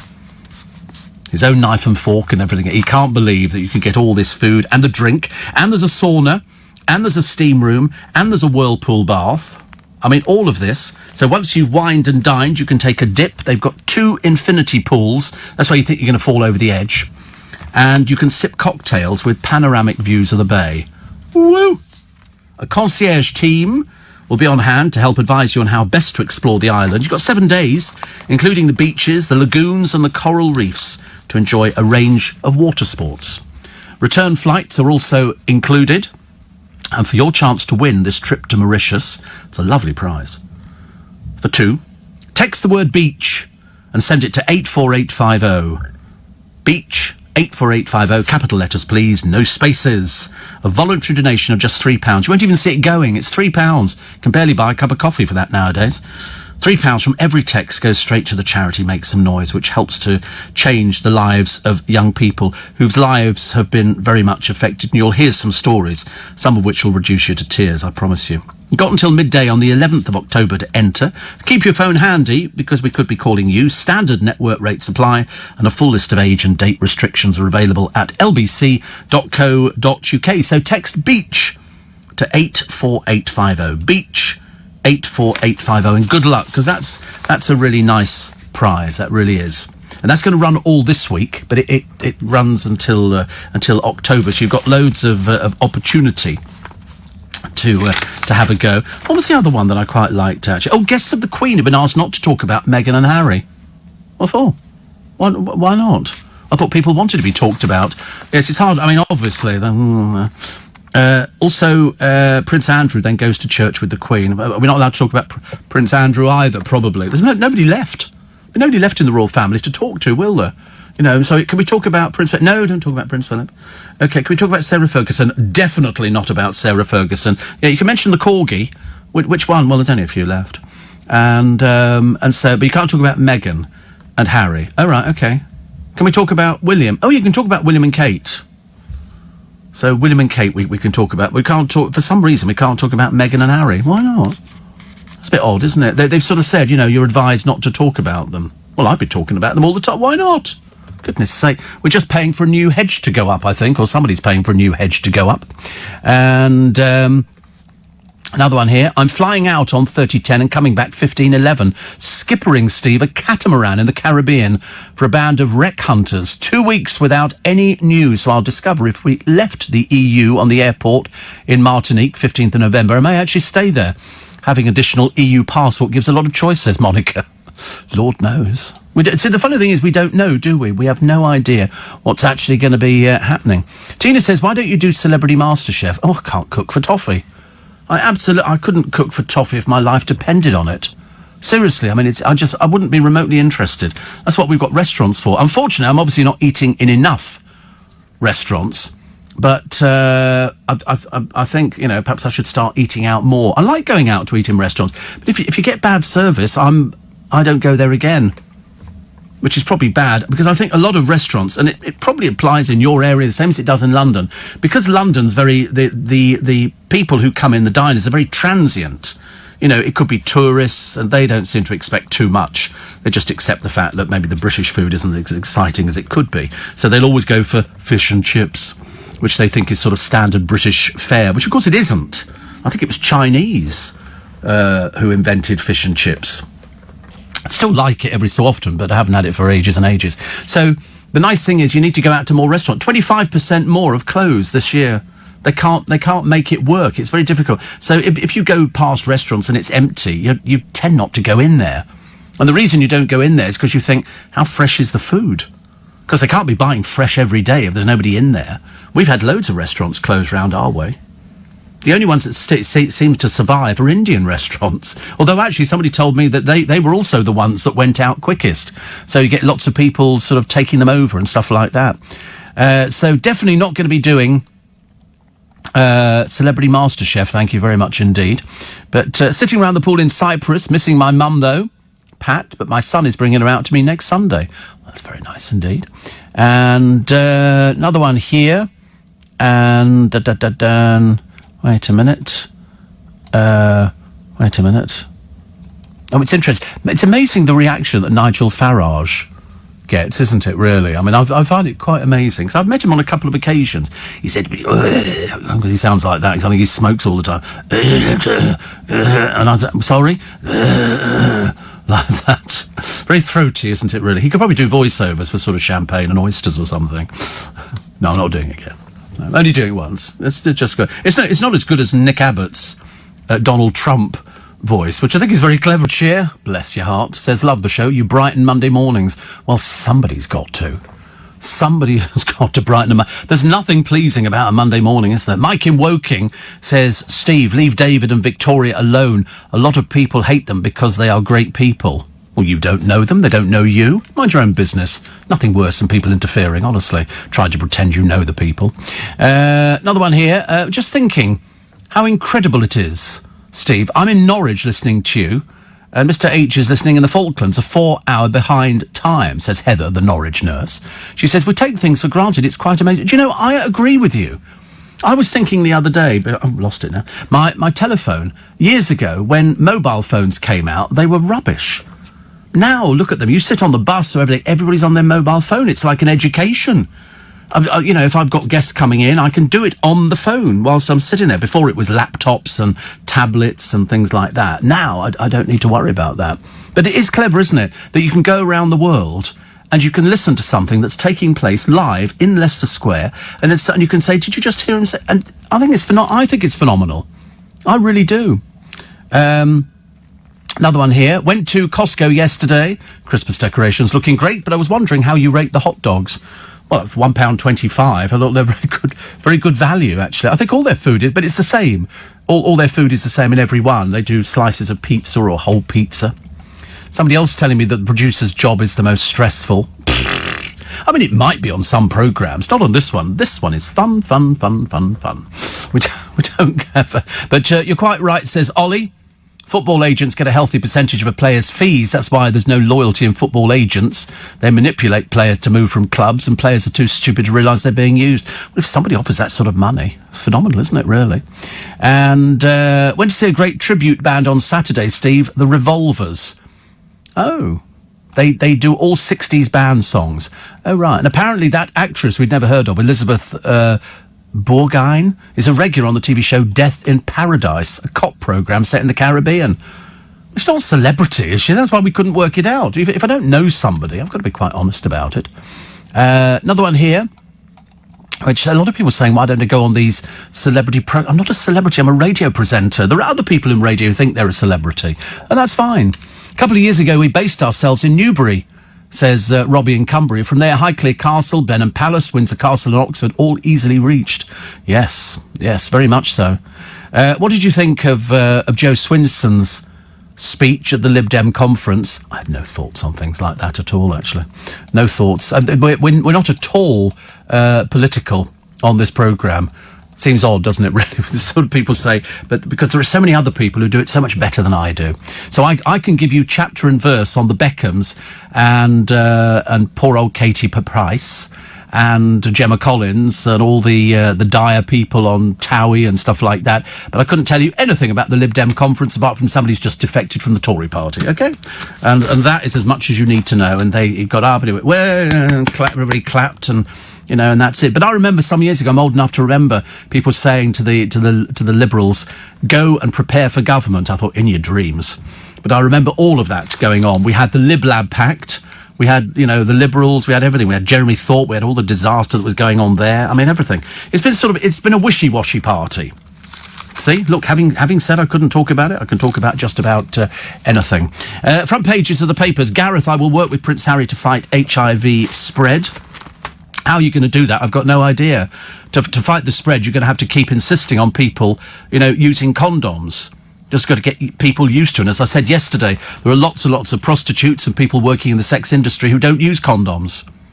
They don't bother. And that's why, people I think now in the pornographic industry have to get tested on a regular basis.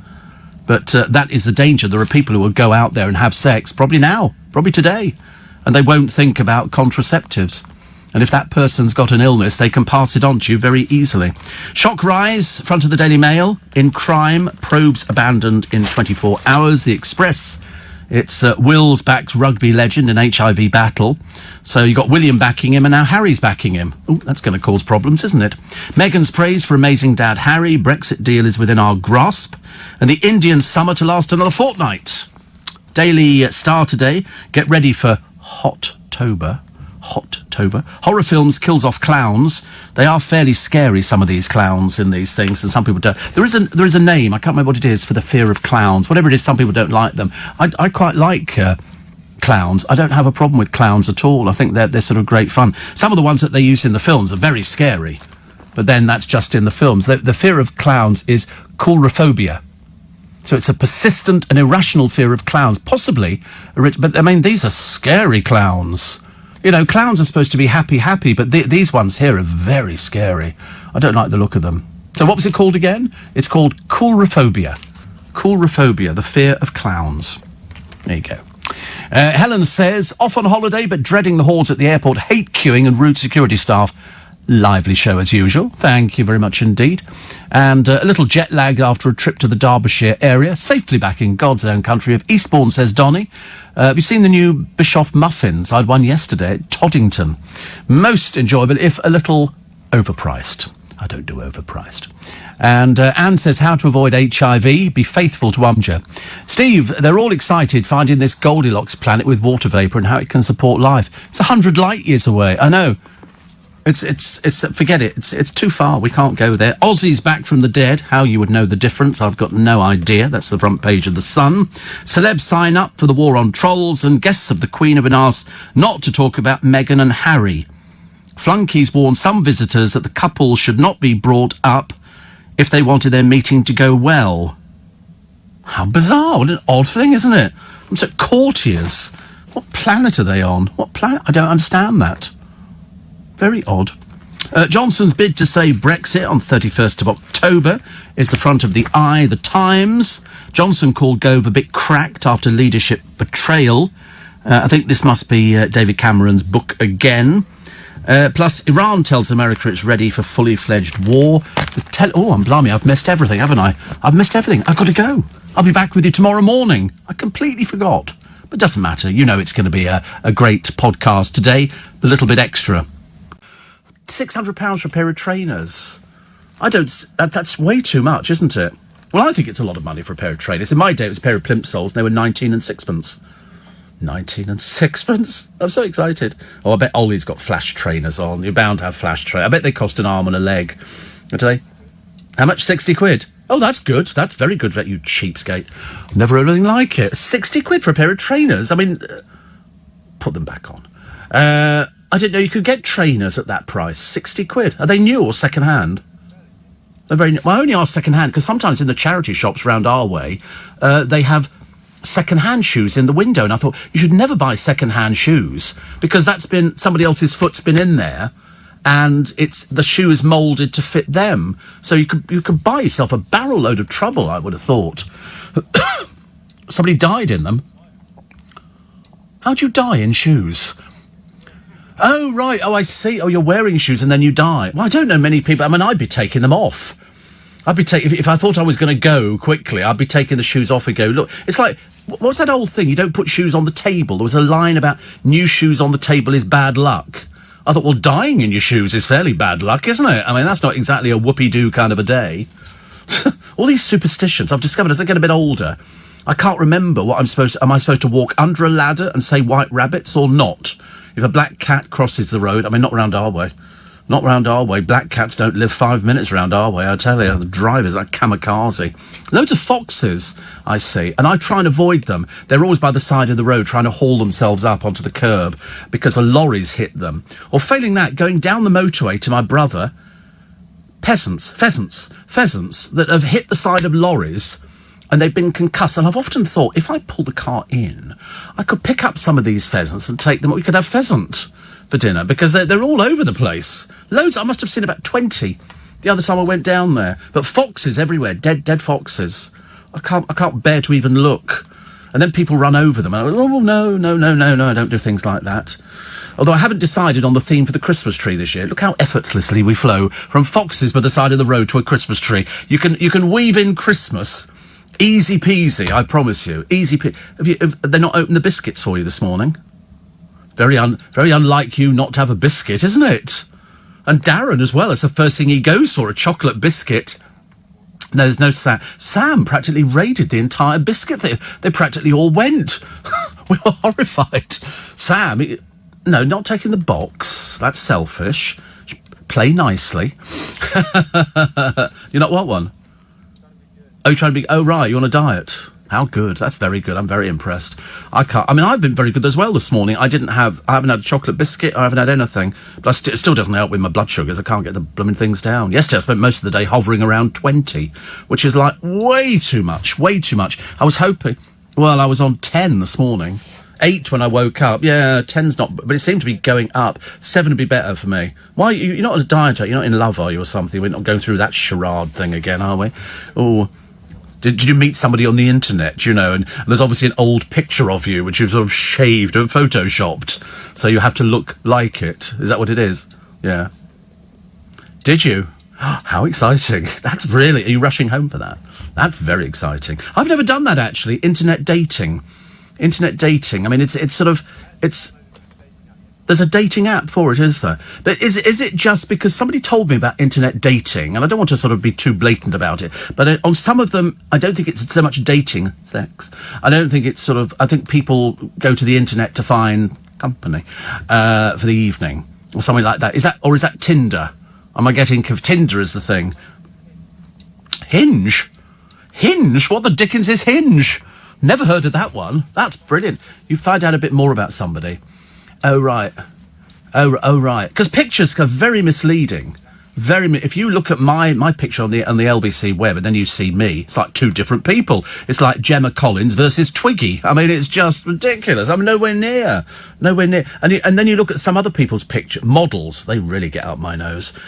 People who are so good looking that they can wear anything and they just look excellent in it. Me, I just like a sack of potatoes. I can't put on anything and make myself look interesting and attractive. But there again, at my age, who cares? Why would you want to be attractive at, 43? It's ridiculous. You don't want to be. There's no point, is there? You're only doing it for yourself. As long as I'm happy in the bathroom, I've had to take all the light bulbs out. I'm down to one light bulb in the bathroom, 25 watts, and I've discovered I look bloody brilliant. 25 watts, I tell you don't see any imperfections, you see nothing. But I've discovered wearing glasses, you see everything. I'm obviously not shaving close enough. Because sometimes you come in and there'd be a sort of a rogue hair sticking out the side of your face. Where the dickens does that come from? Seriously, there is a woman on Gemporia. She's blonde and she's excited over everything. She would be excited if a bus arrived on time. She's like, and it's so fantastic. And she was demonstrating earrings this morning. And these were, you've got to get them, 1,500, and we're doing them for threepence. And anyway, and then they do a close-up of the earring in her ear. She's growing sideburns. This woman has got blonde hair. Just unbelievable. And I felt like saying, you really need to sort that out. You can get sort of things are sort of done. It says, let's see, I want to be the first Christmas card my friends get this year. Can you suggest something? No. And I'm very excited about Christmas too. Good. I always generally get sort of hate mail, which is quite sweet. So somebody will sort of send me, talk about Christmas. And it's generally people that don't do Christmas. They don't like Christmas. Nice to see you. Coming off a treat, I tell you. Look, sensational. Seriously. There is a thing in the paper today. I didn't think of you when I read it. But it's men who are well endowed talking about the complications. Never bothered me. I should Coco. And there we go. So they've got 4 blokes. And they're all saying it's a handicap. Oh, that we should have such a handicap.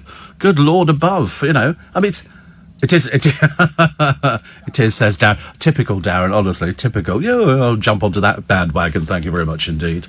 Ollie, of course, is keeping very quiet. So, I think he's very wise.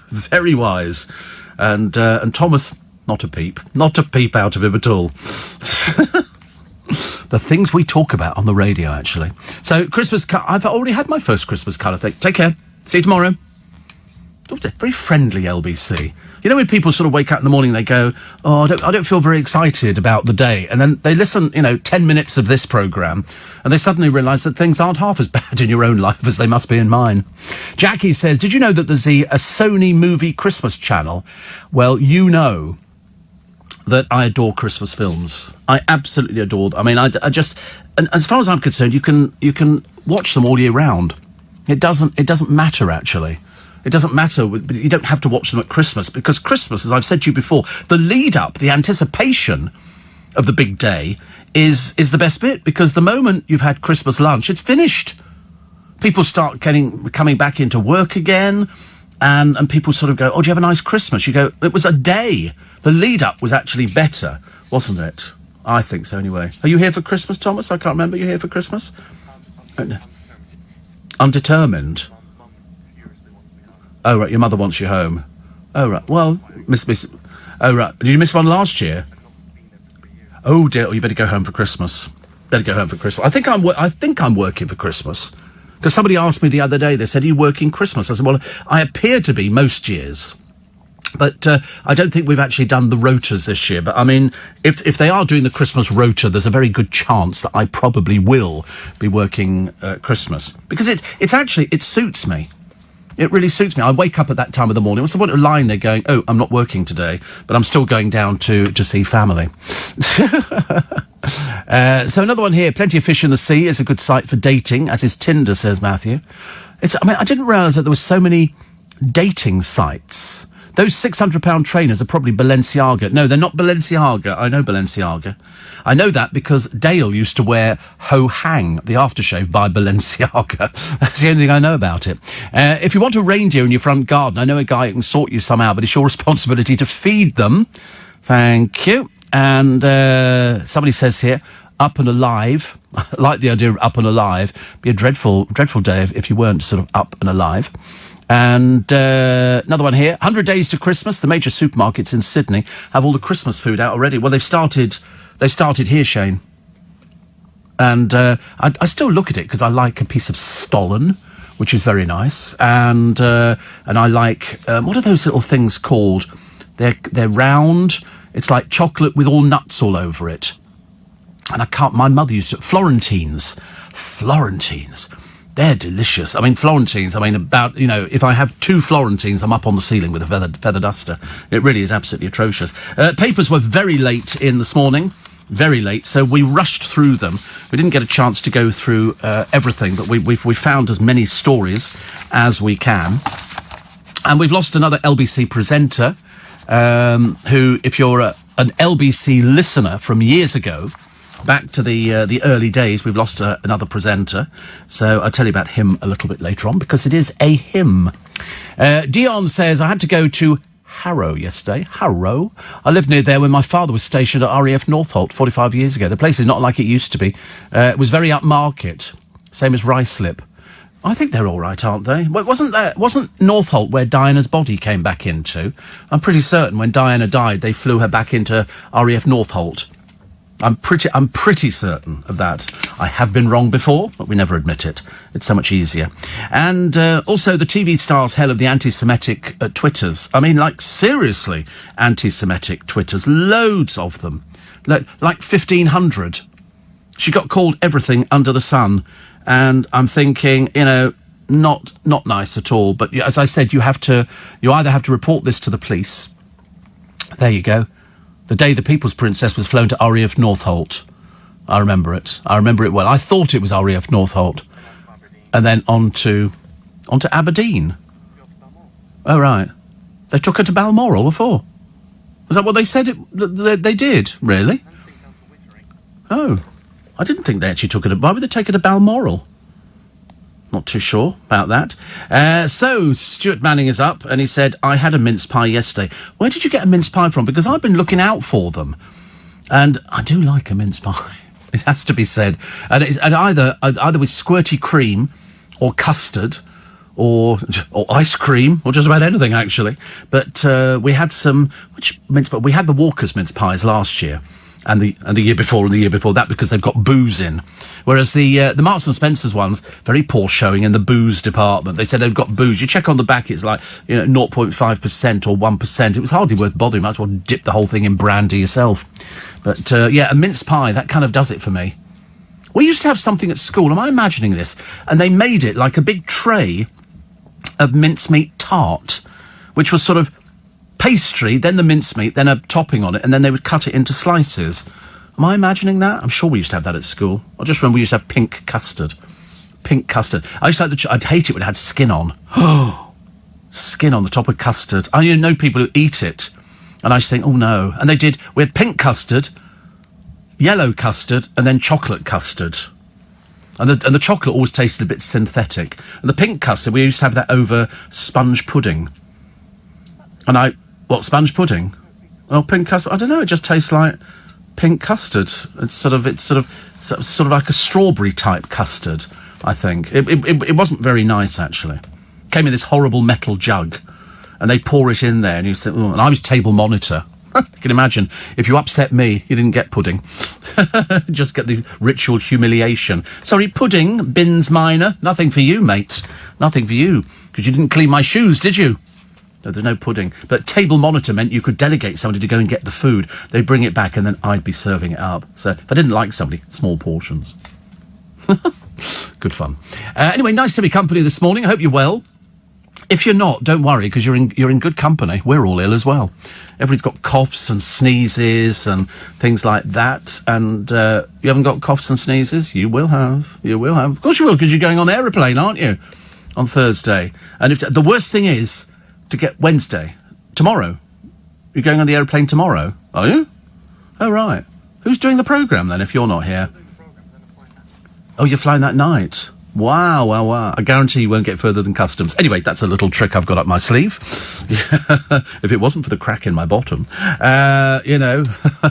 No further. There was my favourite joke was that school kid who said, my mother was Irish, my father was Iranian, so we spent most of our school holidays in customs. 21 minutes past 4, it's Steve Allen's early breakfast. Boots, the chemist, have been accused of racism. Why? They put security tags on hair products for black customers, but nothing on the products for the white customers. I mean, it doesn't. I mean, if the story is true, it doesn't actually get any worse than that, does it really? But I've also got the story of the World War II veteran. He's finally living the life he wants to. He's gay. So remember, he's a veteran, so he's going to be fairly old. He's now able to come out and express himself at the age of 96. Kind of finding somebody, I think, to be friendly with at 96 might be a bit of a slight problem. But that's it. He's hid his sexuality. So now he's able to sort of come right out and go, ta-da, gay. And, which is great. A couple have vowed not to reveal their child's gender. They want to leave everything on the table for later and let the child decide. Again, I'm very confused by this. It started with Sam Smith and the non-binary stuff, which I'm not really getting into at all. What else we have? Oh, Gary Lineker vows to take a wage cut. Well, big of you, mate. Big of you. Most boring man on the television. And I won't buy the crisps, based on the fact that he's advertising them. Michael Palin has revealed that Terry Jones, with dementia, he no longer recognises him. And a Tesco shelf stacker has acted as a getaway driver in a raid on the place where he worked. They've sent him to prison so he can contemplate it. Plus, the well-endowed men bear all in one of the papers today. It's apparently a bit of a handicap for people. And the heaviest star in the universe has been discovered. It's only apparently about 15 feet across. I was never sure how big these stars are supposed to be up in the heavens.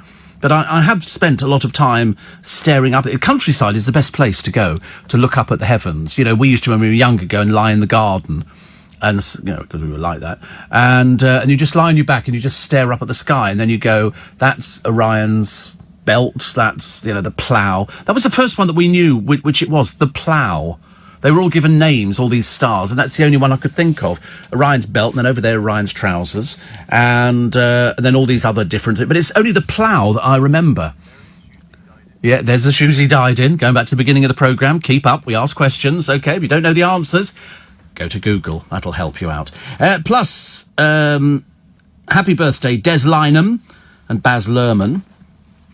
Also, you're never too old to have a tattoo. We found a lady of 94 who's had a tattoo. Admittedly, it's one of the naffest tattoos you've ever seen in your entire life, but I mean, at least she's done it, I suppose. The house that helped fight the Nazis is up for sale. That's a very interesting story, which we'll come around to later. And one lucky British winner tonight with the Euro Millions will be richer than Adele. Richer than Adele. Is that possible? It's 154 million, I think. Whatever it is, it's going to make for a very nice weekend for someone. Nobody will win it. Nobody will win the blooming thing. I mean, it's almost impossible now to win anything on the lottery. It's just a cash cow, isn't it, really? Plus, a man called Simon Wilson saw the 7 wonders of the world in 7 days. Somebody says, "You're so taking me back to school with all these custards." Somebody said, "Is it blancmange?" No, blancmange is completely different from custard, pink custard. A blancmange, my mother used to have a mould. to make a blancmange. And to be quite honest with you, I mean, I was never big on blancmange, but my mother used to make pink blancmange with, she used to have a little food colouring. In fact, we had loads of food colourings in the cupboard, blue, green, red, yellow, pink, all these different things, and then you'd sort of add them to everything. And so that was quite nice, but no, it definitely was not blancmange. No, you're not imagining it, Steve. The mincemeat slice, it was delicious. It really was. I mean, it really was delicious. Absolutely delicious. In fact, I can always taste it now. Me and my dad used to go to a place called the Stock Pot. And the Stock Pot was there was one in Knightsbridge, one in Earl's Court. They were all over the place. And it was dead. They might even still exist, I don't know. But we used to go there. My dad used to like that because they would serve school puddings. So you'd have it was cheap as anything. And you'd have your main course. And then the pudding was, this mincemeat tart, which I quite liked, actually. Small wonder I've turned into a diabetic. It's ridiculous. And, Steve, what a lovely surprise this morning. My young dog has had a poorly tummy all over the wood floor and the carpet. Oh, no. That's not good, Stuart, is it?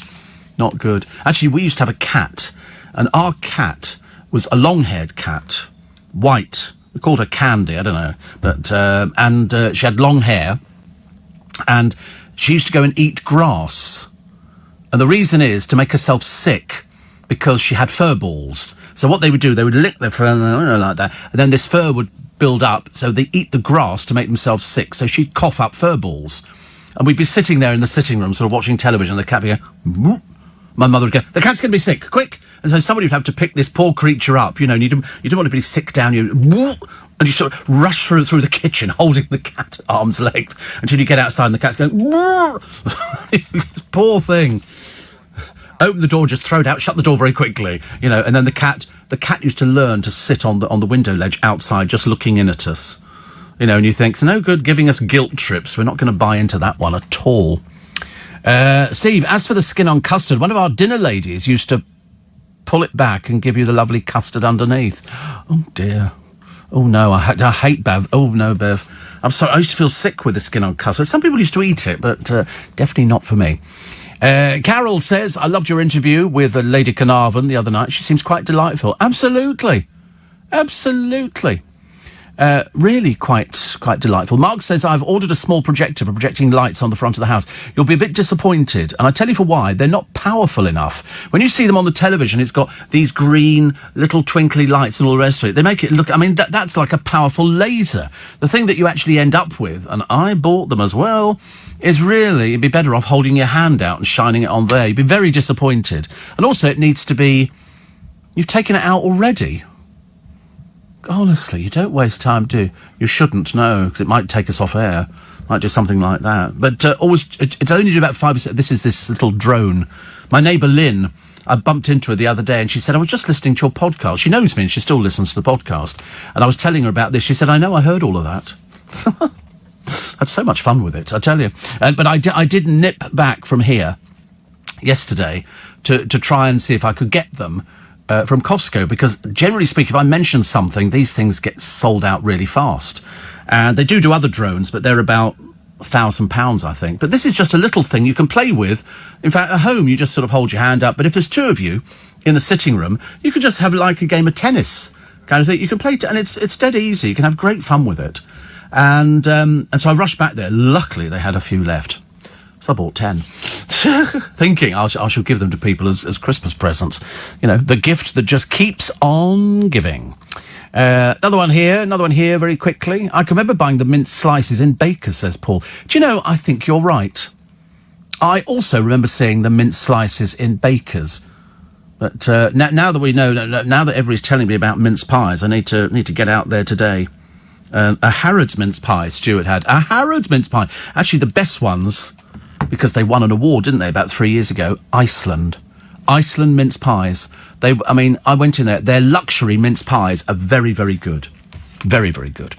Another one here, very quickly. Is that star you spoke of, Steve, as big and as heavy as the one on your studio door? I wish. I think this is the Steve Allen Memorial Studio. I quite like it, actually. It's preferable today because There's something, I'm just not over keen on the colour on the walls. But there again, if you have it darker, it's going to look more enclosed. So they've sort of tried to open it up. It's a pale blue. In one of our other studios, not one of ours, but our classic studio, they've got clouds on the ceiling of their studio. But I can't remember if they move. I don't think they do. I mean, everybody's got different things in the studios. Yesterday we did John Partridge, you know, the cooking champion, because he did very well. EastEnders, loads of things. And he's currently touring in Cabaret. He's currently with Anita Harris and an all-star cast, and he's had his hair shaved because he's the MC in Cabaret at the Kit Kat Club, which apparently really existed. It really is, and you can go and see it now, but it's not quite the sort of club you would expect it to be. It's a little bit over the top, I believe, and that's the way that we politely describe it. Everybody, somebody says, your cat stories have me in stitches. I've got my two looking at me for treats, says Matt. This is, we could the funny thing was, our cat ran away. I mean, not because it was ill-treated or anything like that. In fact, I mean, you know what cats are like? They spend most of their time asleep. You know, like big cats, lions and tigers and stuff like that. They spend most of their time, out of 24 hours in the day, 22 of them will be asleep. And our cat was no different, but our cat used to sleep on the top of the sofa, on the actual back of the sofa. And so when you used to wake it up, sometimes it fell off again. I mean, it used to walk round the banisters in the house. It used to frighten the life out of me. But it was lovely. It was very nice. But then it disappeared one time. And we lived down in Berkshire. And I remember, it had been away for ages, actually. It seemed like ages. And so we put an advert in the local newspaper to say, we're missing our white cat. And surprise, surprise, because if you live in a small little community, people read the local paper. And somebody contacted my parents and said, I think I've got your cat. It turned up about a week ago. Now, you know that if a cat turns up in your garden and you feed it, it will hang around. They're motivated only by their stomachs. They will. It's like you can't teach a cat to, although I did see some cats in a circus once. There was a man who had a cat act in a circus, and I think it was in Zippo's. Must have been, because it's the only circus I've been to see recently. And the bloke had a cat act, and the cats would jump and do all sorts of bits and pieces, almost like sort of a trained budgerigar act that Norman Barrett has got. And our cat was lovely. But anyway, so we went to see it, and it was in a place in Newbury called Tidings. And Tidings was this private road at the top of this hill that led up to the school that I used to go to. And it was all posh houses. Little like Winnington Road down here in London, around Hampstead. And so we sort of looked at this house, went, blimey. It was like, and so we sort of pulled up outside this, well, we thought it was a mansion, because we didn't have anything like that. And we pulled up in front of it, and the lady opened the door. And all you could see is, as she opened the front door, there was a long red carpet that led all the way to the back of the house, and the rooms were all off it. And there, at the end of it, walking slowly towards us, was our cat. And to be honest with you, the look on its face said, bugger, they found me. It was living in a much nicer place than our house. But, and so we went, oh, that's nice. You could see the cat was thinking, oh, why don't you just go away? I was enjoying myself here. I've got all new friends. They live in a bigger house. They give me better food. But that was the way it was, actually. And then I went away to school, actually, one time and came back and the cat wasn't there anymore. I don't know whether it had died of old age. I don't know anything about that. If you were asked to appear on a celebrity version of Naked Attraction, would you say yes for £1 million, B, yes if I could take my favourite teddy with me, or C, speak to my people? Absolutely not a cat in hell's chance. Naked Attraction? Me? Good Lord, I mean, I wouldn't want to inflict that on anybody. I really wouldn't. I can't think of anything. I never understand why people want to do that. You'd have to be some sort of exhibitionist. I mean, I suppose, really, because of what I do for a living, I am some sort of an exhibitionist, but there's no chance. I mean, even £1 million, I'm not willing to risk the humiliation. Because once you've appeared on television, they've then got photographs of you. It's like years and years ago, there used to be sort of people who posed for magazines, naked. And then years later, it came back to haunt them because they needed the money. And so they go, oh, can I get some money for posing naked? Yes. I remember I had a flatmate once who went off, excuse me, and posed naked for a magazine. And I remember thinking, that's going to come back and haunt you in years to come, especially if you become famous. Which, of course, I mean, a lot of these poor creatures from Towie and Chelsea and not so much Geordie Shore. A little bit rough, I think, up there. But it's sort of people who end up taking their clothes off and you think, oh, dear, why? Why? Never do it. I mean, for goodness sake, save some surprises. Steve says, Lee, did you listen to James O'Brien yesterday? He called you a naughty schoolboy because you had your drone in the office. He was extremely complimentary about your show. He is. Everybody's complimentary about my show. It's not just James O'Brien. Everybody is. I know it sounds a bit ridiculous to say that, doesn't it? But I promise you, people always say nice things about me. I think they're doing it because I'm old. I don't think they're doing it for any other reason. But he's always complimentary about me. Seriously, loads of people are nice about me. But I think that's an age thing.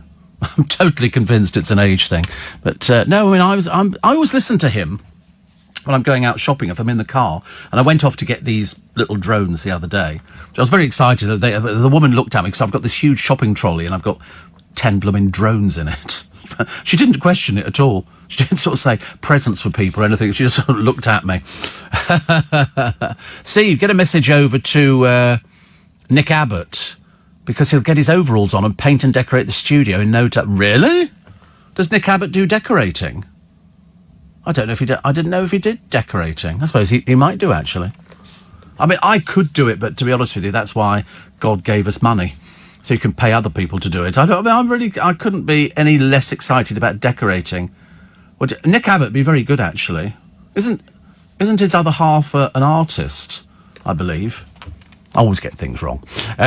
So 20 to 5. Oh, I'm going to tell you in a minute, actually, about the ex-LBC presenter who died quite recently, actually. A lot of people says, I used to work in a custard and blancmange factory. Have you ever heard of such a thing? And the way to make pink custard is you just make the strawberry blancmange runnier by adding more milk. We used to have, now what was it called? Junket. Do you remember junket? You'd have to be a certain age to make junket. And you made it with something called Rene or rennet. And you got a little bottle. And as far as I remember, it was a milk pudding. And I think you can still buy this rennet. And you sort of pour a few drops. I can't remember anything about it, but I just remember it was called junket. And I bet there's people over, the age of 50 will be going, oh, I remember that. That was what we called a cheap pudding. It's either that or a tin of fruit salad. And then hope you got a little tiny bit of the cherry that was in there. The rest of it was all a bit dull and boring. But puddings at home, my mother did make puddings. The one thing I hated, though, treacle pudding.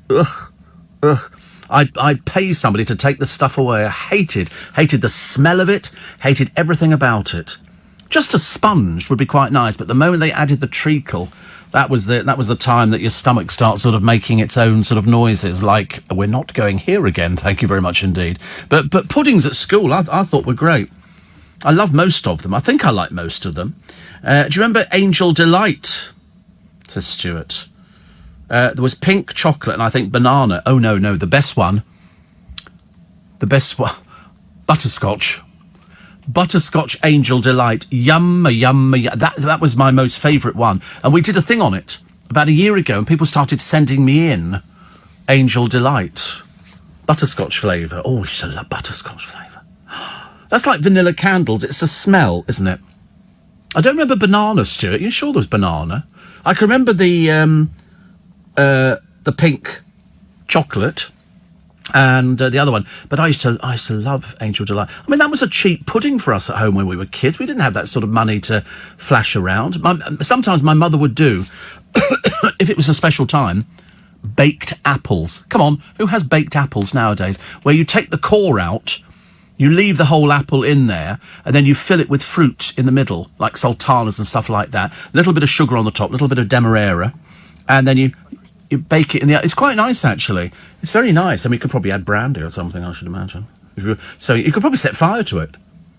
Because we never eat the Christmas pudding at Christmas. We always try to, but I've never got enough room, I'm afraid. Ian just reminded me, up the Aston. Yeah, drew last night with West Ham, 0-0. So that was good, didn't it? We didn't lose anything on that one, so I'm very excited. We're out. We didn't want to be in that relegation zone, so luckily we're out. That's good, isn't it? That was the best news I'd heard. Somebody said, oh, you're out. I said, we never wanted to be in the first place. Up the Aston. Good on you, boys. I think we've got some girls playing in the team as well. I'm not too sure, actually, how that's working out. Actually, I went to a women's football match once. In the village where I used to live in Yorkshire, all villages have a cricket team and a football team, and it's mainly women. And my mother used to play in the cricket team, and we'd all go along and support. It was great fun, actually. Sitting here, your sister used to play the football team. Oh, that's nice, isn't it? You're talking to somebody who really couldn't care less, actually. I don't know why you're telling me that. I didn't ask you. I wasn't asking you. Why do you think it's all about you? It's not about you, is it, at all? Sitting here, Steve, says John, looking over Manly Beach. That's what it's called, by the way, in case you think it's some sort of butch thing. And reminiscing about the stock pot. Back in the early 80s, I was eat there almost every night, just like school dinners. Absolutely delish. And it was cheap. God, it was cheap. It was so cheap. Somebody says, don't be so humble. I have to play humble. I can't. There's no point. You can't get. Listen, somebody says they like the show. They would say the same nice things about your show if you would be 20 years old. They never did. When I was 20, they never did, Monica, I promise you. And, of course, you would also be a world-class curiosity, 20 years old with 40 years' experience. Nobody said anything years ago. It's only recently that people start. And I think, actually, I heard from somebody that I used to know years and years ago, a friend of mine called Michael, he said, well done on the longevity. Yeah, which, I mean, it is. It is. I mean, it is longevity. I mean, I'd be very surprised if anybody, out of the present lineup could ever manage 40 years. I mean, that's because I started young. Because most of the people now, I mean, 40 years' time, I mean, I'm assuming O'Brien's going to be dead. I hope so, because I've ordered the wreath. And I don't want to waste the money, so it's plastic, which is better. 4:45 is the time.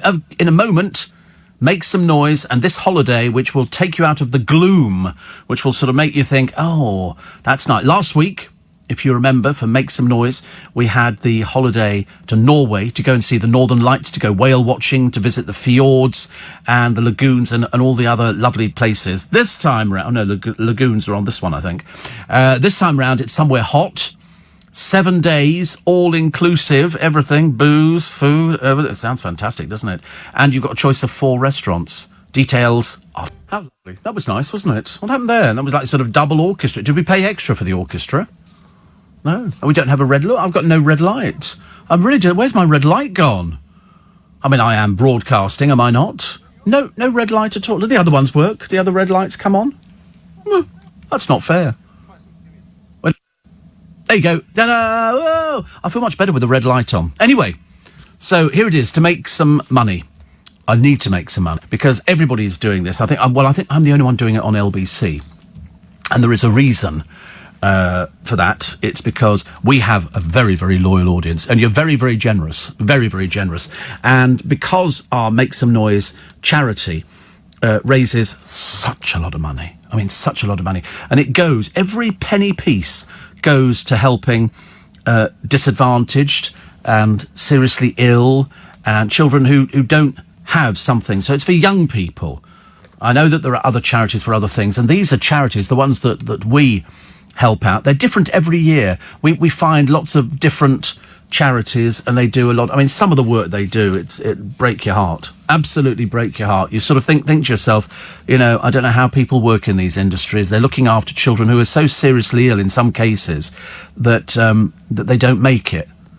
And that's what's so heartbreaking about it. And I told you that we went down to a house the other year where it's basically a house that's split into 2. So there's 2 flats in it so that the whole family can get a bit of respite. Because if you're dealing with children who are severely disabled or ill, or they have life-threatening diseases, it's very draining. And so this gives them it's like a holiday break. And they've got everything. So the whole family can be there. They've got, a room for television. All the food everything's catered for them, but they need a lot of money to keep it going. So we raised a lot of money for them.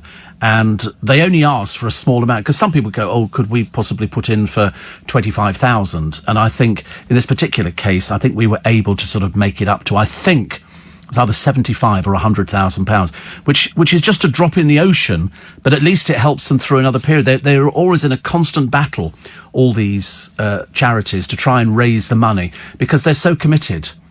And it's very humbling to go down and see the work that they do. And, you know, sometimes I don't know how people do it without bursting into tears all the time. So what we do is we have our text, and we started some years ago thinking that why don't we offer an incentive? I don't think you need an incentive, do you, if you're one of those generous people. But the incentive is that everybody goes into the prize draw. Everybody goes in, and then we pull one name out, and I think beginning of October is the cut-off point for these. The first one we did was New York. The second one we did was Norway. And the one today is your chance to escape on a dream holiday for two to the beautiful island of Mauritius. Thanks to our friends at Flight Centre, you could be enjoying 7 nights in a prestige ocean view room with a balcony, overlooking the warm waters of the Indian Ocean. Your holiday is at the 5-star Intercontinental Resort, all-inclusive, so you can take your pick from 4 restaurants, as well as the sauna, the steam room, and a whirlpool bath to help you relax and unwind. Once you've wined and dined, you can then take a dip in one of the 2 infinity pools and sip cocktails with panoramic views of the bay. There's a concierge team who'll be on hand to help you find the best of the island, including the pristine beaches, the lagoons, and the coral reefs, or enjoy a range of water sports. Return flights are also included. For your chance to win this fabulous trip to Mauritius for 2 people, you text the word BEACH, BEACH, capital letters, no spaces, and you then send it to 84850, which means that you're automatically entered into the draw. There's a voluntary donation of just £3 from every text. You don't even see it. Don't have to put your hand in your pocket. It comes off the text. And that goes straight to our charity, Make Some Noise, helping to change young lives. You've got until midday on the 11th of October to enter. Keep the phone handy, because we could be calling you. I'd like to think it was you. We've had a couple of winners on this programme. Standard network rate supply, and a full list of age and date restrictions are available at lbc.co.uk. So, to be in with a chance and to help raise some much-needed money, text BEACH to 84850. BEACH, BEACH, capital letters, no spaces, and send it to 84850. And in advance, on behalf of all the people who are going to benefit from your donation, thank you very much. Steve, would you do Naked Attraction if your choices were from Victoria Beckham, Gemma Collins, Katie Price, or Kerry Kirk-Toner? Absolutely not. Absolutely not. I mean, to be honest with you, nobody ain't going to be putting Victoria Beckham on Naked Attraction. It's a beanpole with a couple of ping-pong balls stuck at the top of it, OK? That's not very interesting, is it? Gemma Collins, yuck, yuck, yuck. Katie Price, even yucker. Even yucker. Didn't we have a story about Katie Price's boobs? Has she got her boobs out again or something? I don't know why. She's a very sad exhibitionist. And Kerry Katona needs to get off a fat bum and go and find a job, actually. Sophia says, I loved semolina. Oh, no. Oh, no, no. I'll tell you what we did like, but we didn't get it at school. My mum made it at home. Rice creamola. Remember rice? You probably don't remember that. But that was nice. Semolina was a bit... Ugh. And what was that other one? Frog spawn, we used to call it. That was horrible as well. I didn't like anything like that. But this other stuff, rice creamola, was absolutely delicious. Dollop of jam on the semolina, says Sophia. Well, we used to put the jam on it and then stir it round, so they couldn't use it again. Loving the old reminiscing, says Steve, says Shazzy. About the old school trick. Yum, treacle sponge was defo my favourite. Oh, no. Listening on the school run here in Dubai. Thank you very much indeed. In Dubai, you see, that's the advantage. You know, you can listen to LBC all over the world. But Janice comes up with the one what we all remember. Come on, if you had to come up with a pudding that you always had at home, and it was the simplest pudding, banana custard. You just take a banana, slice it, put it in the custard. Oh, it was delicious. Bananas and custard. One of my favourite. It had to be hot custard. Yeah, so it basically cooked the bananas, but only one banana per person. But yeah, banana custard was great, wasn't it? Didn't work the same with anything else, although we did have tinned fruit with hot custard. Although I did admit the other day I can eat cold custard, but unfortunately it's all sugar. My mother used to make it up out of the powder. Nowadays, you just go and buy a carton of it or a tin of it. But in those days, you got the tin of Bird's custard powder. You open up the tin, you took out, I can see it now. Put it in the bowl and you put some sugar and you stir it around. My mother used to let me lick the bowl. We were very common. But I aspired to better things. So now I don't lick the bowl. I don't, because I haven't had custard. I've never made custard in my life. I can't do things like that. I'm not very gifted in the kitchen, actually. I can reheat on ping. And that's about as far as it goes. Steve, 100 days to Christmas can only mean one thing. The Bentley car boot's getting full. What do you mean getting full? It is full. Full of drones at the moment. Full of drones. What about an in conversation with John Burko, says Donny. We used to feature John Burko on the programme years and years ago. He was, I'm sure there will be one. He's bound, because we think he's bringing a book out. Oh, well, there you go. And so we shall try and sort that one out. Pouring with rain over in Sydney. And Jit says, see, one of our neighbours has already put up Christmas lights and a snowman. Oh, I think that's a bit previous, isn't it? A snowman? Can't do something like that, not just yet. Also, how about hot, sizzling, syrupy banana coming to your table in a restaurant after... Oh, Chinese toffee banana. I used to love toffee banana. That was particularly... Junket. In the 60s here, Steve, in New Zealand, with nutmeg sprinkled on the top, but bread and butter pudding, my favourite. Yeah, my mum used to do a very good bread and butter pudding. Or then that summer pudding. Remember summer pudding, where you'd line a tray or something like that with buttered bread, and then you put fruit in the middle of it, and then sort of do a covering, a top on it, and then I think, might be wrong actually, you didn't put it in the oven, did you? Where did you put it? No, it can't have gone in the oven. Perhaps it just went in the fridge, because it used to soak up the juices of the fruit. Steve, Foxbourne was tapioca in with the twins. Thank you. Spam fritter. Oh, not spam fritters, my favourite. Spam fritters. Oh, beef burgers in batter. Yum, yum, yum. A lot of people don't like spam, do they? And Gary says, of course, Arctic roll. Legendary. When I was at prep school, I was a little boy. And if it was your birthday, your parents would send £1 down and the school would go and buy some Arctic rolls. So somebody knew it was somebody's birthday because we all got a slice of Arctic roll. That was posh. Very posh. Bread pudding. What's that? Is it bread sauce that they do at Christmas? I don't like that at all. That was very nice with custard. Oh, right. Also, jam and coconut tart. I do remember jam and coconut tart. Awful, isn't it, really? Frogspawn was tapioca. Do you remember Sago, says Jim? I do. Here we go. We're going off down memory lane, aren't we? I'll tell you what we'll do. We'll take a short break for the news at 5. Then we start going through the papers. I'm trying to find something that's going to put a smile on your face. I don't like it when we have depressing stories in the papers. And there's an X Factor winner's vile rant at Gareth. Who is this? I'll tell you after the news, because it's somebody that you certainly wouldn't expect to do something like that. We'll also tell you about this house that saved us from the Nazis. And we'll also... Oh, look, Abby Clancy. Here she goes. She's going to a gig. The trouble is, she always looks very elegant, but she's about 3 foot tall. She's tiny, tiny. Can't get excited over something like that, can you? And the McCanns have delayed their libel battle ruling. They fear that the Brexit is stopping them, silencing the ex-cop who's accused of covering up a death. We haven't actually heard from the McCanns for a while, have we? Every so often, they sort of pop back in and come up with something. I've certainly never heard of anything being sort of linked to Brexit. And the 10th of September, so we get ever closer to the festive season. But before we get to that one, as you know, we've got to do Halloween, then we've got bonfire night. I remember as a kid, you could smell bonfire night. You could absolutely smell it, the smell of, because loads of people had bonfires. And if we were in a house and the next door neighbour had it, we used to watch their fireworks. We'd have our meagre little selection, and then we'd sort of rush upstairs into the bedroom to have a look out the window to watch the next door neighbours. Fabulous. Love it. Right. What do we got here? Quickly. Oh, Anila Chowdhury. Good morning. I like the idea of a cup of tea, and I think a cup of tea is very important in this business. In fact, the more cups of tea we have, the better. And there's also lots of pictures of Amanda Holden in the papers. One of her straddling, she's on one of these bikes. You know, there's a name for them. I can't remember the bikes, you know, where they sort of, you sit on the, frightens the life out of me. I couldn't go, Nick Ferrari used to use them. These courier bikes. But you sit on the back of it and they sort of give you a helmet and all the rest. I just never fancied that idea at all. Not my sort of thing. Here is the Tesco buffoon, a shelf stacker. Stephen Banks, he's called.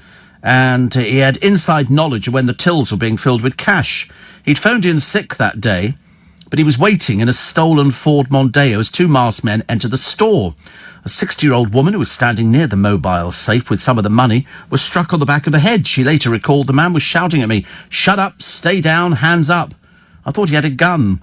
The pair bundled £6,000, give or take, into a bag, but an employee at Kidsgrove's store in Staffordshire, thank you, scribbled down the number of the getaway car. I mean, it's so good. Last night, Mr. Banks, Stephen Banks, hereinafter was, known as the complete and utter plank, was starting a 12-year prison sentence. That'll ruin life for you, won't it, dear? 12 years he got for that, after pleading guilty to robbery. But also, the car was found abandoned, and his fingerprints were found all over the gear stick. What a fool! What a fool. Never mind 12 years. You obviously enjoy the company of men because you're going to be spending 12 years with them. I'm sure they'll find you very, very interesting. Also, I can't find this other blooming story. Where has this story gone? Oh, it's page 5, sorry. I knew there was something. I was sort of whizzing over the pages of the papers. And this is the X Factor winner, Steve Brookstein, who slammed Gareth Thomas in a vile rant by claiming the rugby hero's HIV diagnosis is a drag on the health service. I was asking the question the other day, when he was diagnosed, has he had it for a long time? I don't know. He'd been living with the disease after he was threatened by blackmailers who said they would spill his secret. I mean, why would it be a secret to anybody? Everybody knows he's gay. Wouldn't be any secrets, really. But anyway, Brookstein, who was dropped by Simon Cowell's label, called people, HIV to smokers and the overweight, an avoidable burden on the NHS. Well, I have to be honest, I mean, as a diabetic, I feel a bit guilty that, I get all my medicines for free, and there are some people who don't get medicines for free, but I get medicines for... There's people who get upset if you get a free bus pass nowadays, so you can't win, can you? And, if somebody... There was a woman on the television the other day, I mean, she was clinically obese. I mean, she was huge, and she'd been told to lose her weight, otherwise she's going to die. And I don't know what it takes to push somebody. We had that loose woman the other day, and she was talking about Simon Cowell told her to lose weight. So she did. She went off and lost 4 stone, because it's healthier to be thinner, not wafer thin, but it's healthier to be thinner than it is to actually be clinically obese, because the strain on your heart means, you're in for a short life. And I'm telling you now, you don't really want a short life. You want to live for as long as you possibly can. Here we go. We've got sexy shots of the Strictly contestants. To be honest with you, I really couldn't care less. They got Mike Bushell, 53, and also Annika Rice. I wasn't sure if she was still in it, actually. Who are we going to kick out first? I've got no idea. Dreary old Catherine Tilsley. She's got one of those faces. It's called Miserable. Plus. What was the other one I found? There was another story I found, and I remember thinking, that's a good story. Stormzy has paid homage to the godfather of grime with a new single called Wiley Flow. I don't know anything about Stormzy, apart from he went out with somebody called Maya Jama, who's trying to make a name for herself as a celebrity. I don't understand how that one works either. And a racist trained her dog to maul an Asian shopkeeper, if you please, after he accused her of stealing sweets. Sonia Wadsworth called victim Varum Ditter the P word before taking her staffy off his lead and encouraging him to bite the man. I mean, that's not good, is it, really? But she'll be sentenced later this month. So, I mean, you can't do things like that in this day and age. I mean, it's just not right. Not right. Oh, Greg's fans. Not only are they going to be supplying your bacon at breakfast and their baguettes, and I can thoroughly recommend a bacon and sausage baguette with extra bacon, £2.95. I mean, it's a bargain. But they now do hot options. This is for evening meal. Southern fried chicken goujons. Up to 9 p.m. So you can get a box of southern fried chicken goujons. Woo! Sounds up your street, Corey, doesn't it, really? That sounds like the sort of food you'd be eating, I should imagine. I should guess. What's so nice? It's a Great Dane. This one has been rescued from Sri Lanka. The trouble is, it's the biggest dog you've ever seen. Cost them £5,500 to get the thing back. Absolutely huge. Absolutely huge. I quite like... big dogs. Well, not that blooming big. I mean, that really is. Also, Emma Willis. Not seen her back on the television for a while, so I'm quite pleased that she's coming back. But I don't like the show. It's called The Circle. And it's people in flats, isn't it? I mean, to be honest with you, I lost the will to live during that one. I'm sure some of it's quite nice. Sort of drags out its usual sort of group of people. Martin Clunes admits he's been behaving badly as Doc Martin. I like Martin Clunes. There's something safe about him. And also, what have we got here? Mandy Dingle, Lisa Riley, pretends she's having a baby in Emmerdale next week. That'll be worth watching. And Bake Off's first ever Dairy Week proves an utter disaster for the contestants. English student Henry Bird, he just looks as though he's posh, raises eyebrows when he's thrown into confusion by the choice of ingredients. He says, I didn't realise that dairy is not only a cow, but goat, sheep, buffalo, horse. Oh, right. Obviously not from a posh family at all, actually, really. So Bake Off is on tonight. I haven't seen it. Mainly because I've had enough of all these sort of programmes. There's so many of them. So many of them now. It's baking programmes after baking programmes, and I just can't cope with them. Definitely not. Dame Helen's bedtime story for rough sleepers. They've all got tents. Everybody's got tents now. You can't move in Trafalgar Square for tents all round the outside of it. I mean, it's beginning to... It does look a bit like Tent City. And here's Countdown's Rachel Riley. She's lovely. She's ever so nice. I mean, admittedly, she only has to, I'll have a vowel, a consonant, or 4 numbers from the top and 4 from the bottom. But anyway, she's been trolled. In fact, it caused so much stress to her, she's pregnant, that her child stopped kicking in the womb for 2 days. And she says, I was very stressed and upset for a couple of days. The trouble is, by saying this in the papers, that encourages these sort of people. They're generally sick in the head. Seriously, I mean, they are really sick in the head. They just don't understand, because they're lonely. We have one called Andrew Wallace. Andrew Wallace writes, he did. I mean, I don't know if he still writes this sort of rubbish. But he's sort of about everything. He must be really sad and lonely. Some of the stuff... I mean, I think at one point everybody was keeping everything that he'd ever written. So, if ever it got to that stage, sorted. But in her case, she had to delete 1,500 people. 1,500 people who'd been trolling her. Why would you want to troll her? Why would you want to troll her? Why would you want to troll anybody? But, as I say, some people are a bit sick. It's not their fault. I can't help it. Cristiano Ronaldo is told of his shame and embarrassment at being accused of rape. I think he's been on with Piers Morgan. I don't know if have they shown it yet? I'm not sure if it's been shown yet. But this house, now here is a piece of significance. This is a house overlooking the English Channel, and it helped foil the Luftwaffe. It's gone on the market. Looks lovely, actually. It was built by a German spy during the First World War to record Royal Navy shipping habits. But in the Second World War, it housed British military and intelligence staff. Women based at London House in Capel-le-Fern in Kent would intercept radio communications from Luftwaffe pilots and pass on the information to a nearby airbase. There's a 3-bedroom flat on the ground floor up for sale for $550,000. It's like moving into Bletchley Park, isn't it? That's equally a lovely place to go to. But here, as late as 2000, there was an annual reunion for those who manned the facility during the Second World War. Wow! I like places with a bit of history. Anything like that. Also, there's a dog's home, which has reopened 5 years after they had a terrible fire. It's a £2 million kennel refurbishment. It's a story that, if you're an animal lover, it'll put a nice smile on your face. Twitter interaction of the week. Member of the public, when are you going to get your own TV show or series? Catherine Ryan, when I'm a man. She's not wrong there. Seriously, we were talking about this the other day, actually, to Ramesh Ranganathan, because he's got a tour coming up. It's a long tour, book, he's got everything. Seriously, podcasts. And then he also... What else did he have out? Was something... Oh, that's right, TV show as well. He's got loads of stuff. He never stops working. But he's taking time off over Christmas to be with the family, because the kids, I think, are now 10, 8 and 4 or something. And he does that, just so... Because that's the time they're all growing up. Much easier. TV show with his mum. Oh, I know, I've seen that one. I know. He was ever so nice. Very, very nice indeed. If not a bit... He arrived in here yesterday at 7 a.m. in the morning...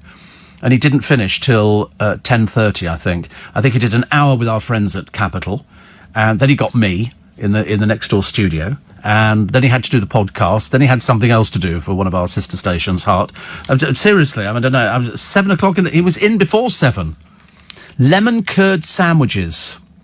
Lemon curd sandwiches. Just love lemon curd. Love lemon curd. You don't see it so often now, do you? Well, I don't. Never see anything like that. What did I... Oh, I've just lost this thing, honestly. Oh, I hate losing blooming I had also... Oh, I've lost it completely now. Where has it gone to? I had something that somebody was... Oh, that's right. My friend Ian was talking about the cheap Angel Delight. There was Angel Delight, and then there was Instant Whip. He said, we used to have that in my house growing up. I was so Essex. I don't think you've lost it. I think you're the same person. Steve, my friend in Sainsbury's sends me butterscotch Angel Delight. Problem is, as soon as I make it, I eat it rather than waiting for it to chill. Says, oh, I wouldn't wait. You know what I used to do with it? I used to make it into a milkshake. So you don't put as much powder into the milk. It's only half a pint, I think. But if you do like a quarter of a pint, you used to get a lovely, lovely butterscotch milkshake.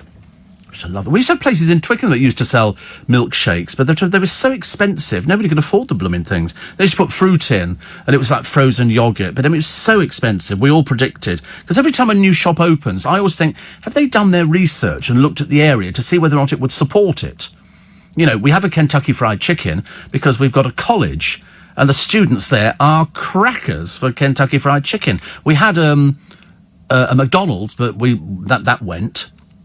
And we used to have about 3 or 4 kebab places. One got closed down for hygiene, and the other one turned into a Chinese takeaway, but it's a bit too far to walk.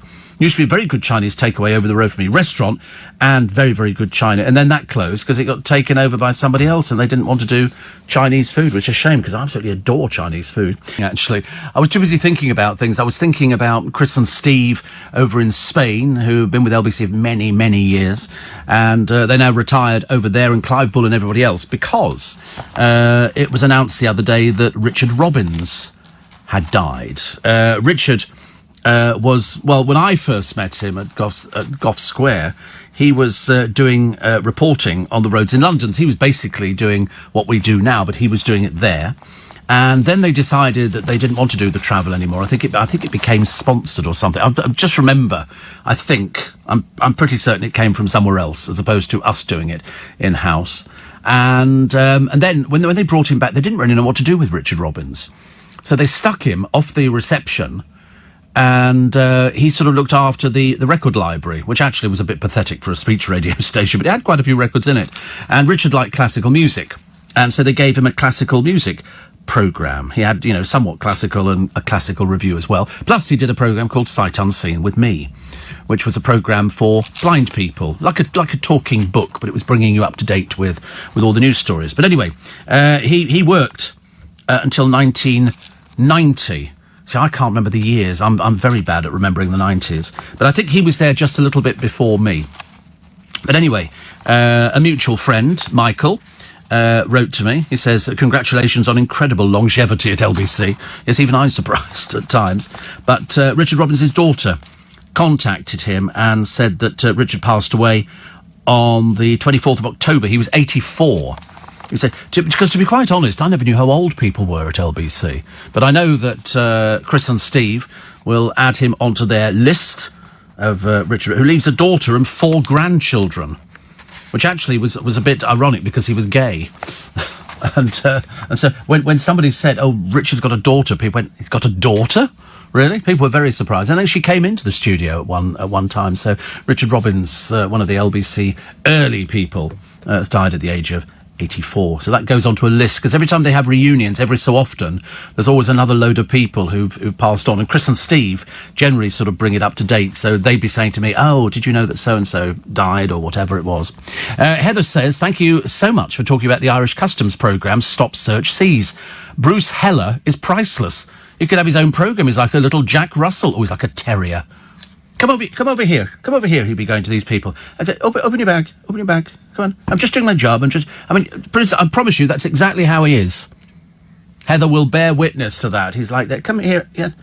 And then they go, why did you pick on me? I'm not picking on you, sir. I'm not picking. Have I picked on you? No. I just want to have seriously, he goes like that. I'm not sure. I have a sneaking feeling he's not married. I can't imagine anybody putting up with that. I can't imagine. But he's quite a little bit of a character. Mainly because he's so rude to people. So if you find him, you'll know who it is. Steve, the best thing about custard made from powder is you get a skin on it, says Frank in Bristol. The stuff you get in cartons won't even give a skin, even if you heat it up. I don't want a skin. I don't like the skin things. Then Ian says, you just said you could have a sauna and a swim after wining and dining. I do it the other way round. Yes, you're right, actually. Should be the other way round. You're not supposed to eat and then You sort of, yeah, you're right, it's the other way around. I know what you mean. Steve, do you remember a pudding called Manchester Tart? Says Phil in Up Holland. Vaguely, but I can't remember what it is. So somebody might have to tell. Manchester Tart. It's not like sort of a thing folded over with jam in it, is it? Jam seemed to feature in quite a lot of stuff like that. Barbara says, I dropped off to sleep for a while. Has anybody mentioned Gypsy Tart at school? No, see, that's another one, isn't it? It's another tart. I can't remember which one that is. And Paul says, did you hear Greggs have opened 2 drive-thrus up north? If successful, could roll out over the country. I'm amazed that they don't have them at the big train stations, because they could clean up in there. The food is so dire at train stations. I mean, it really is. I mean, it's just dreadful. At least with Greggs, you know what it is. You know where it's made. You know how successful they are. So why don't they just open up? Can't be for money reasons, can they? Can't be for money reasons. Excuse me. Another one here. Lemon curd sandwiches. Oh, yes, I did have them. And I never had marmalade sandwiches. No, I was never... The only marmalade I liked was the lime marmalade. Roses. Because I like the look of the jar. And that's about it, actually. That's the only way it worked for me. And another one here, which says, my friend in... Oh, we've done that one, haven't we? I'm looking forward to buying Matt Stadland's book about birds next month. I admire his enthusiasm. Oh, he's got huge enthusiasm, Connie, for birds. He really has. He likes... there's nothing better than he likes going out there and twitching. I think he does that. And, I mean, I don't know whether or not he hides in roughage or something like that, because I'm assuming you have to. If you're actually looking for birds, you've got your binoculars round your neck, and you've got your little pad, and you've got your camera, and then you can take a picture of tits, and once you've sort of got them there, then you put the photograph in the book. Great crested tits as well, I believe. There's so many different types, and he loves all of them, and I don't know where it comes from. I don't think it runs in the family. I suppose there must be other people in the family that like tits, but I mean, normally speaking, I like warblers. I'm a bit into... And sparrows. I used to feel a bit sorry for sparrows. They always appeared to be sort of bullied by everybody. But no, I mean, some of them you look at and you think, God, in fact, there's so many different varieties. And I think this is a book about British birds. You know, so you wait till he starts on the abroad stuff. I'm still waiting for my free copy. I mean, to be honest with you, I'm not going to make a big deal about it. But if it doesn't arrive, I shall never speak to him ever again. And, Steve, I've often wondered what your car looks like. And yesterday...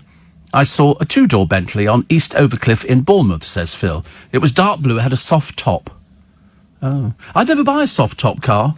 Never. And also I don't do 2-door cars. You should know that. If you listen to the programme, I've always maintained I would never have a 2-door car. I'm a 4-door boy. Okay? I can afford 4 doors. I've got 4 doors. Because then there's nothing worse than if you're taking people out, you've got to move your seat forward and then they've got to clamber it. No. Just get 4-door cars. So, thank you. And he says, I used to have a whole Angel Delight for lunch when I was about 13 or 14. You must be as big as a whale, I should imagine.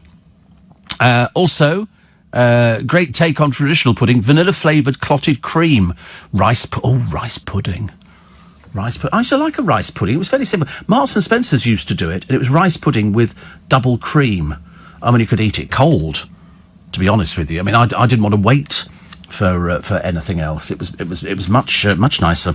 A little bit later on, we will tell you what Nick Ferrari is going to be talking about on his programme this morning, and a dreadful picture of a poor rhino that's literally been hunted down so that they can hack the horn off because it's worth so much money. They can't keep up with the poaching.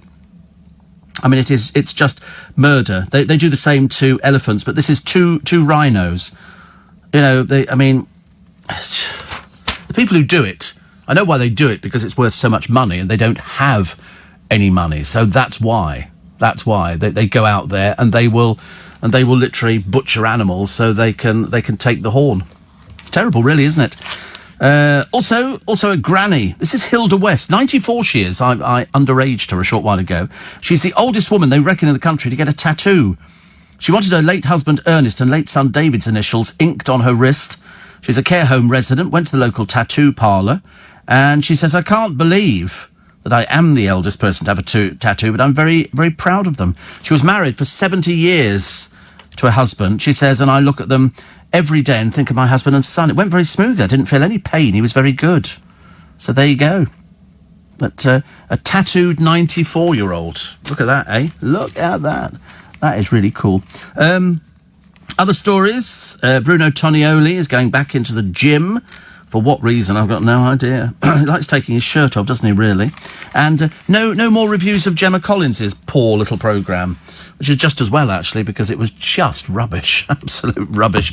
You know, it was no more diva than I'm a diva. Don't touch that. I said don't touch it. Thank you. Yeah, no more being a diva. You know, she was just a rude fat bird, unfortunately, and that wasn't good enough. We don't want to hear foul-mouthed, and she is foul-mouthed. That's why she's basically single most of the time. And her and sort of Arge, I mean, I was going to say 2 peas in a pod, but it's almost like an entire market garden, isn't it? Boots. And this sort of... What? What? Oh, right, thought it was funny. Thank you.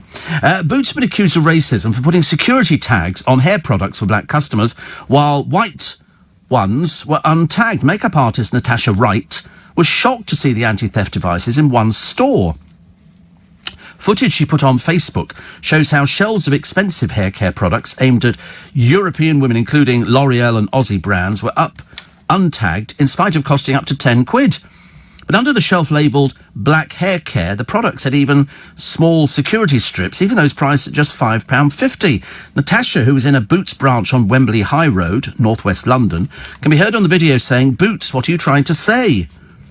Anyway, shame on you, Boots. Boots says to prevent theft, our colleagues add security tags to the products they believe are being stolen. They do that regardless of what the product is.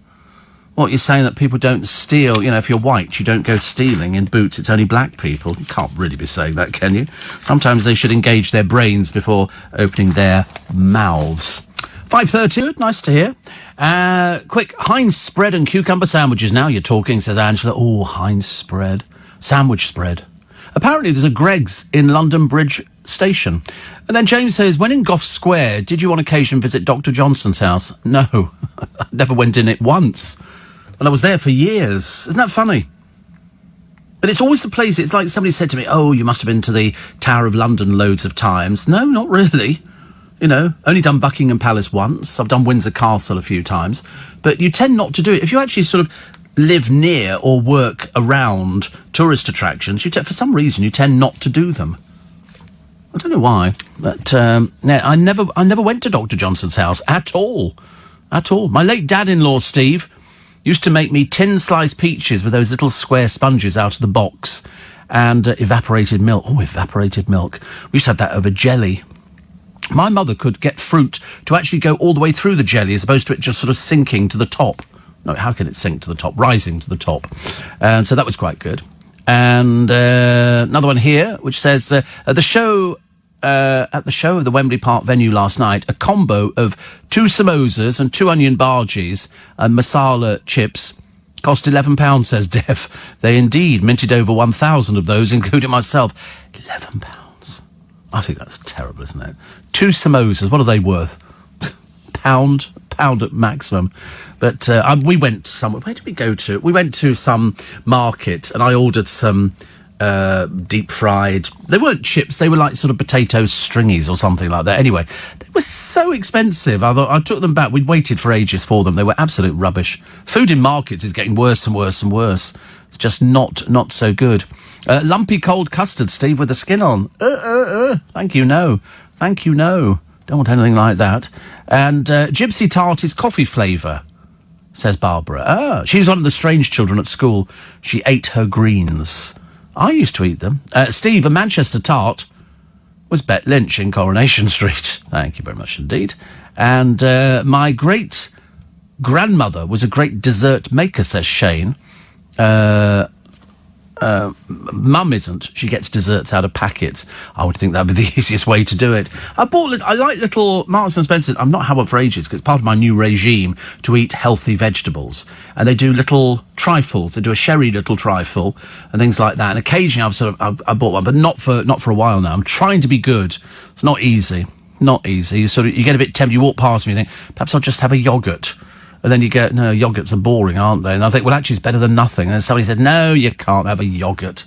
Goodness sake. This Arnhem hero story is a lovely story by anybody's standards. This is a Dutch pensioner who has looked after a British soldier's grave since finding his body 75 years ago, has now been praised by his former squadron. Wilhelmine Rakin, 84, lays flowers every year in memory of Trooper William Edmund, who was shot by a German sniper in her family's garden. He died aged 27 on the first day of the Battle of Arnhem, September 17th, 1944, and is buried at Oosterbeek War Cemetery. Wilhelminian said she and other flower children tend the graves because these men made such a big sacrifice for us. You know, nearly 2,000 Allied troops were killed in the battle, dramatised, of course, in the film A Bridge Too Far. And somebody from the Airborne Reconnaissance Squadron, the old Comrades Association, said, I can't thank people like Wilhelminian enough. No, I mean, isn't that nice to do something like that? Isn't that nice to do something like that? Perhaps we should all do something nice. And are you doing anything to celebrate the feast of St. Edith of Kemsing, Steve, says Donny? Sadly not. I think that one kind of bypassed me a little bit. Just sounds so good, doesn't it, really? Did you have bird's trifle in the box? Yes, it was very, very disappointing. Very disappointing, Gary. Because the bird's trifle in the box, when you looked at the picture on the front of it, it looked like it was in a huge bowl. When you actually made it, you could fit it into a pudding dish. Very small. Malcolm said, Greg's very good at working with the community. They donate unsold food to people who are struggling. So does Pred. Oh, yeah, there's loads of them do it. There's loads of them do it. Marks and Spencer's throw their stuff out because there's a man who goes around with his children and they take all the sandwiches out of the bins. Why they can't just leave them for the homeless, I've got no idea. But, yeah, you're right, loads of them do them. I've seen the Pret-a-Manger van that goes round. I've never seen them actually handing the sandwiches out, but I'm assuming they must do. What's the point otherwise of doing it? Does Subway do it? Yeah, because there must be a load of... All the supermarkets should do it. Shouldn't somebody set up a company where you go round and you pick up all the sandwiches that haven't sold, and then you can go and give it to people on the street? Mind you, perhaps they don't want to eat, hoisin duck wrap or something like that. If you're living on the streets, why would you want a hoisin duck wrap or any of those other things? Well, I don't know. I'm just sort of thinking, well, why don't they do it then? Because they can't get rid of all of this stuff, can they? It can't all sell. I don't think so, anyway.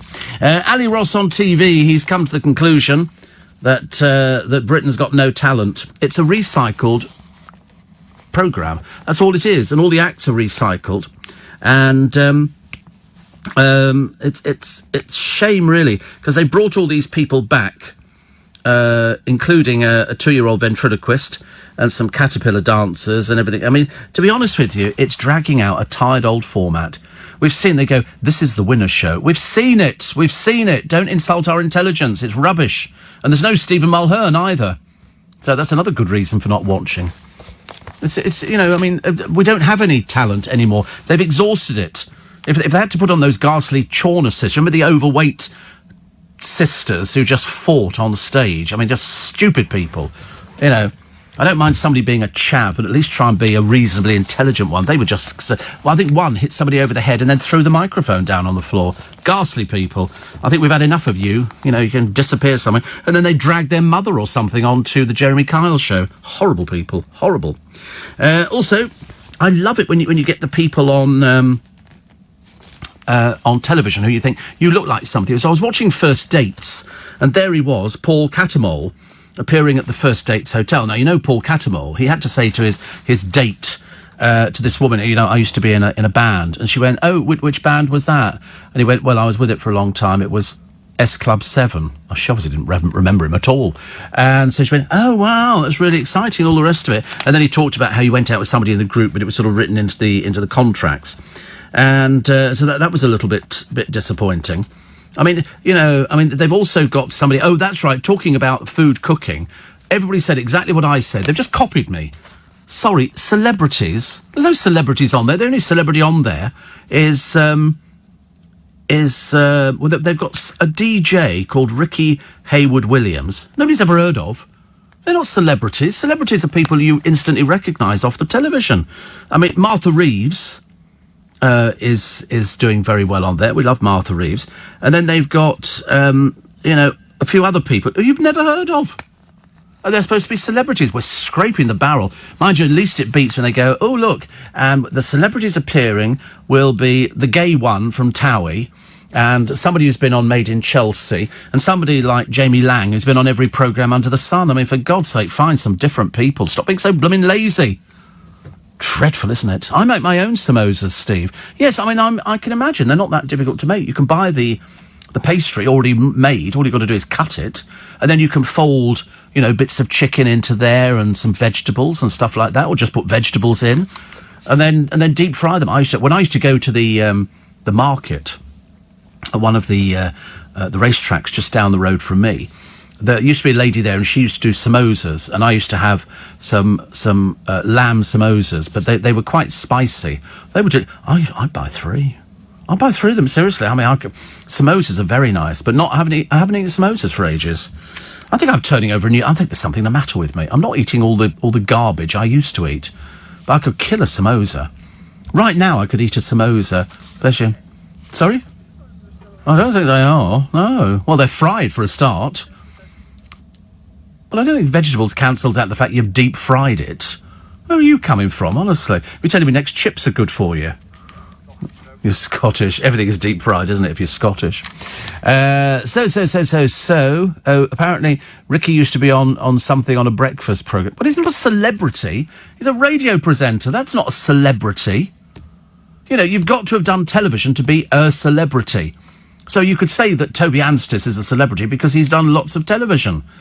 If it was just radio, mind you, I've met some people in this business who are so desperate to be celebrities, but they're not just concentrate on being a good radio presenter. That's why I'm still working at it. I don't want to be a celebrity. I can't think of anything worse, because it's nothing worse than you're listening to radio and somebody sort of says, "Who's this?" and they're talking about you. And you sort of say, you should, I mean, surely they can't be that delusional. They think they are celebrities. You're a radio presenter. Honestly. The World's Got Talent show was a deal with Cowell so he could carry on with the X Factor. It's throwaway. Certainly wish it was thrown away. I spoke to somebody the other day. Who did I speak? No, I didn't speak to somebody. Somebody sent me a text because it was David Copperfield, the magician's birthday, the other day. And this person used to work on the shows. And so you had a team of about 40. Some people would go in, the first group of 10, and they would start assembling an illusion, then they'd go, and then the next person would go and start assembling another bit of the illusion. So nobody knew exactly how anything worked. And they used to do that years ago.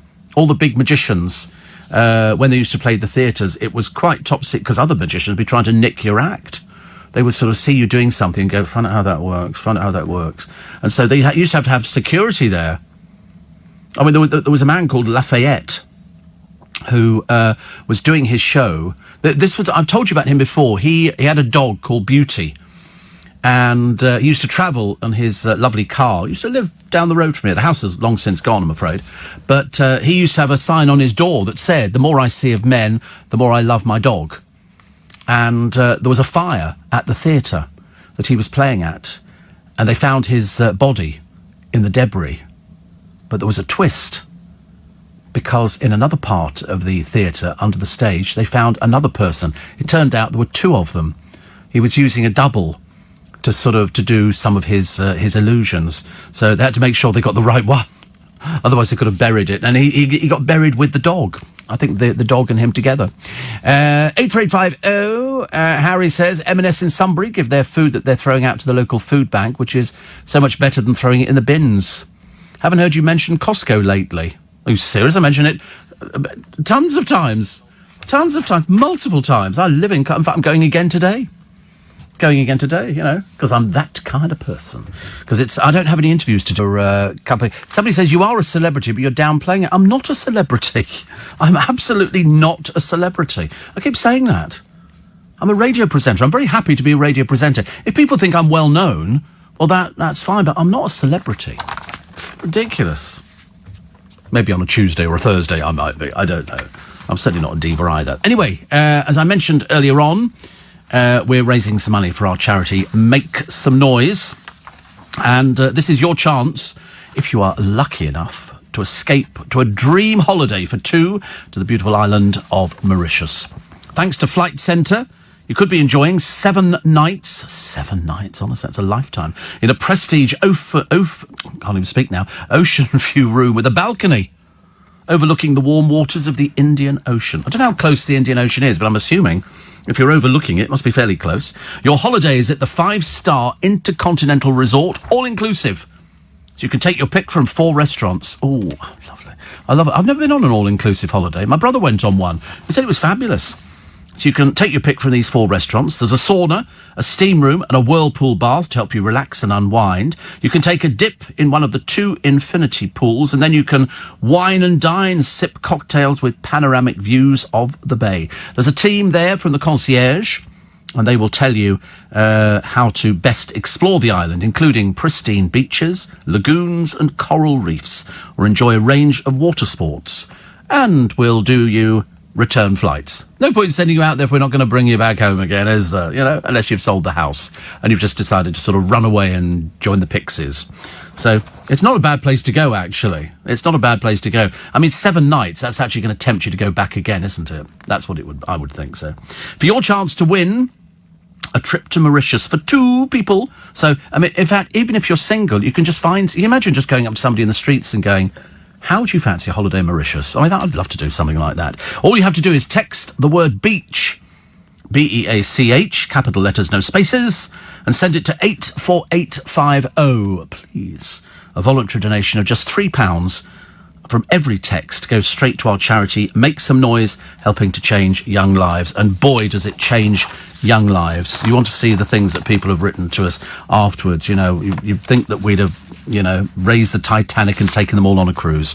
You've got until midday on the 11th of October to enter. Keep the phone handy, because we will be calling you, because we've got all the details. Standard network rates apply, and a full list of age and date restrictions are available at lbc.co.uk. So if you fancy this fabulous dream holiday for 2 to the beautiful island of Mauritius for 7 nights, ocean view, balcony, lovely. You text beach, B-E-A-C-H, and send it to 84850. Beach to 84850. The standard network rates apply, and a full list of age and restrictions are available at lbc.co.uk. Good luck. Good luck. It's a nice one, actually. Let's go crazy. Prince heads a lineup of past and present, and it's a load of people who've sort of dressed up because it's the stand-up for cancer. And I'm looking at these people. I'm trying to think if I recognise anybody at all. Somebody's being Nick Knowles. Somebody's being Alan Turing. Somebody's being Coco Chanel. Somebody's being Prince. Somebody's being Charlie Chaplin. Somebody's being Betty Davis. So I think I recognise that one. And somebody's being Michelle Obama. But who are they? I can tell you the people in the start. Oh God, Maya Jama is Prince. How dreary and boring. Andrea McLean. Oh God, Joe Lycett is Nick Knowles. Well, that's quite good, isn't it? Then they've got... Who's this one? Who is this person? She's supposed to be a celebrity. Saoirse Monica Jackson. Who in God's name is that? And this is supposed to be a celebrity. This is the full lineup of stars. I mean, how delusional you have to be. Saoirse Monica Jackson. Saoirse. Well, who is she? Why do I have to question who celebrities are? The idea of somebody being a celebrity is that they're instant... That's right, here. She's a Northern Irish actress, and she's been in Derry Girls. That's not a celebrity. That's an actress. Goodness sake, honestly. I mean, I'm sure she's very charming, but she's not a celebrity. I mean, how many have you seen Derry Girls? No. Have you seen Derry Girls? No. Well, it's obviously not that popular, because you've never seen it, and we don't know who she is. They've got Roy Sin. This is this comedian who appears on different programmes. And AJ Odudu. Not a clue. Not a clue. We're supposed to know these people. Greg Rutherford again. God, blimey, honestly. Not on the cooking programme as well. It's a bit dreary, isn't it? But that's the sort of the standard, or the... I mean, you might as well... Can't we sort of get members of the royal family to do these sort of things? They did It's a Royal Knockout years ago. God, that was a disaster, wasn't it? Oh, dear, Prince Edward throwing a tantrum. Oh, my goodness me. Sarah Ferguson being an embarrassment. Also, the sexiest girl group of all time. They're going to reform, God help us. Who do you think they are? Come on, sexiest girl group of all time. Sexiest girl group of all time. Girls Aloud, good guess. And Corey, come on, sexiest girl group. Sorry? Who? Little Mix. Sadly not. No, not even the cheeky girls are now doing something else. Their careers dried up. No. I'll give you a clue. Melody, Kimberly, Jessica and Carmit. Exactly. Complete nonplussed looks everywhere. They apparently are the Pussycat Dolls. Apparently they're the sexiest group of all time. Go on, name me 3 hits. Go on, I dare you. No, that was the Spice Girls. Do you want to be my lover? Oh, blimey, honestly. That's what I'm working... These are young people. They're supposed to know about things like that. Nicole Scherzinger was one of them as well. Unfortunately, she's now boring the pants off everybody. They can't get work in America, so they come over here. And we're stuck with them. I saw them at the Royal Variety Performance when I was actually at the Royal Variety Performance. I wasn't sitting in the Royal Box, but I was as near as. And they were on there. I thought they were dreadful. I mean, it's a bit sad that they want to come back again. So they've got a handful of UK gigs penciled in for 2020. There's one work here. Which one? I don't know. Does she? Where? Oh, she's a showbiz correspondent, yeah. But you don't want to reform the group based on the fact she's a showbiz correspondent, do you? No. I've seen her. Didn't she do something with Ant and Dec? She did something on their Saturday night takeaway, I'm pretty certain. But they're going to get together... Apparently... Oh, wait a minute. The hits include... Wait for this one. Buttons. Don't Char and Jai-Ho. None the wiser, I'm afraid, on that one, girls. None the wiser. But apparently they... No, When I Grow Up is taken from Matilda, the musical. When I Grow Up... That's right. Very good, actually. Very good indeed. But they say this is a long-awaited comeback. I think not.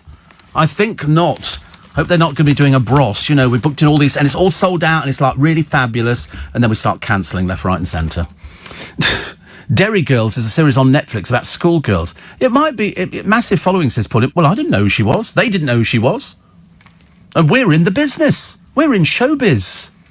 Steve, says Pablo, the sexiest girl group, the Beverly Sisters. Actually, you never called them Beverly Sister. We called them the Bevs. Okay? Also... Here, somebody says, not everything in Scotland is deep fried. I didn't say it was. That's what the producer, who's Scottish, said. God, honestly, there's nothing worse than deaf people. He says, we have porridge, haggis, smokies, and lots more, all very healthy. You think haggis is healthy, do you? Good Lord. We're obviously singing from the different hymn sheet on that one. And Asda do a wonderful apple turnover. I know, I've met her. And another one here says, Steve, you're a celebrity by association with James O'Brien as he's been on Newsnight. Did you stay awake during the rather turgid football match between the Astons and another football team, says Chris in Chelsea. Certainly didn't. Up the Aston. Yeah, they did, and thank God, not relegated. And so we're out of that one, which is good news for everybody, because it wasn't doing us any good. Steve, really enjoyed your In Conversation with Len over the weekend. Real salt-of-the-earth character. Yes, absolutely. What you see with Len Goodman is exactly what you get. That's why you're going to enjoy... I don't know who's on In Conversation this weekend, actually. We don't know. Oh, we're going to wait till Friday. Oh, we're going to wait till Friday. Apparently the producer likes a bit of a secret going on, so it's a case of secret squirrel, we're not going to tell you. But we've recorded some nice people. We've got some great guests coming up as well. Most famous Up the Astons fan, Nigel Kennedy and Wills. Wills? Who's Wills? Prince William. He's an Up the Aston. Hey, I've never heard him say that. Perhaps I should write to him. As a fellow Astonian... You know, perhaps we can sort of get together, actually. And David Cameron as well. He's with Nick Ferrari tomorrow, isn't he? Apparently, some Thursday. What's tomorrow, Wednesday? That's right. Yeah, Thursday. Apparently some book out. I don't know about it at all. Hardly been mentioned anywhere, has it, in the newspapers? Hardly been mentioned at all. 84850 steve@lbc.co.uk. And Steve, Kempton Market has a great Chinese takeaway food store. It has, it's just that the market is a shadow of its former self. Seriously. Steve, I'm still in 154 million tonight. That'd solve a few problems, wouldn't it? 154 million. God, we could eat Kentucky Fried Chicken till the cows came home. Sounds wonderful. Nice to be company. It's Steve Allen's... I nearly said it's Steve Allen's In Conversation. I don't know why. Losing my marbles this morning. It's Steve Allen's Early Breakfast on LBC. It's Tuesday the 17th of September. You're very welcome, very welcome. Patients forced into having to travel miles to see a GP. I'm lucky, actually. My GP's very, very close. Also, the family, they reared a little fawn in their kitchen, and now it's sort of become domestic. They release it back into the wild, but it comes back to visit them. That's the second story of something like that I've heard in a week, which is good. Epstein, convicted paedophile, tried to sue Sarah Ferguson for calling him a paedophile. So that's interesting, isn't it? Think about this one. So he tried to sue Sarah Ferguson for calling him a paedophile. She phoned him to borrow money, and he lent her 15,000 quid. And if she knew he was a paedophile, didn't Prince Andrew know? I mean, were they not speaking? Because they apparently are so close. He's her rock, I believe.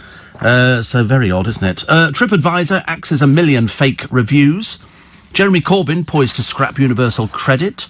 The Dutch pensioner who's looked after the British soldier's grave, praised by the squadron. I quite like that story. I think that's good. And a man called Simon Wilson, who saw the 7 wonders of the world in 7 days. And another picture of Brooklyn Beckham leaving a party. When will they do a work? I thought they were supposed to be sort of bringing them up so they learnt the sort of the work thing. Well, I mean, you can hardly bother with Dave because he doesn't do very much, does he? Pants, whiskey, and occasionally a leather jacket or something else. And that's about the extent of it, really. She's faffing about all over the world. But whether it's successful or not, that I'm not sure about. Also, do you know that the fashion industry has contributed more than £32 billion to the economy? At Victoria Beckham's, they have to bring her into everything, don't they? At her 2020 fashion show, the Secretary of State for International Trade, Liz Truss, said the British fashion industry is setting the trend in international exports. Not her stuff, surely. You ever seen anybody wearing her stuff? I haven't seen any pictures in the papers of anything being worn. So obviously it wasn't as exciting as they were thinking. Russ says the Pussycat Dolls are definitely the sexiest girl band of all time. Oh, right. Tom Hanks apparently is up the Aston. He's a big Aston supporter, which is good. And another one here says... no, we mentioned Nigel Kennedy, didn't we? And someone here... When I enter, make a noise, do I need to send my address with the word beach? No, it's just beach, capital letters, which is much easier, I think. Derry Girls is brilliant. And what was the other one that I quite liked as well, actually? Somebody says... somebody else says, have you ever owned a Winnebago? Do I sound like somebody who's owned a Winnebago? Which is like, it's like a caravanette kind of thing, just a bit big. The Americans do them much, much better. In fact, mainly they are American, I think. Steve, great show, as per. Is it okay to have Mr. Kipling French fancies and a cup of tea for breakfast? No. Absolutely not. Yes? Yeah. Sorry, I was just answering somebody's question of, do we want to talk to Theo? Do we ever? Hello, is the Pope Catholic? Of course we do. Also, here's a picture of Diego Maradona. He's put on some weight, hasn't he, Diego Maradona? Don't think he'll be invited to play for the up the Aston anytime soon. And Hitmakers Clean Bandit. Why do I not know who these people... Is it because I'm not really in the music business? But they want to record an all-male duet for their next single. Apparently, they're working on a new song. I don't even know who they are. Doesn't help, was it? And Christina Aguilera and Ellie Goulding putting on intimate performances. And Sam Fender's debut album has shot straight to the top of the official albums chart. Not only is it number 1, but Hypersonic Missiles is outselling the rest of the top 5 combined. I don't even know who he is. It's a bit embarrassing. Oh, must have been embarrassing. But it doesn't matter. We can cope with things like that. And delivery riders. You see them all over the place. Deliveroo and people, they deliver, everything from Kentucky Fried Chicken to pizzas or anything else like that, apart from parcels as well.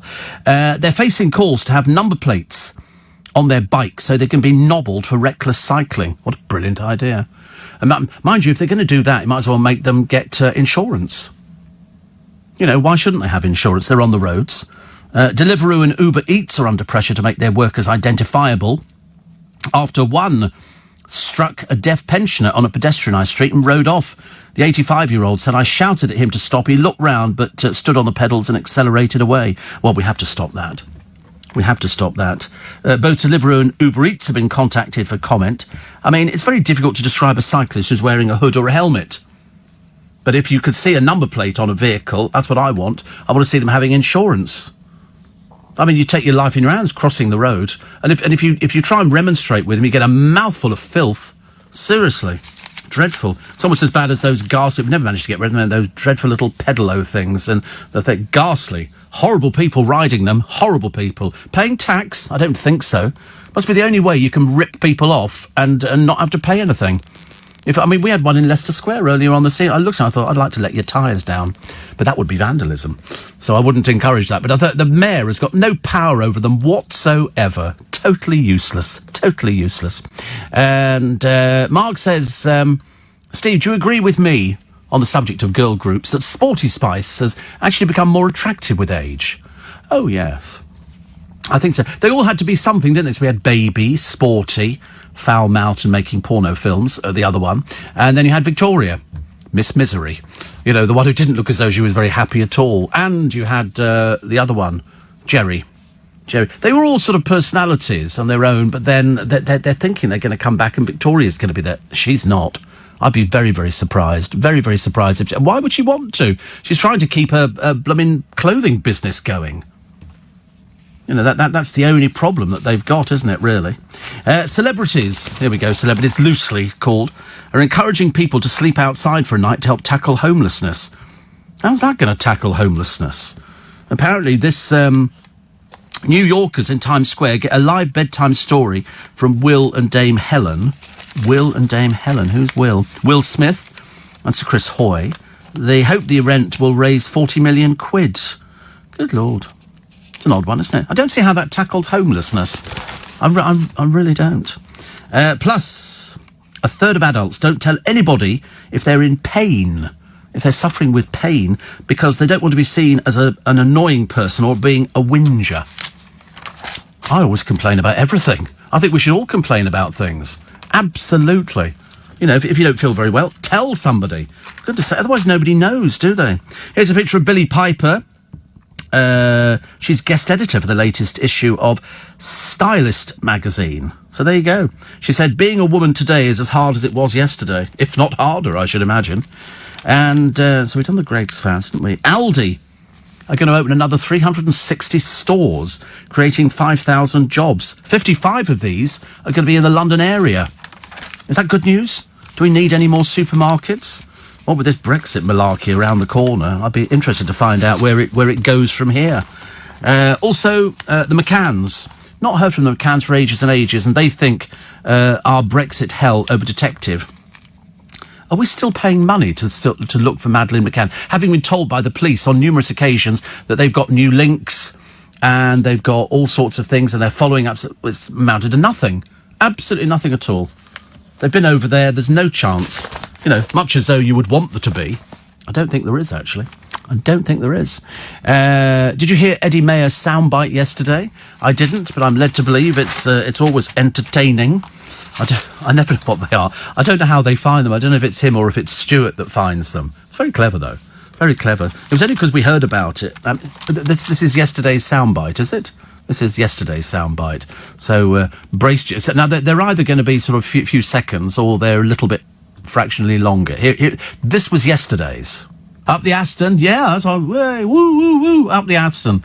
All for that. Sounded like today's programme, didn't it? Up the Aston. Well, they can't nick it again. It can't go twice. Apparently, Tom Hanks, I'm being told by Lee, supports Leicester, not Aston Villa. Who calls them the Villa? For goodness sake, it's up the Aston. Everybody knows that. And another one here. A lot of people talking about the In Conversations. Nicholas says Melania Trump wore a VB dress when she visited this country. Well, one dress. Hardly going to keep a business going. She had to borrow from poor old Dave. He's seeing his little money box dwindling. Jackie says we're going to have a Lidl and an Aldi soon. Oh, right. I don't know. I must have been in one of them, but I can't remember which one it is. Here's the family. They've reared an abandoned fawn in their kitchen. They'd set him free.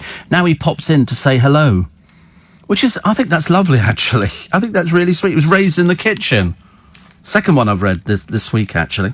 A lot of people are complaining about soap operas, that they're supposed to reflect life, and they're supposed to reflect everything. It's just that you get it in one programme. And so here, the genre, they say, is being plunged into a catastrophe of its own, as viewers are put off by the melodrama. That's the warning from Mark Lawson, who's a BBC arts critic who claims that Soapland faces a potentially fatal crisis by barraging fans with implausible and harrowing storylines. But that's what we watch them for. The more misery there is, the happier we are. Because, you don't want anything... What's the point of having happiness? You want total misery, and that's it. Lovely picture of Rod Stewart, and he's urged men to get checked for prostate cancer. He's been fighting it for 2 years ago. He was diagnosed. He said, nobody knows this, but I thought it was about time I told everybody. Then they say you should have to start telling people all about it. Also, baying anti-Brexit crowd forcing Boris to duck a press conference. And then the Luxembourg PM takes to the stage alone to attack Mr Johnson. It's all going on, isn't it? So we shall find out, hopefully, with Theo. And after the news, he will hopefully be explaining exactly what's been happening in the tonight. And keeping my fingers crossed that it's all going to go through. 150. Can you imagine? Do you think you have to phone them, don't you? They don't contact. I just realised they don't contact you. You have to contact them and go, I think I've got a winning ticket. And they go, what makes you think that? Because you've just sent me a blooming what's it. So I don't know. I wonder what the odds are. I forget. It's something huge, isn't it? I'm pretty certain it's something absolutely enormous now, like sort of 17 billion to 1 or something. Whatever it is, it's ridiculous, and I shall never win it. But at least you have a go at it. At least you have a go. They've called it. Wednesdays is a triple. See, it's rollovers all the time. Rollovers all the time. We're not actually nobody's sort of winning anything major. But 154 million. You watch it. It'll be somebody. It'll be somebody, I hope it's not somebody abroad. I always feel a bit cheated, actually, which is probably wrong. Definitely wrong. And another one here, very quickly. Boris Johnson, missing the press conference, heavily criticised for his approach. It's interesting, actually. Very interesting. We shall find out when we have a little chat to LBC's political editor, Theo Usherwood, who is lurking. He is lurking. And I love Gemma's Diva Forever series. And he must be the only one. It didn't do the business at all, did it, really? I think they were hoping it was going to. She's getting into legend status. Oh, dear, no. Very sad, very sad. No, it didn't work. It didn't produce anything, just bad reviews. I think it'd be very unlikely to commission a second series. There's absolutely nothing that's going on in her life. It's like, she might as well stand there and open a tin of beans or something, or just film herself eating food. That's how she got to be that size. So I think it's very unlikely that they'll go series 2. In fact, I would think it's actually very, very unlikely. Yesterday's Steve Allen soundbite was a classic. Great idea by the great Eddie Mayer to do that. Yes, thank you. To be honest with you, we didn't even know that it was done to start with, but it is. What else we got here? The only paper I don't have is the Express. For some reason, I did hunt through everybody else's papers and I couldn't find an Express anywhere. So either they've got a story that nobody knows about and they're keeping it quiet, or failing that, they just didn't bother printing a paper. But I suspect that they did, actually. There's also a couple bringing up a gender-neutral child by keeping its sex a secret, even from close family.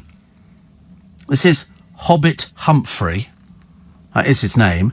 And Jake, or her name, John England Johns, call their 17-month-old by the pronoun they and dress them, it's a single, in both girls' and boys' clothing. They admit that the approach has resulted in some pretty confused looks from old ladies in the park. They live on a houseboat in Somerset. Good. How delightful. And Miss Humphrey, who's called Hobbit, that's her first name. I'm not sure if it's just a joke or something. But she says, when I found out I was pregnant, we spent 9 months discussing ways in which we could try and mitigate the gender bias that society places on children. What to tell them they're a boy or a girl. I don't quite understand. I don't know where we're sort of going here. It's a very odd one, isn't it, really? Plus, how to put the fizz back in our Eurovision flops. Hire the Germans. Because the winners and losers were Bucks Fizz. 1981. Making Your Mind Up. Was very catchy, but it was the skirt-ripping dance routine. The group of 4 won 136 points, went on to sell 15 million records. Lulu's Boom Bang Bang. She is still touring now. Engelbert Humperdinck, he was disappointed with this Love Will Set You Free, which I thought was a great song. And do you remember the disaster that was Gemini? The duo's Nul Pois in Latvia remains the UK's lowest moment. They said Cry Baby was described as tuneless, clueless, and a national disgrace. Why do we bother going in for it? I really don't know. Do you know Rutland in the East Midlands is the only county in England without a McDonald's? You didn't know that answer, did you? It's the only place that hasn't got one. And to be honest with you, they really don't want it. McDonald's, though, are pushing through with an application. I mean, it's a shame that they have to be so sort of garish. Can't they just sort of do low-key?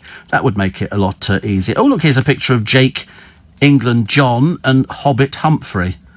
They're quite clearly slightly peculiar. They're certainly a bit left of centre, at the least.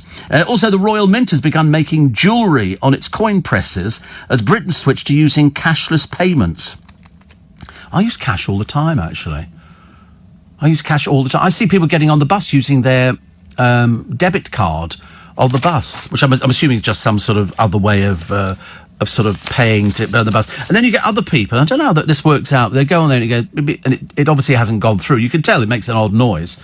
And the bus driver 9 out of 10 times just lets them go through. Oh, go on, go through. I thought, and I've never seen an inspector on buses. I've never seen anybody get on a bus and say tickets, apart from once when we were on the bus in the morning and I was going over Waterloo Bridge and a bloke got on and he checked that, love your show, Steve. Such a fool, but that's what happens when you're a celebrity. Also, a former Tory MP who defected to the Lib Dems is fighting accusations of homophobia from activists in the party. Dr. Philip Lee, a former Justice Minister whose decision to cross the floor erased Boris Johnson's parliamentary majority, says his critics have jumped to the wrong conclusion about his views. 6 years ago, he abstained in a Commons vote on same-sex marriage. He told the Times he was guilty, not of homophobia, but of having a nuanced argument on the issue. Then when he joined the Lib Dems, Jenny Rigg, chairwoman of the party's LGBT group, resigned in protest, branding him a homophobe. It does come back to bite people, doesn't it? It doesn't seem to take very long. And who's this? An outcry of a noisy silent disco tours. Have you been to a silent disco? You just sit there with headphones on and you're hearing it, but nobody else can hear it. That sounds utterly pointless to me. But they do it in Edinburgh. And you get people going along. I'm presuming you have to take your own headphones and then you're all piped into the same bit of music. I don't know why, actually. I don't know why people get what. Oh, right. Theo will join us after 6:30. Right. I shall brace myself, actually. Brace myself. As we can find out what's happening. Also, in the Times Diary, the political events are moving very quickly, they say, for the always popular merchandise stall at the Liberal Democrat conference, where the faces of the MPs are printed on a range of tat. There was no Philip Lee swimsuit, however, nor any Sam shaving phone. The defections came too late. My mole was especially disappointed. She couldn't find a Chuckaramuna mug, given he's been a Lib Dem for 3 months. Has he sold out? I asked her. So Labour MPs keep saying, she replied, but it turns out they didn't actually order them, so it's a Tom Brake keyring, which is absolutely lovely. Also, what's this one? Musk denies pedo guy insult is libel. This is Elon Musk. Do you remember that one? And also, British troops will be given ruggedized Android smartphones so their battlefield locations can be automatically shared on digital maps. Getting very sophisticated, very sophisticated. And they've lost another thing. After Blenheim Palace was robbed the other day, Sudley Castle in Winchcombe have lost a load of things as well. And how that bloke got out with a solid gold toilet, I've got no idea. Must have the strength of about 500 men or something. But they've lost loads of items. People the trouble is, I always worry about when you see people going on the Antiques Roadshow and they say, oh, you've got this and that, and I think, oh dear, you might as well just exhibit and leave your front door open. A businesswoman's been left devastated after thieves posing as tenants in her £2 million property stripped of almost all the contents. This lady spent her life savings and 2 years converting a former care home into luxury 6-bedroom accommodation for wealthy visitors. These people trashed it completely. And they have contacted the insurance company. £2 million property. They've stripped it of all the furniture. Who are these peasants? You want to find them very quickly, don't you? Very, very quickly. Right, let's turn my little pages over. And we might even mention David Cameron. I don't know, I'm just feeling in that kind of frivolous mood today. He's got a book out, I believe. I haven't actually seen a copy myself, but it's been serialised in a couple of the papers. They've taken clips of it. An aeroplane. It's now time to get your skates on because it's getting a little bit late. 13.5 billion smart meters fiasco. This is front page of the Daily Mail today. Plus Abby Clancy at London Fashion Week. Well, she's a model. Where else would you expect to find her? Propping up the bar or the local. Soaps are going down the drain. That was from Mark Lawson. He seems to have made quite a number of papers talking about this. I mean, I'm not actually sure whether they are going down the Swanee because I haven't watched a soap in ages and ages. The only one I ever seem to catch is a bit of Emmerdale. And then I suddenly realised that I'm looking at the Emmerdale classics. I've obviously got a completely different television from everybody else. Front page of the Times this morning. David Cameron inside. He's got a book out. Pollution Hotspots, the website that could drive down house prices. Tory anger as Johnson ambushed in Europe. And the Italian designer, the picture on the front page, is Riccardo Tisci, who brought the Sherlock Holmes spirit to Burberry's show. They've moved Burberry, haven't they? There used to be in Knightsbridge, a very big shop at the end, and it's all split up into sort of what I call, London tat. Where you would you want to go home with a sort of a little model of a bus or something like that? Some very odd things for sale. Daily Star today, the McCanns are back, talking about the Brexit hell over the detective. Also, Terry Gilliam doesn't recognise me. This is from another member of the Python team. It's a problem, actually, because this has been ongoing for some time, and a lot of people have been talking about it, but now, actually, Michael Palin has revealed that Terry Jones no longer seems to recognise him, and the condition has become so advanced that he can no longer speak. He's only 77. I mean, it's a very young age. Front page, Strictly Gum Dancing. This is veteran Tony Beak, who thinks he finally has a chance of winning the show because his partner, Emma Barton, has her own teeth. It's a bit of a dreadful thing to say, isn't it? A bit of a kick in the teeth for the old Esther Ransons and the old Widdy Widdicombe. The Sun, front page, Rachel says, I feared web trolls would harm my unborn baby. This is Rachel Riley. And hero Ben's brother and sister were shot dead. This is Ben Stokes. Has been living with a secret family tragedy. His half-brother and sister were shot dead.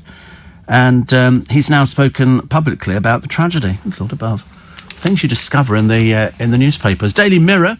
OT, my tears over Strictly. God, there's such wusses in this country. Oh, so sad, so sad. Also, Rod Stewart, what every man needs to know about beating prostate cancer. Stick with it, I think. Gary Lineker, I've told the BBC to cut my pay. Well, there you go. Big up you. I mean, I wouldn't mind, but he was earning a small fortune. He's only got to do a few things that he likes talking about. I mean, it's like money for old rope, isn't it, really? You could probably offer him less money and it wouldn't make any difference to him because he likes doing it. Daily Telegraph, Luxembourg laughs in Johnson's face. And menthol e-cigarettes linked to cancer. God, honestly. This is the menthol and peppermint range. Plus, Iran blamed for the drone strike on Saudi Arabia. The Eye, Johnson hounded out of the EU talks. Ancient Woods still facing the axe from HS2. And Emily Baker joins the diehard fans at the Peaky Blinders Festival. And The Guardian, Trump says US options open over oil attacks. And Johnson left humiliated. Plus, the county lines, the drugs and all the rest of it. We only see the tip of the iceberg, say the police. Because I was reading earlier on, 2 attacks on people in their homes. So some woman screamed the place down and they ran like heck, but other people not so lucky. That's it for this morning. Thank you very much indeed for your company. Thank you for calling and going in for the competition. I'm very grateful. Very grateful. You wait till you hear next week. Oh, blimey. Not even sure I can bring myself to tell you about next week. Just before I go, let me tell you what's coming up on my free podcast for today. It's called Little Bit Extra. The GC looks right at home buying fake designer clothes in Manchester. She didn't actually buy anything, but she was seen looking at them. Perhaps she hasn't got any money. She's just told us she lives in a big house in the middle of nowhere. I don't know. Also, Liam Gallagher declares war on Noel. I'm a bit sick of both of them, actually. I couldn't care less. Louise Redknapp reveals her sons have banned her from racy music videos. About time somebody brought her back in line. And Amy Child's breasts have exploded. My little